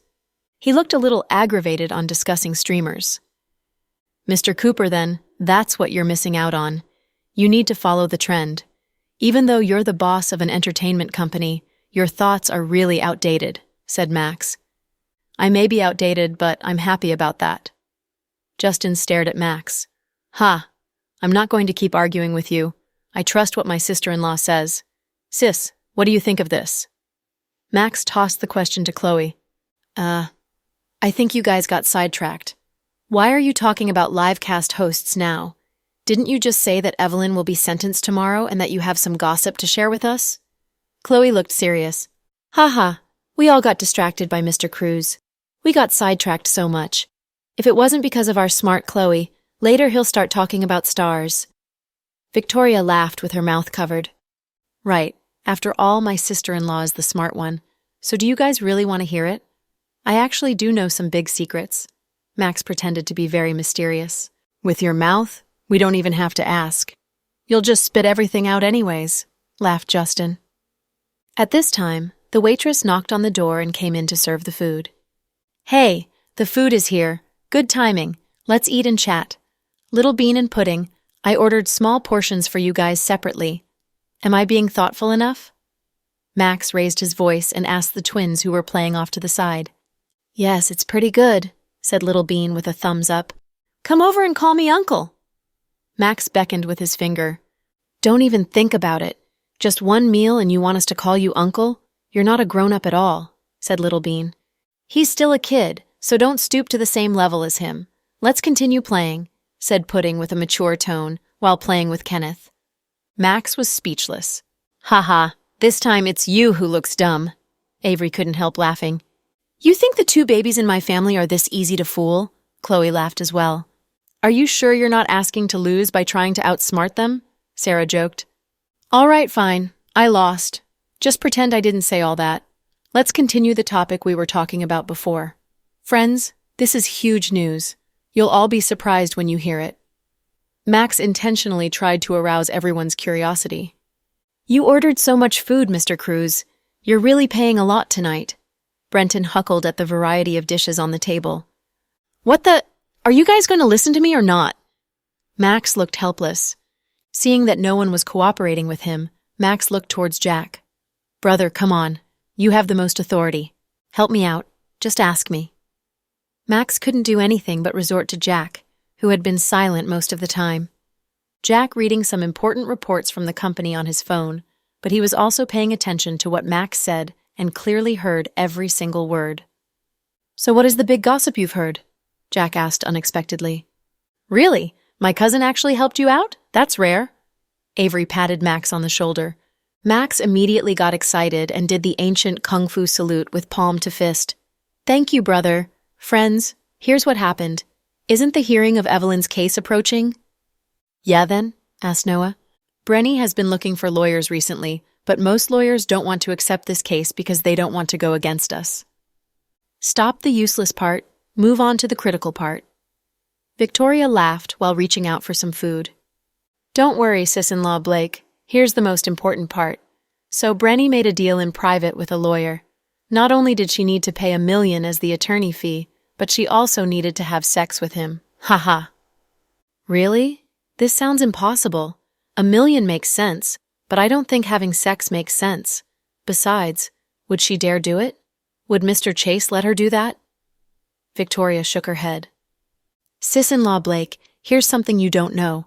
What happened that day, you weren't there, and Mr. Cooper probably didn't illustrate it for you. Illustrate what? Victoria was confused. That day, in the middle of the night, Brenny went to look for Case at the club. I was there with Mr. Cooper, too. The two of them got into a huge fight and broke up. And according to what I heard, Case actually has been living in the Chase family house since that day and hasn't seen her at all. Case is not dumb either. What happened this time, he would rather not be together with Brenny than help Evelyn.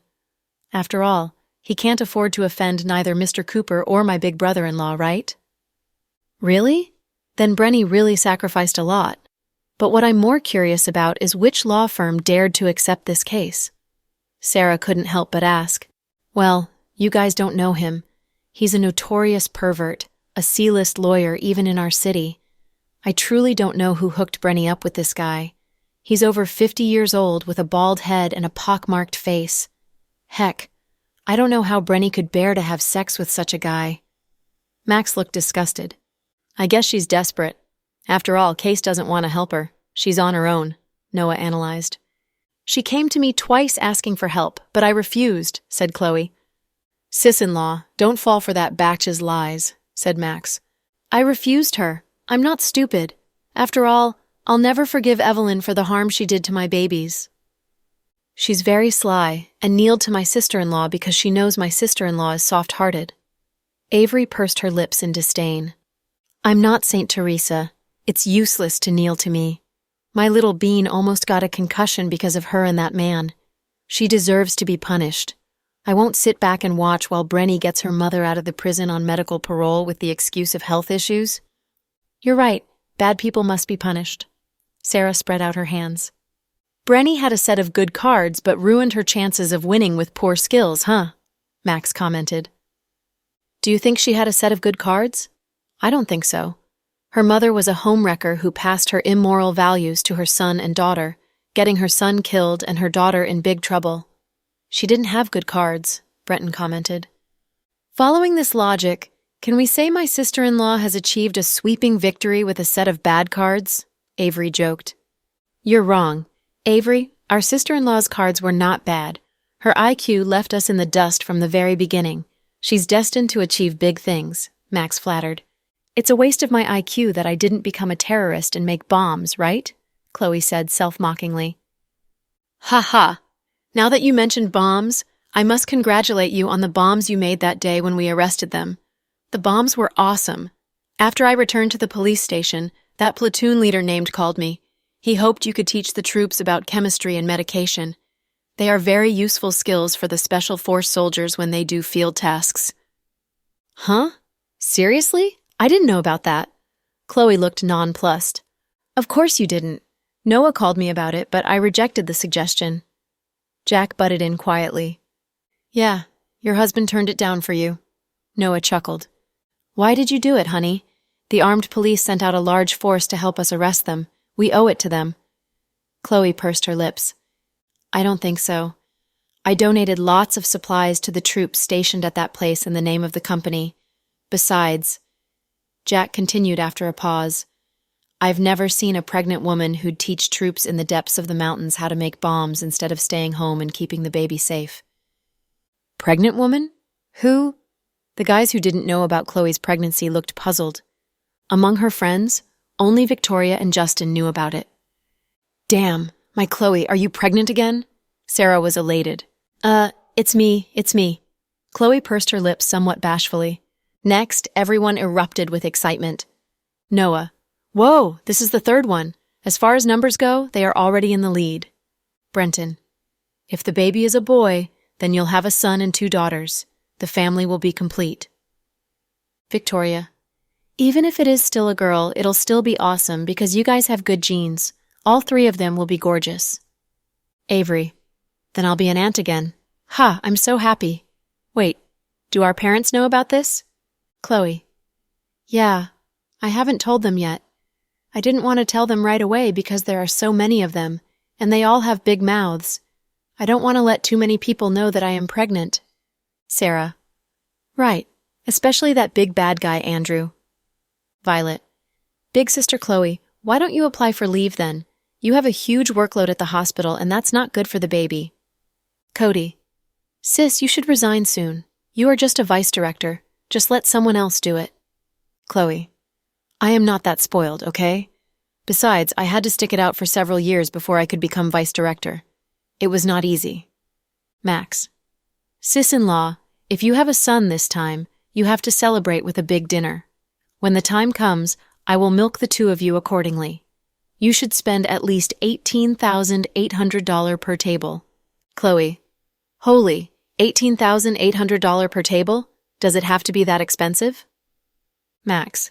Master Cooper, you get to be a godfather again. Are you excited? Justin. Thrilled. I'm so happy for her. Although he kept saying that he was excited, Justin still felt a little bit of disappointment on the inside. This was a feeling that only he himself understood. Chloe. Okay, you guys, don't cause a commotion. Haha. When my baby is born, I can extort all of you aunties and uncles. Hurry up and get your gifts ready. In less than 8 months, the baby will come out and greet you all. Sarah. So that means it has been 2 months now. All right, so you've managed to keep it hidden for this long already? Chloe. I wasn't trying to keep it a secret. It was just that so many things have been happening recently, I didn't get the chance to bring it up. So, in this state, there's no way I will let her out of my sight, Mr. Dawson announced domineeringly. Ha ha. You couldn't chase me away if you tried, okay? Chloe affectionately leaned her head against Jack. In front of others, Chloe always presented herself as a wise person with a high IQ. Of course, other than for Jack. With him, she was shy, flirtatious, acted cutely, and always carried on like a child. In turn, she was always being amused, praised, and pampered and spoiled. Victoria and Sarah were also very happy, but privately the two of them were a little envious. In this world, if there existed an ultimate form of mushiness, it would be called Jack Pampers Chloe. Simply put, it was mushy to the point of being despicable. You could say that if one day Chloe became a big villain or a terrorist, Jack would not be able to place righteousness before family. He basically wouldn't think twice about betraying the world with Chloe. This kind of love was bordering on obsession. Rick once said that he felt like Jack's love for Chloe was somewhat obsessive and maybe even abnormal.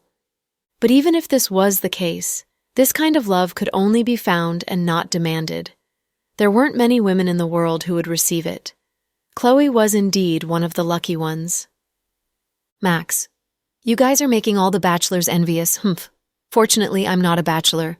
Come on, Avery, give me a kiss. Avery. Give yourself a kiss. Max. What? What does a guy have to do to get a kiss from his own wife? So, as the only bachelor in the audience at the moment, do you have anything to say, young Master Cooper? Brenton picked up the phone, and using it as a microphone, he handed it to Justin. Justin. Young Master Blake, you really are awesome. Hey, does your Victoria know that you went to Heaven Sent to party with beautiful girls last weekend? Brenton. Holy crap, don't throw me under the bus like this. Justin. Don't throw you under the bus? Who told you to remind everyone that I'm a bachelor? Master Cooper said proudly this time. The whole place roared with laughter. Hey, Brenton, no wonder you've been coming home so late recently. It turns out you've been hanging out at Heaven Sent. Victoria smiled. That makes sense. Don't be fooled by his appearance. He may look wilted, but his ideas are still upright. Sweetheart, let me explain. Brenton was between laughter and tears. Don't stop me. Let me ask you this. Lately, you've been getting off of work 5 minutes later than usual. Tell me, how could you do this to me? 5 minutes? What could I possibly do in 5 minutes? Brenton cried. What can you do in 5 minutes, don't you know? Victoria glared at him. Ha ha, young Master Blake, that's pretty impressive. With such a healthy physique on the outside, it turns out you only take 5 minutes. Max laughed. Could this be considered one of the highest forms of humiliating your own husband? Noah laughed along. Uh-oh, young Master Cooper said one little thing, and it sparked a war between the Blakes. Kenneth, quick, come back. Your parents are about to start beating each other, Sarah yelled intentionally. Calm down, Auntie Sarah. This kind of thing doesn't happen in our home, or at least I haven't seen it in the past few years. My daddy doesn't dare to talk back to my mommy, Kenneth said matter-of-factly. Oh, the wife is very strict, Max smirked. And you're next, so don't poke fun at me, okay? Brenton patted Max's shoulder as a person with experience. My Avery isn't that strict. She's quite gentle, in fact. Max lovingly wrapped his arm around Avery's waist. Young Master Cooper, is there nothing going on between you and Beauty Kira? Victoria suddenly asked. There's never been anything between us, okay? You guys came up with that storyline for us all on your own. Justin didn't know whether to laugh or cry. Let's get on to business. Tomorrow, Brenny will bring that third-rate lawyer as her defense counsel and go to court. Then Evelyn's case may cause a delay, Noah suddenly said. There won't be a delay. I won't let her have her way. Mr. Dawson spoke deliberately, then he put the shrimp he peeled for Chloe into the bowl. Look at her husband. He's so considerate. He even peels her shrimp for her. Sarah was envious. Here you go, my dear. Open your mouth. I will feed you some pork knuckle. Noah picked up half of the pork knuckle with his chopsticks and carried it over. To save yourself the hassle instead of peeling the shrimp for me, you just gave me a pork hock. Sarah blushed with embarrassment. The entire group was very happy at the party. When they drove home, the twins were a little tired and fell asleep at the back. Since Chloe's pregnancy, aside from non-work-related trips, they almost always used their RV for pickups and drop-offs. When Jack drove by himself, he would drive a sports car, like a Bentley or a Rolls-Royce. But if he was heading out with Chloe, he would definitely change to the RV because it was a lot more spacious and comfortable. Sweetheart? Mm-hmm. Starting from tomorrow, you're not allowed to drive yourself to work. Why? Chloe looked surprised. I studied the route you take to work. Recently, there's been a lot of road construction. There are too many bumps and potholes. The chassis on your sports car is low, and I'm afraid it's not stable enough. It's not good for our baby. I'm not that delicate. Chloe did not agree. So, do you want to resign, or do you want to get another car? Jack asked directly. Once again, Chloe sensed the domineering aura that Mr. Dawson occasionally reveals to her, then switch cars. But the RV is too big. I'm worried that it'll be difficult to gauge the distance from other cars, and it'll be harder to maneuver, Chloe argued forcefully. Who told you to drive yourself? What else would I do? Chloe was a little surprised. You could get a driver. My God. So starting tomorrow, a driver is going to pick me up and drop me off from work? Chloe was stunned. There will also be 2 bodyguards in the car, Jack added. Chloe was speechless. So do you want to reconsider quitting? No, there's absolutely no way. A driver it is then. But don't you think bodyguards are a little over the top? Chloe felt awkward. Are you more concerned about feeling awkward or the safety of our baby? Jack retorted. All right then, you win. In just a few sentences, Mr. Dawson was able to convince Chloe and pry her sports car away from her. Instead, she would ride in a luxury RV with a driver and bodyguards. With all this pomp, you'd think she was the mayor. Sweetheart, with all of this, don't you think Andrew will suspect something is up? If he finds out that I'm pregnant, I'm worried. Don't worry about a thing. I'll handle everything. Jack tightly squeezed Chloe's hand. Uh-huh. Chloe nodded, and her heart warmed. She believed that as long as he said so, he would have thought of everything. Dear, tomorrow is the case. Are you sure we don't have to attend the trial? I'm sure. And what about Brenny's lawyer? Have you already made the arrangements? Chloe asked. Made the arrangements? You can say so. Jack downturned the corners of his mouth and didn't say another word. Chloe felt a little bit weary. She leaned on Jack's shoulder and began to fall asleep. Honey? Yeah? What should we name the baby? We'll figure it out as soon as they're born. When the time comes, We have to have a 1-month party. Huh, we haven't even had a wedding reception yet. Haha. I will definitely give you a wedding. Definitely. Jack reached out and brushed aside the bangs on her forehead. I'm waiting.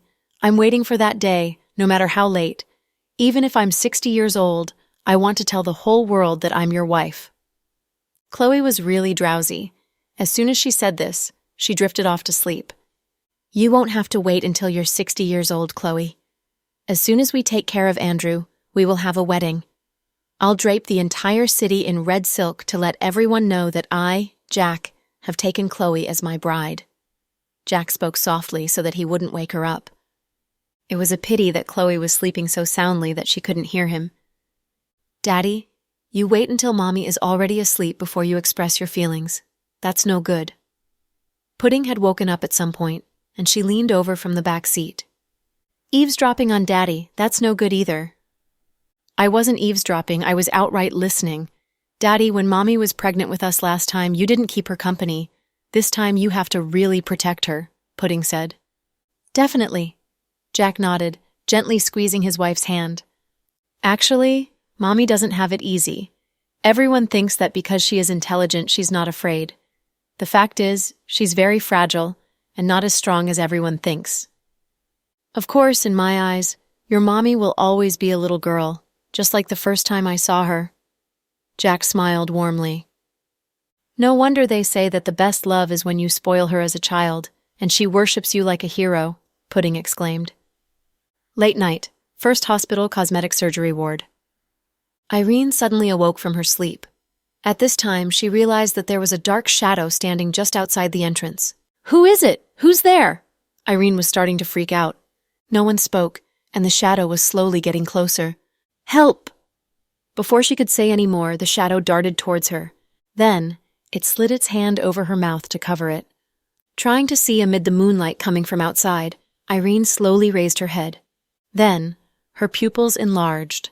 More and more. The man standing before her had a sinister grin. He was wearing a black leather jacket, and his hairstyle was different than usual. This was the first time she had ever seen him with such an unruly appearance. She was stunned. Big Brother Green? Irene almost couldn't hear the sound of her own voice as she trembled violently. Big Brother Green? Oh, I see you've mistaken me for that love-struck idiot. The man's voice was a little raspy and most definitely different from usual. Big Brother Green, I know that I've disrespected you. Please don't kill me, okay? I don't want to die. I know I've done wrong. I promise, I'll never do it again. I've already been punished enough. Once I get out of the hospital, I'll go back to my home village in the mountains, and I will never come back. Don't kill me, please. I'm begging you. Irene was afraid of Andrew the most, and in fact, she didn't plan to betray him at all. After all, it was the twins and Jack whose plan had set up Irene. Otherwise, she wouldn't have been bold enough to even dare do what she did. Over the past 5 years, she had come to know what kind of person Andrew was. Especially when he laughed, it terrified people and gave them goosebumps. Like I said, I'm not him. He really has been too kind as of late. When running into traitors like you, he doesn't even kill them. Instead, he merely disfigures them. Am I right? Andrew, or rather his second personality, Hunter, was firmly grasping Irene's chin. Then he stared at her face that was covered with gauze. Big Brother Green, don't... Irene had already been scared senseless. She had no idea at all how to distinguish whether the person in front of her was Andrew or another personality. She just thought that if Andrew showed up here in person, then she would be dead meat. Tisk tisk. If he doesn't have the heart to do it, then I'll just do it for him. The murder will be on his head anyway. This is such dog shit. He's taking so many pills. He wants to snuff me out. Hunter's eyes were full of resentment. Since Andrew had recently been taking a large number of drugs that inhibit brain nerves, Hunter hadn't had a chance to appear for quite some time. In a rare occurrence, Andrew was approving documents until very late at night, so he forgot to take his medicine. This gave Hunter a chance. The first thing he wanted to do when he came out was to cause a little ruckus. If I kill you and then just strut out of the hospital, the security camera will catch everything. Should I see how he handles things then? I don't think he'd be willing to go to jail. After saying this, Hunter covered Irene's mouth with one hand and firmly grabbed her by the neck with the other. Irene suddenly felt like she couldn't breathe. Big, brother, Green, don't do it. She was trying to say something, but no matter how hard she tried, she couldn't make a sound. For the first time, she felt like death was so near. Andrew was using all of his strength. Irene knew that he wanted to kill her off. At that moment, there were footsteps outside the ward. Then there was the sound of knocking at the door. Hunter slightly furrowed his brow. Miss Irene, are you asleep? Oh. Irene's mouth was covered so she couldn't speak. She shook her head anxiously. All right, consider yourself lucky today. I will come back for you. Saying this, Hunter smiled evilly, opened the window, and using steel wire rigs attached to his body, he jumped out from the 6th floor and slid down the wall. He was as stealthy as a cat. Help me! After Hunter left, Irene finally came back to her senses and called out. As soon as the person outside the door heard this, he immediately barged in. It turned out to be the young security guard, Trickster, the first man to sleep with Irene. Once he found out that Irene was staying at the hospital, he kept wanting to come and see her, but recently he was always on duty. It was by chance that he was able to finish work early that day, and it was still midnight. He couldn't sleep. After thinking about it for a while, he decided to buy some fruit and take a quick look. If Irene was asleep, he would leave the fruit by the door and go. He just didn't expect that he would, in fact, save Irene's life. Miss Irene, what's wrong? Trickster entered and looked down at Irene, who was scared silly. Quick, help me call the police. Someone wants to kill me. Who wants to kill you? Take your time and explain. Andrew. Andrew wants to kill me. Quick, help me call the police. I want to call the police. Irene grabbed onto his shirt collar and shook him desperately like an insane person, insisting that he call the police. Okay. Try to stay calm. I'll call the police for you. Trickster didn't dare to say any more. He picked up his cell phone and dialed 110. The police were also very efficient, and in less than 10 minutes, 2 officers came from the closest police station. Who called the police just now? One of the officers asked. It was me, I did. Irene was underneath a quilt from the hospital. Her hair was disheveled, and the gauze on her face had not been removed. What's the matter? The police took out a pen and got ready to make a report. Officer, someone wants to kill me. Please hurry up and catch him. He nearly smothered me to death, Irene said frantically. First, just calm down. We will need to get your personal information. Please tell us your name, age, residential address, and occupation. Miss Irene, don't worry. Just calmly tell everything to the police. That right, officer. I also want to report this man. He raped me in a cellar. He raped me 3 times. Not knowing what was wrong with her brain, Irene kept pointing directly at Trickster. Trickster did not think that Irene would turn against him like that, so he was speechless. The 2 policemen all looked at each other, confused. What is the relationship between you two? It's so late. Why are you here? The police asked Trickster. We are friends. We both work at the GK Corporation. Miss Irene was recently hospitalized. I just came to see her after my night shift. I don't know you. You're lying. You raped me. You're evil, you BS. After that, Irene grabbed one of the policeman's arms and said hysterically, Officer, someone just sneaked into my ward and tried to kill me. Don't panic. Talk slowly. Who wants to kill you? Andrew, it's Andrew for sure. Andrew? Which Andrew? The police officer was a little stunned. He is a well-known public figure. You don't know who Andrew is? Irene asked. You're not talking about the boss of the Green Corporation, are you? One of the officers asked. Isn't President Green also the Mayor Fisher's son-in-law? He is getting married soon. The wedding is in a few days. Are you bullshitting me? The other policeman stared at Irene incredulously. He thought that the woman must be crazy. Officer, I'm not lying to you, I swear, it's him. But why would he want to kill you? The police looked at Irene with a stunned expression. Because... Irene stopped herself. She couldn't tell them that he wanted to destroy her because she betrayed him. Instead, she said, Maybe it's because I accidentally discovered some of his secrets. Miss Irene, are you absolutely certain that it's Andrew, the president of the Green Corporation? Not someone with the same name, perhaps? Yes, I'm sure it's definitely him. Okay, then what proof do you have? The policeman asked. I saw him with my own eyes. He nearly suffocated me, and you're asking me for evidence? Irene was furious. The problem is, what if you are making slanderous statements without evidence? We can't just arrest someone because of what someone else says. The officer was in a difficult spot. You can go check the hospital's surveillance system. He came in right through the door. The security camera in the corridor must have caught him on film for sure. Irene remembered that when Andrew was screaming at her, he muttered something about how the video would catch everything and that he wouldn't be able to get out of it. Go check the recording, one of the officers said to the other. Okay. 10 minutes later, the officer returned. What's up? Did you see him? Couldn't see anything.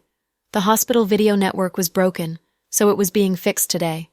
The entire security surveillance system was down. There was no way to check it. He must have had someone do it. Listen to me. Andrew is very powerful.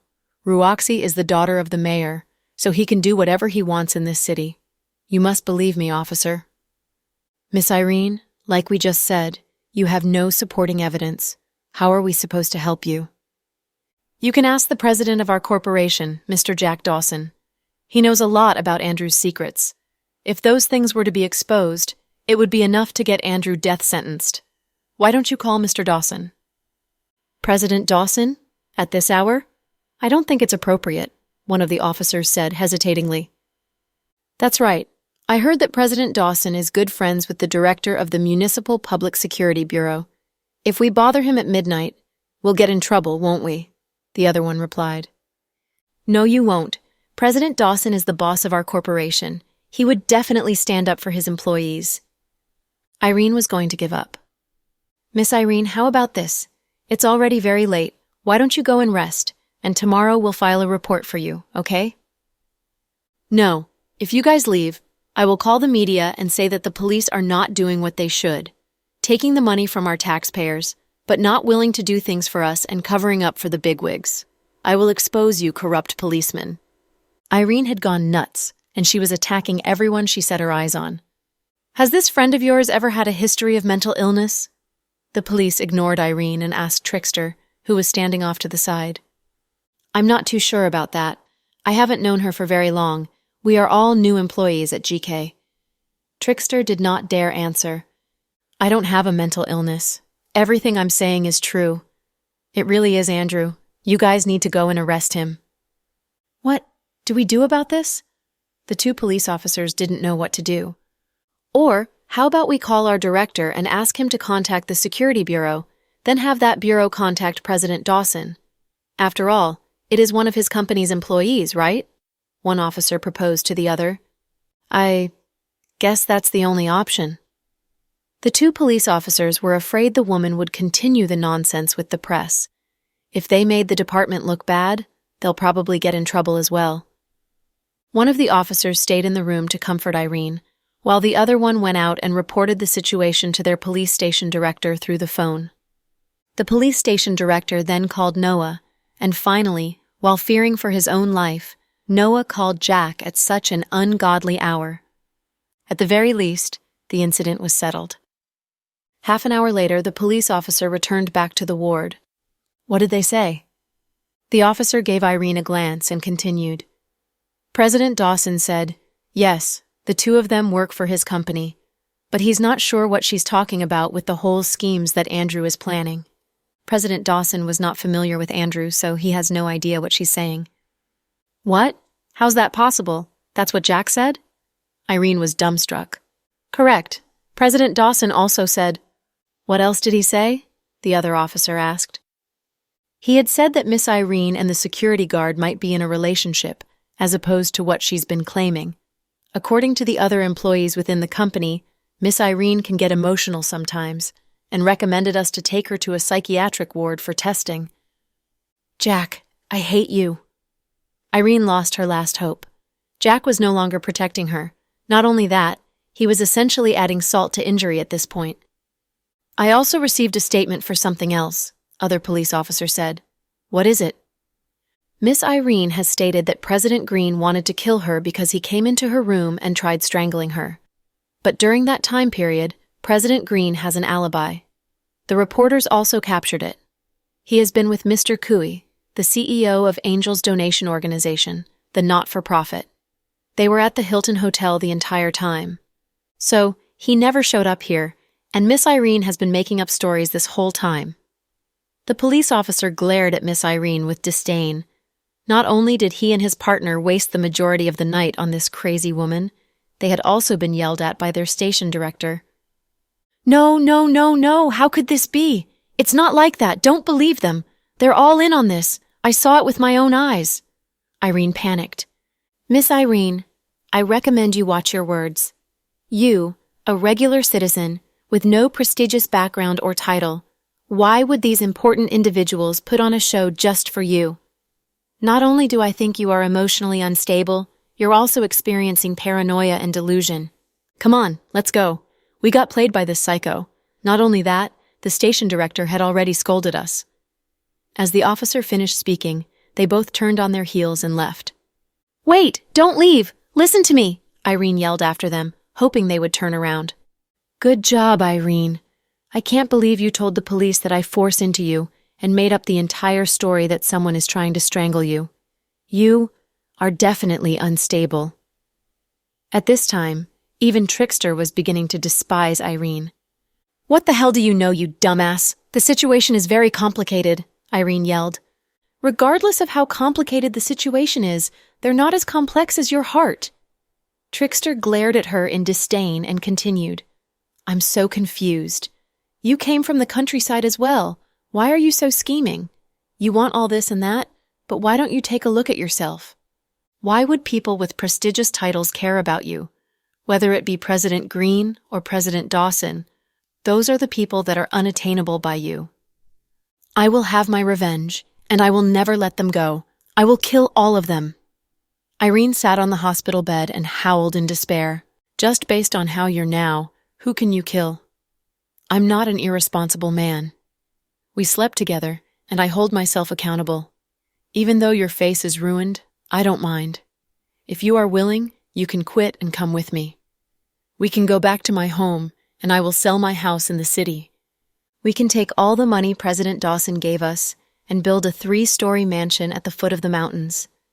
We can live a simple life with my parents on farmland. Doesn't that sound nice? Trickster didn't have a lot of experience in the relationship department, so Irene had been on his mind since the day they meet. He sneaked his way out and went to secretly check on her, even though all his buddies tried to convince him that Irene was no good. Upon seeing Irene's condition, he felt unbearable and made his offer. To be honest, despite all the things that Irene had done, Trickster still didn't have second thoughts about her. He still wanted to bring her back home and live a simple and serene life. It was really benevolent of him, and if it were any other girl, they'd probably weep because they were so touched by his pure-heartedness. But unfortunately, Irene was not like other girls. She had always believed she was different, and that she was destined for greatness. She dreamt that one day she would be living the prestigious upper-class life. In all honesty, she envied Chloe. She was jealous of the fact that at such a young age, Chloe drove sports cars worth millions. She was jealous that Chloe lived in a mansion worth $400 million, and that she didn't have to do anything herself because of all the maids and servants. Chloe was also extremely respected at Southside, and most importantly, she had such an amazing man that loved her deeply. So, as if being in a manic episode, Irene had been trying very hard to replace Chloe. Initially, when Andrew asked her to mimic Chloe, she was merely copying for the sake of copying. But when she met Chloe in person, it was like a bull seeing a red cape, and she wanted everything that Chloe had. Unfortunately, things didn't always work out the way they intended. Not only did she not fulfill her wildest fantasies, but her delusions had also led her to the situation she was now in. You want me to leave with you? Irene chuckled. In your dreams.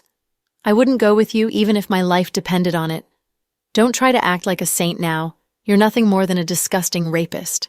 In my eyes, you're a dumbass. How could you compare to the man in my heart? Irene scolded. Trickster chuckled bitterly. I'm sure you already know who the real idiot is. If this is what you want, then I won't say much else. Do what you will, at your own discretion. He then turned to leave. Irene grabbed the bag of fruit he had brought and tossed it at him. Take your cheap shit and don't ever let me see your face again, you loser, Irene yelled. At that moment, Trickster felt like he had been slapped across the face. How did he come to like a woman that was so vicious? Inside the Empress Suite of a nightclub in the city, a crowd of men and women danced passionately to the beat. But in such an environment, it was rather easy for some people to feel lonely and out of place. Case was one of them. Master Chase, have a drink. A lot of long-legged models dropped by and flirted, but Case told them to leave. No, I just want a drink by myself, Case murmured, slightly tipsy.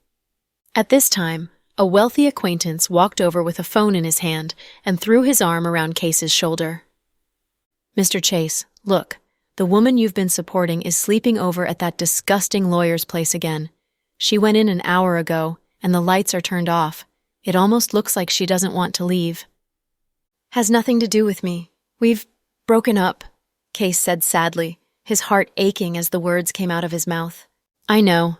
What I mean is, how did you fall for such a slut? It doesn't seem to suit your style. The man smiled in disdain. If it was back then, Case would most definitely have gotten up and gave him a good beating, because he couldn't bear hearing people speak negatively of his Brenny. But now, he only laughed, as if at himself. He had no other reactions left in him.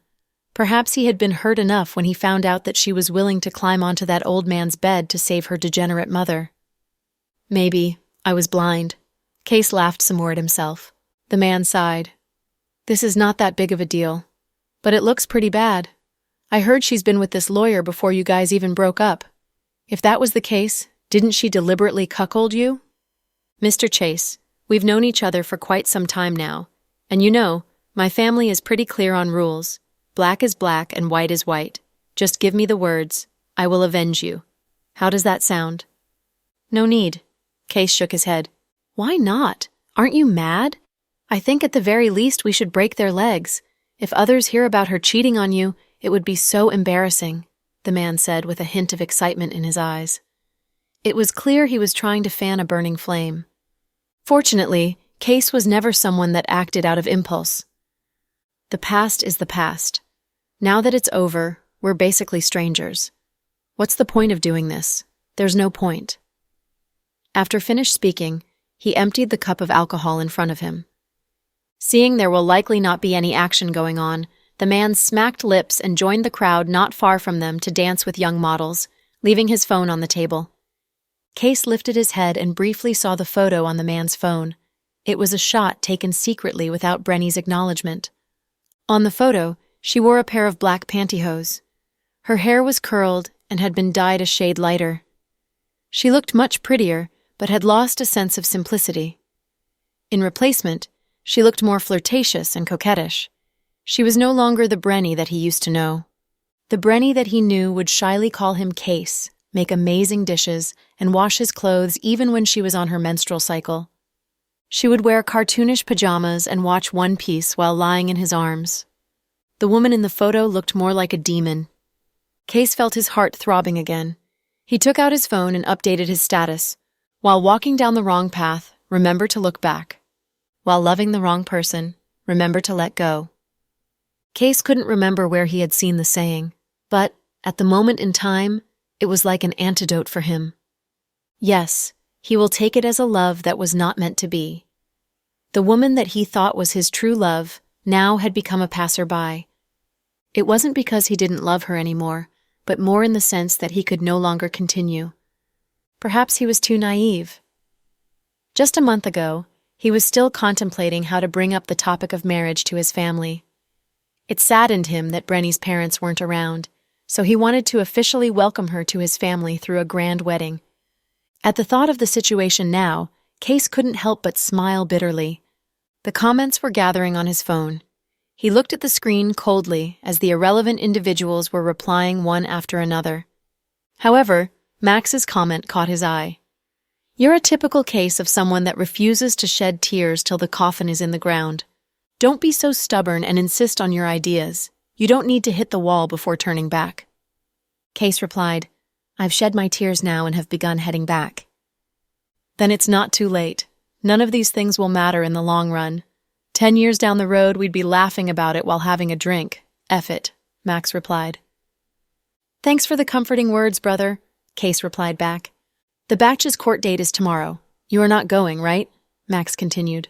No. Case was determined to not get involved in it. Very good. You did the right thing. Max was satisfied. On the early morning of the next day, after dressing up, Brenny was about to go to the court with lawyer Wang to defend her mother. But the moment they opened the door, they saw 2 police cars drive over. They were confused. Are you Wang? The first police officer asked. Yes. Are you the person in charge of the Wang law firm?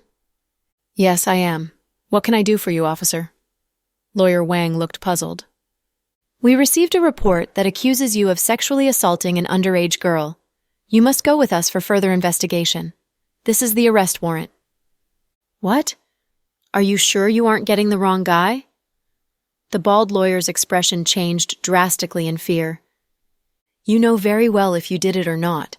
3 months ago, you pretended to help Sun, a dropout girl, with a civil lawsuit as a lawyer and took the opportunity to sexually assault her. She's under 18 years old. After receiving the report from the victim, we did a thorough investigation and found enough evidence to arrest you. Officer, you can't listen to the one-sided report from that damned girl. I didn't do it. She tried to blackmail me and failed, so she retaliated by making up this story. Besides, she showed me her ID and I saw she was 20 years old. I didn't know she was underage. It's not my fault.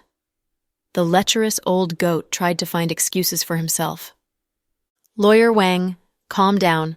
Don't worry. We won't charge you without evidence. You need to go with us for questioning. If you didn't do it, we'll clear your name. You must come with us to the police station and talk to our colleagues who will question you and write down your words. It's useless talking to me. Our job is to take you to the police station. Take him away. At the officer's order, 2 subordinates immediately walked up and took Wang away. Hey, what are you doing? I have an important case to present in court. Can't you take me after that? Complaining, the lecherous old goat was taken away by the police officers. Watching this, Brenny felt dejected. She clenched her fists, knowing the whole thing must have been arranged by Jack or Justin.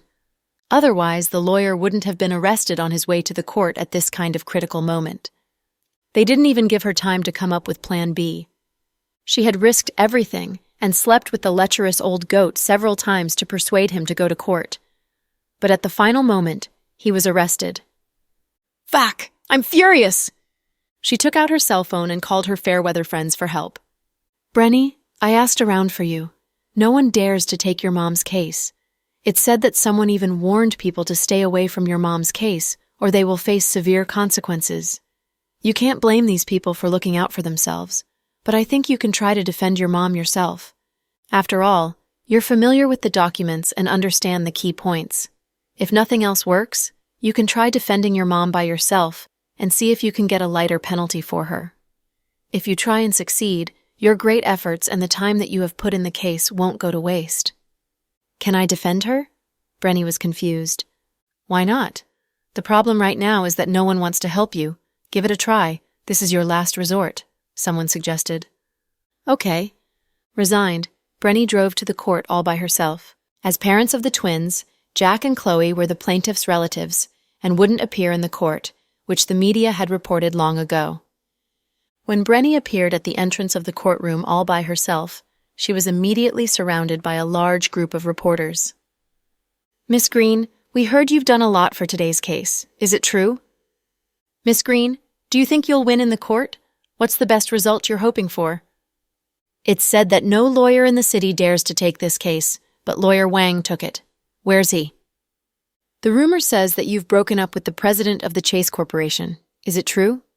When you stepped into President Chase's previous marriage as the other woman, did you expect you'd end up like this? It's said your relationship with Deputy Director Green is strained. This time, will you disregard your relationship with your sister? After all, you are half-sisters sharing a father. Has your eldest brother Andrew helped you with this case? If your mother loses this case today, will you appeal against the ruling? Did you and President Chase break up because of this case or a third party? Can you tell us? It said only you'd attend this hearing, and President Dawson and Deputy Director Green won't show up. Did you meet them in private already? The rumors say that you paid lawyer Wang $1 million and even slept with him to get him to represent your mom. Is it true? Last night, someone took pictures of you staying the night in lawyer Wang's home. Was it a one-night stand or a love affair? After all, lawyer Wang's ex-wife has been dead for years. Most of the reporters were people who loved adding insult to injury, and they asked all kinds of sharp questions. Listening to their questions, Brenny's face turned livid and then pale. If she had come with Wang, she might have had the mood to handle the reporters, but now she wasn't in the mood to talk to them. Sorry, everyone. This is my family business, and I can't tell you anything about it. Please pay more attention to the social issues which have a greater impact on people, such as charity and problems in medical care. This is the private business of an ordinary person, so please leave me alone. Now, I must enter the courtroom and can't talk to you. Excuse me. Wearing coffee-colored sunglasses, Brenny lowered her head and turned away the reporters with a few words. She didn't want to say one word about her breakup with Case, her sexual relationship with Wang, the private settlement with Chloe, or today's case. God knew how lousy she felt today. Squeezing through the crowd, Brenny walked into the court with her head lowered. It was about 8:30 a.m. All the staff in the court were there waiting for the delivery of the defendant by the police. Since she returned, Brenny only saw her mother once before she was told that she wasn't allowed to visit her mother again. She missed her mom and wondered what her mom, a woman who loved to look pretty, would look like now. Would she look 12 years older with white hair? Brenny was in fact very immature. Due to her mom's aggressive personality, she and her younger brother had always listened to their mother. Because of that, she still couldn't understand and handle things by herself. Generally, she couldn't accomplish any big issues. She chased after Case because she had had a crush on him when she was young and truly liked him. 20 minutes passed. Brenny checked her watch from time to time. How come she's late? She was impatient. At this moment, an employee of the court rushed in. Bad news. Something happened to the prisoner transport vehicle. Hearing those words, Brenny's heart immediately sank. What happened? Brenny asked anxiously. The prisoner transport vehicle collided with a minivan. Now all the injured passengers were sent to the hospital. We don't know how serious the casualties are. What? Brenny bolted up immediately. Which hospital? They were closest to Southside, so they were all delivered there. Without another word, Brenny grabbed her bag and rushed out. She drove directly to Southside. Despite its name, the Southside Rehabilitation Center did lots of emergencies and difficult surgeries. Chloe was famous for her high standard of surgical techniques. So many patients came to this hospital for surgeries. Even some rich people and high-level government officials from other provinces would come here for treatment and recuperation. Hearing her mother was hit in an accident and had been sent to the Southside Rehabilitation Center, Brenny was nearly in hysterics. At Southside, 10 minutes ago, Chloe received the notice from the hospital that some people injured in a car crash had been delivered here. The patient with the most severe wounds must receive surgery right now. She rushed out of her office and found the crash victim was Evelyn. Deputy Director, what do we do? We need the patient's family member to sign the informed consent. Then we begin the surgery immediately, said Chloe. It's said she's a prisoner. Let's not save her. Probably we can't save her anyway, one of the doctors said casually. Chloe glanced at the doctor coldly. You're a doctor. How can you say something like this? Deputy Director, Save it. Listen up. Get prepared and we start the operation in 10 minutes. You guys help the patient stop bleeding and perform oxygen therapy. Chloe took off her white coat to enter the surgery room and change into scrubs. Chloe. Suddenly, an ear-grating yell came. Chloe turned her head and saw Brenny, who had finally found her way here by asking around. You're just in time. Hurry up and sign the informed consent so we can operate on your mom, Chloe urged her impatiently. Are you doing the operation? Brenny stared at Chloe in hostility. Yes, I am. Chloe nodded. She had checked Evelyn and found the latter had internal bleeding in her head. Her condition was critical and needed a neurosurgeon with steady hands and precise movements. But it was still early in the morning and the other good neurosurgeons hadn't come to work yet. It would take them at least 30 minutes to get here, and by then, it would be too late. So, Chloe had decided to do the operation. For her, all the patients were the same. Even though Evelyn was her enemy, she would do her best to save her. When Evelyn recovered, she would receive her judgment in court. Yes, Chloe was just stubborn about her profession. If Mr. Dawson knew she was about to do operation on Evelyn, he would be furious. "Do you think I'd allow you to take this opportunity to kill my mom?" Brenny smiled coldly. "Brenny, what do you mean?" Chloe frowned slightly when she heard the accusation in Brenny's words. "You don't understand? The case was about to be heard today, but you used despicable tricks to get Wang arrested, so I was left without a lawyer. Then you created a car crash to kill my mom. Seeing she didn't die, they delivered her to the south side so you can finish her in the operation room. Correct?" Brenny said the words in a vicious tone. Well, so this is what you think was going on?" Chloe smiled coldly. "Isn't it the truth? Your husband and you are so despicable that you devised a chain of schemes. But aren't you afraid you'd ruin your chance of happiness in your next life?" "Ruin my chance of happiness in my next life?" "Brenny, what are you talking about? I'm a doctor. I'd do my best to operate on an evil criminal, not to mention your mom. The evil criminal would be executed or stay behind bars after she wakes up, but I wouldn't care because I'm a doctor and must do what I'm supposed to do." "Tisk, tisk. You're a great selfless woman, Chloe. Do you want me to write a hymn about you? Shall I call the reporters here and ask them to sing high praise of you? You're a holy saint, the kindest person in the world, right?" "Brenny, I have no time to bicker with you. Your mom's in critical condition. If we don't do operation on her right now, she will be in mortal danger." "You're saying it just to alarm me. I know all your tricks. Don't touch one hair on my mom. I'm telling you, even though she's a prisoner, you have no right to judge her. Your mom has internal bleeding in the head. Her condition is critical. I want her transferred to another hospital so you can't touch her. The first hospital and South Side are under your control. I want her transferred to the third hospital." Brenny confronted Chloe aggressively and insisted on transferring her mom to another hospital. "Are you kidding? You want her transferred to another hospital now? I'm afraid she will die in less than 5 minutes if you get her out of here." Chloe was furious. She felt it was impossible to communicate with people who had no medical knowledge. "Don't bluff. I don't buy it. To tell you the truth, I don't trust you. Didn't you say you wished my mom will die? Your scheme is indeed vicious, trying to get her killed during the surgery. After that, you'd come out and say with fake sincerity that you had done your best but couldn't save my mom, right?"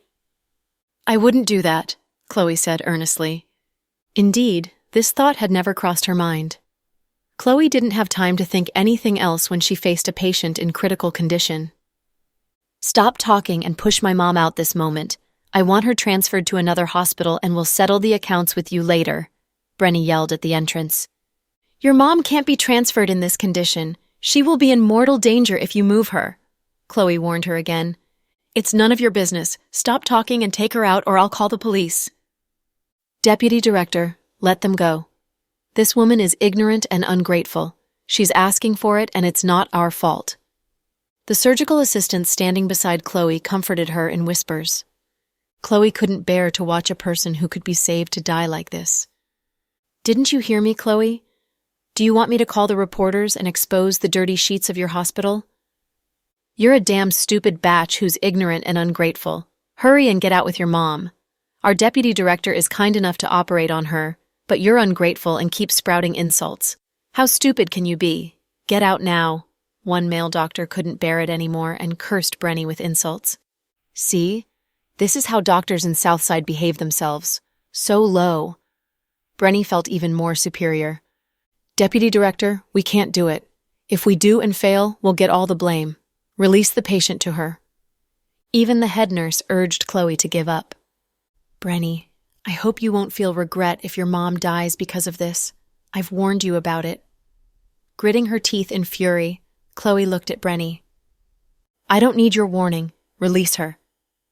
As if she was bewitched, Brenny didn't have an ounce of trust in Chloe. She just kept demanding the hospital to release Evelyn. "Deputy Director," the other doctors looked like they wanted to say something. "Release the patient to her." Okay, we'll push the patient out." Seeing Chloe compromise, they were elated. If they didn't release the patient, this crazy woman would turn the hospital upside down. Besides, if the operation failed, they would shoulder all the blame. They didn't know Chloe's thoughts and only thought their deputy director was a bit stubborn. After the medical care staff pushed out Evelyn, Brenny immediately called an ambulance and left the hospital. "Mom, please hang on. You'll be fine. Don't be afraid." Brenny was scared when she saw her mom was covered in blood. Watching their departure, Chloe sighed slightly. "Oh, how are the other people that were injured with Evelyn in the car crash?" Chloe suddenly remembered this important issue. "The others have slight injuries. Evelyn got the most severe injuries. It said the van crashed into the vehicle from behind, and the policemen sitting in the front were only lightly injured." "Oh, I see." Seeming to be in thought, Chloe took out her cell phone to call Jack. But she decided against it when she realized she needed to make the call in private. After all, their conversation would involve things that were not fit to be heard by others. 10 minutes later, a bodyguard pushed open the door to Chloe's room. "Young madam, Mr. Dawson told us to drive you home." "Now?" Chloe was a little surprised. "Yes, but I'm working." Chloe was puzzled. "We don't know the reason as well, but it's Mr. Dawson's request. Maybe he needs you for something urgent," said the bodyguard. "Well, okay, wait a minute. I'll leave after finishing the paperwork." "No, Mr. Dawson said you must leave now. Young madam, please don't make it difficult for us. We will lose our jobs for it." The bodyguard knew Chloe had a soft heart and used this excuse to urge her. Okay, let's go." Although she didn't understand the urgency, she guessed something big would happen when she saw the serious expression on the bodyguard's face. After Chloe left the Southside Hospital in the RV with the bodyguards, Brenny returned to the hospital and shouting insults about Chloe at the entrance. "Chloe, come out! I fucking hate your guts!" On the way to the third hospital, Brenny's mother Evelyn died of internal bleeding in the head without immediate surgery. When they reached the third hospital, the doctors found the patient's pulse and heart had stopped. Her brain had been dead for minutes, but Brenny hadn't known it. At Brenny's weeping and yelling, the doctors tried to revive the patient with shock therapy, but had no results. In the end, they declared the patient was brain dead. Not able to accept the truth, Brenny drove the corpse back to the hospital. She blamed Chloe for the death of her mother, and her screams drew many patients and their visitors. With Evelyn's body lying behind Brenny, it was a creepy sight. The security guards of Southside tried to drive her away, but Brenny threatened them with her death. "This lady, our deputy director, made it clear to you and didn't want you to transfer the patient to another hospital. She planned to operate on her, but you insisted on taking your mom away. Now your mom is dead, and you came back to cause a scene. Are you trying to blackmail us? Shame on you." A female doctor under Chloe couldn't stand by and watch anymore. She pointed at Brenny's face and began going off at her. "It's not your business. Where's Chloe? Call her out. She owes me an explanation." "What explanation? You're unreasonable. You didn't listen to us and then came back to cause a scene when your mom died. You're disgusting. You guys call the police." The female doctor gestured at the security guards. Shortly, police officers of the subdivision came to the hospital. "The police officers are here, so what? A doctor at Southside got my mom killed due to her personal grudge. Where's the justice?" Brenny yelled in high spirits. "This lady, you can't make a scene here. You're disrupting the order of the hospital. Come with us." "Why?" "You are interrupting public order and the hospital called us. Do you understand?" The police officers were a bit irritated. "If you dare to lay your hand on me, I'll sue you for sexual harassment." Then Brenny made the move to take off her clothes. The young police officers cringed and backed off. No one dared to drag her away, afraid she would blackmail them. "Captain, what shall we do?" "Call the city police department for help." The officers had seen that Brenny wasn't an ordinary woman. Besides, the dead woman was a felony suspect, which meant many people might be involved in this issue. Half an hour later, Noah came to the hospital with his team. Well, well, how nice. Aren't you Great Director Green's good friend? You're working with her on this, right? Brenny glared at Noah and scorned him. This woman, you give her an inch, and she walks all over you. Come and take her to the station, Noah said in disgust. What? I didn't break the law. How can you arrest me? Brenny raised her head and looked at Noah challengingly. You disrupted public order and caused congestion in the hospital. Do you understand? No. I only know that Chloe and her husband Jack set a series of traps and killed my mom, Brenny said with conviction. You can't accuse people without evidence. Guys, look, the chief of the city police department is a friend of that couple and favors them. This society is so corrupted. How can we ordinary people live in this world? Brenny tried to stir hatred for police among the crowds. Brenny, you are shameless. Your mom was a felon, but you call her an innocent, ordinary person. Why don't you tell people how your mom kidnapped children and even tried to kill them, huh? Hearing Noah's words, the people around them began to point fingers at Brenny. Oh, she's the daughter of that kidnapper. Horrible. What are you waiting for? Take her away. If you dare to touch me, I'll sue you for sexual harassment. Again, Brenny threatened to take off her coat. You two drag her into the police car, bring the body to the department, and ask Dr. Adam to do a forensic examination on it. We'll do everything according to the legal procedures.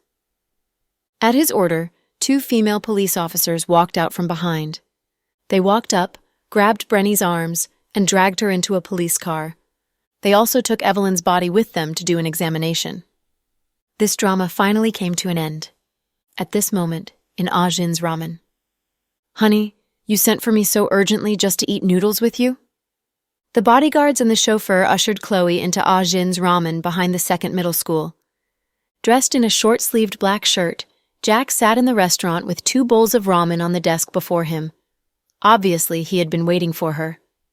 Eat it now. It will be cold in a moment. Jack picked up a pair of chopsticks and handed them to Chloe. Honey, you made me slip out from my work to eat noodles with you. This is not right. I must return to the hospital. I've got several operations waiting for me.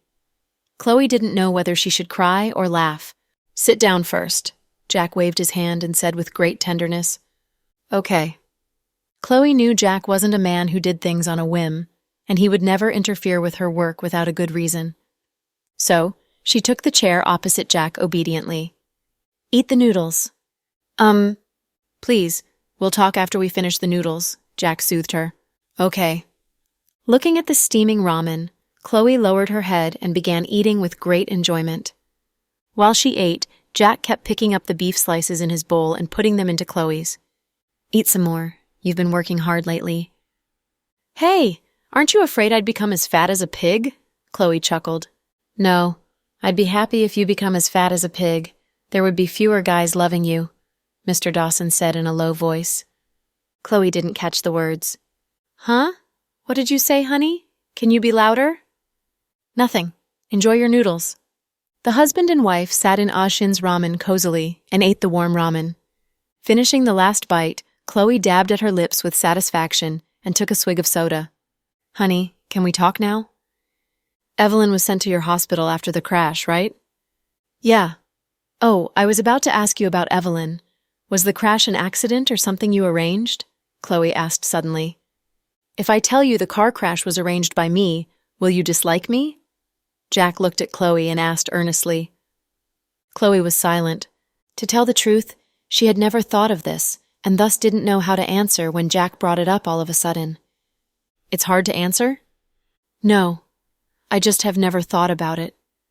To tell you the truth, if it was in the past, I might have thought it was wrong, but now, standing in the position of a parent, I don't think it's wrong. If we must show mercy to them, why couldn't Evelyn and Odin show mercy to us? If something happened to Little Bean and Pudding, everything would be meaningless. So, I totally understand your behavior as a father who loves dearly his daughters. I'd support you even if you played dirty to deal with them, even if the things you did were on the other side of the law. Honey, I'm happy to hear that. I know you were willing to do the operation for her because every patient is equal before you. I understand your perspective, Jack said. Honey, do you think I acted a bit like Mary Sue? Chloe licked the corner of her mouth. No, you're not that. As a good doctor, you are performing your basic duty. If I must be picky, I might say my wife is a bit stubborn, spoiled, and too principled. Whoa, I have so many shortcomings? Chloe laughed. Despite all these shortcomings, Chloe is still my beloved woman. Mr. Dawson, is today a special day for declaring love? Is it right to show your love for me in a public place? Chloe blushed and smiled at him. Jack reached out and touched the back of her hand gently. Chloe, Evelyn is dead. Dead? Just now? She had expected it, but was still a little surprised. Yes, just now. Jack nodded.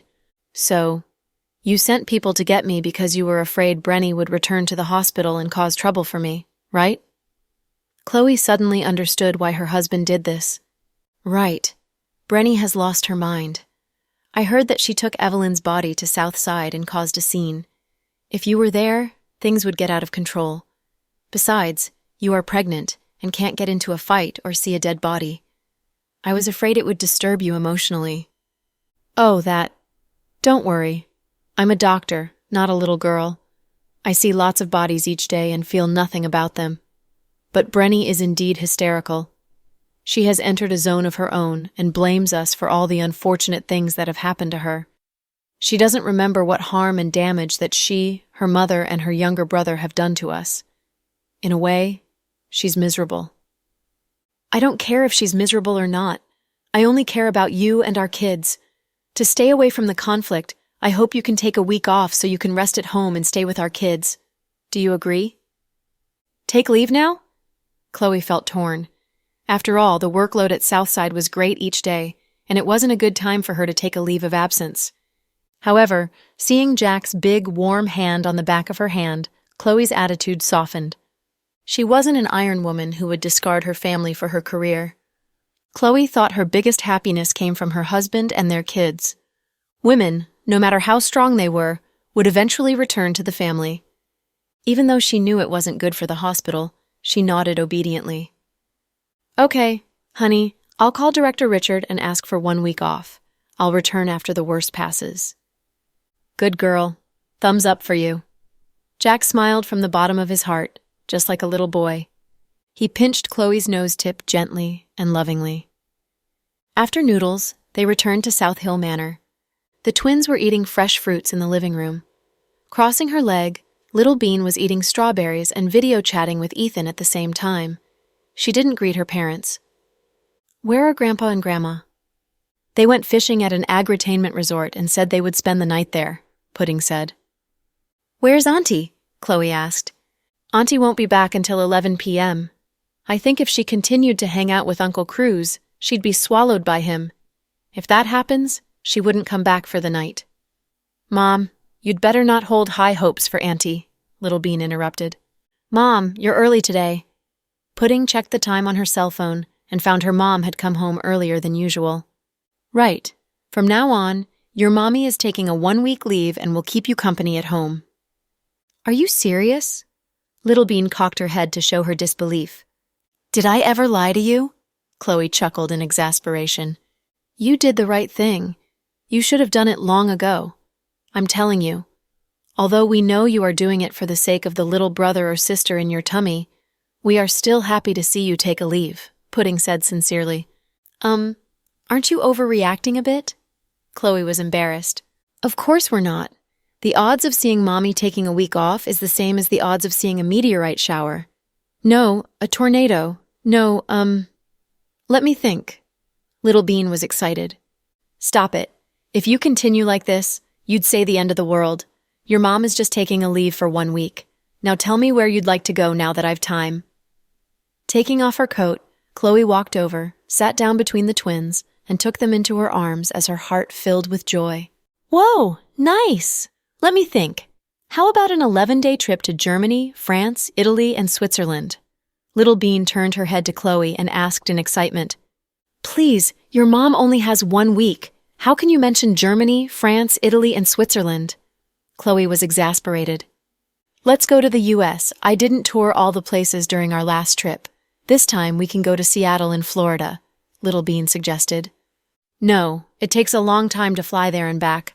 I don't want to waste time on the road. I think we can fly directly to an island such as Bali, Phuket, Krabi, Maldives, or Saipan, etc., said Pudding. Wait, only the three of us are going. How about Dad? Little Bean finally remembered the key figure. The three of you finally remembered me. I feel like I'm becoming invisible to you. Mr. Dawson pursed his lips. Haha, no way. We love you so much, Dad. Little Bean immediately buttered him up. Then whom do you like better, me or Ethan? Mr. Dawson was relentless. Little Bean got a little tongue-tied. Do you have to ask? Of course she likes Ethan better. Dad, are you trying to torture her with such an obvious question? Pudding answered for Little Bean. Ha ha. Chloe couldn't stop laughing. No nonsense, big sis. I didn't say that. Then would you say you love Dad more? Ethan is listening, pointing at Little Bean's cell phone, Pudding reminded her. Sure enough, on the screen, Ethan was looking at them with an innocent and adorable face. I like you both. Little Bean finally decided not to offend either of them. Fine, my daughter is grown, and I can't keep her anymore. I'm heartbroken. Mr. Dawson placed his hand on his chest and said with feigned sadness, Dad, don't be sad. Now that Little Bean betrayed you, you can leave everything to me. I'll never marry for GK. Pudding laughed. Dina, you're shameless. How can you take my share of the inheritance from right under my nose? Little Bean looked at her elder sister in disgust. Little Bean, no dirty words. You're a girl, remember? Chloe grabbed Little Bean's ear and scolded. Ugh, it hurts. I know now, Mom. I won't do it again. Maybe she had used dirty words so much lately that they would pop out when she wasn't careful. Children sprouting dirty words were always frowned upon. Little Bean thought she wasn't a child anymore, but she had to abide by the strict rules her mom had made. Having returned home earlier than usual, Chloe played with the kids late into the night. After the twins fell asleep, she changed into her pajamas and returned to the main bedroom. Honey, I'm finishing this file. Water is ready. Go and take a bath after a long day. Staring at the screen of his laptop, Jack said, Okay. Carefully, Chloe entered the bathroom and was surprised to find that he had gotten her a new pair of non-slip slippers. The old pair had small bear pictures. The new pair had pictures of Minnie Mouse on them. Jack's old slippers had been replaced by a pair with Mickey Mouse pictures. They were matching slippers for a couple. Honey, did you buy these slippers? Chloe opened the bathroom door and asked. Yeah. Where did you get them? They are adorable. Mickey and Minnie, they are matching slippers. Chloe was pleasantly surprised, but after hearing Mr. Dawson's answer, she almost choked. I got them online, Mr. Dawson said casually. You even shop online now? Chloe was incredulous. I happened to see them when I browsed the web and found them cute. I thought you'd like them. Haha, indeed. Shopping online saves money. The matching non-slip slippers must be very cheap, right? Chloe especially liked Jack's attention to detail. After she got pregnant, he had replaced many small decorations and everyday things in their home with new ones before she noticed them. From air purifiers and water purifiers to non-slip slippers and natural skincare products for pregnant women, these details showed how much he cared for her. Not expensive. $500+ for one pair. 500+? Are you sure you were not scammed? Chloe felt stifled. I bought them on Disney's official store. Damn it! Why didn't you say it earlier?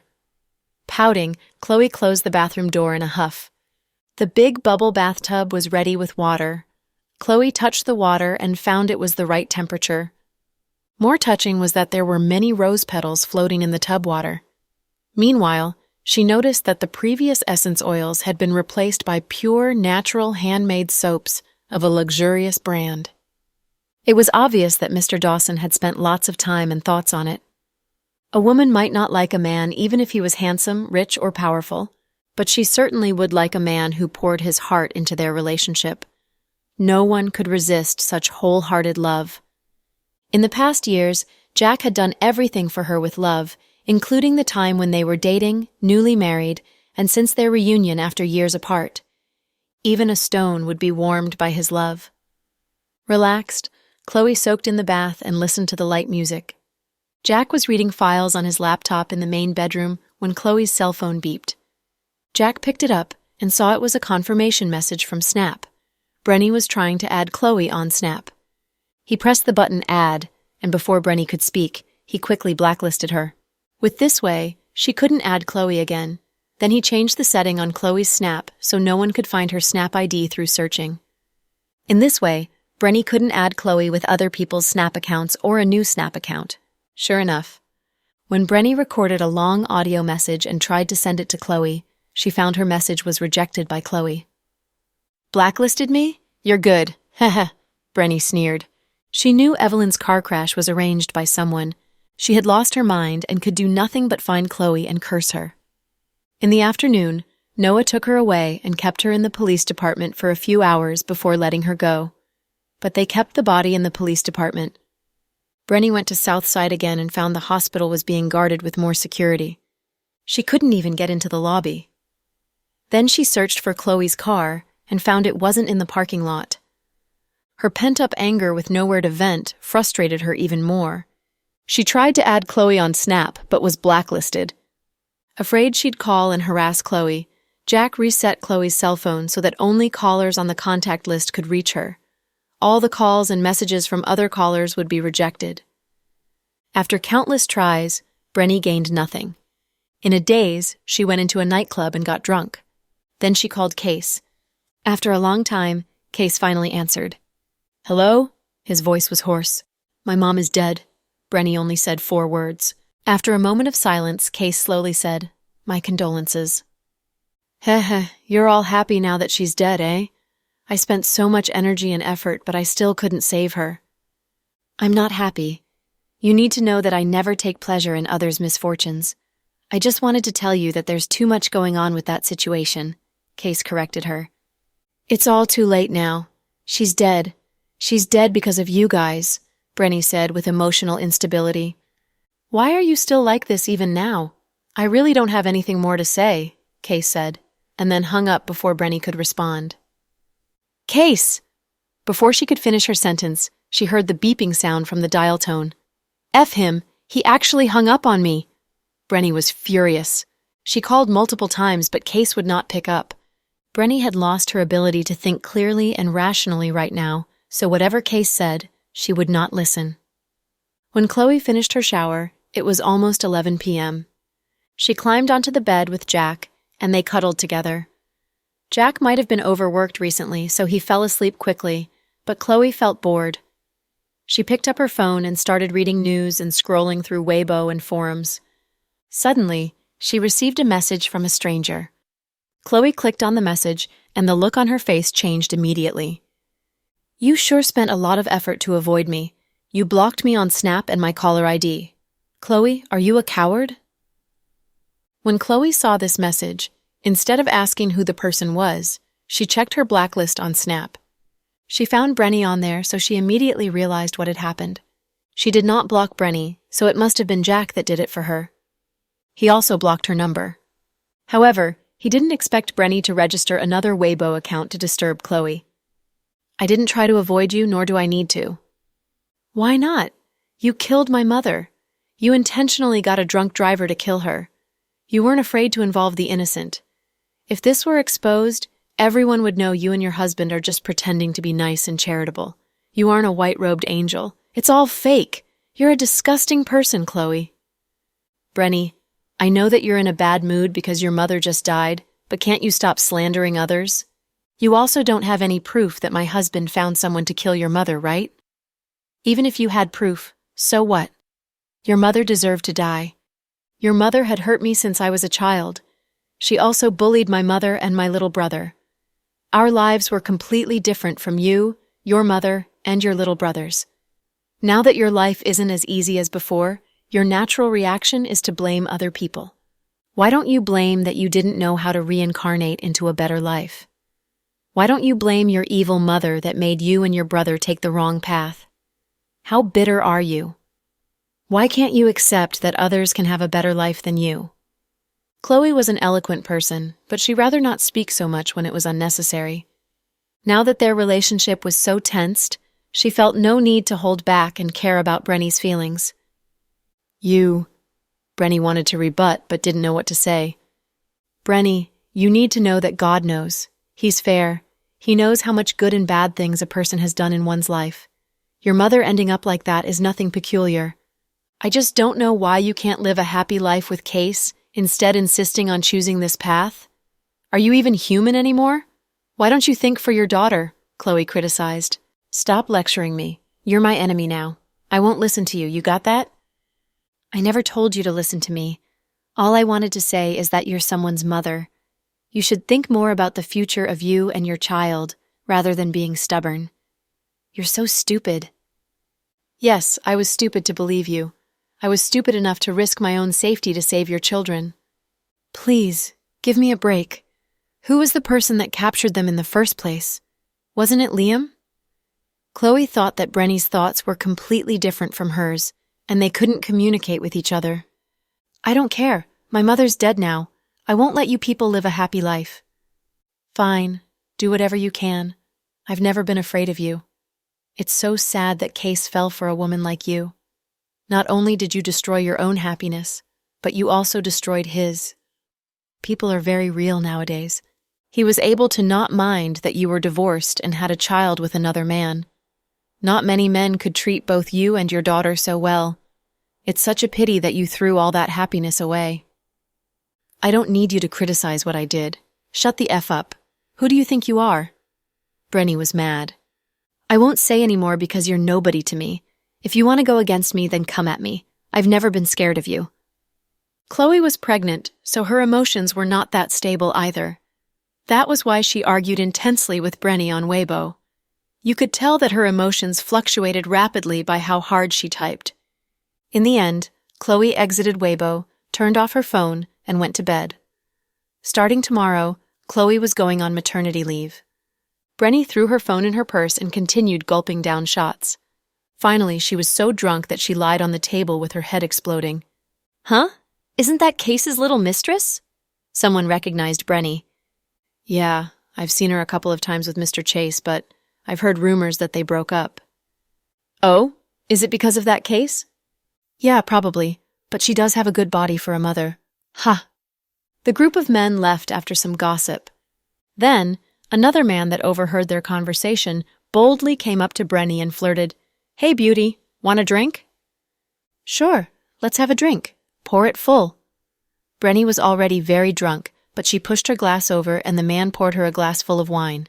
Then, Brenny left the nightclub in this man's arms. In some hotel, the man carefully took off Brenny's clothes and took pictures of her.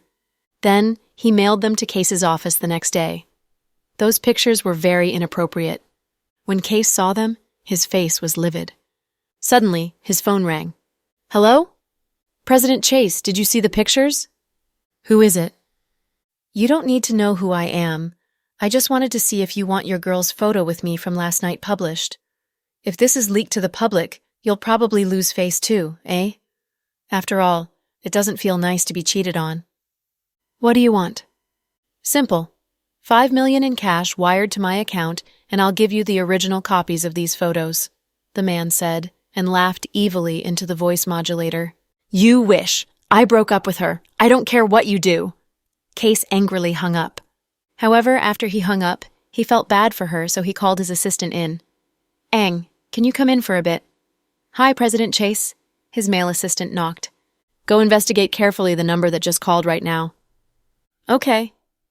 In a hotel suite, Brenny finally woke up with a terrible hangover. When she opened her eyes, she was shocked to find herself in an unfamiliar environment. She looked down to see that she was completely naked. You're awake? Who are you? Brenny immediately pulled up the sheets to cover herself. Then she glared at the man. You already forgot about me? But you were so passionate last night. BS. Do you know who I am? How dare you touch me? I won't let you off the hook. Brenny was actually petrified, but she used anger to hide her terror. Of course. I even sent out our lovely photos to that rich boyfriend of yours. But that rich boyfriend doesn't seem to love you. I asked him to buy those photos for $5 million, but he wouldn't do it. What did you say? Brenny was dumbfounded. That man tossed the photos he had already printed out at her, and all of them were inexplicably inappropriate. You're quite a character. Divorced with a child, but Case still loved you? He's rich, so you probably have quite an amount piled up. How about this? Since he isn't willing to buy them, you can buy them yourself. I'll give you a discount price of $2 million. The man smiled. Brenny remained silent for a while. Then she threw herself towards the man and scratched his face, despite her being naked. You BS, I'm going to kill you. You batch, what are you doing? You willingly did it with me last night. I'm going to sue you for rape. BS, I don't know you. How dare you do that to me last night and threaten me now? No matter what the man said, Brenny would not listen. She was crazy and started tearing the man's clothes. Finally, the man was so angry that he pushed her to the ground and beat her up. I thought you were just a little bit aggressive, but you're actually a crazy batch. If I knew, I wouldn't have even touched you and gave you such an enjoyable night. How dare you completely flip on me today? I'll kill you. The man started kicking Brenny heavily once he threw her to the ground, not at all holding back. If you want these pictures, you can pay for them. Otherwise, I'm sending them to the media to let the whole world see what a slut you are, the man said. Then he spat on Brenny and left.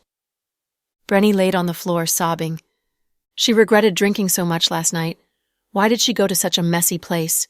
To Brenny, this made her whole situation worse. Her mother's corpse was still at the Municipal Public Security Bureau. She had her own problems too, and she really no longer had the energy to keep going. The man was captured with a sack covering his head and thrown into a van very soon after leaving the hotel. President Chase, we have him. What should we do? The male assistant asked. Get the pictures and break his arms and legs, then throw him in the back mountain, Case ordered. Understood. Suddenly, Casey's phone rang. It was Brenny's home number. To be honest, he didn't want to pick it up because he was disgusted by the current Brenny. However, his phone kept buzzing and it was extremely annoying. Brenny, what the hell do you want? Case asked irritatedly. Uncle Chase, this is Tiani. Tiani. Case's heart softened when he heard the child's fluffy voice. Uncle Chase, do you know where Mommy is right now? Case recalled that Brenny was caught with a stranger last night. She even had her nudes sent to him as a threat, so there was no way she was home. I don't know either. What's the matter? I called her, but she's not picking up. She turned off her phone. I'm hungry. I haven't eaten yet, and no one's taking me to school. Are you home alone? Case asked caringly. Yes. What about the nanny? Case recalled that there had been a nanny at home before to take care of them. Nanny's gone. Mommy fired her. Mommy has been in a really bad mood recently. She's always bad-tempered. I'm scared. Tiani, stay at home and don't run around. I'll come to get you. Okay, I'll be good, so can you please come soon? After ending his call with Tiani, Case tried calling Brenny, but she had turned her phone off. That woman has gone nuts. Does she not even care about her own child? Case rushed downstairs angrily. At Brenny's home, Case saw Tiani, Brenny's daughter. Tiani's hair was messy, and she was sitting on the sofa eating a half-full bag of cookies. She looked wretched, and Case's heart really ached for her. Uncle Chase! When Tiani saw Case, she rushed over and hugged his leg. Why are you eating that? Case frowned. There's only this at home, and I'm hungry. Okay, stop eating that. Let's go. I'll take you for some delicious food. Okay, she said happily. Case drove Tiani to a salon, and the hairdresser tied her hair into cute little braids. Then they went to the mall. He bought her 2 new sets of clothes. After Tiani got changed, Case asked, What do you want to eat, Tiani? Can we go have Pizza Hut? I want chicken wings. Sure. Tiani's request was very small, so Case drove directly to a Pizza Hut in the city center. He and Tiani sat down at a table. Tiani, has your mother not been coming home a lot recently? The little girl nodded. Then how have you been getting home after school? I stay in daycare until Mommy picks me up, but she usually comes really late. There was once she didn't come at all, so the teacher brought me to her home, and I slept there for the night, the little girl said, as she stuffed some chicken wings in her mouth. Case felt bitter pain for this little girl. Tiani was still such a small child, but she had to bear with Brenny's craziness. Brenny no longer had a functioning life, and it was her own fault. Uncle Chase, I want to go somewhere this weekend. Where do you want to go? I want to go see Pudding and Little Bean. I haven't seen them in a long time. Also, I want to see Auntie Chloe. She's very kind to me. Every time I go to her place, she makes me cakes and ice cream. Case sank into silence. Now that things have turned out the way it had, there was no way Tiani could go to South Hill Manor because Chloe would not welcome her for sure. Pudding and Little Bean might not be free, but how about I take you to the aquarium this weekend? Case said. Yes, I love dolphins. Little girls were very easy to please. Brenny wandered around, and when she finally arrived home, she realized that her daughter was not there. She called the daycare, and she wasn't there either. She was completely lost. She almost called the police, but suddenly remembered there were security cameras in her neighborhood. When she saw that Case walked out with her daughter, she was relieved. Then she called Case. Hello? Where did you take my daughter? She asked with an interrogating tone. I took her to Pizza Hut for food. Who asked you to be Mary Sue? My daughter doesn't need you. Who do you think you are? Brenny, I don't want to argue with you. I'm doing this for Tiani. Tiani is my daughter. You don't need to pretend to be a good person. Bring her back immediately or I'll call the police, Brenny demanded. Okay, I'll bring her back now. Case didn't want to argue with her, so after he hung up, he looked at Tiani, who was enjoying her food. He asked, Tiani, are you full? Not yet. Let's wrap up the food and take it home. Your mommy is back and she wants to see you, Case comforted. Okay. Tiani was a good kid. She didn't throw a tantrum and was very understanding. She obediently left with Case. Brenny was waiting at the door. Mommy, Uncle Chase took me out for delicious food. Who told you to eat with this man? You cannot eat anything that this man gives you from now on. He is unrelated to us, Brenny said. Then she smashed the bag of fries and chicken wings that they wrapped up from Pizza Hut to the ground. Woo! My chicken wings! The child cried. Brenny, what are you doing? Do you have any morals at all? She's your biological daughter, Case shouted. I don't have morals. Who was it that was scared of going against some powerful people and distanced himself from me? Brenny scoffed. I told you it's not that.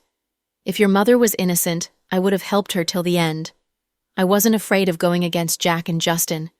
Can you please be rational and see what really happened? What really happened? The reality is that Case, you're a coward. How could I have slept with you and let you play me for so long? At the end of the day, when I'm in trouble, you ran away the quickest. That is the man I loved. Psh. Whatever. I don't want to argue with you anymore. I brought her home, so I did my part. Take care. Case then turned around and walked away. However, he quickly remembered something, and he threw a craft paper bag on the ground. I got those pictures back for you. I taught him a lesson. What I do want to warn you is that you're a mother. If you're detested by others, Tiani will have a hard time at school. People will also label her because of you. I don't want her to have to live that way.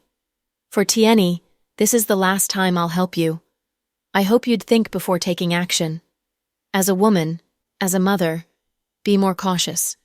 Case walked away in big strides. Brenny bent down and picked up the craft paper bag. She looked at the nudes and suddenly felt a huge sense of despair. It seemed like she really couldn't turn back now. Things would only get worse from here on. Mommy, I really like Uncle Chase. I was scared to be home alone. I called you, but I couldn't reach you, so I called Uncle Chase. That's why Uncle Chase came to pick me up. He bought me new clothes, got my hair pretty, and took me to eat delicious chicken wings. Each and every word of her child were like stabs from a sharp knife into her heart. Why did Brenny say such mean things to Case? Him not helping her when she needed him the most was only one of the reasons. Most importantly, she understood that no matter what, there was no turning back for them. While Case drove, he felt his heart ache. Every time he saw Brenny, the beautiful memories of their past would cross his mind. Suddenly, he heard a loud honk from a truck. When he wanted to stop, it was already too late. 20 minutes later, a post began rapidly spreading around social media, with tons of people reposting and sharing. Urgent news: Mr. Chase got into a car accident by the intersection at Seine Road. He's now in the ER of the First Hospital. There is an urgent need for Rh-negative panda blood to save him. Someone please come and save him. Please spread the news, and the Chase family will reward anyone who is willing to donate panda blood heavily. Max was at Justin's mansion when he saw this, since the two were competing with each other in swimming. The two were in dark blue swim pants, showing off their muscles. After getting out the water, the two lied down on the poolside benches for a break. They were drinking ice-cool beer and were having a great time. Max was a phone addict, so when he had time, he would scroll through the news or his Snap status. Big trouble. What happened? Why are you overreacting? Justin was tired from swimming. He closed his eyes and didn't bother to chat that much. Case got into a car accident. What did you just say? Justin sat up and opened his eyes widely.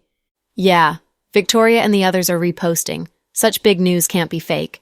Wait a sec, I'll ask, Max said. Then he immediately called a friend to see whether the news was real. After a few moments on the call, Max's face grew serious. It's real. He got into an accident. Where is he? At the first hospital in surgery right now. Apparently he was hit on Seine Road. He's in serious condition now, and we're not sure if he's going to make it. The problem is that he needs Rh-negative panda blood. This is a very rare blood type. There are not many people that have it. What should we do? The first hospital's blood supply doesn't have enough for him, so he might be in life danger. No, I need to repost too. Max quickly copied the post and reposted it on his timeline. Justin, on the other hand, immediately called Chloe. Chloe. What's up, President Cooper? Chloe was at home watching cartoons with the twins, so she didn't know the news. Does Southside have panda blood? Panda blood? Chloe asked in surprise. Yes, Justin wasn't sure himself. You mean Rh-negative? Chloe corrected. Yeah, that. Does Southside have Rh-negative blood then? What do you want it for? Chloe asked curiously as she ate an orange. Case got into a car accident and he's in emergency surgery at First Hospital right now. He needs this blood type. What? Case got into an accident? Chloe was now shocked. Yeah. Shoot. Southside doesn't have any either. We had some, but there was a girl who had a congenital heart disease who did surgery a few days ago, and we used it all in that surgery. Usually, hospitals don't have that blood type. All the hospitals in the country don't store this blood type.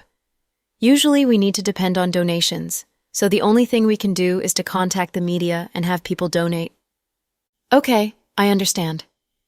After hanging up, Justin immediately ran towards his home. Where are you going, Justin? To the hospital. We're both not panda blood. What's the need to rush over? Max furrowed.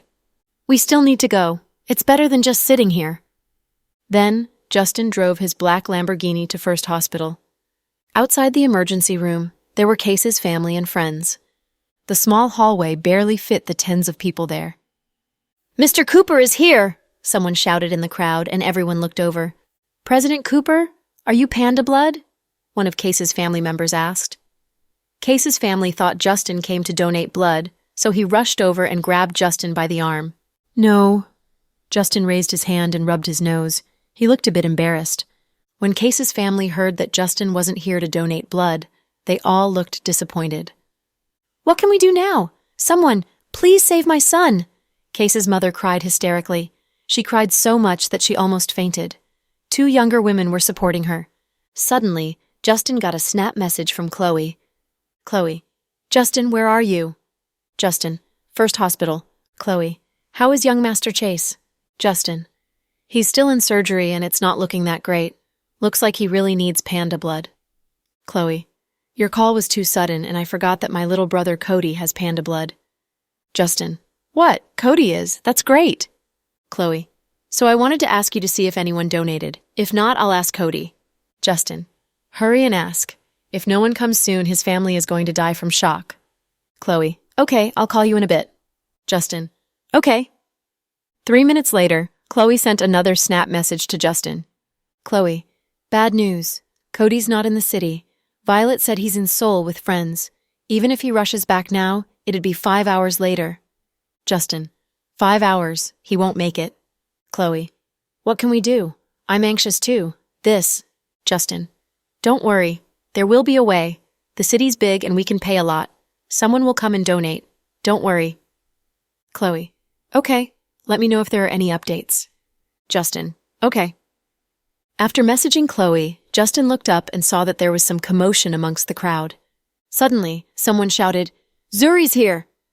Justin looked over too and saw Zuri in white sports clothing with a black cap. She walked over. Maybe because it was late already, she didn't have time to put on makeup. Surprisingly, Zuri looked better without makeup. It was the first time Justin saw Zuri's pure look. "Auntie, Uncle, how is Case?" Zuri asked. "Not good." Mrs. Chase covered her face and cried. Zuri saw that Justin looked over and she nodded to greet Justin. "Hi, big brother Justin." "Did you come directly from home? Where's your brother?" Justin asked.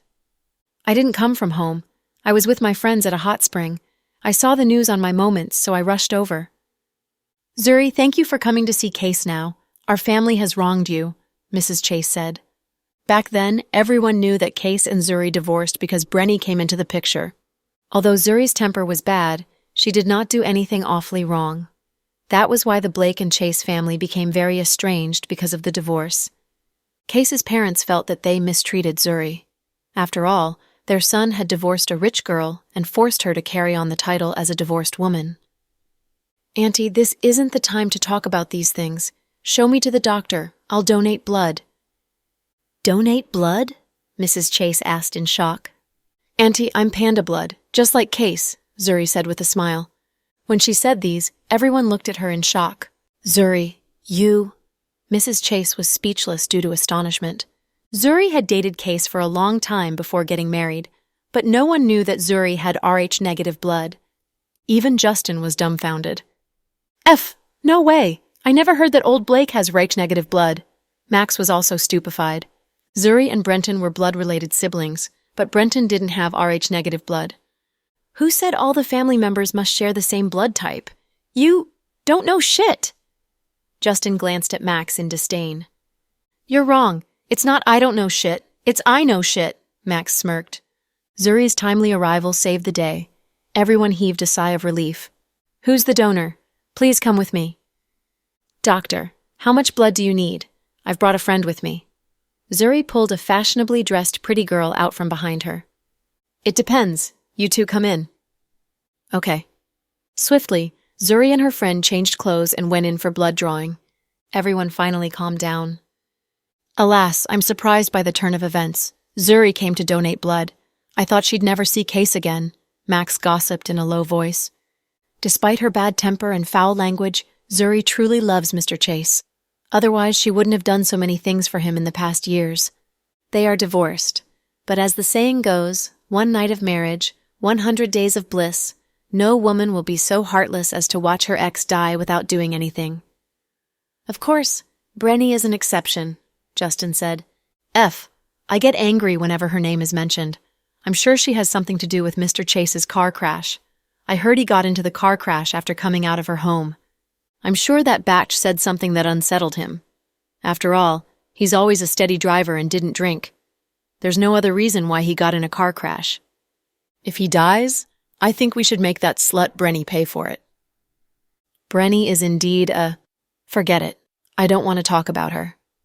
Justin leaned on the wall of the corridor. He took out his cell phone and sent a message to Chloe on Snap to give her the update. Justin. Dr. Green. Chloe. Here. Justin. We got a donor for Case. Can you guess who the donor is? Chloe. Give me a clue. The range is too wide. I can't guess it. Justin. A person you'd never dream of. The most unlikely person. Chloe was silent for 3 seconds. Then she replied Justin with 2 words. Zuri Blake? Justin. Did you guess it or did Max tell you? Chloe. I swear no one told me. Justin. Then how come you got the right answer in just 1 try? Chloe. Because you said the most unlikely person. Justin. I thought you'd say Brenny. She's also one of the most unlikely people though, right? Justin was puzzled. Chloe. I know Brenny's blood type. She's not Rh-negative blood. Justin. Oh, I see. I admit defeat to Dr. Green with her high IQ. Chloe. Zuri indeed came? Anyway, it's great that Mr. Chase will be saved. Justin. Yeah, everyone is relieved. If something happens to the fellow, we will all be dejected. After all, we grew up together. After Justin and Case resumed their friendship, they became a lot closer, and for some time before that, they had been strangers. In the emergency room, Zuri felt dizzy and lay in the bed weakly after donating 200 cc of blood. Her friend had also donated 200 cc. For a fragile girl, 200 cc was a lot for one donation. "Doctor, 400 cc is not enough. We need 200 cc more," another doctor said urgently. "More blood? But we don't have any more. The donors are 2 girls and they are lightweight and have slight anemia. 200 cc is the most they can donate." "Then what shall we do?" The doctor and nurse looked anxious. Hearing their conversation, Zuri struggled up and said in a weak voice, "Doctor, I can donate more." "No, you've reached your limit. In your condition, you can only donate 200 cc's. Your body can't lose more blood." "I can do it. I look thin but am in fact very strong." Zuri forced a smile on her face. "No, we'll think of another way." The doctor refused her offer. "Doctor, we must save him. Please, he's my ex-husband. We divorced, but he's still the man I love the most. If something happens to him, I won't want to live either. Please draw some more blood from me." Zuri said the words with tears in her eyes. It wasn't an act. Those words were from the bottom of her heart. Case was unconscious and couldn't hear her. His family was outside the room and knew nothing about what was going on in the room. At this critical moment, Zuri's words showed how much she loved Case. But the doctors looked torn since they were afraid something would happen to her, and they had to shoulder the responsibility. "Don't hesitate. I'll take all the consequences. I'll sign a disclaimer, okay?" Zuri begged them again and again. "Then, we'll draw some more from you. If you feel any discomfort, you must tell us immediately and we'll stop, okay?" The doctors were still afraid. "Okay, no problem." Seeing the doctors agree to do it, Zuri struggled up and walked over on shaky legs to get her blood drawn. When the needle pierced her vein, she felt the slight sting like a mosquito bite. But after losing lots of blood, she felt fatigued. She felt dizzy. It felt like car sickness, but she couldn't throw up. She felt drowsy and wanted to go to sleep. But she didn't say a word.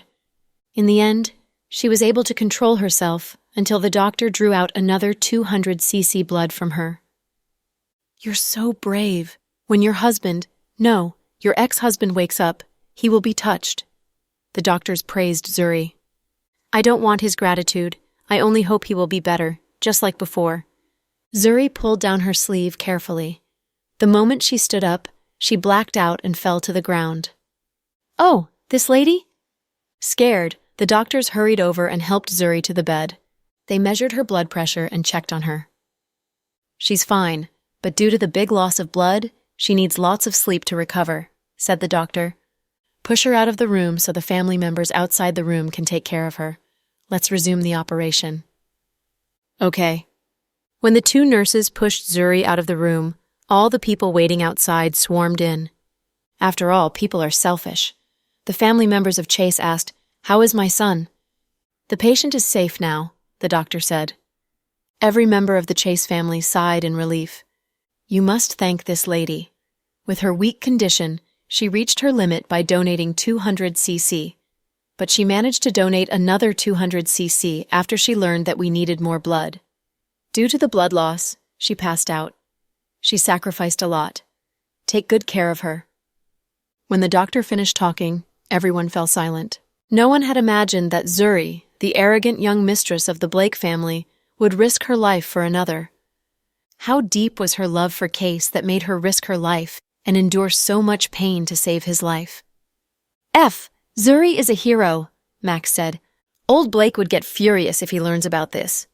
You know, he always thinks his sister shouldn't have made herself look cheap by loving Mr. Chase," Justin said. "Love is magical. How can we say cheap? Take me and Avery, for instance. If I didn't make myself look cheap and pursue her persistently, how could I have succeeded? Love is just a game with one party acting decorously while the other looks cheap with shameless pursuit. But if one day the shameless one leaves, the one acting decorously would be sad. This is the truth about love. It's a double-edged sword, which can hurt both parties in a relationship." "Forget it. It's meaningless to talk about such a deep philosophical issue with a guy who doesn't have a girlfriend." "F off," Justin cursed.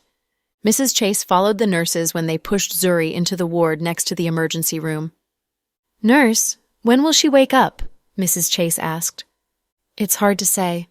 The girl donated too much blood for her own good and might sleep through the whole night. Your son is lucky and will survive this accident." Then the young nurse walked out of the ward with a smile. Mrs. Chase had complicated feelings. When the Chase and Blake families were united by marriage, many people thought it was just a business arrangement. The Chase family indeed regarded it as a business arrangement because the Blake family was more famous and richer than the Chase family. It was to the advantage of the Chase family when the two families were united by marriage. However, to her surprise, Zuri fell in love with Case.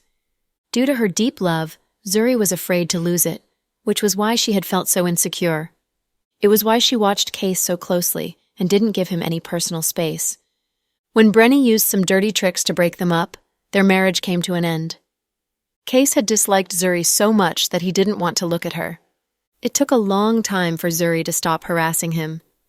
Because of the divorce, the Blake family broke up with the Chase family and cut off all the business connections between them. Brenton couldn't even bear to stay in one room with Case. They avoided any occasion that they could meet each other. Mrs. Chase had never imagined that Zuri would come to the rescue when they needed help the most. She had talked with the young girl who had come with Zuri.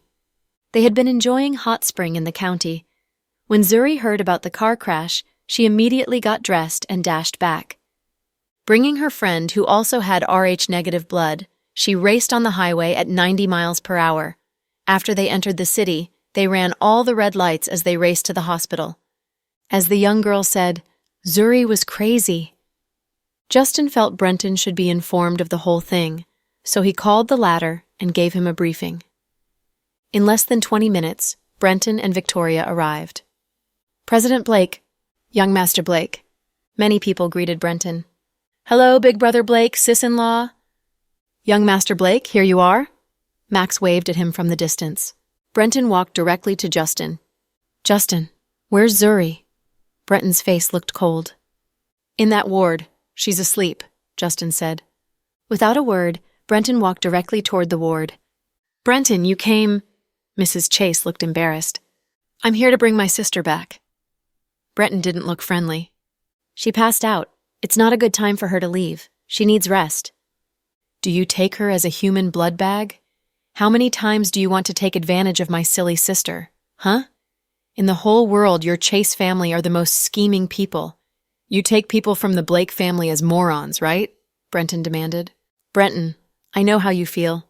Truly, I'm grateful that Zuri came to us. She saved Case's life." "That scumbag Case doesn't deserve to be saved. If I knew about it, I'd never allowed my sister to come here. The Blake family owes the Chase family not a single thing. My father said we don't want to have any connection with your Chase family for the rest of our lives. That's it." With a livid face, Brenton carried Zuri from the bed.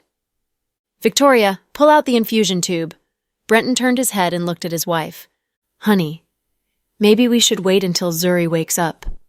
Victoria tried to dissuade him. "Can she leave after she wakes up?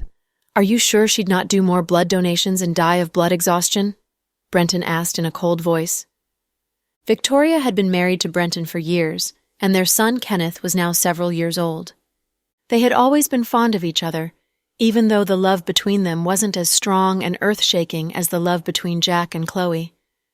In the past years, Brenton had always been good to Victoria, and she was the one who had the final say in their home. It was the first time that he showed anger to his wife in a public place. But Victoria knew that it was an exception and didn't blame Brenton. After all, the great war between the Chase family and the Blake family had even been reported by most of the media. She still remembered how Brenton, a low-keyed person, had been pushed to the front line of the uproar. Zuri and Case's divorce had hurt not only Zuri, but all the members of her family. For a while, even the prices of the Blake family's stock had dropped. It was a dark memory. "Okay, let's go." Victoria gave in and gently pulled the transfusion tube from the unconscious Zuri. Then she followed Brenton without a word. Carrying Zuri in his arms, Brenton looked livid. He paused when he passed Justin and Max. Not knowing what to do, Justin touched his nose. I'll talk to you later, Breton said. Okay. Justin nodded. They had been pals for years and knew each other's minds. 10 minutes after Breton was gone, Justin and Max took their leave when they saw Case was out of danger. The visiting friends and relatives all left except Case's parents. Mrs. Chase, please go home. You're not young and have high blood pressure. You'll not feel well if you don't get enough sleep. We can take care of the young master. The maids took turns to talk to Mrs. Chase, trying to persuade her to go home. No, I must wait until he wakes up. Mrs. Chase held her son's hand tightly and stared at his face without blinking. When Mr. Chase saw his son was out of danger, he left at midnight with the help of his assistant.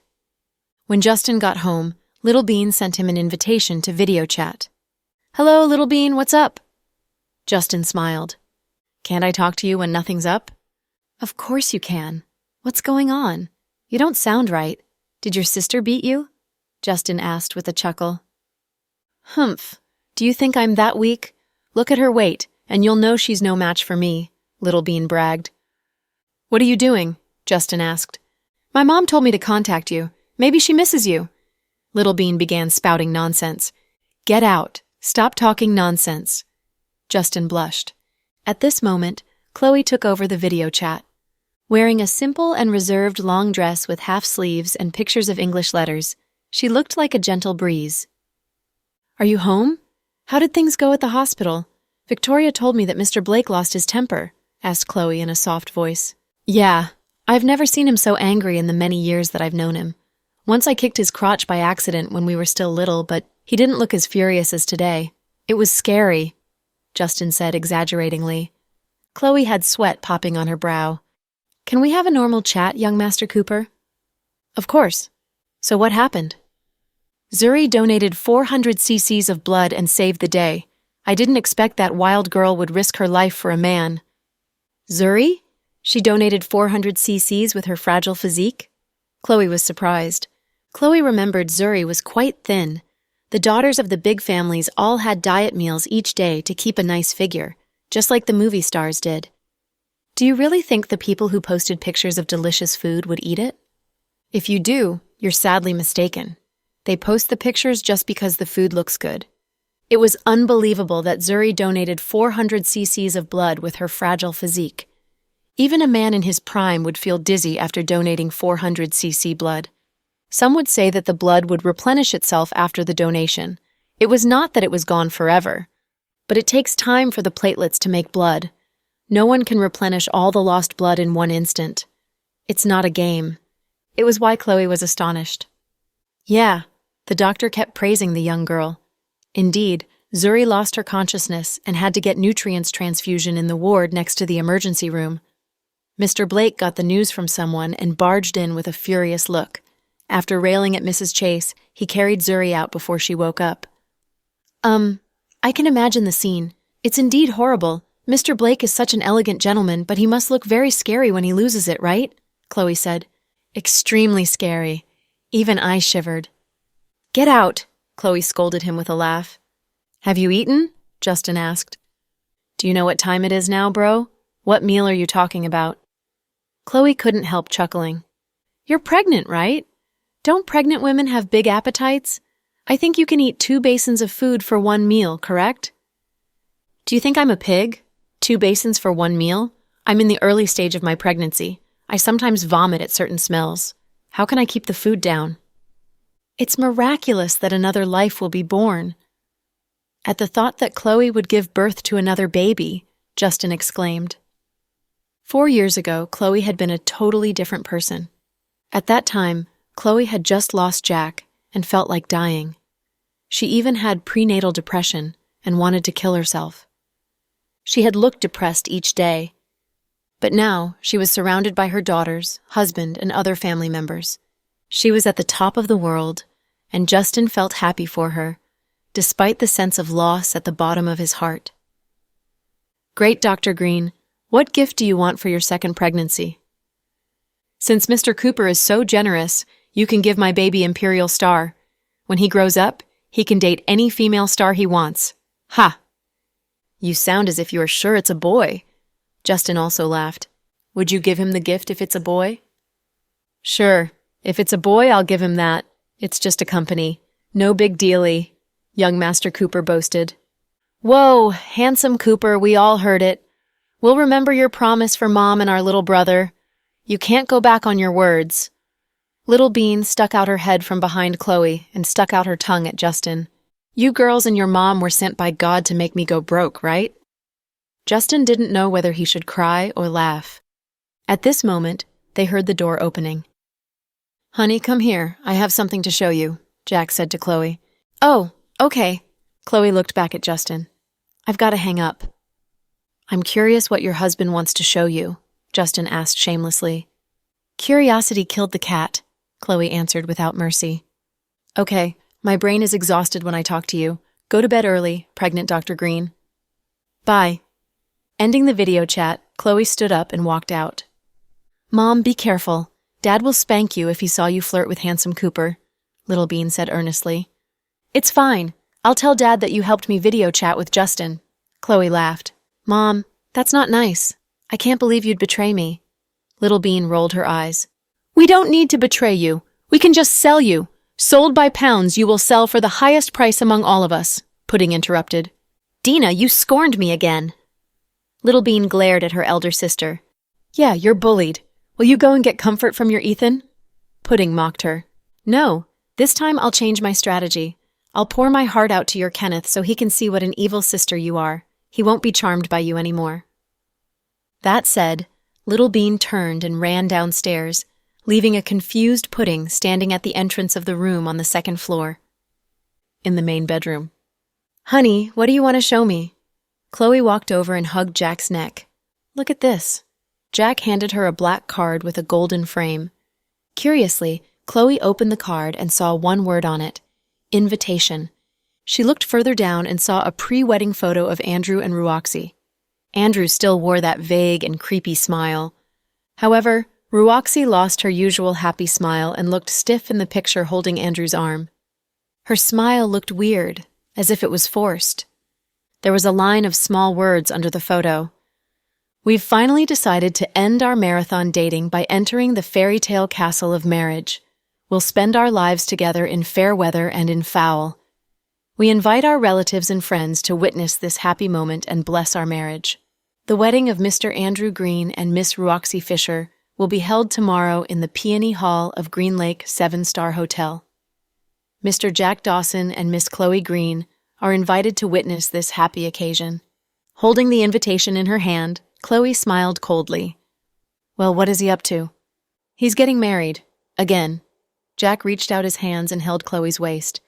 He makes such a fuss about his second marriage. He's outrageous. Everyone says Mr. Cooper is flippant and showy, but I think he's no match for Andrew, Chloe commented. No, I think he does it on purpose. There must be a scheme behind the wedding. Even though Irene hadn't said it, Jack knew that if Andrew wanted to marry Ruoxy, he would have done it 3 years ago. He wouldn't have waited until now. So, this wedding was just a smokescreen. He's shameless to send us this invitation. After all, the whole world knows that we are his arch-enemies, Chloe exclaimed. He doesn't care if we will attend it or not. He just wants to taunt us, Jack said. Honey, what do we do? Must we attend it? Chloe frowned, feeling a great war was coming. The war might break out any moment at the slightest trigger. Of course we'll go, even if it's a trap. Jack turned around and stood up. He kissed Chloe's forehead softly with endless love and gentleness. I thought you wouldn't let me attend it for fear I'd be in danger. When she said those words, she clung tightly to Jack's warm chest. She cooed at him like a little woman leaning on her strong man. No, I won't let you leave my side in your current state.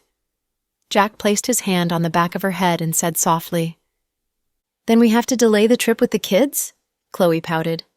Yeah, after we get rid of Andrew, I'll take you to any place you want, Jack comforted her. Then I want to go to the Milky Way, Chloe goaded him. Fine, but first, we have to buy a spaceship. They looked at each other and smiled. In the mansion of the Blake family, 2 family doctors were doing a transfusion for Zuri. 1 hour later, she finally woke up. How come I'm home? Zuri opened her eyes groggily. Looking around, she asked weakly, You even dare to ask! You disgraced our Blake family. Zuri was Senior Blake's favorite, but he felt disgraced and furious at Zuri's behavior today. Dad. Zuri lowered her head guiltily. Don't call me Dad. I don't have such a spineless daughter. Zuri, what on earth happened? You divorced him long ago. How come you're still bewitched by that case and even risked your life to save him? Mrs. Blake asked. Before Zuri could answer, Brenton interrupted. She regards herself as Virgin Mary. Big brother, it's not like that, Zuri tried to explain. You still deny it. You'll be the death of me, Brenton scolded her. Sis-in-law, help me. Zuri turned to Victoria for help. Victoria lowered her head and didn't dare to speak. Not wanting to offend either party, she remained neutral. Don't drag your sister-in-law into this. Today everyone is here to make you repent, Brenton scolded. Oh, I feel dizzy. Dad, I'm tired and want to sleep. We'll talk about it tomorrow, okay? Zuri pleaded. It doesn't matter. The family doctors are still here and can give you shots when you're dizzy, said Brenton. You're good. Am I your biological sister or not? Zuri was a bit angry. Good question. I should have someone test your DNA and see if you're really my biological sister. How come you're so lame? He dumped you, but you still scrambled to donate blood for him. Who are you to him? Zuri, it's not your business if Case dies or not. Brenton finally lost it. Big brother, you know I've loved him for years. I couldn't watch him die and do nothing, Zuri said in an unusually gentle tone. She had always been aggressive and got her way. People in their circle always said Zuri was the female version of the hot-tempered Justin. A typical spoiled rich girl, she was contentious and stubborn. Well said, but did you remember how Case divorced you heartlessly and take in Brenny in a high-profiled style? Didn't you see how hard the two families fought because of you? I thought the whole thing had passed and you'd gotten over him, but you scrambled to help him when he was in the slightest trouble. Look at you. What are you to him now? When Case got hit in a car crash, why didn't his beloved woman visit him and donate blood for him? What business do you have in it? Brenton demanded, without taking a pause. But it's not like Brenny has Rh-negative blood. I share his blood type, Zuri tried to explain in a low voice. That's easy to say. Good. Very good. I think 400 cc's is too little. You should have donated 10 pounds of blood. Brenton railed at Zuri in a rage. Big brother, please don't be angry. I know you all have my best interest at heart. No, in the whole world, no one is as good as your Case, Brenton continued without softening. Big brother, I've already done it. I can't take my blood back now. I'll listen to you and will never cross paths with him in the future, okay? Zuri knew her behavior today disgraced her family, and thus didn't dare to act as unruly as her usual self. Her voice had also turned soft. Don't. You must continue your pursuit of him. I heard Case is breaking up with Brenny. Maybe he'd be grateful to you for your help and come back to you. What a big favor he would do to you. Big brother, I know you're angry with me, but your words are hurting me, Zuri said in a low voice. You're hurt? Then how painful did you feel when Case treated you so badly? Brenton was merciless as he continued to rail at her. Finally, Victoria couldn't bear it anymore. She grabbed her husband's hand and said, Okay. Zuri lost a lot of blood and needs rest. She's remorseful, and we'd better stop now and let her rest. We'll talk later when she feels better. Yeah, you two must return home now. It's not good to leave Kenneth alone with the babysitter. Go home and check on the kid, Mrs. Blake said. Fine, we'll go now. Brenton looked displeased. Big brother, bye. Sister-in-law, bye-bye. Watching Victoria pull Brenton out of the house, Zuri felt relieved and cast a grateful glance at Victoria. It was midnight in the hospital. Having exited the critical period, Case recovered swiftly in the hours after the blood transfusion. After midnight, he woke up. Mom. He turned his head and saw his mother had dozed off leaning on the desk. Son, you are awake? Seeing Case wake up, Mrs. Chase was delighted. Mom, what happened to me? Case felt weak all over. Don't talk. I'll call the doctor. She got up and pressed on the emergency button. Doctor, my son woke up. Come and check on him. Mrs. Chase wept in joy. Shortly, the doctor and nurses arrived. After a series of checks, the doctor said with a smile, Mr. Chase recovered very well. Mrs. Chase, please don't worry. Good. You must stay in the hospital for observation for a few days. If everything is good, you can go back home for recuperation. There are no serious injuries in the body, and you will be fine if we're certain you have no blood congestions in your head or any sequela. Thank you, doctor. You're welcome. Call us when you need us. Nurse, change the transfusion for Mr. Chase to reduce the swelling and ease his pain, instructed the doctor. Okay. With swift and neat movements, the young nurse put a new transfusion fluid on Case and left the room, closing the door behind her. Son, you were in a car crash. Do you remember it? Mrs. Chase caught Case's hand and said gently, Car crash? Case tried to remember what had happened. Suddenly, he recalled that he came out Brenny's home in a foul mood and was distracted with the thoughts of their relationship while driving. Then, a car drove from the opposite direction, and he couldn't get out of its way fast enough.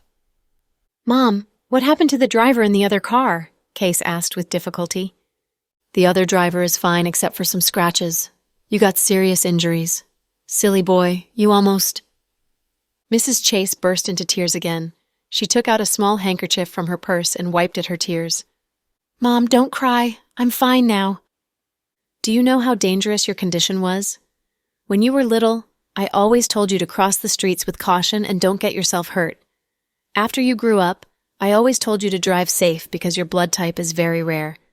Do you know you have transfused 600 cc's of blood? Whoa, 600, that's a lot. It sounds serious. Case smiled a little. How can you smile at that? If anything happens to you, how can your dad and I live? Mrs. Chase was still fearful, even though her son was well now. When she first got the news, her legs had turned into jelly from fear. It was such a fright for her. I know. I'm sorry for making you and Dad worry about me. Since he broke up with Brenny, Case had moved back to the manor of the Chase family and had thus improved his relationship with his parents. In fact, Case had always had a good relationship with his parents. It had changed all because of Brenny. He had always been an obedient and considerate son to his parents, but everything changed because of Brenny. Anyway, the parents would never hold a grudge against their son for long, no matter how angry they had been. Soon, Mr. and Mrs. Chase had forgiven their son and planned to move him back to the corporate headquarters. However, they had only enjoyed a few days' blisses with their son before the car crash happened. Mom, how long was I unconscious? Case asked. For quite a few hours. From the accident until now, more than 10 hours have passed. Good. I wasn't out for days and nights. Case smiled. How can you make fun of that? We were freaked out. Mom, did anyone come to see me? Case asked in a soft voice. Yes. Who? He asked immediately. Justin, Max, and your other pals. They were almost all here. There were dozens of people in the corridor. Mr. Cooper came too? Case was surprised. Yes. Justin was very helpful and kept making calls to find blood for you. It seems he's a good friend of the deputy director of the Southside Rehabilitation Center, right? Yeah, they are good friends. Case knew the deputy director his mother mentioned must be Chloe. Well, unfortunately, Southside didn't have the blood either, and I was so worried. We even put a big reward for the blood and hoped some people could come and donate blood for you. But you were in an urgent condition and it was midnight. No one could make it in time. Mrs. Chase retold the whole thing slowly. Then how did I eventually get the blood? Case asked. You'd never imagine who donated blood for you. Mrs. Chase looked at her son with complicated emotions in her eyes. Who? It was Zuri. Zuri Blake? Case was astonished. Yeah. Afraid that her blood wasn't enough, she brought a friend who also has Rh-negative blood. They were enjoying the hot spring in another county when she heard about your accident. Zuri raced all the way here by risking their lives. Most importantly, after they each donated 200 cc's of blood, you still needed more blood. The situation was very urgent. Finally, Zuri convinced the doctors to draw another 200 cc's of blood from her. After that, she passed out. Mrs. Chase said the words with a guilty expression on her face. Case was unusually silent after she finished. Son, we did wrong with the Blake family and Zuri. At last, Mrs. Chase said sincerely. Mom, it's not our Chase family that did her wrong. It was me who did her wrong. Son, Zuri indeed has a hot temper and is reckless and impulsive. But at the end of the day, She's not a bad girl and was nice to your dad and me when you were married. She would buy anything for you.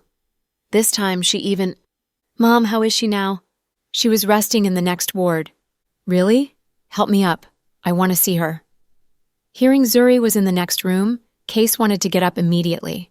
After all, he felt guilty after he heard it was Zuri who had saved him. But her elder brother took her away. Her elder brother? Brenton was here? Case froze.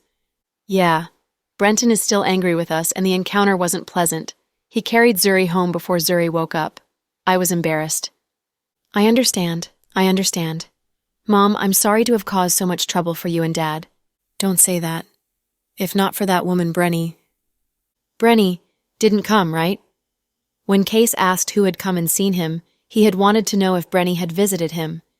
You still think of her? The only person that woman cares about is her mother. You're nothing to her. Son, wake up. I know. She didn't come, nor did she even call. Then she picked up her son's cell phone and handed it to Case. Case didn't check the phone because he believed his mother. Case, you've always been our pride. Born in a rich family, you never went whoring or gambling and never did drugs. Your friends are all fine kids.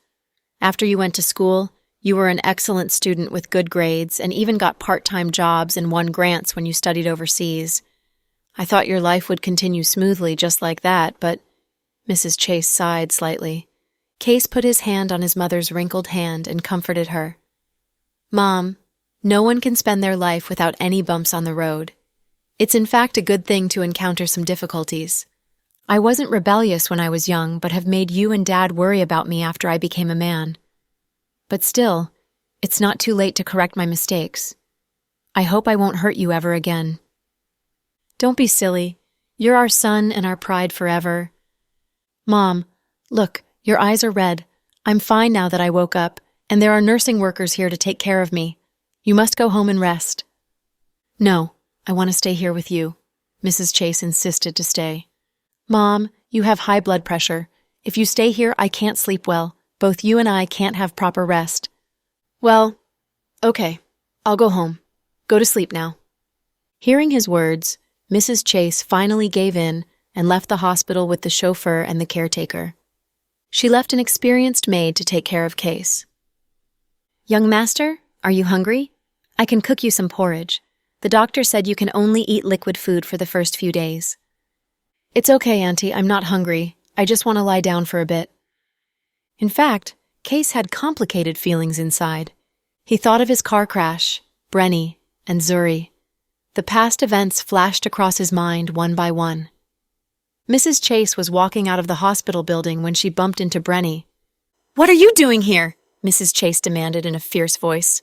I heard Case was in a car crash. I came to see him. Brenny clearly sounded guilty. We don't want you here. Get out. Mrs. Chase pointed at the gate and tried to drive her out. I'm not here to beg him to come back to me. Don't be afraid, Brenny sneered. Of course I know it. And you're mistaken. I'm not afraid of you. I feel disgusted when I see you. Mrs. Chase had always disliked Brenny. She disliked Brenny not because she wasn't as wealthy as Zuri. After all, Mrs. Chase had disliked her when she was still the young madam of the Green family before it went broke. She had several reasons to dislike Brenny. Firstly, Timothy was notorious in the circle of rich families. Secondly, Evelyn had been the other woman before she married Timothy and had always been arrogant and aggressive.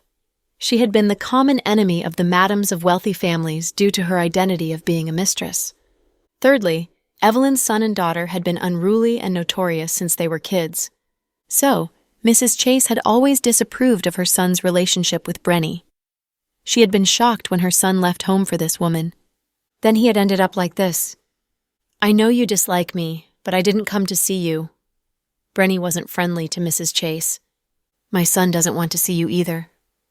You're not him and can't decide for him. Brenny was still tough. I don't want to waste my breath on you. I won't allow you to see Case. You're an ungrateful batch. Case is kind and pure. He pitied you and your daughter and has taken care of you too. But you repaid him by hurting him. If not for you, he wouldn't have been hit by a car. Fortunately, my son has come out of danger. Otherwise, I wouldn't stand here and talk to you like this. I would make you pay. Mrs. Chase looked as if she wanted to tear Brenny to pieces, but due to years of self-restraining in a wealthy and powerful family, she calmed down and didn't say anything outrageous. "I don't care. I want to see him." Then, Brenny walked into the hospital. She heard about Case's accident hours after it happened. One of her girlfriends told her, and she had thought it was a prank. When her status on her Snap and the news were all talking about an urgent need of blood, she realized it was true. But she couldn't do anything except feeling anxious because she didn't have Rh-negative blood. Leaving her daughter at home alone, she immediately drove to the hospital, but bumped into Mrs. Chase at the entrance. Mrs. Chase was furious when she saw Brenny insisted on going into the hospital. "Stop her!" Mrs. Chase ordered her bodyguards. 2 brawny bodyguards blocked Brenny's way. "Get out of my way." "Go! I told you my son doesn't want to see you." Mrs. Chase began to lose her patience. "I won't listen to you.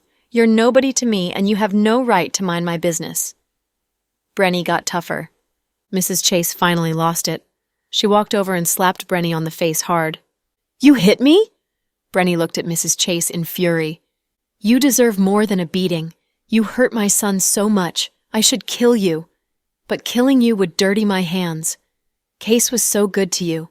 According to my knowledge, he gave you a house, car, money, and bought you many luxury items. He didn't take anything back after you broke up with him. Stop harassing him now. If you still have any dignity left in you, please disappear and never come back to bother him," Mrs. Chase warned her, putting emphasis on each word. Holding her hand against her stinging cheek, Brenny wanted to throw a tantrum, but knew it was useless. Anyway, she couldn't fight with Mrs. Chase, who was a senior. "What are you looking at? Get out!" Mrs. Chase glared at Brenny and railed at her. Reluctantly, Brenny didn't say anything and left with gritted teeth. "You two stay at the door of the ward. If this woman comes, don't let her in." Mrs. Chase gave instructions to the 2 bodyguards standing behind her. "Yes, madam." Relieved, Mrs. Chase got into the car and left the hospital. Brenny felt sulky after she was slapped in the hospital as she tried to visit Case at midnight. After all, she had been with Case for a long time, and he had never raised a finger at her, but Mrs. Chase hit her. The more she thought about it, the angrier she got. "Humph! You don't want me to contact him? I'll just do that." On her way back home, Brenny stopped her car on the side of the road and dialed Case's number. She tried several times, but the line was always busy. Did he blacklist me? Brenny wondered. Then she used the dialing software on her phone to dial Case's number again. "Hello?" It was a woman's voice. She didn't sound young. "Isn't this Case's cell phone?" "Young master is asleep," the Chase family's maid said. "Go and wake him up. I need to talk to him." Brenny sounded arrogant. "Can I ask who you are?" the maid asked. Before she left, Mrs. Chase had pulled out Case's contact list on his cell phone and removed Zuri from the blacklist. Then, she blacklisted Brenny both on Snap and on the phone contact list. "I'm his friend. I must talk to him about something important." Afraid the maid would refuse to let Case take the call if she told the maid her name, Brenny said she was his friend. "Okay, wait a moment." The maid thought for a second and said, young master, you have a call." In a gentle voice, the maid woke up Case, who had just fallen asleep. "Who is it?" He still sounded weak. "I don't know. She said she's your friend and just wants to talk to you about something important." The maid repeated the words she had heard. Case took the cell phone and saw the number was from dialing software. Suspicion rose in him. "Hello?" "You actually blacklisted me?" Brenny demanded aggressively. He knew the caller was Brenny when he heard her voice. Although Case didn't blacklist her, he didn't explain. After all, they had broken up. "What do you want?" Case sounded cold. "I heard you were in a car crash?" "Yes." "It happened after you left my house. Was it because of me?" Case was silent. "You can't forget me, right?" Brenny felt smug. "Brenny, what on earth do you want?" Case suppressed his fury. "I called to mock you. I told you you'd pay the price for what you did. It was fast. You're a coward and didn't help your woman and my mom. Now my mom's dead and you're happy. Unfortunately, you got yourself in a car crash. How interesting." "So you called to mock me? To gloat over my accident?" Case's heart sank when he heard Brenny's mocking words. "That's right. After the breakup, when I found out you weren't doing great, I was finally relieved." How can you be so malicious? Case let out a long sigh. I've always been this malicious, didn't you know? Oh, yes. I used to pretend to be very gentle. You were so stupid you only thought with the lower part of your body. At that time, all you wanted to do was get me in bed. How would you be able to see my real intentions? Enough. Don't say another word. Case felt like just the sound of her voice was about to drive him insane. Once upon a time, he used to protect this woman. For her, he would turn his back on the world. Kind of like what Jack would do for Chloe. It was a pity that he met with such a great defeat. Although Chloe deserved Jack's adoration and commitment, Brenny was not worthy of that kind of devotion. Justin was right. He was too easily fooled if he was willing to follow that woman around. Of course I have to keep talking. I haven't said enough. You're pretty lucky. You were able to walk away from that car crash unharmed.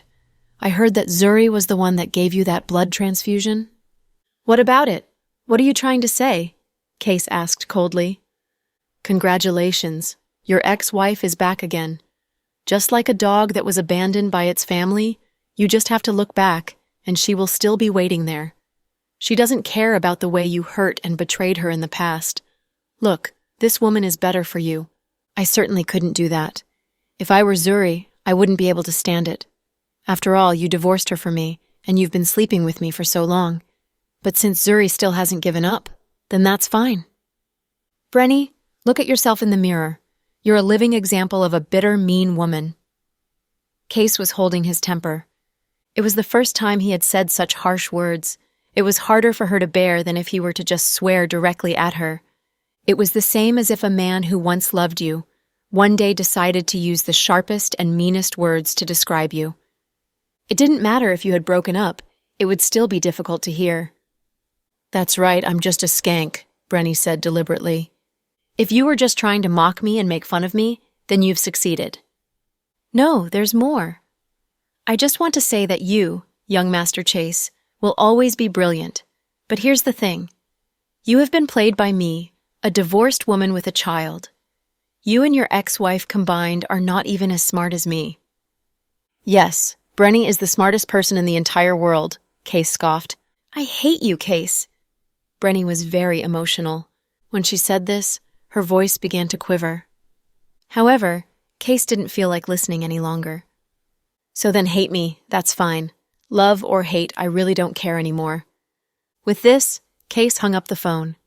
Hearing the ensuing beeping come through the phone, Brenny's heart went cold. Then, she laid her head on the steering wheel and burst into tears. Everything she had just said wasn't what she actually felt. In her heart, she still loved that man. But she also knew very clearly that the two of them could never go back to the way they were before. In particular, when she heard that Zuri gave her blood to save Case, she felt envy, jealousy, hate. She was so jealous she wanted to die. She was going crazy. So she could only say those mean things to get under Case's skin, hoping that it would alleviate her own guilty feelings, no matter how hurtful. But only she knew in her own heart that she didn't think that way, that the words she said were not true. But what did it matter? After hanging up on Brenny, Case discovered that his heart didn't hurt that much anymore. After the car accident, he was much more clear-headed, and he didn't miss Brenny as much as he anticipated he would. He took out his cell phone and began randomly going through his callers list, only to see Zuri's number flash across on the screen. Then he went back over and looked for it. He checked it carefully, and it was definitely Zuri's phone number. Without a doubt, her mother must have helped take her name off the blocked list. Case struggled for a long time, trying to decide whether or not to dial Zuri's number and say thank you to her. But he couldn't bring himself to say it, because this time, Zuri risked her life to donate her blood to save him. If he only said thank you over the phone, it would be too heartless. In the end, Case did not dial Zuri's number. Instead, he posted a message on Snap. Disappointment is accumulated day by day. Leaving is the hardest decision. If only you could delete those feelings like you delete a text message. You could delete the person you like, and the moment you delete her, you think you would finally get relief. But it would be endless sadness. I didn't give up on you, but rather I let myself go. I just pretended that the wind didn't blow. You never came, and I never loved. Case was not a literary guy, so he rarely sent out such posts. Most of his posts were related to work. Guys were not like girls who liked to post about food. Guys had their own interests. Before, Case had posted about Zuri too, and then also little Tiani. He really treated her like his own child. It was a pity that now. Shortly after Case sent out his post, dozens of responses appeared on his feed. Max commented, "Case, dude, you're talented." Case replied, "I'm just in a mood. I found these sentimental phrases online. My own writing isn't that good." Later, his post was somehow circulated and fell into the hands of a friend of Brenny. That friend took his post and showed it directly to Brenny. After reading it, Brenny naturally felt uneasy. "Brenny, are the two of you really over for good? Young Master Chase seems really hurt." Brenny responded deliberately in disdain. "Why do I care?" Actually, young Master Chase is a pretty good guy. He's handsome and rich. Besides GK Corporation's President Dawson and Imperial Star's President Cooper, President Chase is my favorite. You don't know how lucky you were." I didn't think of it as lucky. He was just a man who was greedy and afraid of death. Nothing to feel bad about. There are so many men out there. All you have to do is reach out and grab one, Brenny said in a fit of pique. "Brenny, are you in a bad mood? Do you want to come out for a drink?" the woman asked. "It's okay. My daughter is alone at home. I can't just leave her by herself. You guys go." Saying this, Brenny butted out the cigarette in her hand, started the car, and went home. When she got home, Tiani was already asleep. Brenny, on the other hand, wasn't the least bit sleepy. She looked at the screenshot of Case's post that had come from out of nowhere which her friend had sent her, and her heart was stuffed with panic. Then she began to take out her cigarettes and smoke them one by one. In the end, Brenny also took out her cell phone and wrote a post that only she and Case could see. But she knew that Case had blocked her and could not see it. She posted, "What does it feel like to be blocked by someone you love?" In fact, a tearful love letter is the chat history of all the couples from before their breakup. Going from talking about everything to not talking at all, what kind of cruel mental journey is this? Every sweet nothing has become ridiculous. Every kiss and expression of love has become so ironic. Even if there is a lot of sadness in my heart, and I know that I am wrong, it is too late. I understand that in this lifetime, this is where we go our separate ways.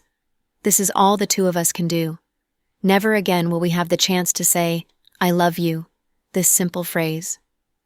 After typing this post, Brenny gently pressed publish, but discovered that at that moment, she was already in tears.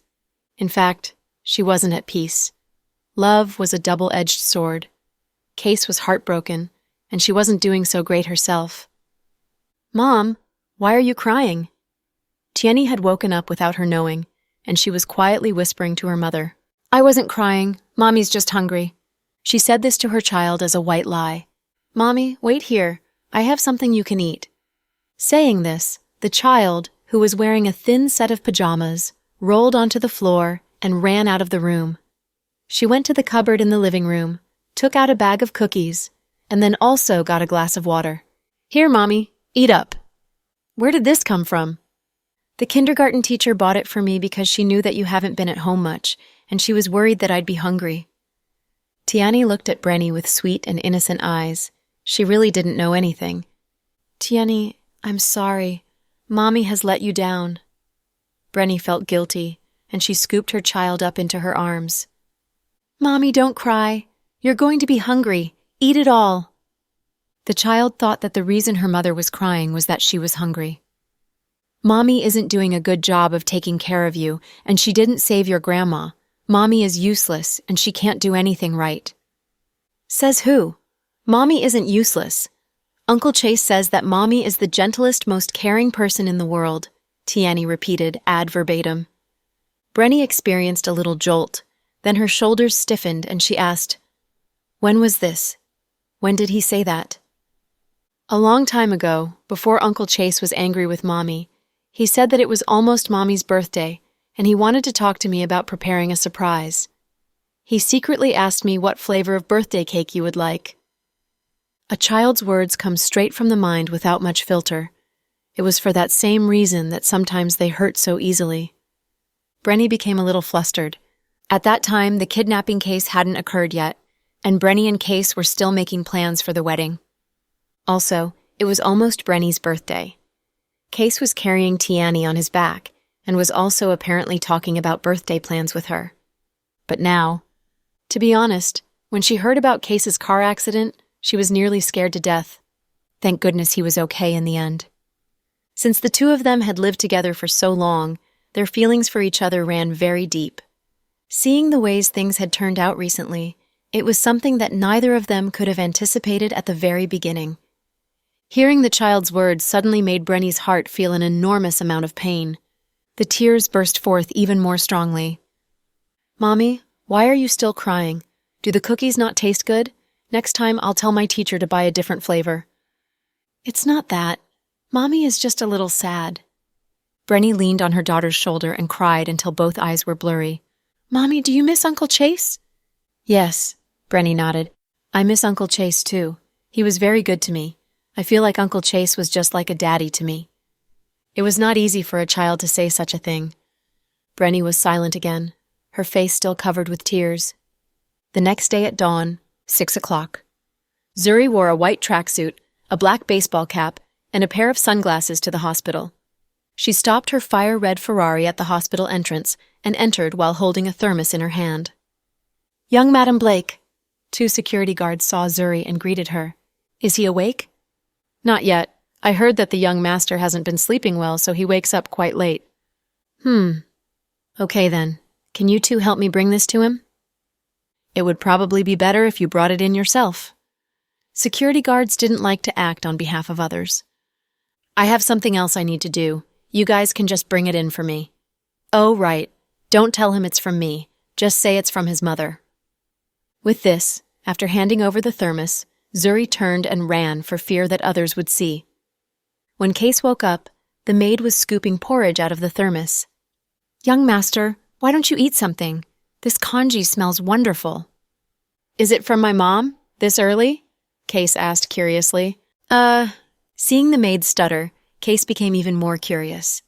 "So it's not from my mom?" "Young master, it's not from your mother." "Then who is it from?" "It's from young madam. No, I mean, it's from Miss Blake." The Chase family's maid was still used to calling Zuri young madam, so there was a slip of the tongue. "Zuri was here?" Case was a little caught off guard. "Yeah. When?" "An hour ago, maybe. I didn't see her either. The security guards brought in the congee and asked me to heat it up and give it to you." When Case heard this, he became silent. He looked down at the small bowl filled with rice porridge, which was still steaming. It wasn't even 7:30 yet. An hour ago? So right at sunrise? It was important to note that Zuri was a full-on lazy worm. She especially liked to sleep in late and rarely got up so early. "Young master, maybe you can just have a little bit." The maid thought he still hated Zuri, so she urged him cautiously. Case still didn't speak. "Young master, if you don't mind me saying so. Actually, young madam." "No, Miss Blake, isn't that awful?" She was raised in a wealthy home from a young age, so she is used to having everything handed to her. Some of these other girls have quite a temper despite having good intentions. But you can tell that Miss Blake has always been very good to young master. At that time, I remember that the two of you had only been married for a short while, and Miss Blake secretly sneaked into the kitchen to ask what kind of food you liked and if I could teach her how to make it. When did this happen? Case was a little surprised. When the two of you had only been married for 2 months, Case remembered distinctly. It was true. At that time, Zuri still had the exuberance of a newlywed. Every day she bought different gifts for him, from cell phones, computers, tablets, and other electronic products, to clothes, pants, belts, and even underwear. Now in the closet of the new house, there were several packages of CK underwear that Zuri had bought, but he had never worn them. Because once you don't like a person, the focus was not on them, and you'll be indifferent to everything they did. When he thought back to this, he had mixed feelings. "I think I was probably a big jerk at that time," Case muttered to himself. "Young master, if you don't like it, then I can just throw it out. Your mother will be here soon, and she'll probably bring you some porridge as well." Seeing that Case has not moved, the maid thought he did not like it. She had picked up the porridge and was about to throw it out when Case stopped her. "No, don't throw it out. I'll eat it." Afterward, Case, holding a small spoon while slightly trembling, began to eat the warm rice porridge. He never thought that one day he would be able to calmly eat porridge sent by Zuri. Afraid of being reprimanded by her brother, Zuri met with a group of her closest friends after she had finished delivering the porridge to Case. Inside a friend's cafe, a few women were gathered together. Zuri wore the same white suit she wore in the morning, with a black baseball cap, revealing a delicate side profile. "Zuri, I just don't get it. What is so great about Case that you would risk your life to save him?" "I didn't risk my life. It's all rumors, purely rumors." Zuri laughed as she drank her coffee. "What do you mean, rumors? Don't lie to me. My boyfriend told me that he was also in the hospital that day and saw you there." "All I did was give a little bit of blood," Zuri argued. "Girl, 400 cc is enough to almost take your life. Is that just a little bit?" another girlfriend said as she rolled her eyes. "It's fine. Nothing at all, really. If you guys ever need me to, I can donate blood at any time. Haha." Zuri laughed it off like it was no big deal. "Don't bullshit us, tell the truth. Do you still love that prick?" A girl who hadn't spoken yet looked at Zuri seriously. "Huh? What are you talking about? What are you so nervous about?" Several women surrounded Zuri and started to question her. "Geez, I've already told you. After all, we did grow up together. I can't just stand by and watch him suffer. I couldn't stand it anymore. I don't have the greatest temper, but I'm not a monster, am I?" Zuri explained. "Why don't you take it easy? Your face is completely red." "Don't be silly. I don't need to take it easy. I'm just feeling a little bit hot." Zuri patted her cheeks with both hands. "Zuri, I'm not trying to come down on you. I just think you should keep your distance from Case. You shouldn't dwell in the past. Remember, he's the one that dumped you. You don't have to get revenge, but don't fall into the same trap twice." "That would be stupid," one girlfriend advised. "Yeah, Zuri. I heard that young Master Chase recently broke up with that shameless skank. Don't let him make you into the rebound chick." "Never mind them, huh? I really just wanted to save him, that's all. It's not at all as complicated as you think. Come on, let's have coffee, then plan our shopping trip in Hong Kong in a few days." Zuri was not willing to say any more about Case's affairs, so she deliberately switched topics. A few of the girls also sensed this, and no one brought it up again. However, conflict was still on the horizon. Brenny had also met up with another girl to go shopping. When they were tired, they stopped for a coffee. They had no idea that the cafe belonged to one of Zuri's friends. So, when Brenny walked in, one of Zuri's friends spotted her and immediately whispered, "Zuri, look over there." Zuri turned her head, and when she saw Brenny, she paused briefly. Brenny was wearing a dress that was black on top and red on the bottom. It was the same dress as a famous female celebrity, and it was said to be worth more than $10,000. Everyone knew that she was able to enjoy this kind of lavish lifestyle, all because of Case doting on her. "Nana, what did your friend say? Is there any hope for my mother?" Brenny asked, lowering her head. "Brenny, this may sound a little harsh, but your mother is already dead. Just forget about it. You really won't be able to stand up against them. Why did you still go about finding someone in the public security department? They probably won't be able to find anything useful. Didn't they already say that the driver was driving drunk and tired?" "I don't believe it. It must be Jack or Justin that did it. Chloe also knows who my mother's murderer is," Brenny said relentlessly. "Even if they know, it's impossible to do anything right now. You told me to ask, I did. No one wants to get involved." "I will offer up another $1 million, Brenny said. "It's not a matter of money, you know that. They're worried that they'll offend Jack and Justin. In my opinion, you shouldn't torment yourself. Take the money that young Master Chase gave you, take your child, and get your life back to normal, or go abroad to start a new life again. Why not?" While the two of them were chatting, Zuri came over with a girlfriend. "We don't welcome professional homewreckers here. Hurry up and get out." Brenny turned her head sideways to look at the woman standing by her, then looked at Zuri, who was standing not far off, and she figured out what was going on. "Oh, I thought it was someone else. It turns out to be this abandoned woman's bestie. You're just some loser, and you have the gall to chase me out?" Brenny stood up arrogantly. "Who are you calling a loser, you shameless homewrecker?" the woman said, coming to Zuri's aid.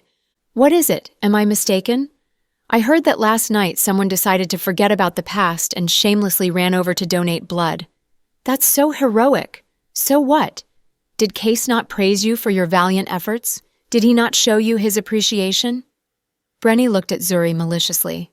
When Zuri heard this, her expression darkened. "Brenny, don't take what other people say about you to heart." Zuri looked at Brenny, who was experiencing a mix of emotions. Hey, you talk like you're so noble. You're not any better than us." "You're really asking for a beating." Zuri's bestie couldn't stand it any longer. She motioned as though she was going to hit Brenny. However, Zuri reached out and stopped her. "Forget it.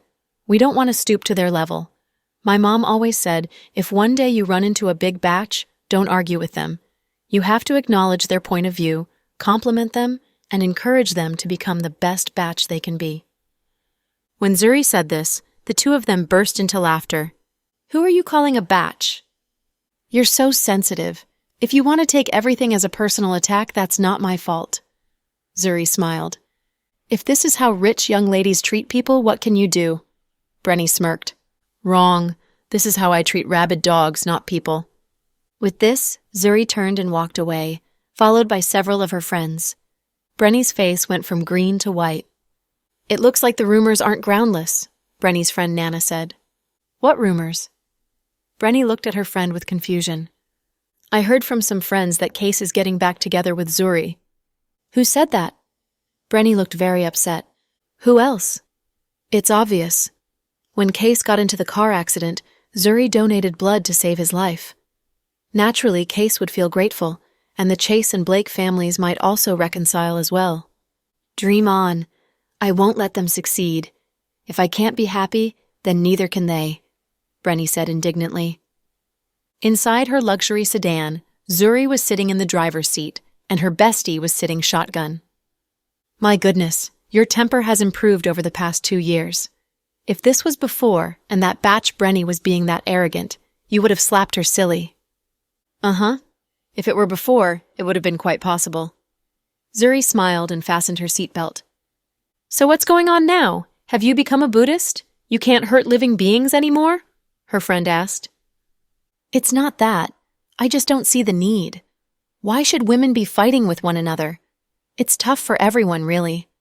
Actually, I don't believe those rumors that are going around. Brenny was with Case for the money. I think she's a big skank, but she really did have feelings for him, and they had a genuine relationship.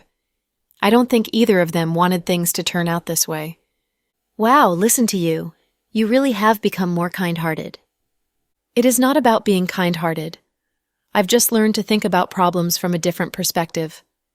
In the past, I used to only think about myself, so I would be more selfish in everything I did.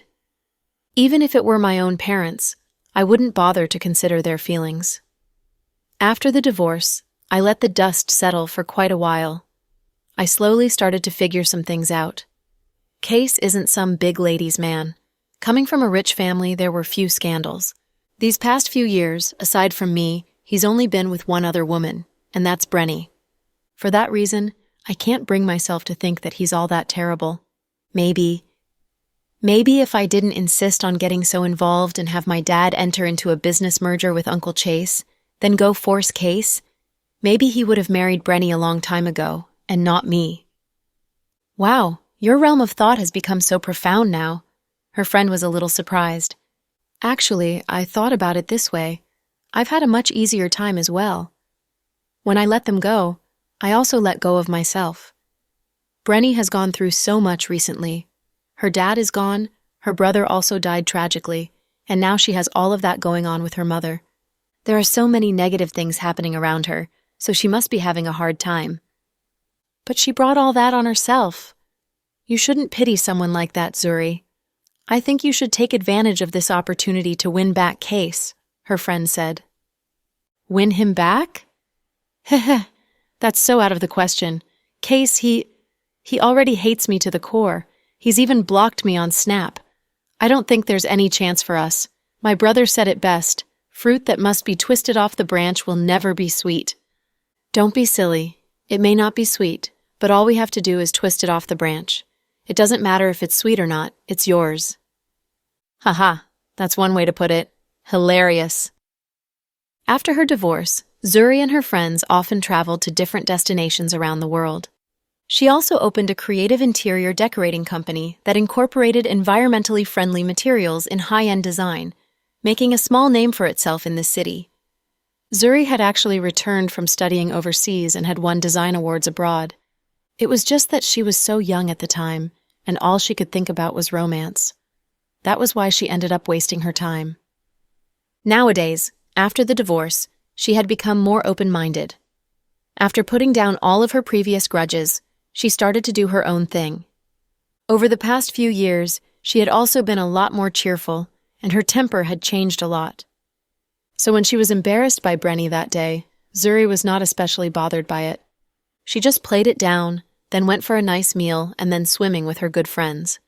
It was Brenny that, upon hearing that Case and Zuri were getting back together, was so angry that she couldn't eat. That day was a very important day. It was the day of Andrew and Ruoxi's wedding. Truth be told, a wedding of this size should have been the talk of the town, just like Bella a few years ago. But then, something unexpected happened. That day, no one in the major media outlets was talking about it, and only a few people mentioned it on Weibo.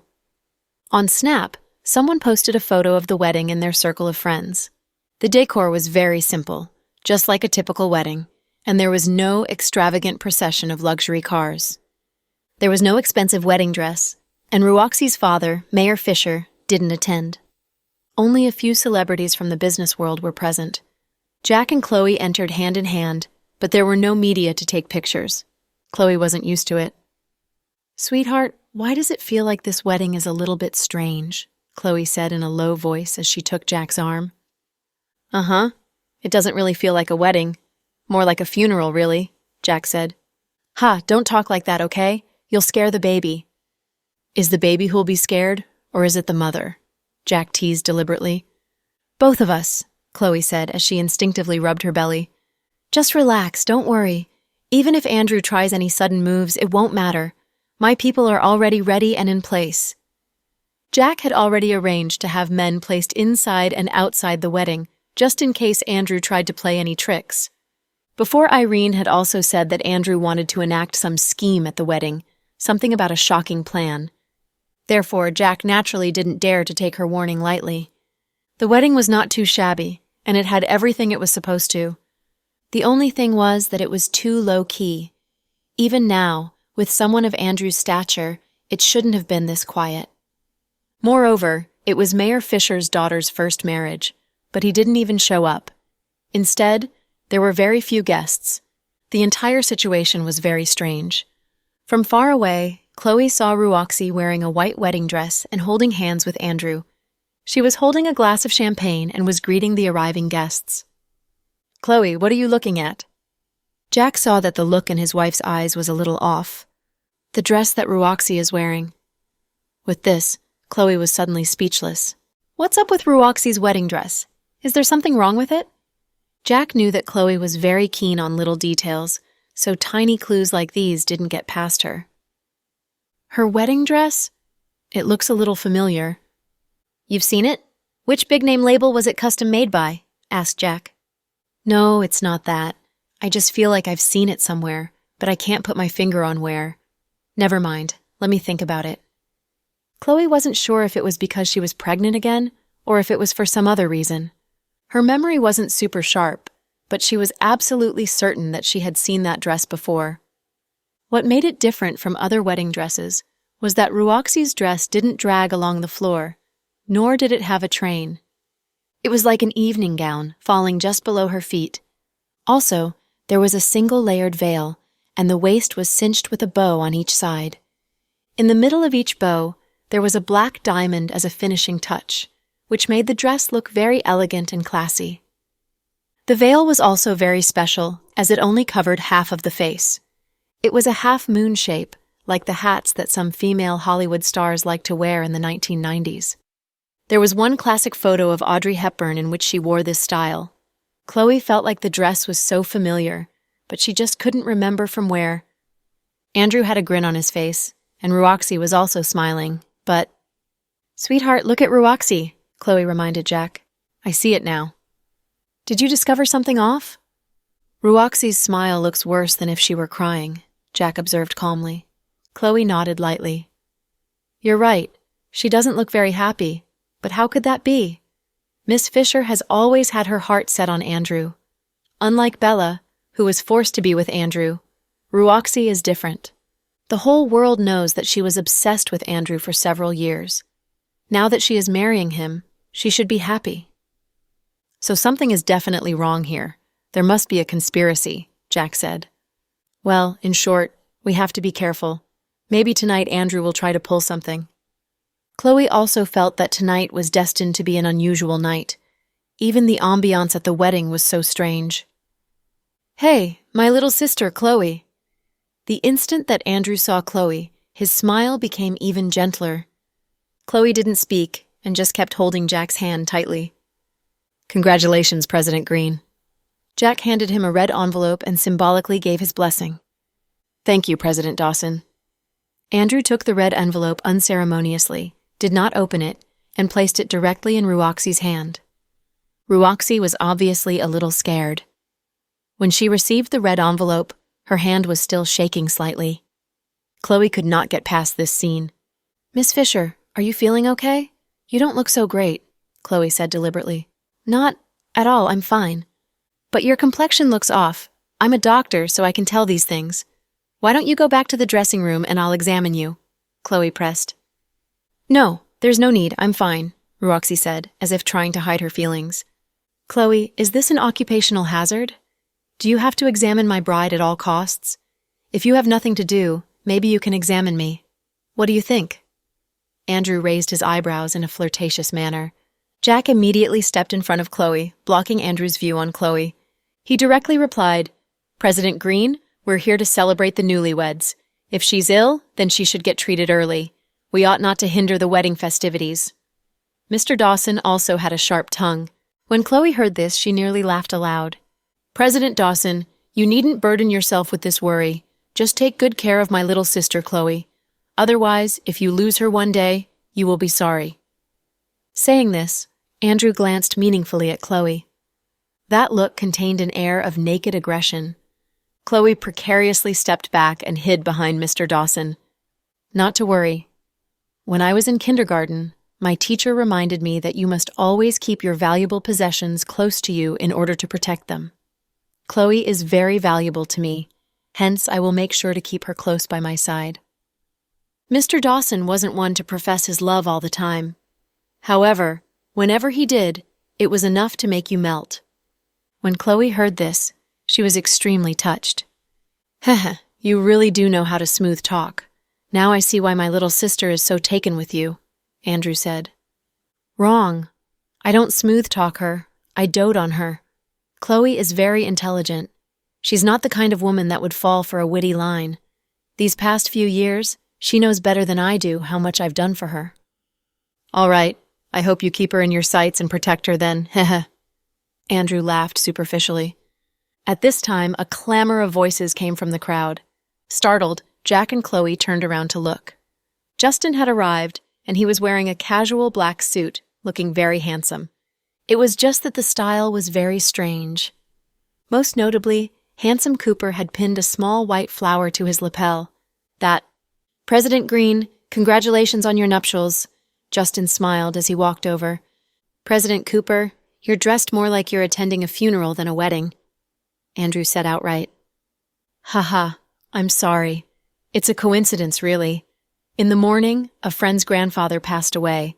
The old man has been very good to me, so I had to go over there. I spent the entire morning there, and then I remembered President Green's big wedding was today, so I didn't have time to go home and change my clothes. I just ran here. I really couldn't help it. Sorry, man. Hope you don't mind." Of course, President Cooper has always been laid back when it comes to details. How could I mind?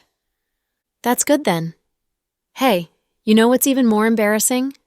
When I came, I totally forgot your red envelope, and I don't have anything else to offer as a gift. If this little flower doesn't disappoint, please accept it." Saying this, President Cooper took the white chrysanthemum from his lapel and offered it to Andrew. "Justin, what are you trying to say with this gesture?" Ruoxi couldn't contain herself. Was he doing all of this deliberately? On the day of the wedding, wearing a black suit with white flowers was so unlucky. If it were anyone else but Justin, they would have been escorted out by the security guards. "I just explained myself, didn't I?" Justin continued, smiling proudly. "You are clearly doing this on purpose." Ruoxi was angry. "What? Never mind, Ruoxi. President Cooper is just toying with us. Don't be mad. I really like President Cooper's gift. I'm sure we can put it to use." With this, Andrew also put the small white chrysanthemum in the palm of his hand and smelled it. It had to be said that Andrew's psychological state was very strong. These past few years, whether it was in front of the media or other people, he rarely showed anger. Basically, he was always laughing and smiling. So many people would call him the Laughing Tiger. Because it was thought that his smile hid his true intentions, and such a person is the most difficult to deal with. "You see? It's still President Green who knows me best. Don't worry, I still owe you a red envelope. I will be here when you get married next time," Justin said as he patted Andrew on the shoulder. "Okay, thank you, President Cooper." Andrew kept smiling. No matter how Justin humiliated him, he didn't show any anger. Was he afraid of Justin? No. He had never been afraid of Justin just because of the power of the Cooper family. Instead, he had always thought Justin wasn't his opponent, but Jack was. It wasn't because Justin wasn't as powerful as Jack, but that Chloe loved Jack. Justin was bored when he found he couldn't anger Andrew. He turned and talked with Jack and Chloe. The dinner party lasted until 9 p.m. Jack and Chloe stayed at the dinner party longer than they had planned but saw nothing unusual. Jack's men didn't find any clues either. Things seemed quieter than usual. Finally, they left the wedding banquet. Justin had left half an hour earlier. "Honey, today was especially quiet, right?" Chloe said in a low voice. "I'm afraid it's the calm before the storm," Jack said. Chloe nodded her agreement. "Andrew is sly. We can't lower our guard." "Yeah, don't be afraid. I can handle him." Holding Chloe's hand tightly, Jack drove away. Standing at the window of his suite in the hotel, Andrew watched as Jack and Chloe drove away with a creepy smile on his lips. "It won't take long. Soon," he murmured to himself. Midnight, in the mansion of the Green family. Ruoxi hadn't changed out of her wedding dress as she sat on the big marriage bed. The strange thing was that the sheet wasn't red, and the room didn't have any decorations to show that it was a bedroom for a newly wedded couple. Her face was full of terror. At this moment, the door was opened. Ruoxi looked up in terror with wide eyes. Who? Since she met Hunter, she had become very paranoid. "Don't be afraid. He didn't come out." Andrew walked in with a glass of wine in his hand and said with a smile. Ruoxi looked at him warily. Andrew walked closer and squatted before her. He reached out a hand and touched gently the wedding dress on Ruoxi. He seemed to be looking at a rare treasure.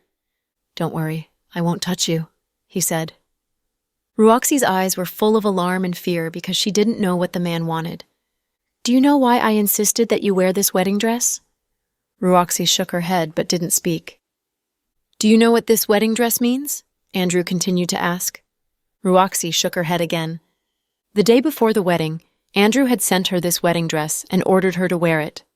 Although she didn't know why, she didn't dare to disobey him. She was very afraid of the present Andrew and wasn't crazily in love with him as before. "This was my design product in a design competition when I was in high school. It won me the gold prize. I designed this wedding dress for Chloe. White, pure, transparent, tranquil, and comfortable. I put every feature about her into this design. She will look beautiful in it, right? I always think that if one day she marries me in the wedding dress I designed for her, I will be the happiest man in the world," Andrew said as he caressed the wedding dress. "If that's the case, then why did you want me to wear it?" Ruoxi was confused. Ruoxi felt angry, sad, and hurt. As the precious daughter of the mayor, she could get any man. but she had fallen in love with this psycho that was infatuated with his own sister. How pathetic she was. She was just a substitute for another woman on her own wedding day. Because the dress you're wearing is fake. The real dress isn't here, and you will never see it. Andrew smiled. Shocked, Ruoxi looked humiliated. Only Chloe deserves to wear that expensive wedding dress. Yeah, only your sister Chloe is the best woman in the world, Ruoxi said in a huff. Andrew only smiled and didn't reply. Ruoxi continued in anger. But your sister Chloe doesn't belong to you. She belongs to Jack. Soon she'll be mine. Andrew smiled. It seems your plan is almost done. Aren't you afraid that you'd fail and die at Jack's hands? Then you'd lose everything. The Green Corporation, your properties that are worth tens of billions of dollars, your reputation as President Green, a successful entrepreneur. You'd be nothing and have nothing once you died. Ruoxi tried to dissuade him. Compared with these things, I care more about Chloe.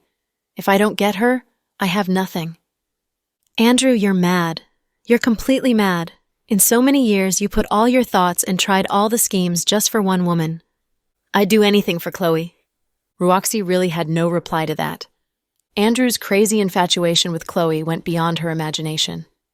Anyway, I want to thank you for joining the act with me. I'm sure you hate me now, right? Andrew put his hand on Ruoxi's head and rubbed gently as if he was comforting a child. Yes, I hate you. I hate myself for falling in love with you. You ruined me. Tears slid down her cheeks.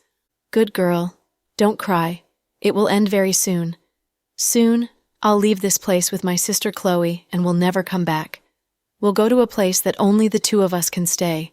No one will find us. You! Ruoxi was astonished at the madness of his plan. So, no matter you hate me or love me, you'll see the last of me very soon. Everything between us, good or bad, will be only memories, he said. Hearing his words, Ruoxi felt sad. After all, her life had been tangled with him for several years. When she first saw him years ago, Ruoxi was only a young girl just entering society. She stayed by Andrew's side single-mindedly regardless of all the gossips, thinking she would be the final home of this outcast of society. However, many things had happened in the past few years, and they could never return to their previous relationship. To tell the truth, Andrew had never touched her, which once made her suspect that he was sick or gay. Later, she knew he was an ordinary man. He had desires, but he only desired Chloe. Several times she even caught Andrew relieving himself with Chloe's picture. He was a sick pervert. She never understood what kind of magic Chloe had cast on him and made him so. But do you know that Chloe would never love you even if you took her away with schemes? Ruoxi looked at Andrew sadly and said slowly, It doesn't matter. So long as she belongs to me, I don't care about anything else. Andrew didn't think of himself as greedy. He would be satisfied so long as he could be with Chloe, even though she was unwilling and didn't love him. In South Hill Manor. Mom, Dad, you're back. Yeah. Chloe nodded and rubbed Little Bean's head. Did you have fun today? Was the big bad guy's wedding fun? Little Bean asked with undue interest. No, it was boring, Chloe smiled. But I saw handsome Cooper attended it dressed in a funeral suit. He looked so dashing. Little Bean had stars in her eyes. At this moment, Pudding walked over and said, Don't you think handsome Cooper is the most dashing man in the world because he messed with the big bad guy, and even your Ethan isn't his match? No, handsome Cooper is handsome, but not as handsome as Ethan. After all, Ethan is younger. Ha ha. Little Bean smirked.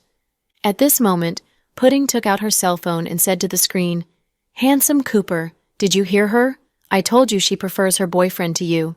Ask her to return all the gifts you gave to her. Delcy is a little ungrateful brat. Dina, you shameless girl. You set me up. She chased after her elder sister around the room. Since the twins were born, the house became livelier, especially in the nursery where everything was a mess, as if a bomb had just been dropped. Used to their behavior, Jack and Chloe shook their heads. Sitting on the sofa, Chloe suddenly remembered something. Honey, it just occurred to me that I took a 1-week leave for nothing. I planned to take the 2 kids for a vacation, but now it seems to not be plausible. Right. You can't go anywhere and can't leave my side. From tomorrow on, when I go to work, you must come with me and not leave my side, said Jack. Ha ha, that's too much, Chloe laughed, thinking he was joking. It's not, Jack answered earnestly. Chloe knew Jack had been frightened by their previous experiences, especially their parting 4 years ago. Andrew had brewed for so long and would launch something big. To ensure no accidents would happen, Jack had resorted to this method. It looked ridiculous, but was indeed a perfectly safe method. Ahem. Does it mean that I'll follow you to the washing room? Chloe asked jokingly. Yes. To her surprise, Mr. Dawson nodded earnestly. Chloe was exasperated by his attitude. It felt as if they were in a quiet moment before a great war that would break out at any moment. In the VIP ward in the first hospital. Wearing nurse's scrubs and a mask, Brenny pushed a cart into the room. It was midnight and the bodyguards didn't stop her to check. They let her in without thinking too much about it. Entering the room, she walked directly to Case. Watching him as he was sound asleep, she suddenly felt soft inside and wanted to lower her head and kiss him. This man had slept next to her each night and described to her their bright future. At this moment, this man was sound asleep like a child. Case didn't sleep well lately and would wake up at the slightest sounds. When he heard the footsteps, he had woken up. Brenny was studying his face when he opened his eyes suddenly. She was startled. It's you. Case didn't look surprised. What, are you afraid of me? Brenny asked. Why should I be afraid of you? Case frowned slightly, not liking her weird tone. Because you did wrong with me. Well, you're delusional. What wrong did I do with you? Case sneered. Have you got back with Zuri? You thought I don't know it? Where did you hear this nonsense? Case was angry because he had never even seen Zuri, nor be in contact with her by call or snap. Don't think I know nothing about what is happening in your circle. I have friends. In fact, what you did is disgusting. You don't even have the guts to admit it. How pathetic are you? All your life you can only go between me and Zuri. The moment Brenny opened her mouth, she couldn't help mocking and scorning him. The mean words were even unbelievable to her own ears. Fortunately, Case had been used to her way of speaking. Otherwise, he'd have gone mad. Are you done? If you are, get out. I don't want to see you. Whom do you want to see? Zuri? Brenny, don't act like a crazy woman, okay? Look at you. Don't you see how horrible you have become now? It's your fault that I became like this. My mom is dead. I have nothing now. I did so much but just couldn't save her. I hate all of you, Jack, Chloe, Justin, and you, Case. As long as I live, you won't live in peace. Except if you get me killed. You're crazy. Case felt like there was something wrong with Brenny's head. Yeah, I'm crazy. Young Master Chase, you have money and power. You can get me killed. My daughter and I will follow my mom and end our torture in this world. Guards! Case lost his patience. Yes, young master? Take this woman out. I don't want to see her. Finally, Case got tough and ordered her out. I'll go, but remember, I won't let you guys live in peace so long as I'm alive. Don't think you can restore your marriage with Zuri. Tossing this threat at him, Brenny turned and left the room. Case couldn't sleep anymore. He leaned on the headboard and read the news on his cell phone.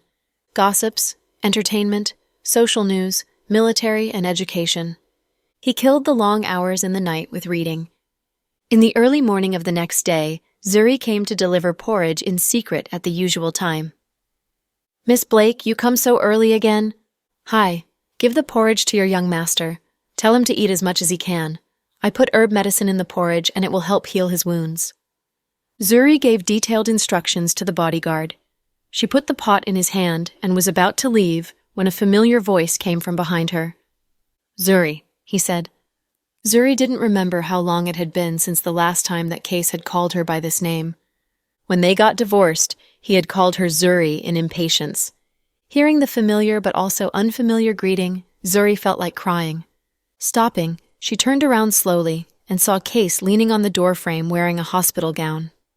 Hi, long time no see. Zuri forced out a stiff smile. Long time no see. Case had never imagined that he would see Zuri again on such an occasion. You're ill and can't stand out here. Go in. It's drafty out here, Zuri urged Case. Come in and sit with me. I wanted to talk to you. Before she could reply, he turned and entered the room. She couldn't turn and go now, which would be weird. Despite her embarrassment and surprise, Zuri followed Case into the ward. The VIP ward was the most luxurious suite in the first hospital, and the one-night cost was $6,888. Ordinary people couldn't afford it. The room was decorated luxuriously, making one feel at home. The kitchen and the washing room in the suite were also super comfortable. Zuri entered the room and sat on the sofa at the door as Case returned to the bed. Do you want to have some porridge? Zuri tried to find a topic. I'm not hungry. Oh, okay. You can have some when you're hungry. It was home-cooked and not bought from a restaurant. I know the porridge in the restaurant has some chemicals, such as thickeners, just to make it look better and taste better. I didn't dare to buy that, so I bought raw materials and cooked it at home. You cooked it yourself? Case looked up and asked. No. You know how clumsy I am. The house chef taught me how to do it step by step. It's simple, but I'm not good at it. The chef helped me, so it wasn't really cooked by me. Don't overthink it. Zuri didn't want Case to think that she still loved him and would cling to him like a Band-Aid. I didn't overthink. Well, good. How have you been in the past few years? Case asked. I have been fine. Very well. I've traveled all over the country. Last month I drove to Tibet with some friends. It was super beautiful, and I hope you can go there when you have time. It has the most simple sceneries, blue sky and white clouds on the plateau, clear lakes, and hospitable Tibetan people. Okay, Case nodded. Big brother Case, are you feeling better? Much better. I want to thank you for donating blood to me. Oh, it's nothing. The blood can replenish itself. It's not the same as donating an organ. Don't take it to heart. Anyway, my friend came with me and donated blood for you too. So, I can't take all the credit. If I did it all by myself, I couldn't have saved you even if I gave all of my blood to you. Ha ha. Zuri forced out a laugh and tried to relax so Case wouldn't feel so guilty. But Case was a smart man and had seen through her. Zuri, I know it was difficult for you this time. Your family must have severely scolded you for it, right? He remembered his mother mentioned the unfriendly behavior of Brenton when he came to the hospital. Case could imagine what a difficult time Zuri had gone through when she reached home. They weren't too severe. They love me. You know my elder brother. He's got a foul mouth, but deep inside, he's a good man. He wasn't happy but could do nothing about it. What is done is done. I understand how they felt. Case nodded. Big brother Case, don't think too much of it or feel guilty. We've known each other since we were kids. Even though we're no longer husband and wife, we're still friends. It's not a big deal that I saved you. I'd do the same for other friends, so don't feel bad about it, Zuri hurried to explain. She really didn't want Case to be nice to her just because she donated blood for him. Anyway, she hadn't thought about it when she tried to save him. If she had been such a scheming girl, she wouldn't have lost to Brenny so easily. I understand what you are trying to say. Anyway, I want to thank you for racing to my rescue despite all the things I did to you. Well, let's not talk about the past. There's a saying it takes two to make a quarrel. It wasn't all your fault. I was aggressive and bad-tempered as a spoiled girl. I guess no one was able to stand me. Well, I must change. In fact, I've changed my ways and won't act like that when I marry again, or I'd ruin the reputation of the Blake family. Zuri chuckled as she spoke. Case found Zuri smiled much more than before. These smiles were sincere and real. With her good looks, Zuri's smiles looked sunny, attractive, and infectious. After I recover, I'll visit your family and express my gratitude, Case said earnestly. Don't. Please don't. My dad will drive you out. Ha ha. Even if he drives me out, I'll do it. You saved my life. It's no big deal. It's just this blood type is rare. In fact, if the media broadcast the news, many warm-hearted people would have done the same. Case, don't dwell on it anymore. I broke up with Brenny. Case didn't know why he said this to Zuri. She froze for a second and then nodded. I heard about it. Is it because of her mom? What a pity. She seems to have no other family members now. Zuri, do you hate her? To tell you the truth, I hated her so much that I wanted to strangle her. but I don't hate her now. After all, we're all women, and everyone has their own destiny, no matter if it's good or bad. It's useless to hate anyone. Besides, living with hatred is exhausting. It seems you've grown up in the past few years. Case looked at Zuri and said, "Can I take it as a compliment?" Zuri smiled radiantly. "Yes, it is." "Good. I'll take it as long as it isn't a disguised insult." Zuri smiled. At this moment, Case's stomach growled. Immediately, the atmosphere became a bit awkward. You'd better eat some porridge. It will get cold in a while." Zuri stood up and opened the pot of porridge she had brought in and placed it in his lap. Unfortunately, Case was clumsy with his right hand still attached to the transfusion tube. Watching his clumsy movement with his left hand, Zuri became impatient. "Maybe? Let me help you." Then she stood up again, walked over, and squatted before the bed with the pot of porridge in her hand. She scooped out a spoonful of porridge with great care and blew at it before placing it before his lips. Case looked down on her and found that the Zuri before him was totally different from her previous self. "I just blew at it and didn't spit on it. I hope you won't feel disgusted," Zuri said self-mockingly. "Zuri, you said you don't hate Brenny. Then, do you hate me?" Case looked Zuri in the eye and asked slowly, "If I told you that I've never hated you, would you believe that?" Zuri's voice was as small as a mosquito, but Case heard it. If the previous Zuri said these words, Case would have felt nothing or even disgusted. But for some reason, when he heard these words now, he even felt a bit happy. Maybe it was hard to dislike the new Zuri. Case was about to speak, but Zuri placed the spoon of porridge to his lips to distract him. "Eat it now, or it will get cold. Come on." "Okay." Nodding, Case ate the porridge carefully. Zuri fed him patiently. "Is it good?" "Yeah." "If you don't like it, tell me what kind of rice you like. I'll cook it for you." "No, it's too much trouble. I'm already feeling guilty that you donated blood for me." "It's nothing. But I can only cook for you for another 3 days. After that, you can't have any even if you want." "Why?" Case froze in surprise. "Because I'm going on a trip. Me and some friends registered for a wilderness survival experience tour. I just want to toughen myself. There are over 10 members on the tour, and we are sharing the cost of hiring a foreign expert on wilderness surviving skills. I don't know if you watched the TV show named Survivor Games, but we don't do shows. We do it just for fun. We found a mountain with precipitous terrain, and will live a primitive life for 1 week. It will be fun." "No, it's dangerous," Case immediately expressed his objection. "Not at all. It's not a primitive jungle with vipers and fierce beasts. I just want to experience life without the smog and car exhaust gas. It's quite in to return to a pure and primitive life.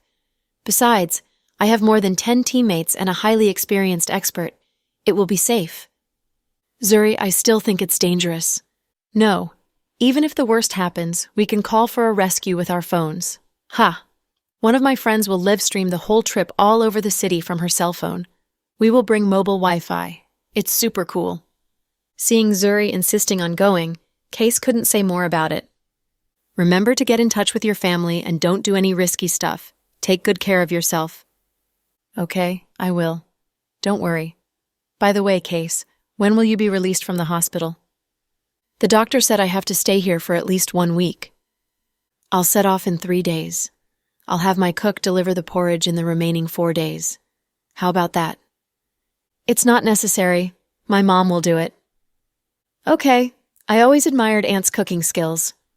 The moment she said it, Mrs. Chase pushed open the door and entered the room. "Who's praising me so early in the morning?" "Auntie, you came." Zuri immediately stood up. Fortunately, she had finished feeding Case. Otherwise, she would be super embarrassed. "Zuri, you came so early." "Yeah, I've been waking up early lately. Since I couldn't go back to sleep, I just came to see Case." "I heard from the bodyguards that you deliver porridge to Case every day. Thank you so much." Mrs. Chase looked amiable. "It's no big deal. Aunt, please don't mention it." Zuri blushed in embarrassment. "Alas, if you didn't divorce, your kid might have been a toddler now. I do regret it. I shouldn't have allowed you to divorce." Hearing her words, Case and Zuri both felt quite awkward. "Mom, it's useless to talk about that now. Case reminded his mother hurriedly. As your senior, I wanted to say it's not easy to find your destined other half. I wonder if you two can... Before Mrs. Chase could finish, Wei Ying said, Auntie, I just remembered that I have an appointment with someone for morning tea. I'll come back and see Case again. Please take good care of him. Okay. Mrs. Chase looked dazed as she watched Zuri leave in haste. With Zuri gone, she turned the conversation to her son. Case, you and Zuri. Mom, I'm sleepy. I must sleep now.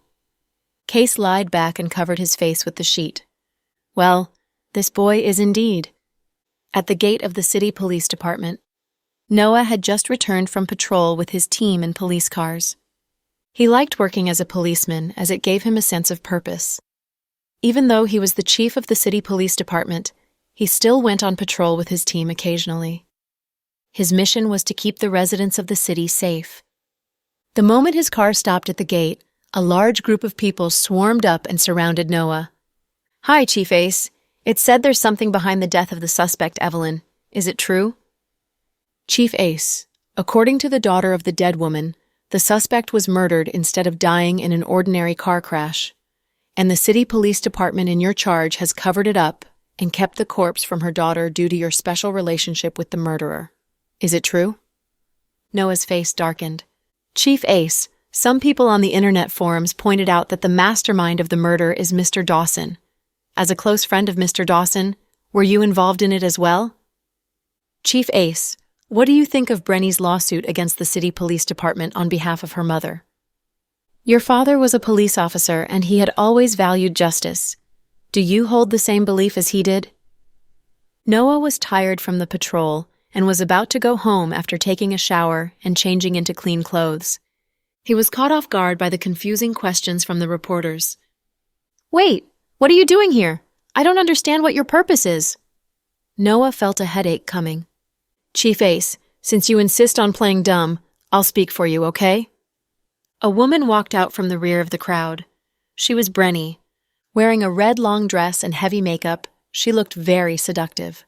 She walked to stand before Noah and said with a smile, Here is the thing. Due to the kidnapping, Jack hated my mom and was worried that the court would go easy on her.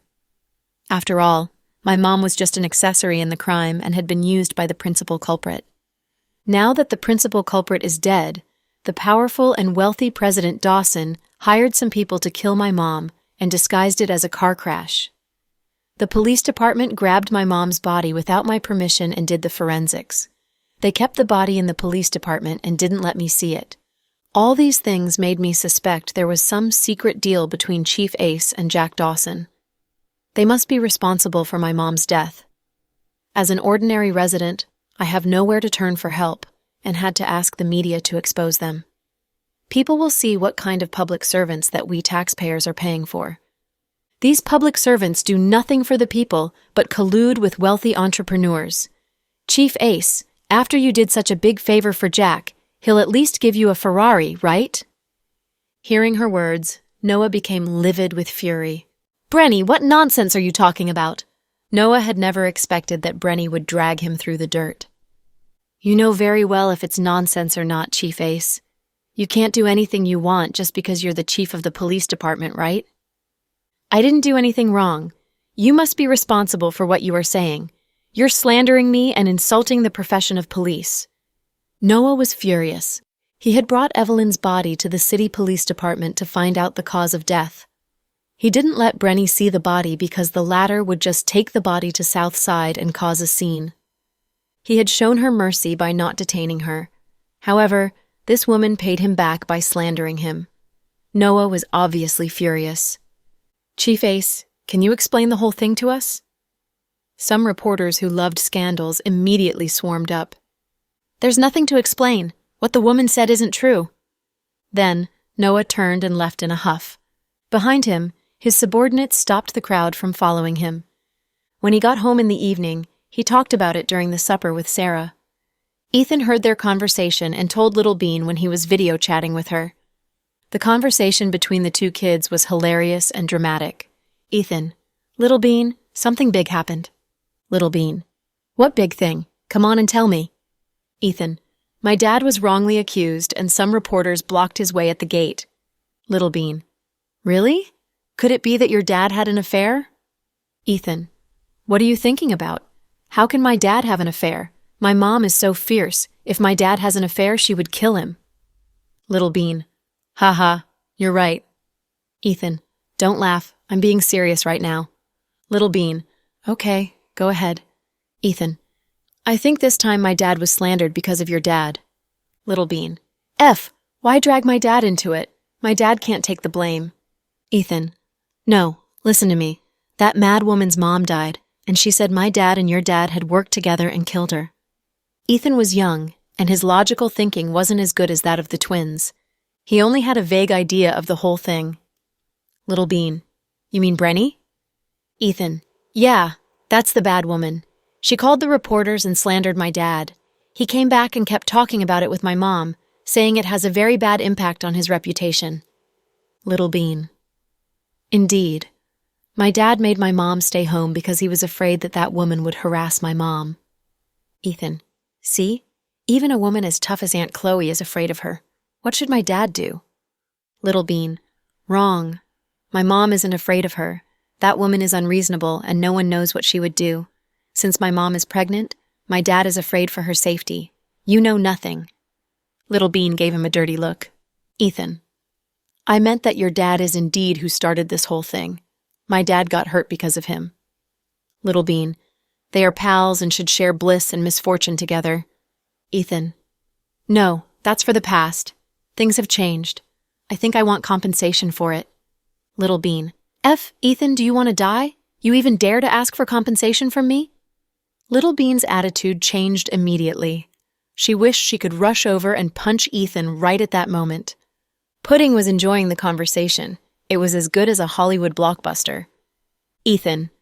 Little Bean. Short accounts make long friends. According to the damage that Uncle Dawson has done to my dad, I decided, I'll hear what you want for compensation. Little Bean pretended to be calm while she thought what mean words she would launch at Ethan. Ethan. I think you can go with me to the amusement park this week as compensation.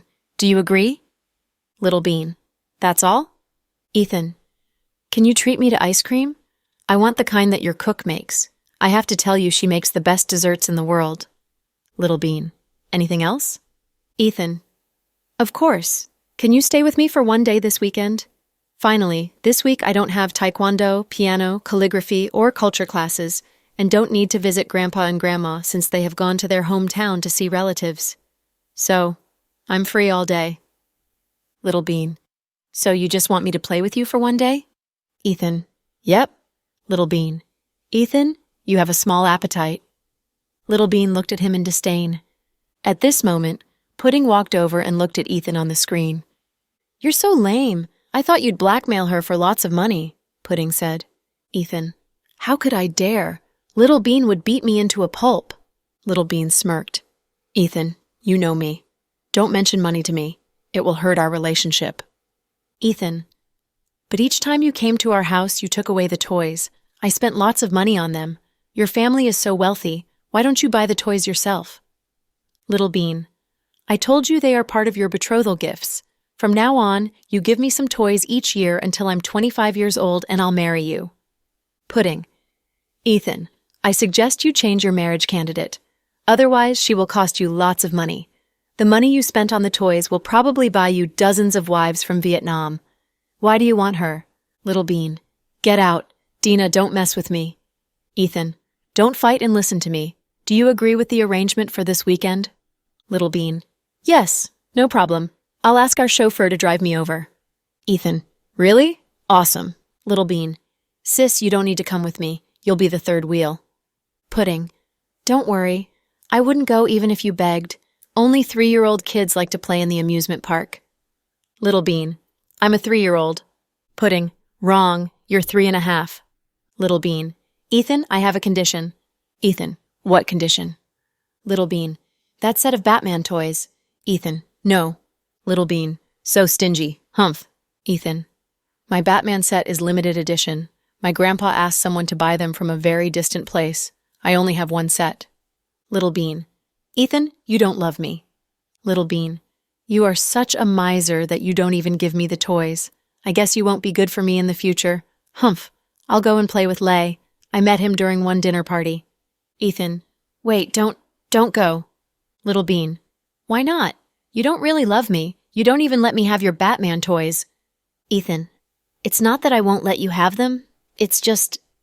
Little Bean. You just don't like me more than you like those toys. Ethan. How about we share it? I have 10 in the set. I'll give you 5 and I'll keep 5. We can play with them together. Little Bean. No, my dad always gives in to my mom in our home. Their love is true. Humph. If you really care for me, you'll give me 8 and you'll keep 2. Little Bean. How about it? Ethan. Little Bean. 2 is too few for me. Little Bean. Goodbye. Ethan. Don't. We can talk about it some more. Nearby, Pudding was secretly recording their conversation. She asked Justin in a whisper, Handsome Cooper, do you see the true face of our Miss Delcy? She's a true capitalist. Ha! A capitalist's daughter is, of course, a little capitalist, Justin said with a chuckle. But Pudding's face fell. Handsome Cooper, who are you talking about? I didn't mean you. Ha. Not me. I'm a capitalist's daughter too, Pudding said arrogantly. No, I was talking about Little Bean. You're tough. Do you dare to say it to her? Pudding didn't give up. She'd kill me. Of course he didn't dare. The twins were his treasures. Don't be ridiculous. I don't want to die. Justin laughed. What's up now? What? Pudding was puzzled. I meant who won, Little Bean or Ethan? Justin asked with undue interest. Do you have to ask? Delcy, a sly girl, can eat Ethan whole without spitting out the bones. We don't call her Little Bean. We call her White Bone Demon, Justin said. Who are you talking about? Handsome Cooper. Who's White Bone Demon? Little Bean suddenly appeared beside Pudding. Startled, Justin hurried to explain. Oh, I meant Little Bean. You look so good that even White Bone Demon is not your match. I'm happy when you talk like this, Little Bean smiled in satisfaction. Did you win in your invasive battle with Ethan? Justin asked. Yeah. Little Bean was pretty proud of herself. But I heard he blackmailed you, saying his dad was hurt because of your dad, etc. How come he got blackmailed by you in the end? Haha, he's still young. Little Bean gave a sly smile. All merchants are sly. Little Bean, if Uncle Cooper doesn't marry and has no children in the future, you can manage the Star Imperial for me. I think you will soon occupy the whole national market. You can't just say it. You must write it in your will, so you won't go back on your words, Little Bean said while eating French fries. Whoa, you sure are vicious, Justin teased her. Handsome Cooper, you gave her Imperial Star, what about me? Pudding pouted. She seldom acted like this before people, but Justin was an exception. It was probably because Justin had taken care of them since they were babies. They treated him like a father. Sometimes Pudding would show her childish side before Justin. It was all natural, like a little girl in front of her dad. Mr. Dawson had been jealous of Justin and swore that he'd never leave the twins again, otherwise the kids would be closer to Justin than to him. Don't you have GK? Justin smiled. That's different. GK is Dad's and Imperial Star is yours. You gave Little Bean such a big gift. How about me? I don't get anything? Pudding looked at Justin with puppy eyes. Her cute eyes almost melted Justin's heart. He sometimes wished the twins were his own daughters. That's easy. Uncle Cooper has lots of cash, jewelry, luxuries, villas, and my LB Sesto Elemento. They are all yours. Really? Pudding finally smiled. Yeah. If your Uncle Cooper remains single, you two can split up all my possessions. But you must take care of me when I'm old. You can't drive me out and make me sleep on the street. Justin chuckled. Wrong. We won't make you sleep on the street. We'll deliver you to a senior home. Little Bean smirked. Senior home? Justin had sweat on his brow. It's nice to be in a senior house. You can flirt with all the old ladies in there. When Little Bean said it, Justin and Pudding both burst into laughter. Delcy, I wonder what's in your little head. Flirting with old ladies. Only you can think of such a perverted thing. Pudding scolded her. I stated the truth. Our handsome Cooper's so handsome. When he's old, he'd be the Prince Charming among the old ladies in the senior home. Ha ha. Even Little Bean herself couldn't help laughing. You find it funny too, huh? You just like teasing me. Okay, I can't talk with you now. I'm going out for a drink. Don't get drunk. It's not good for your stomach, Pudding immediately instructed. Yes, Your Majesty. If you want to chase after girls, remember to get a girl with big breasts. They feel good, said Little Bean. What's with the expressions on your faces? Did I say something wrong? Pudding.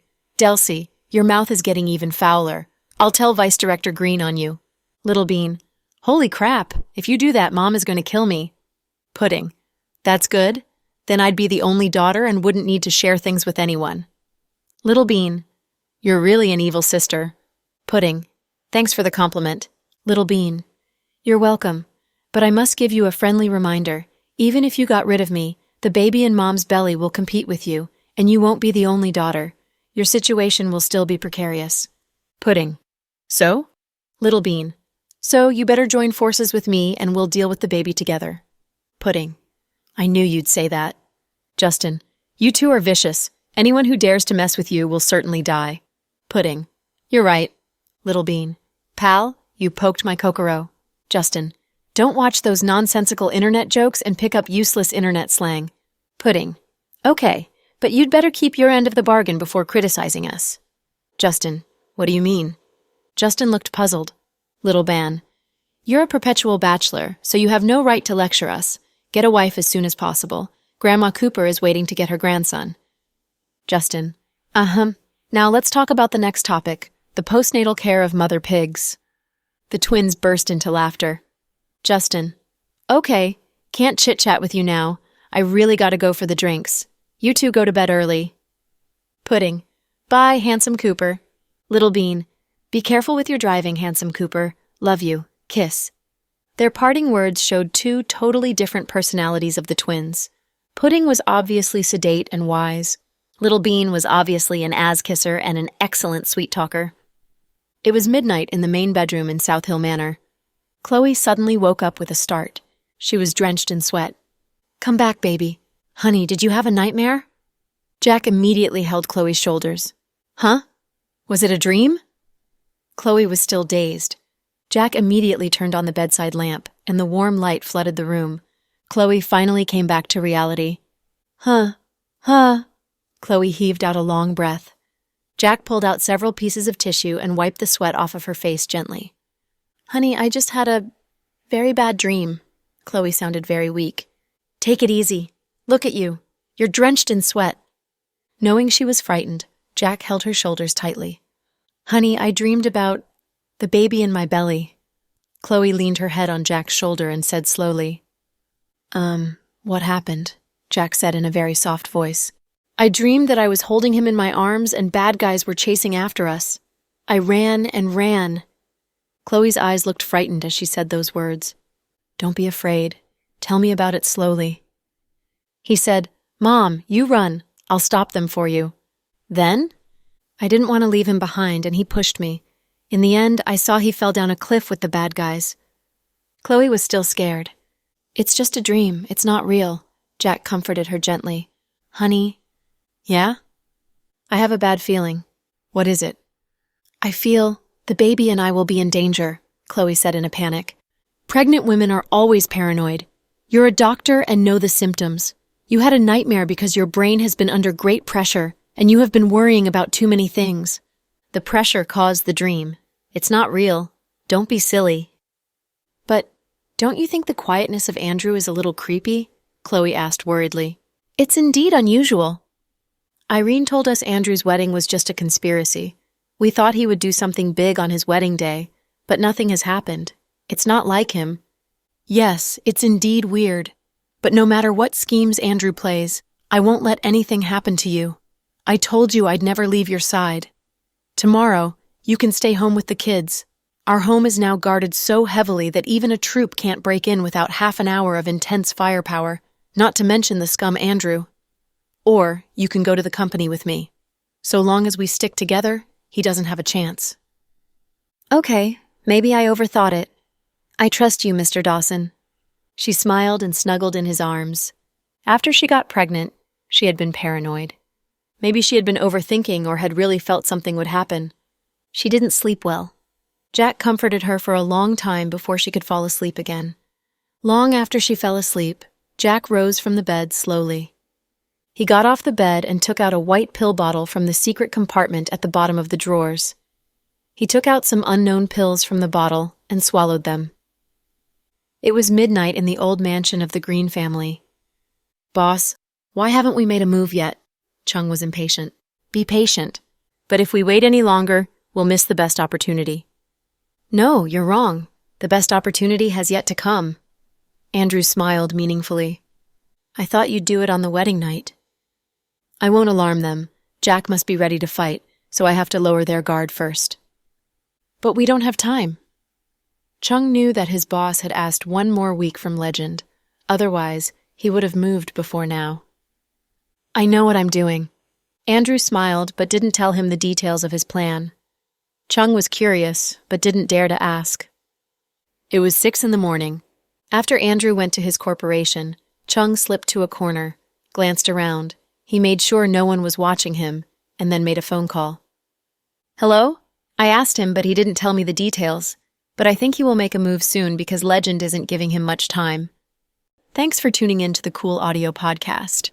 If you enjoyed the story, don't forget to like, subscribe, and share with a fellow story lover. Until next time, stay cool and keep listening.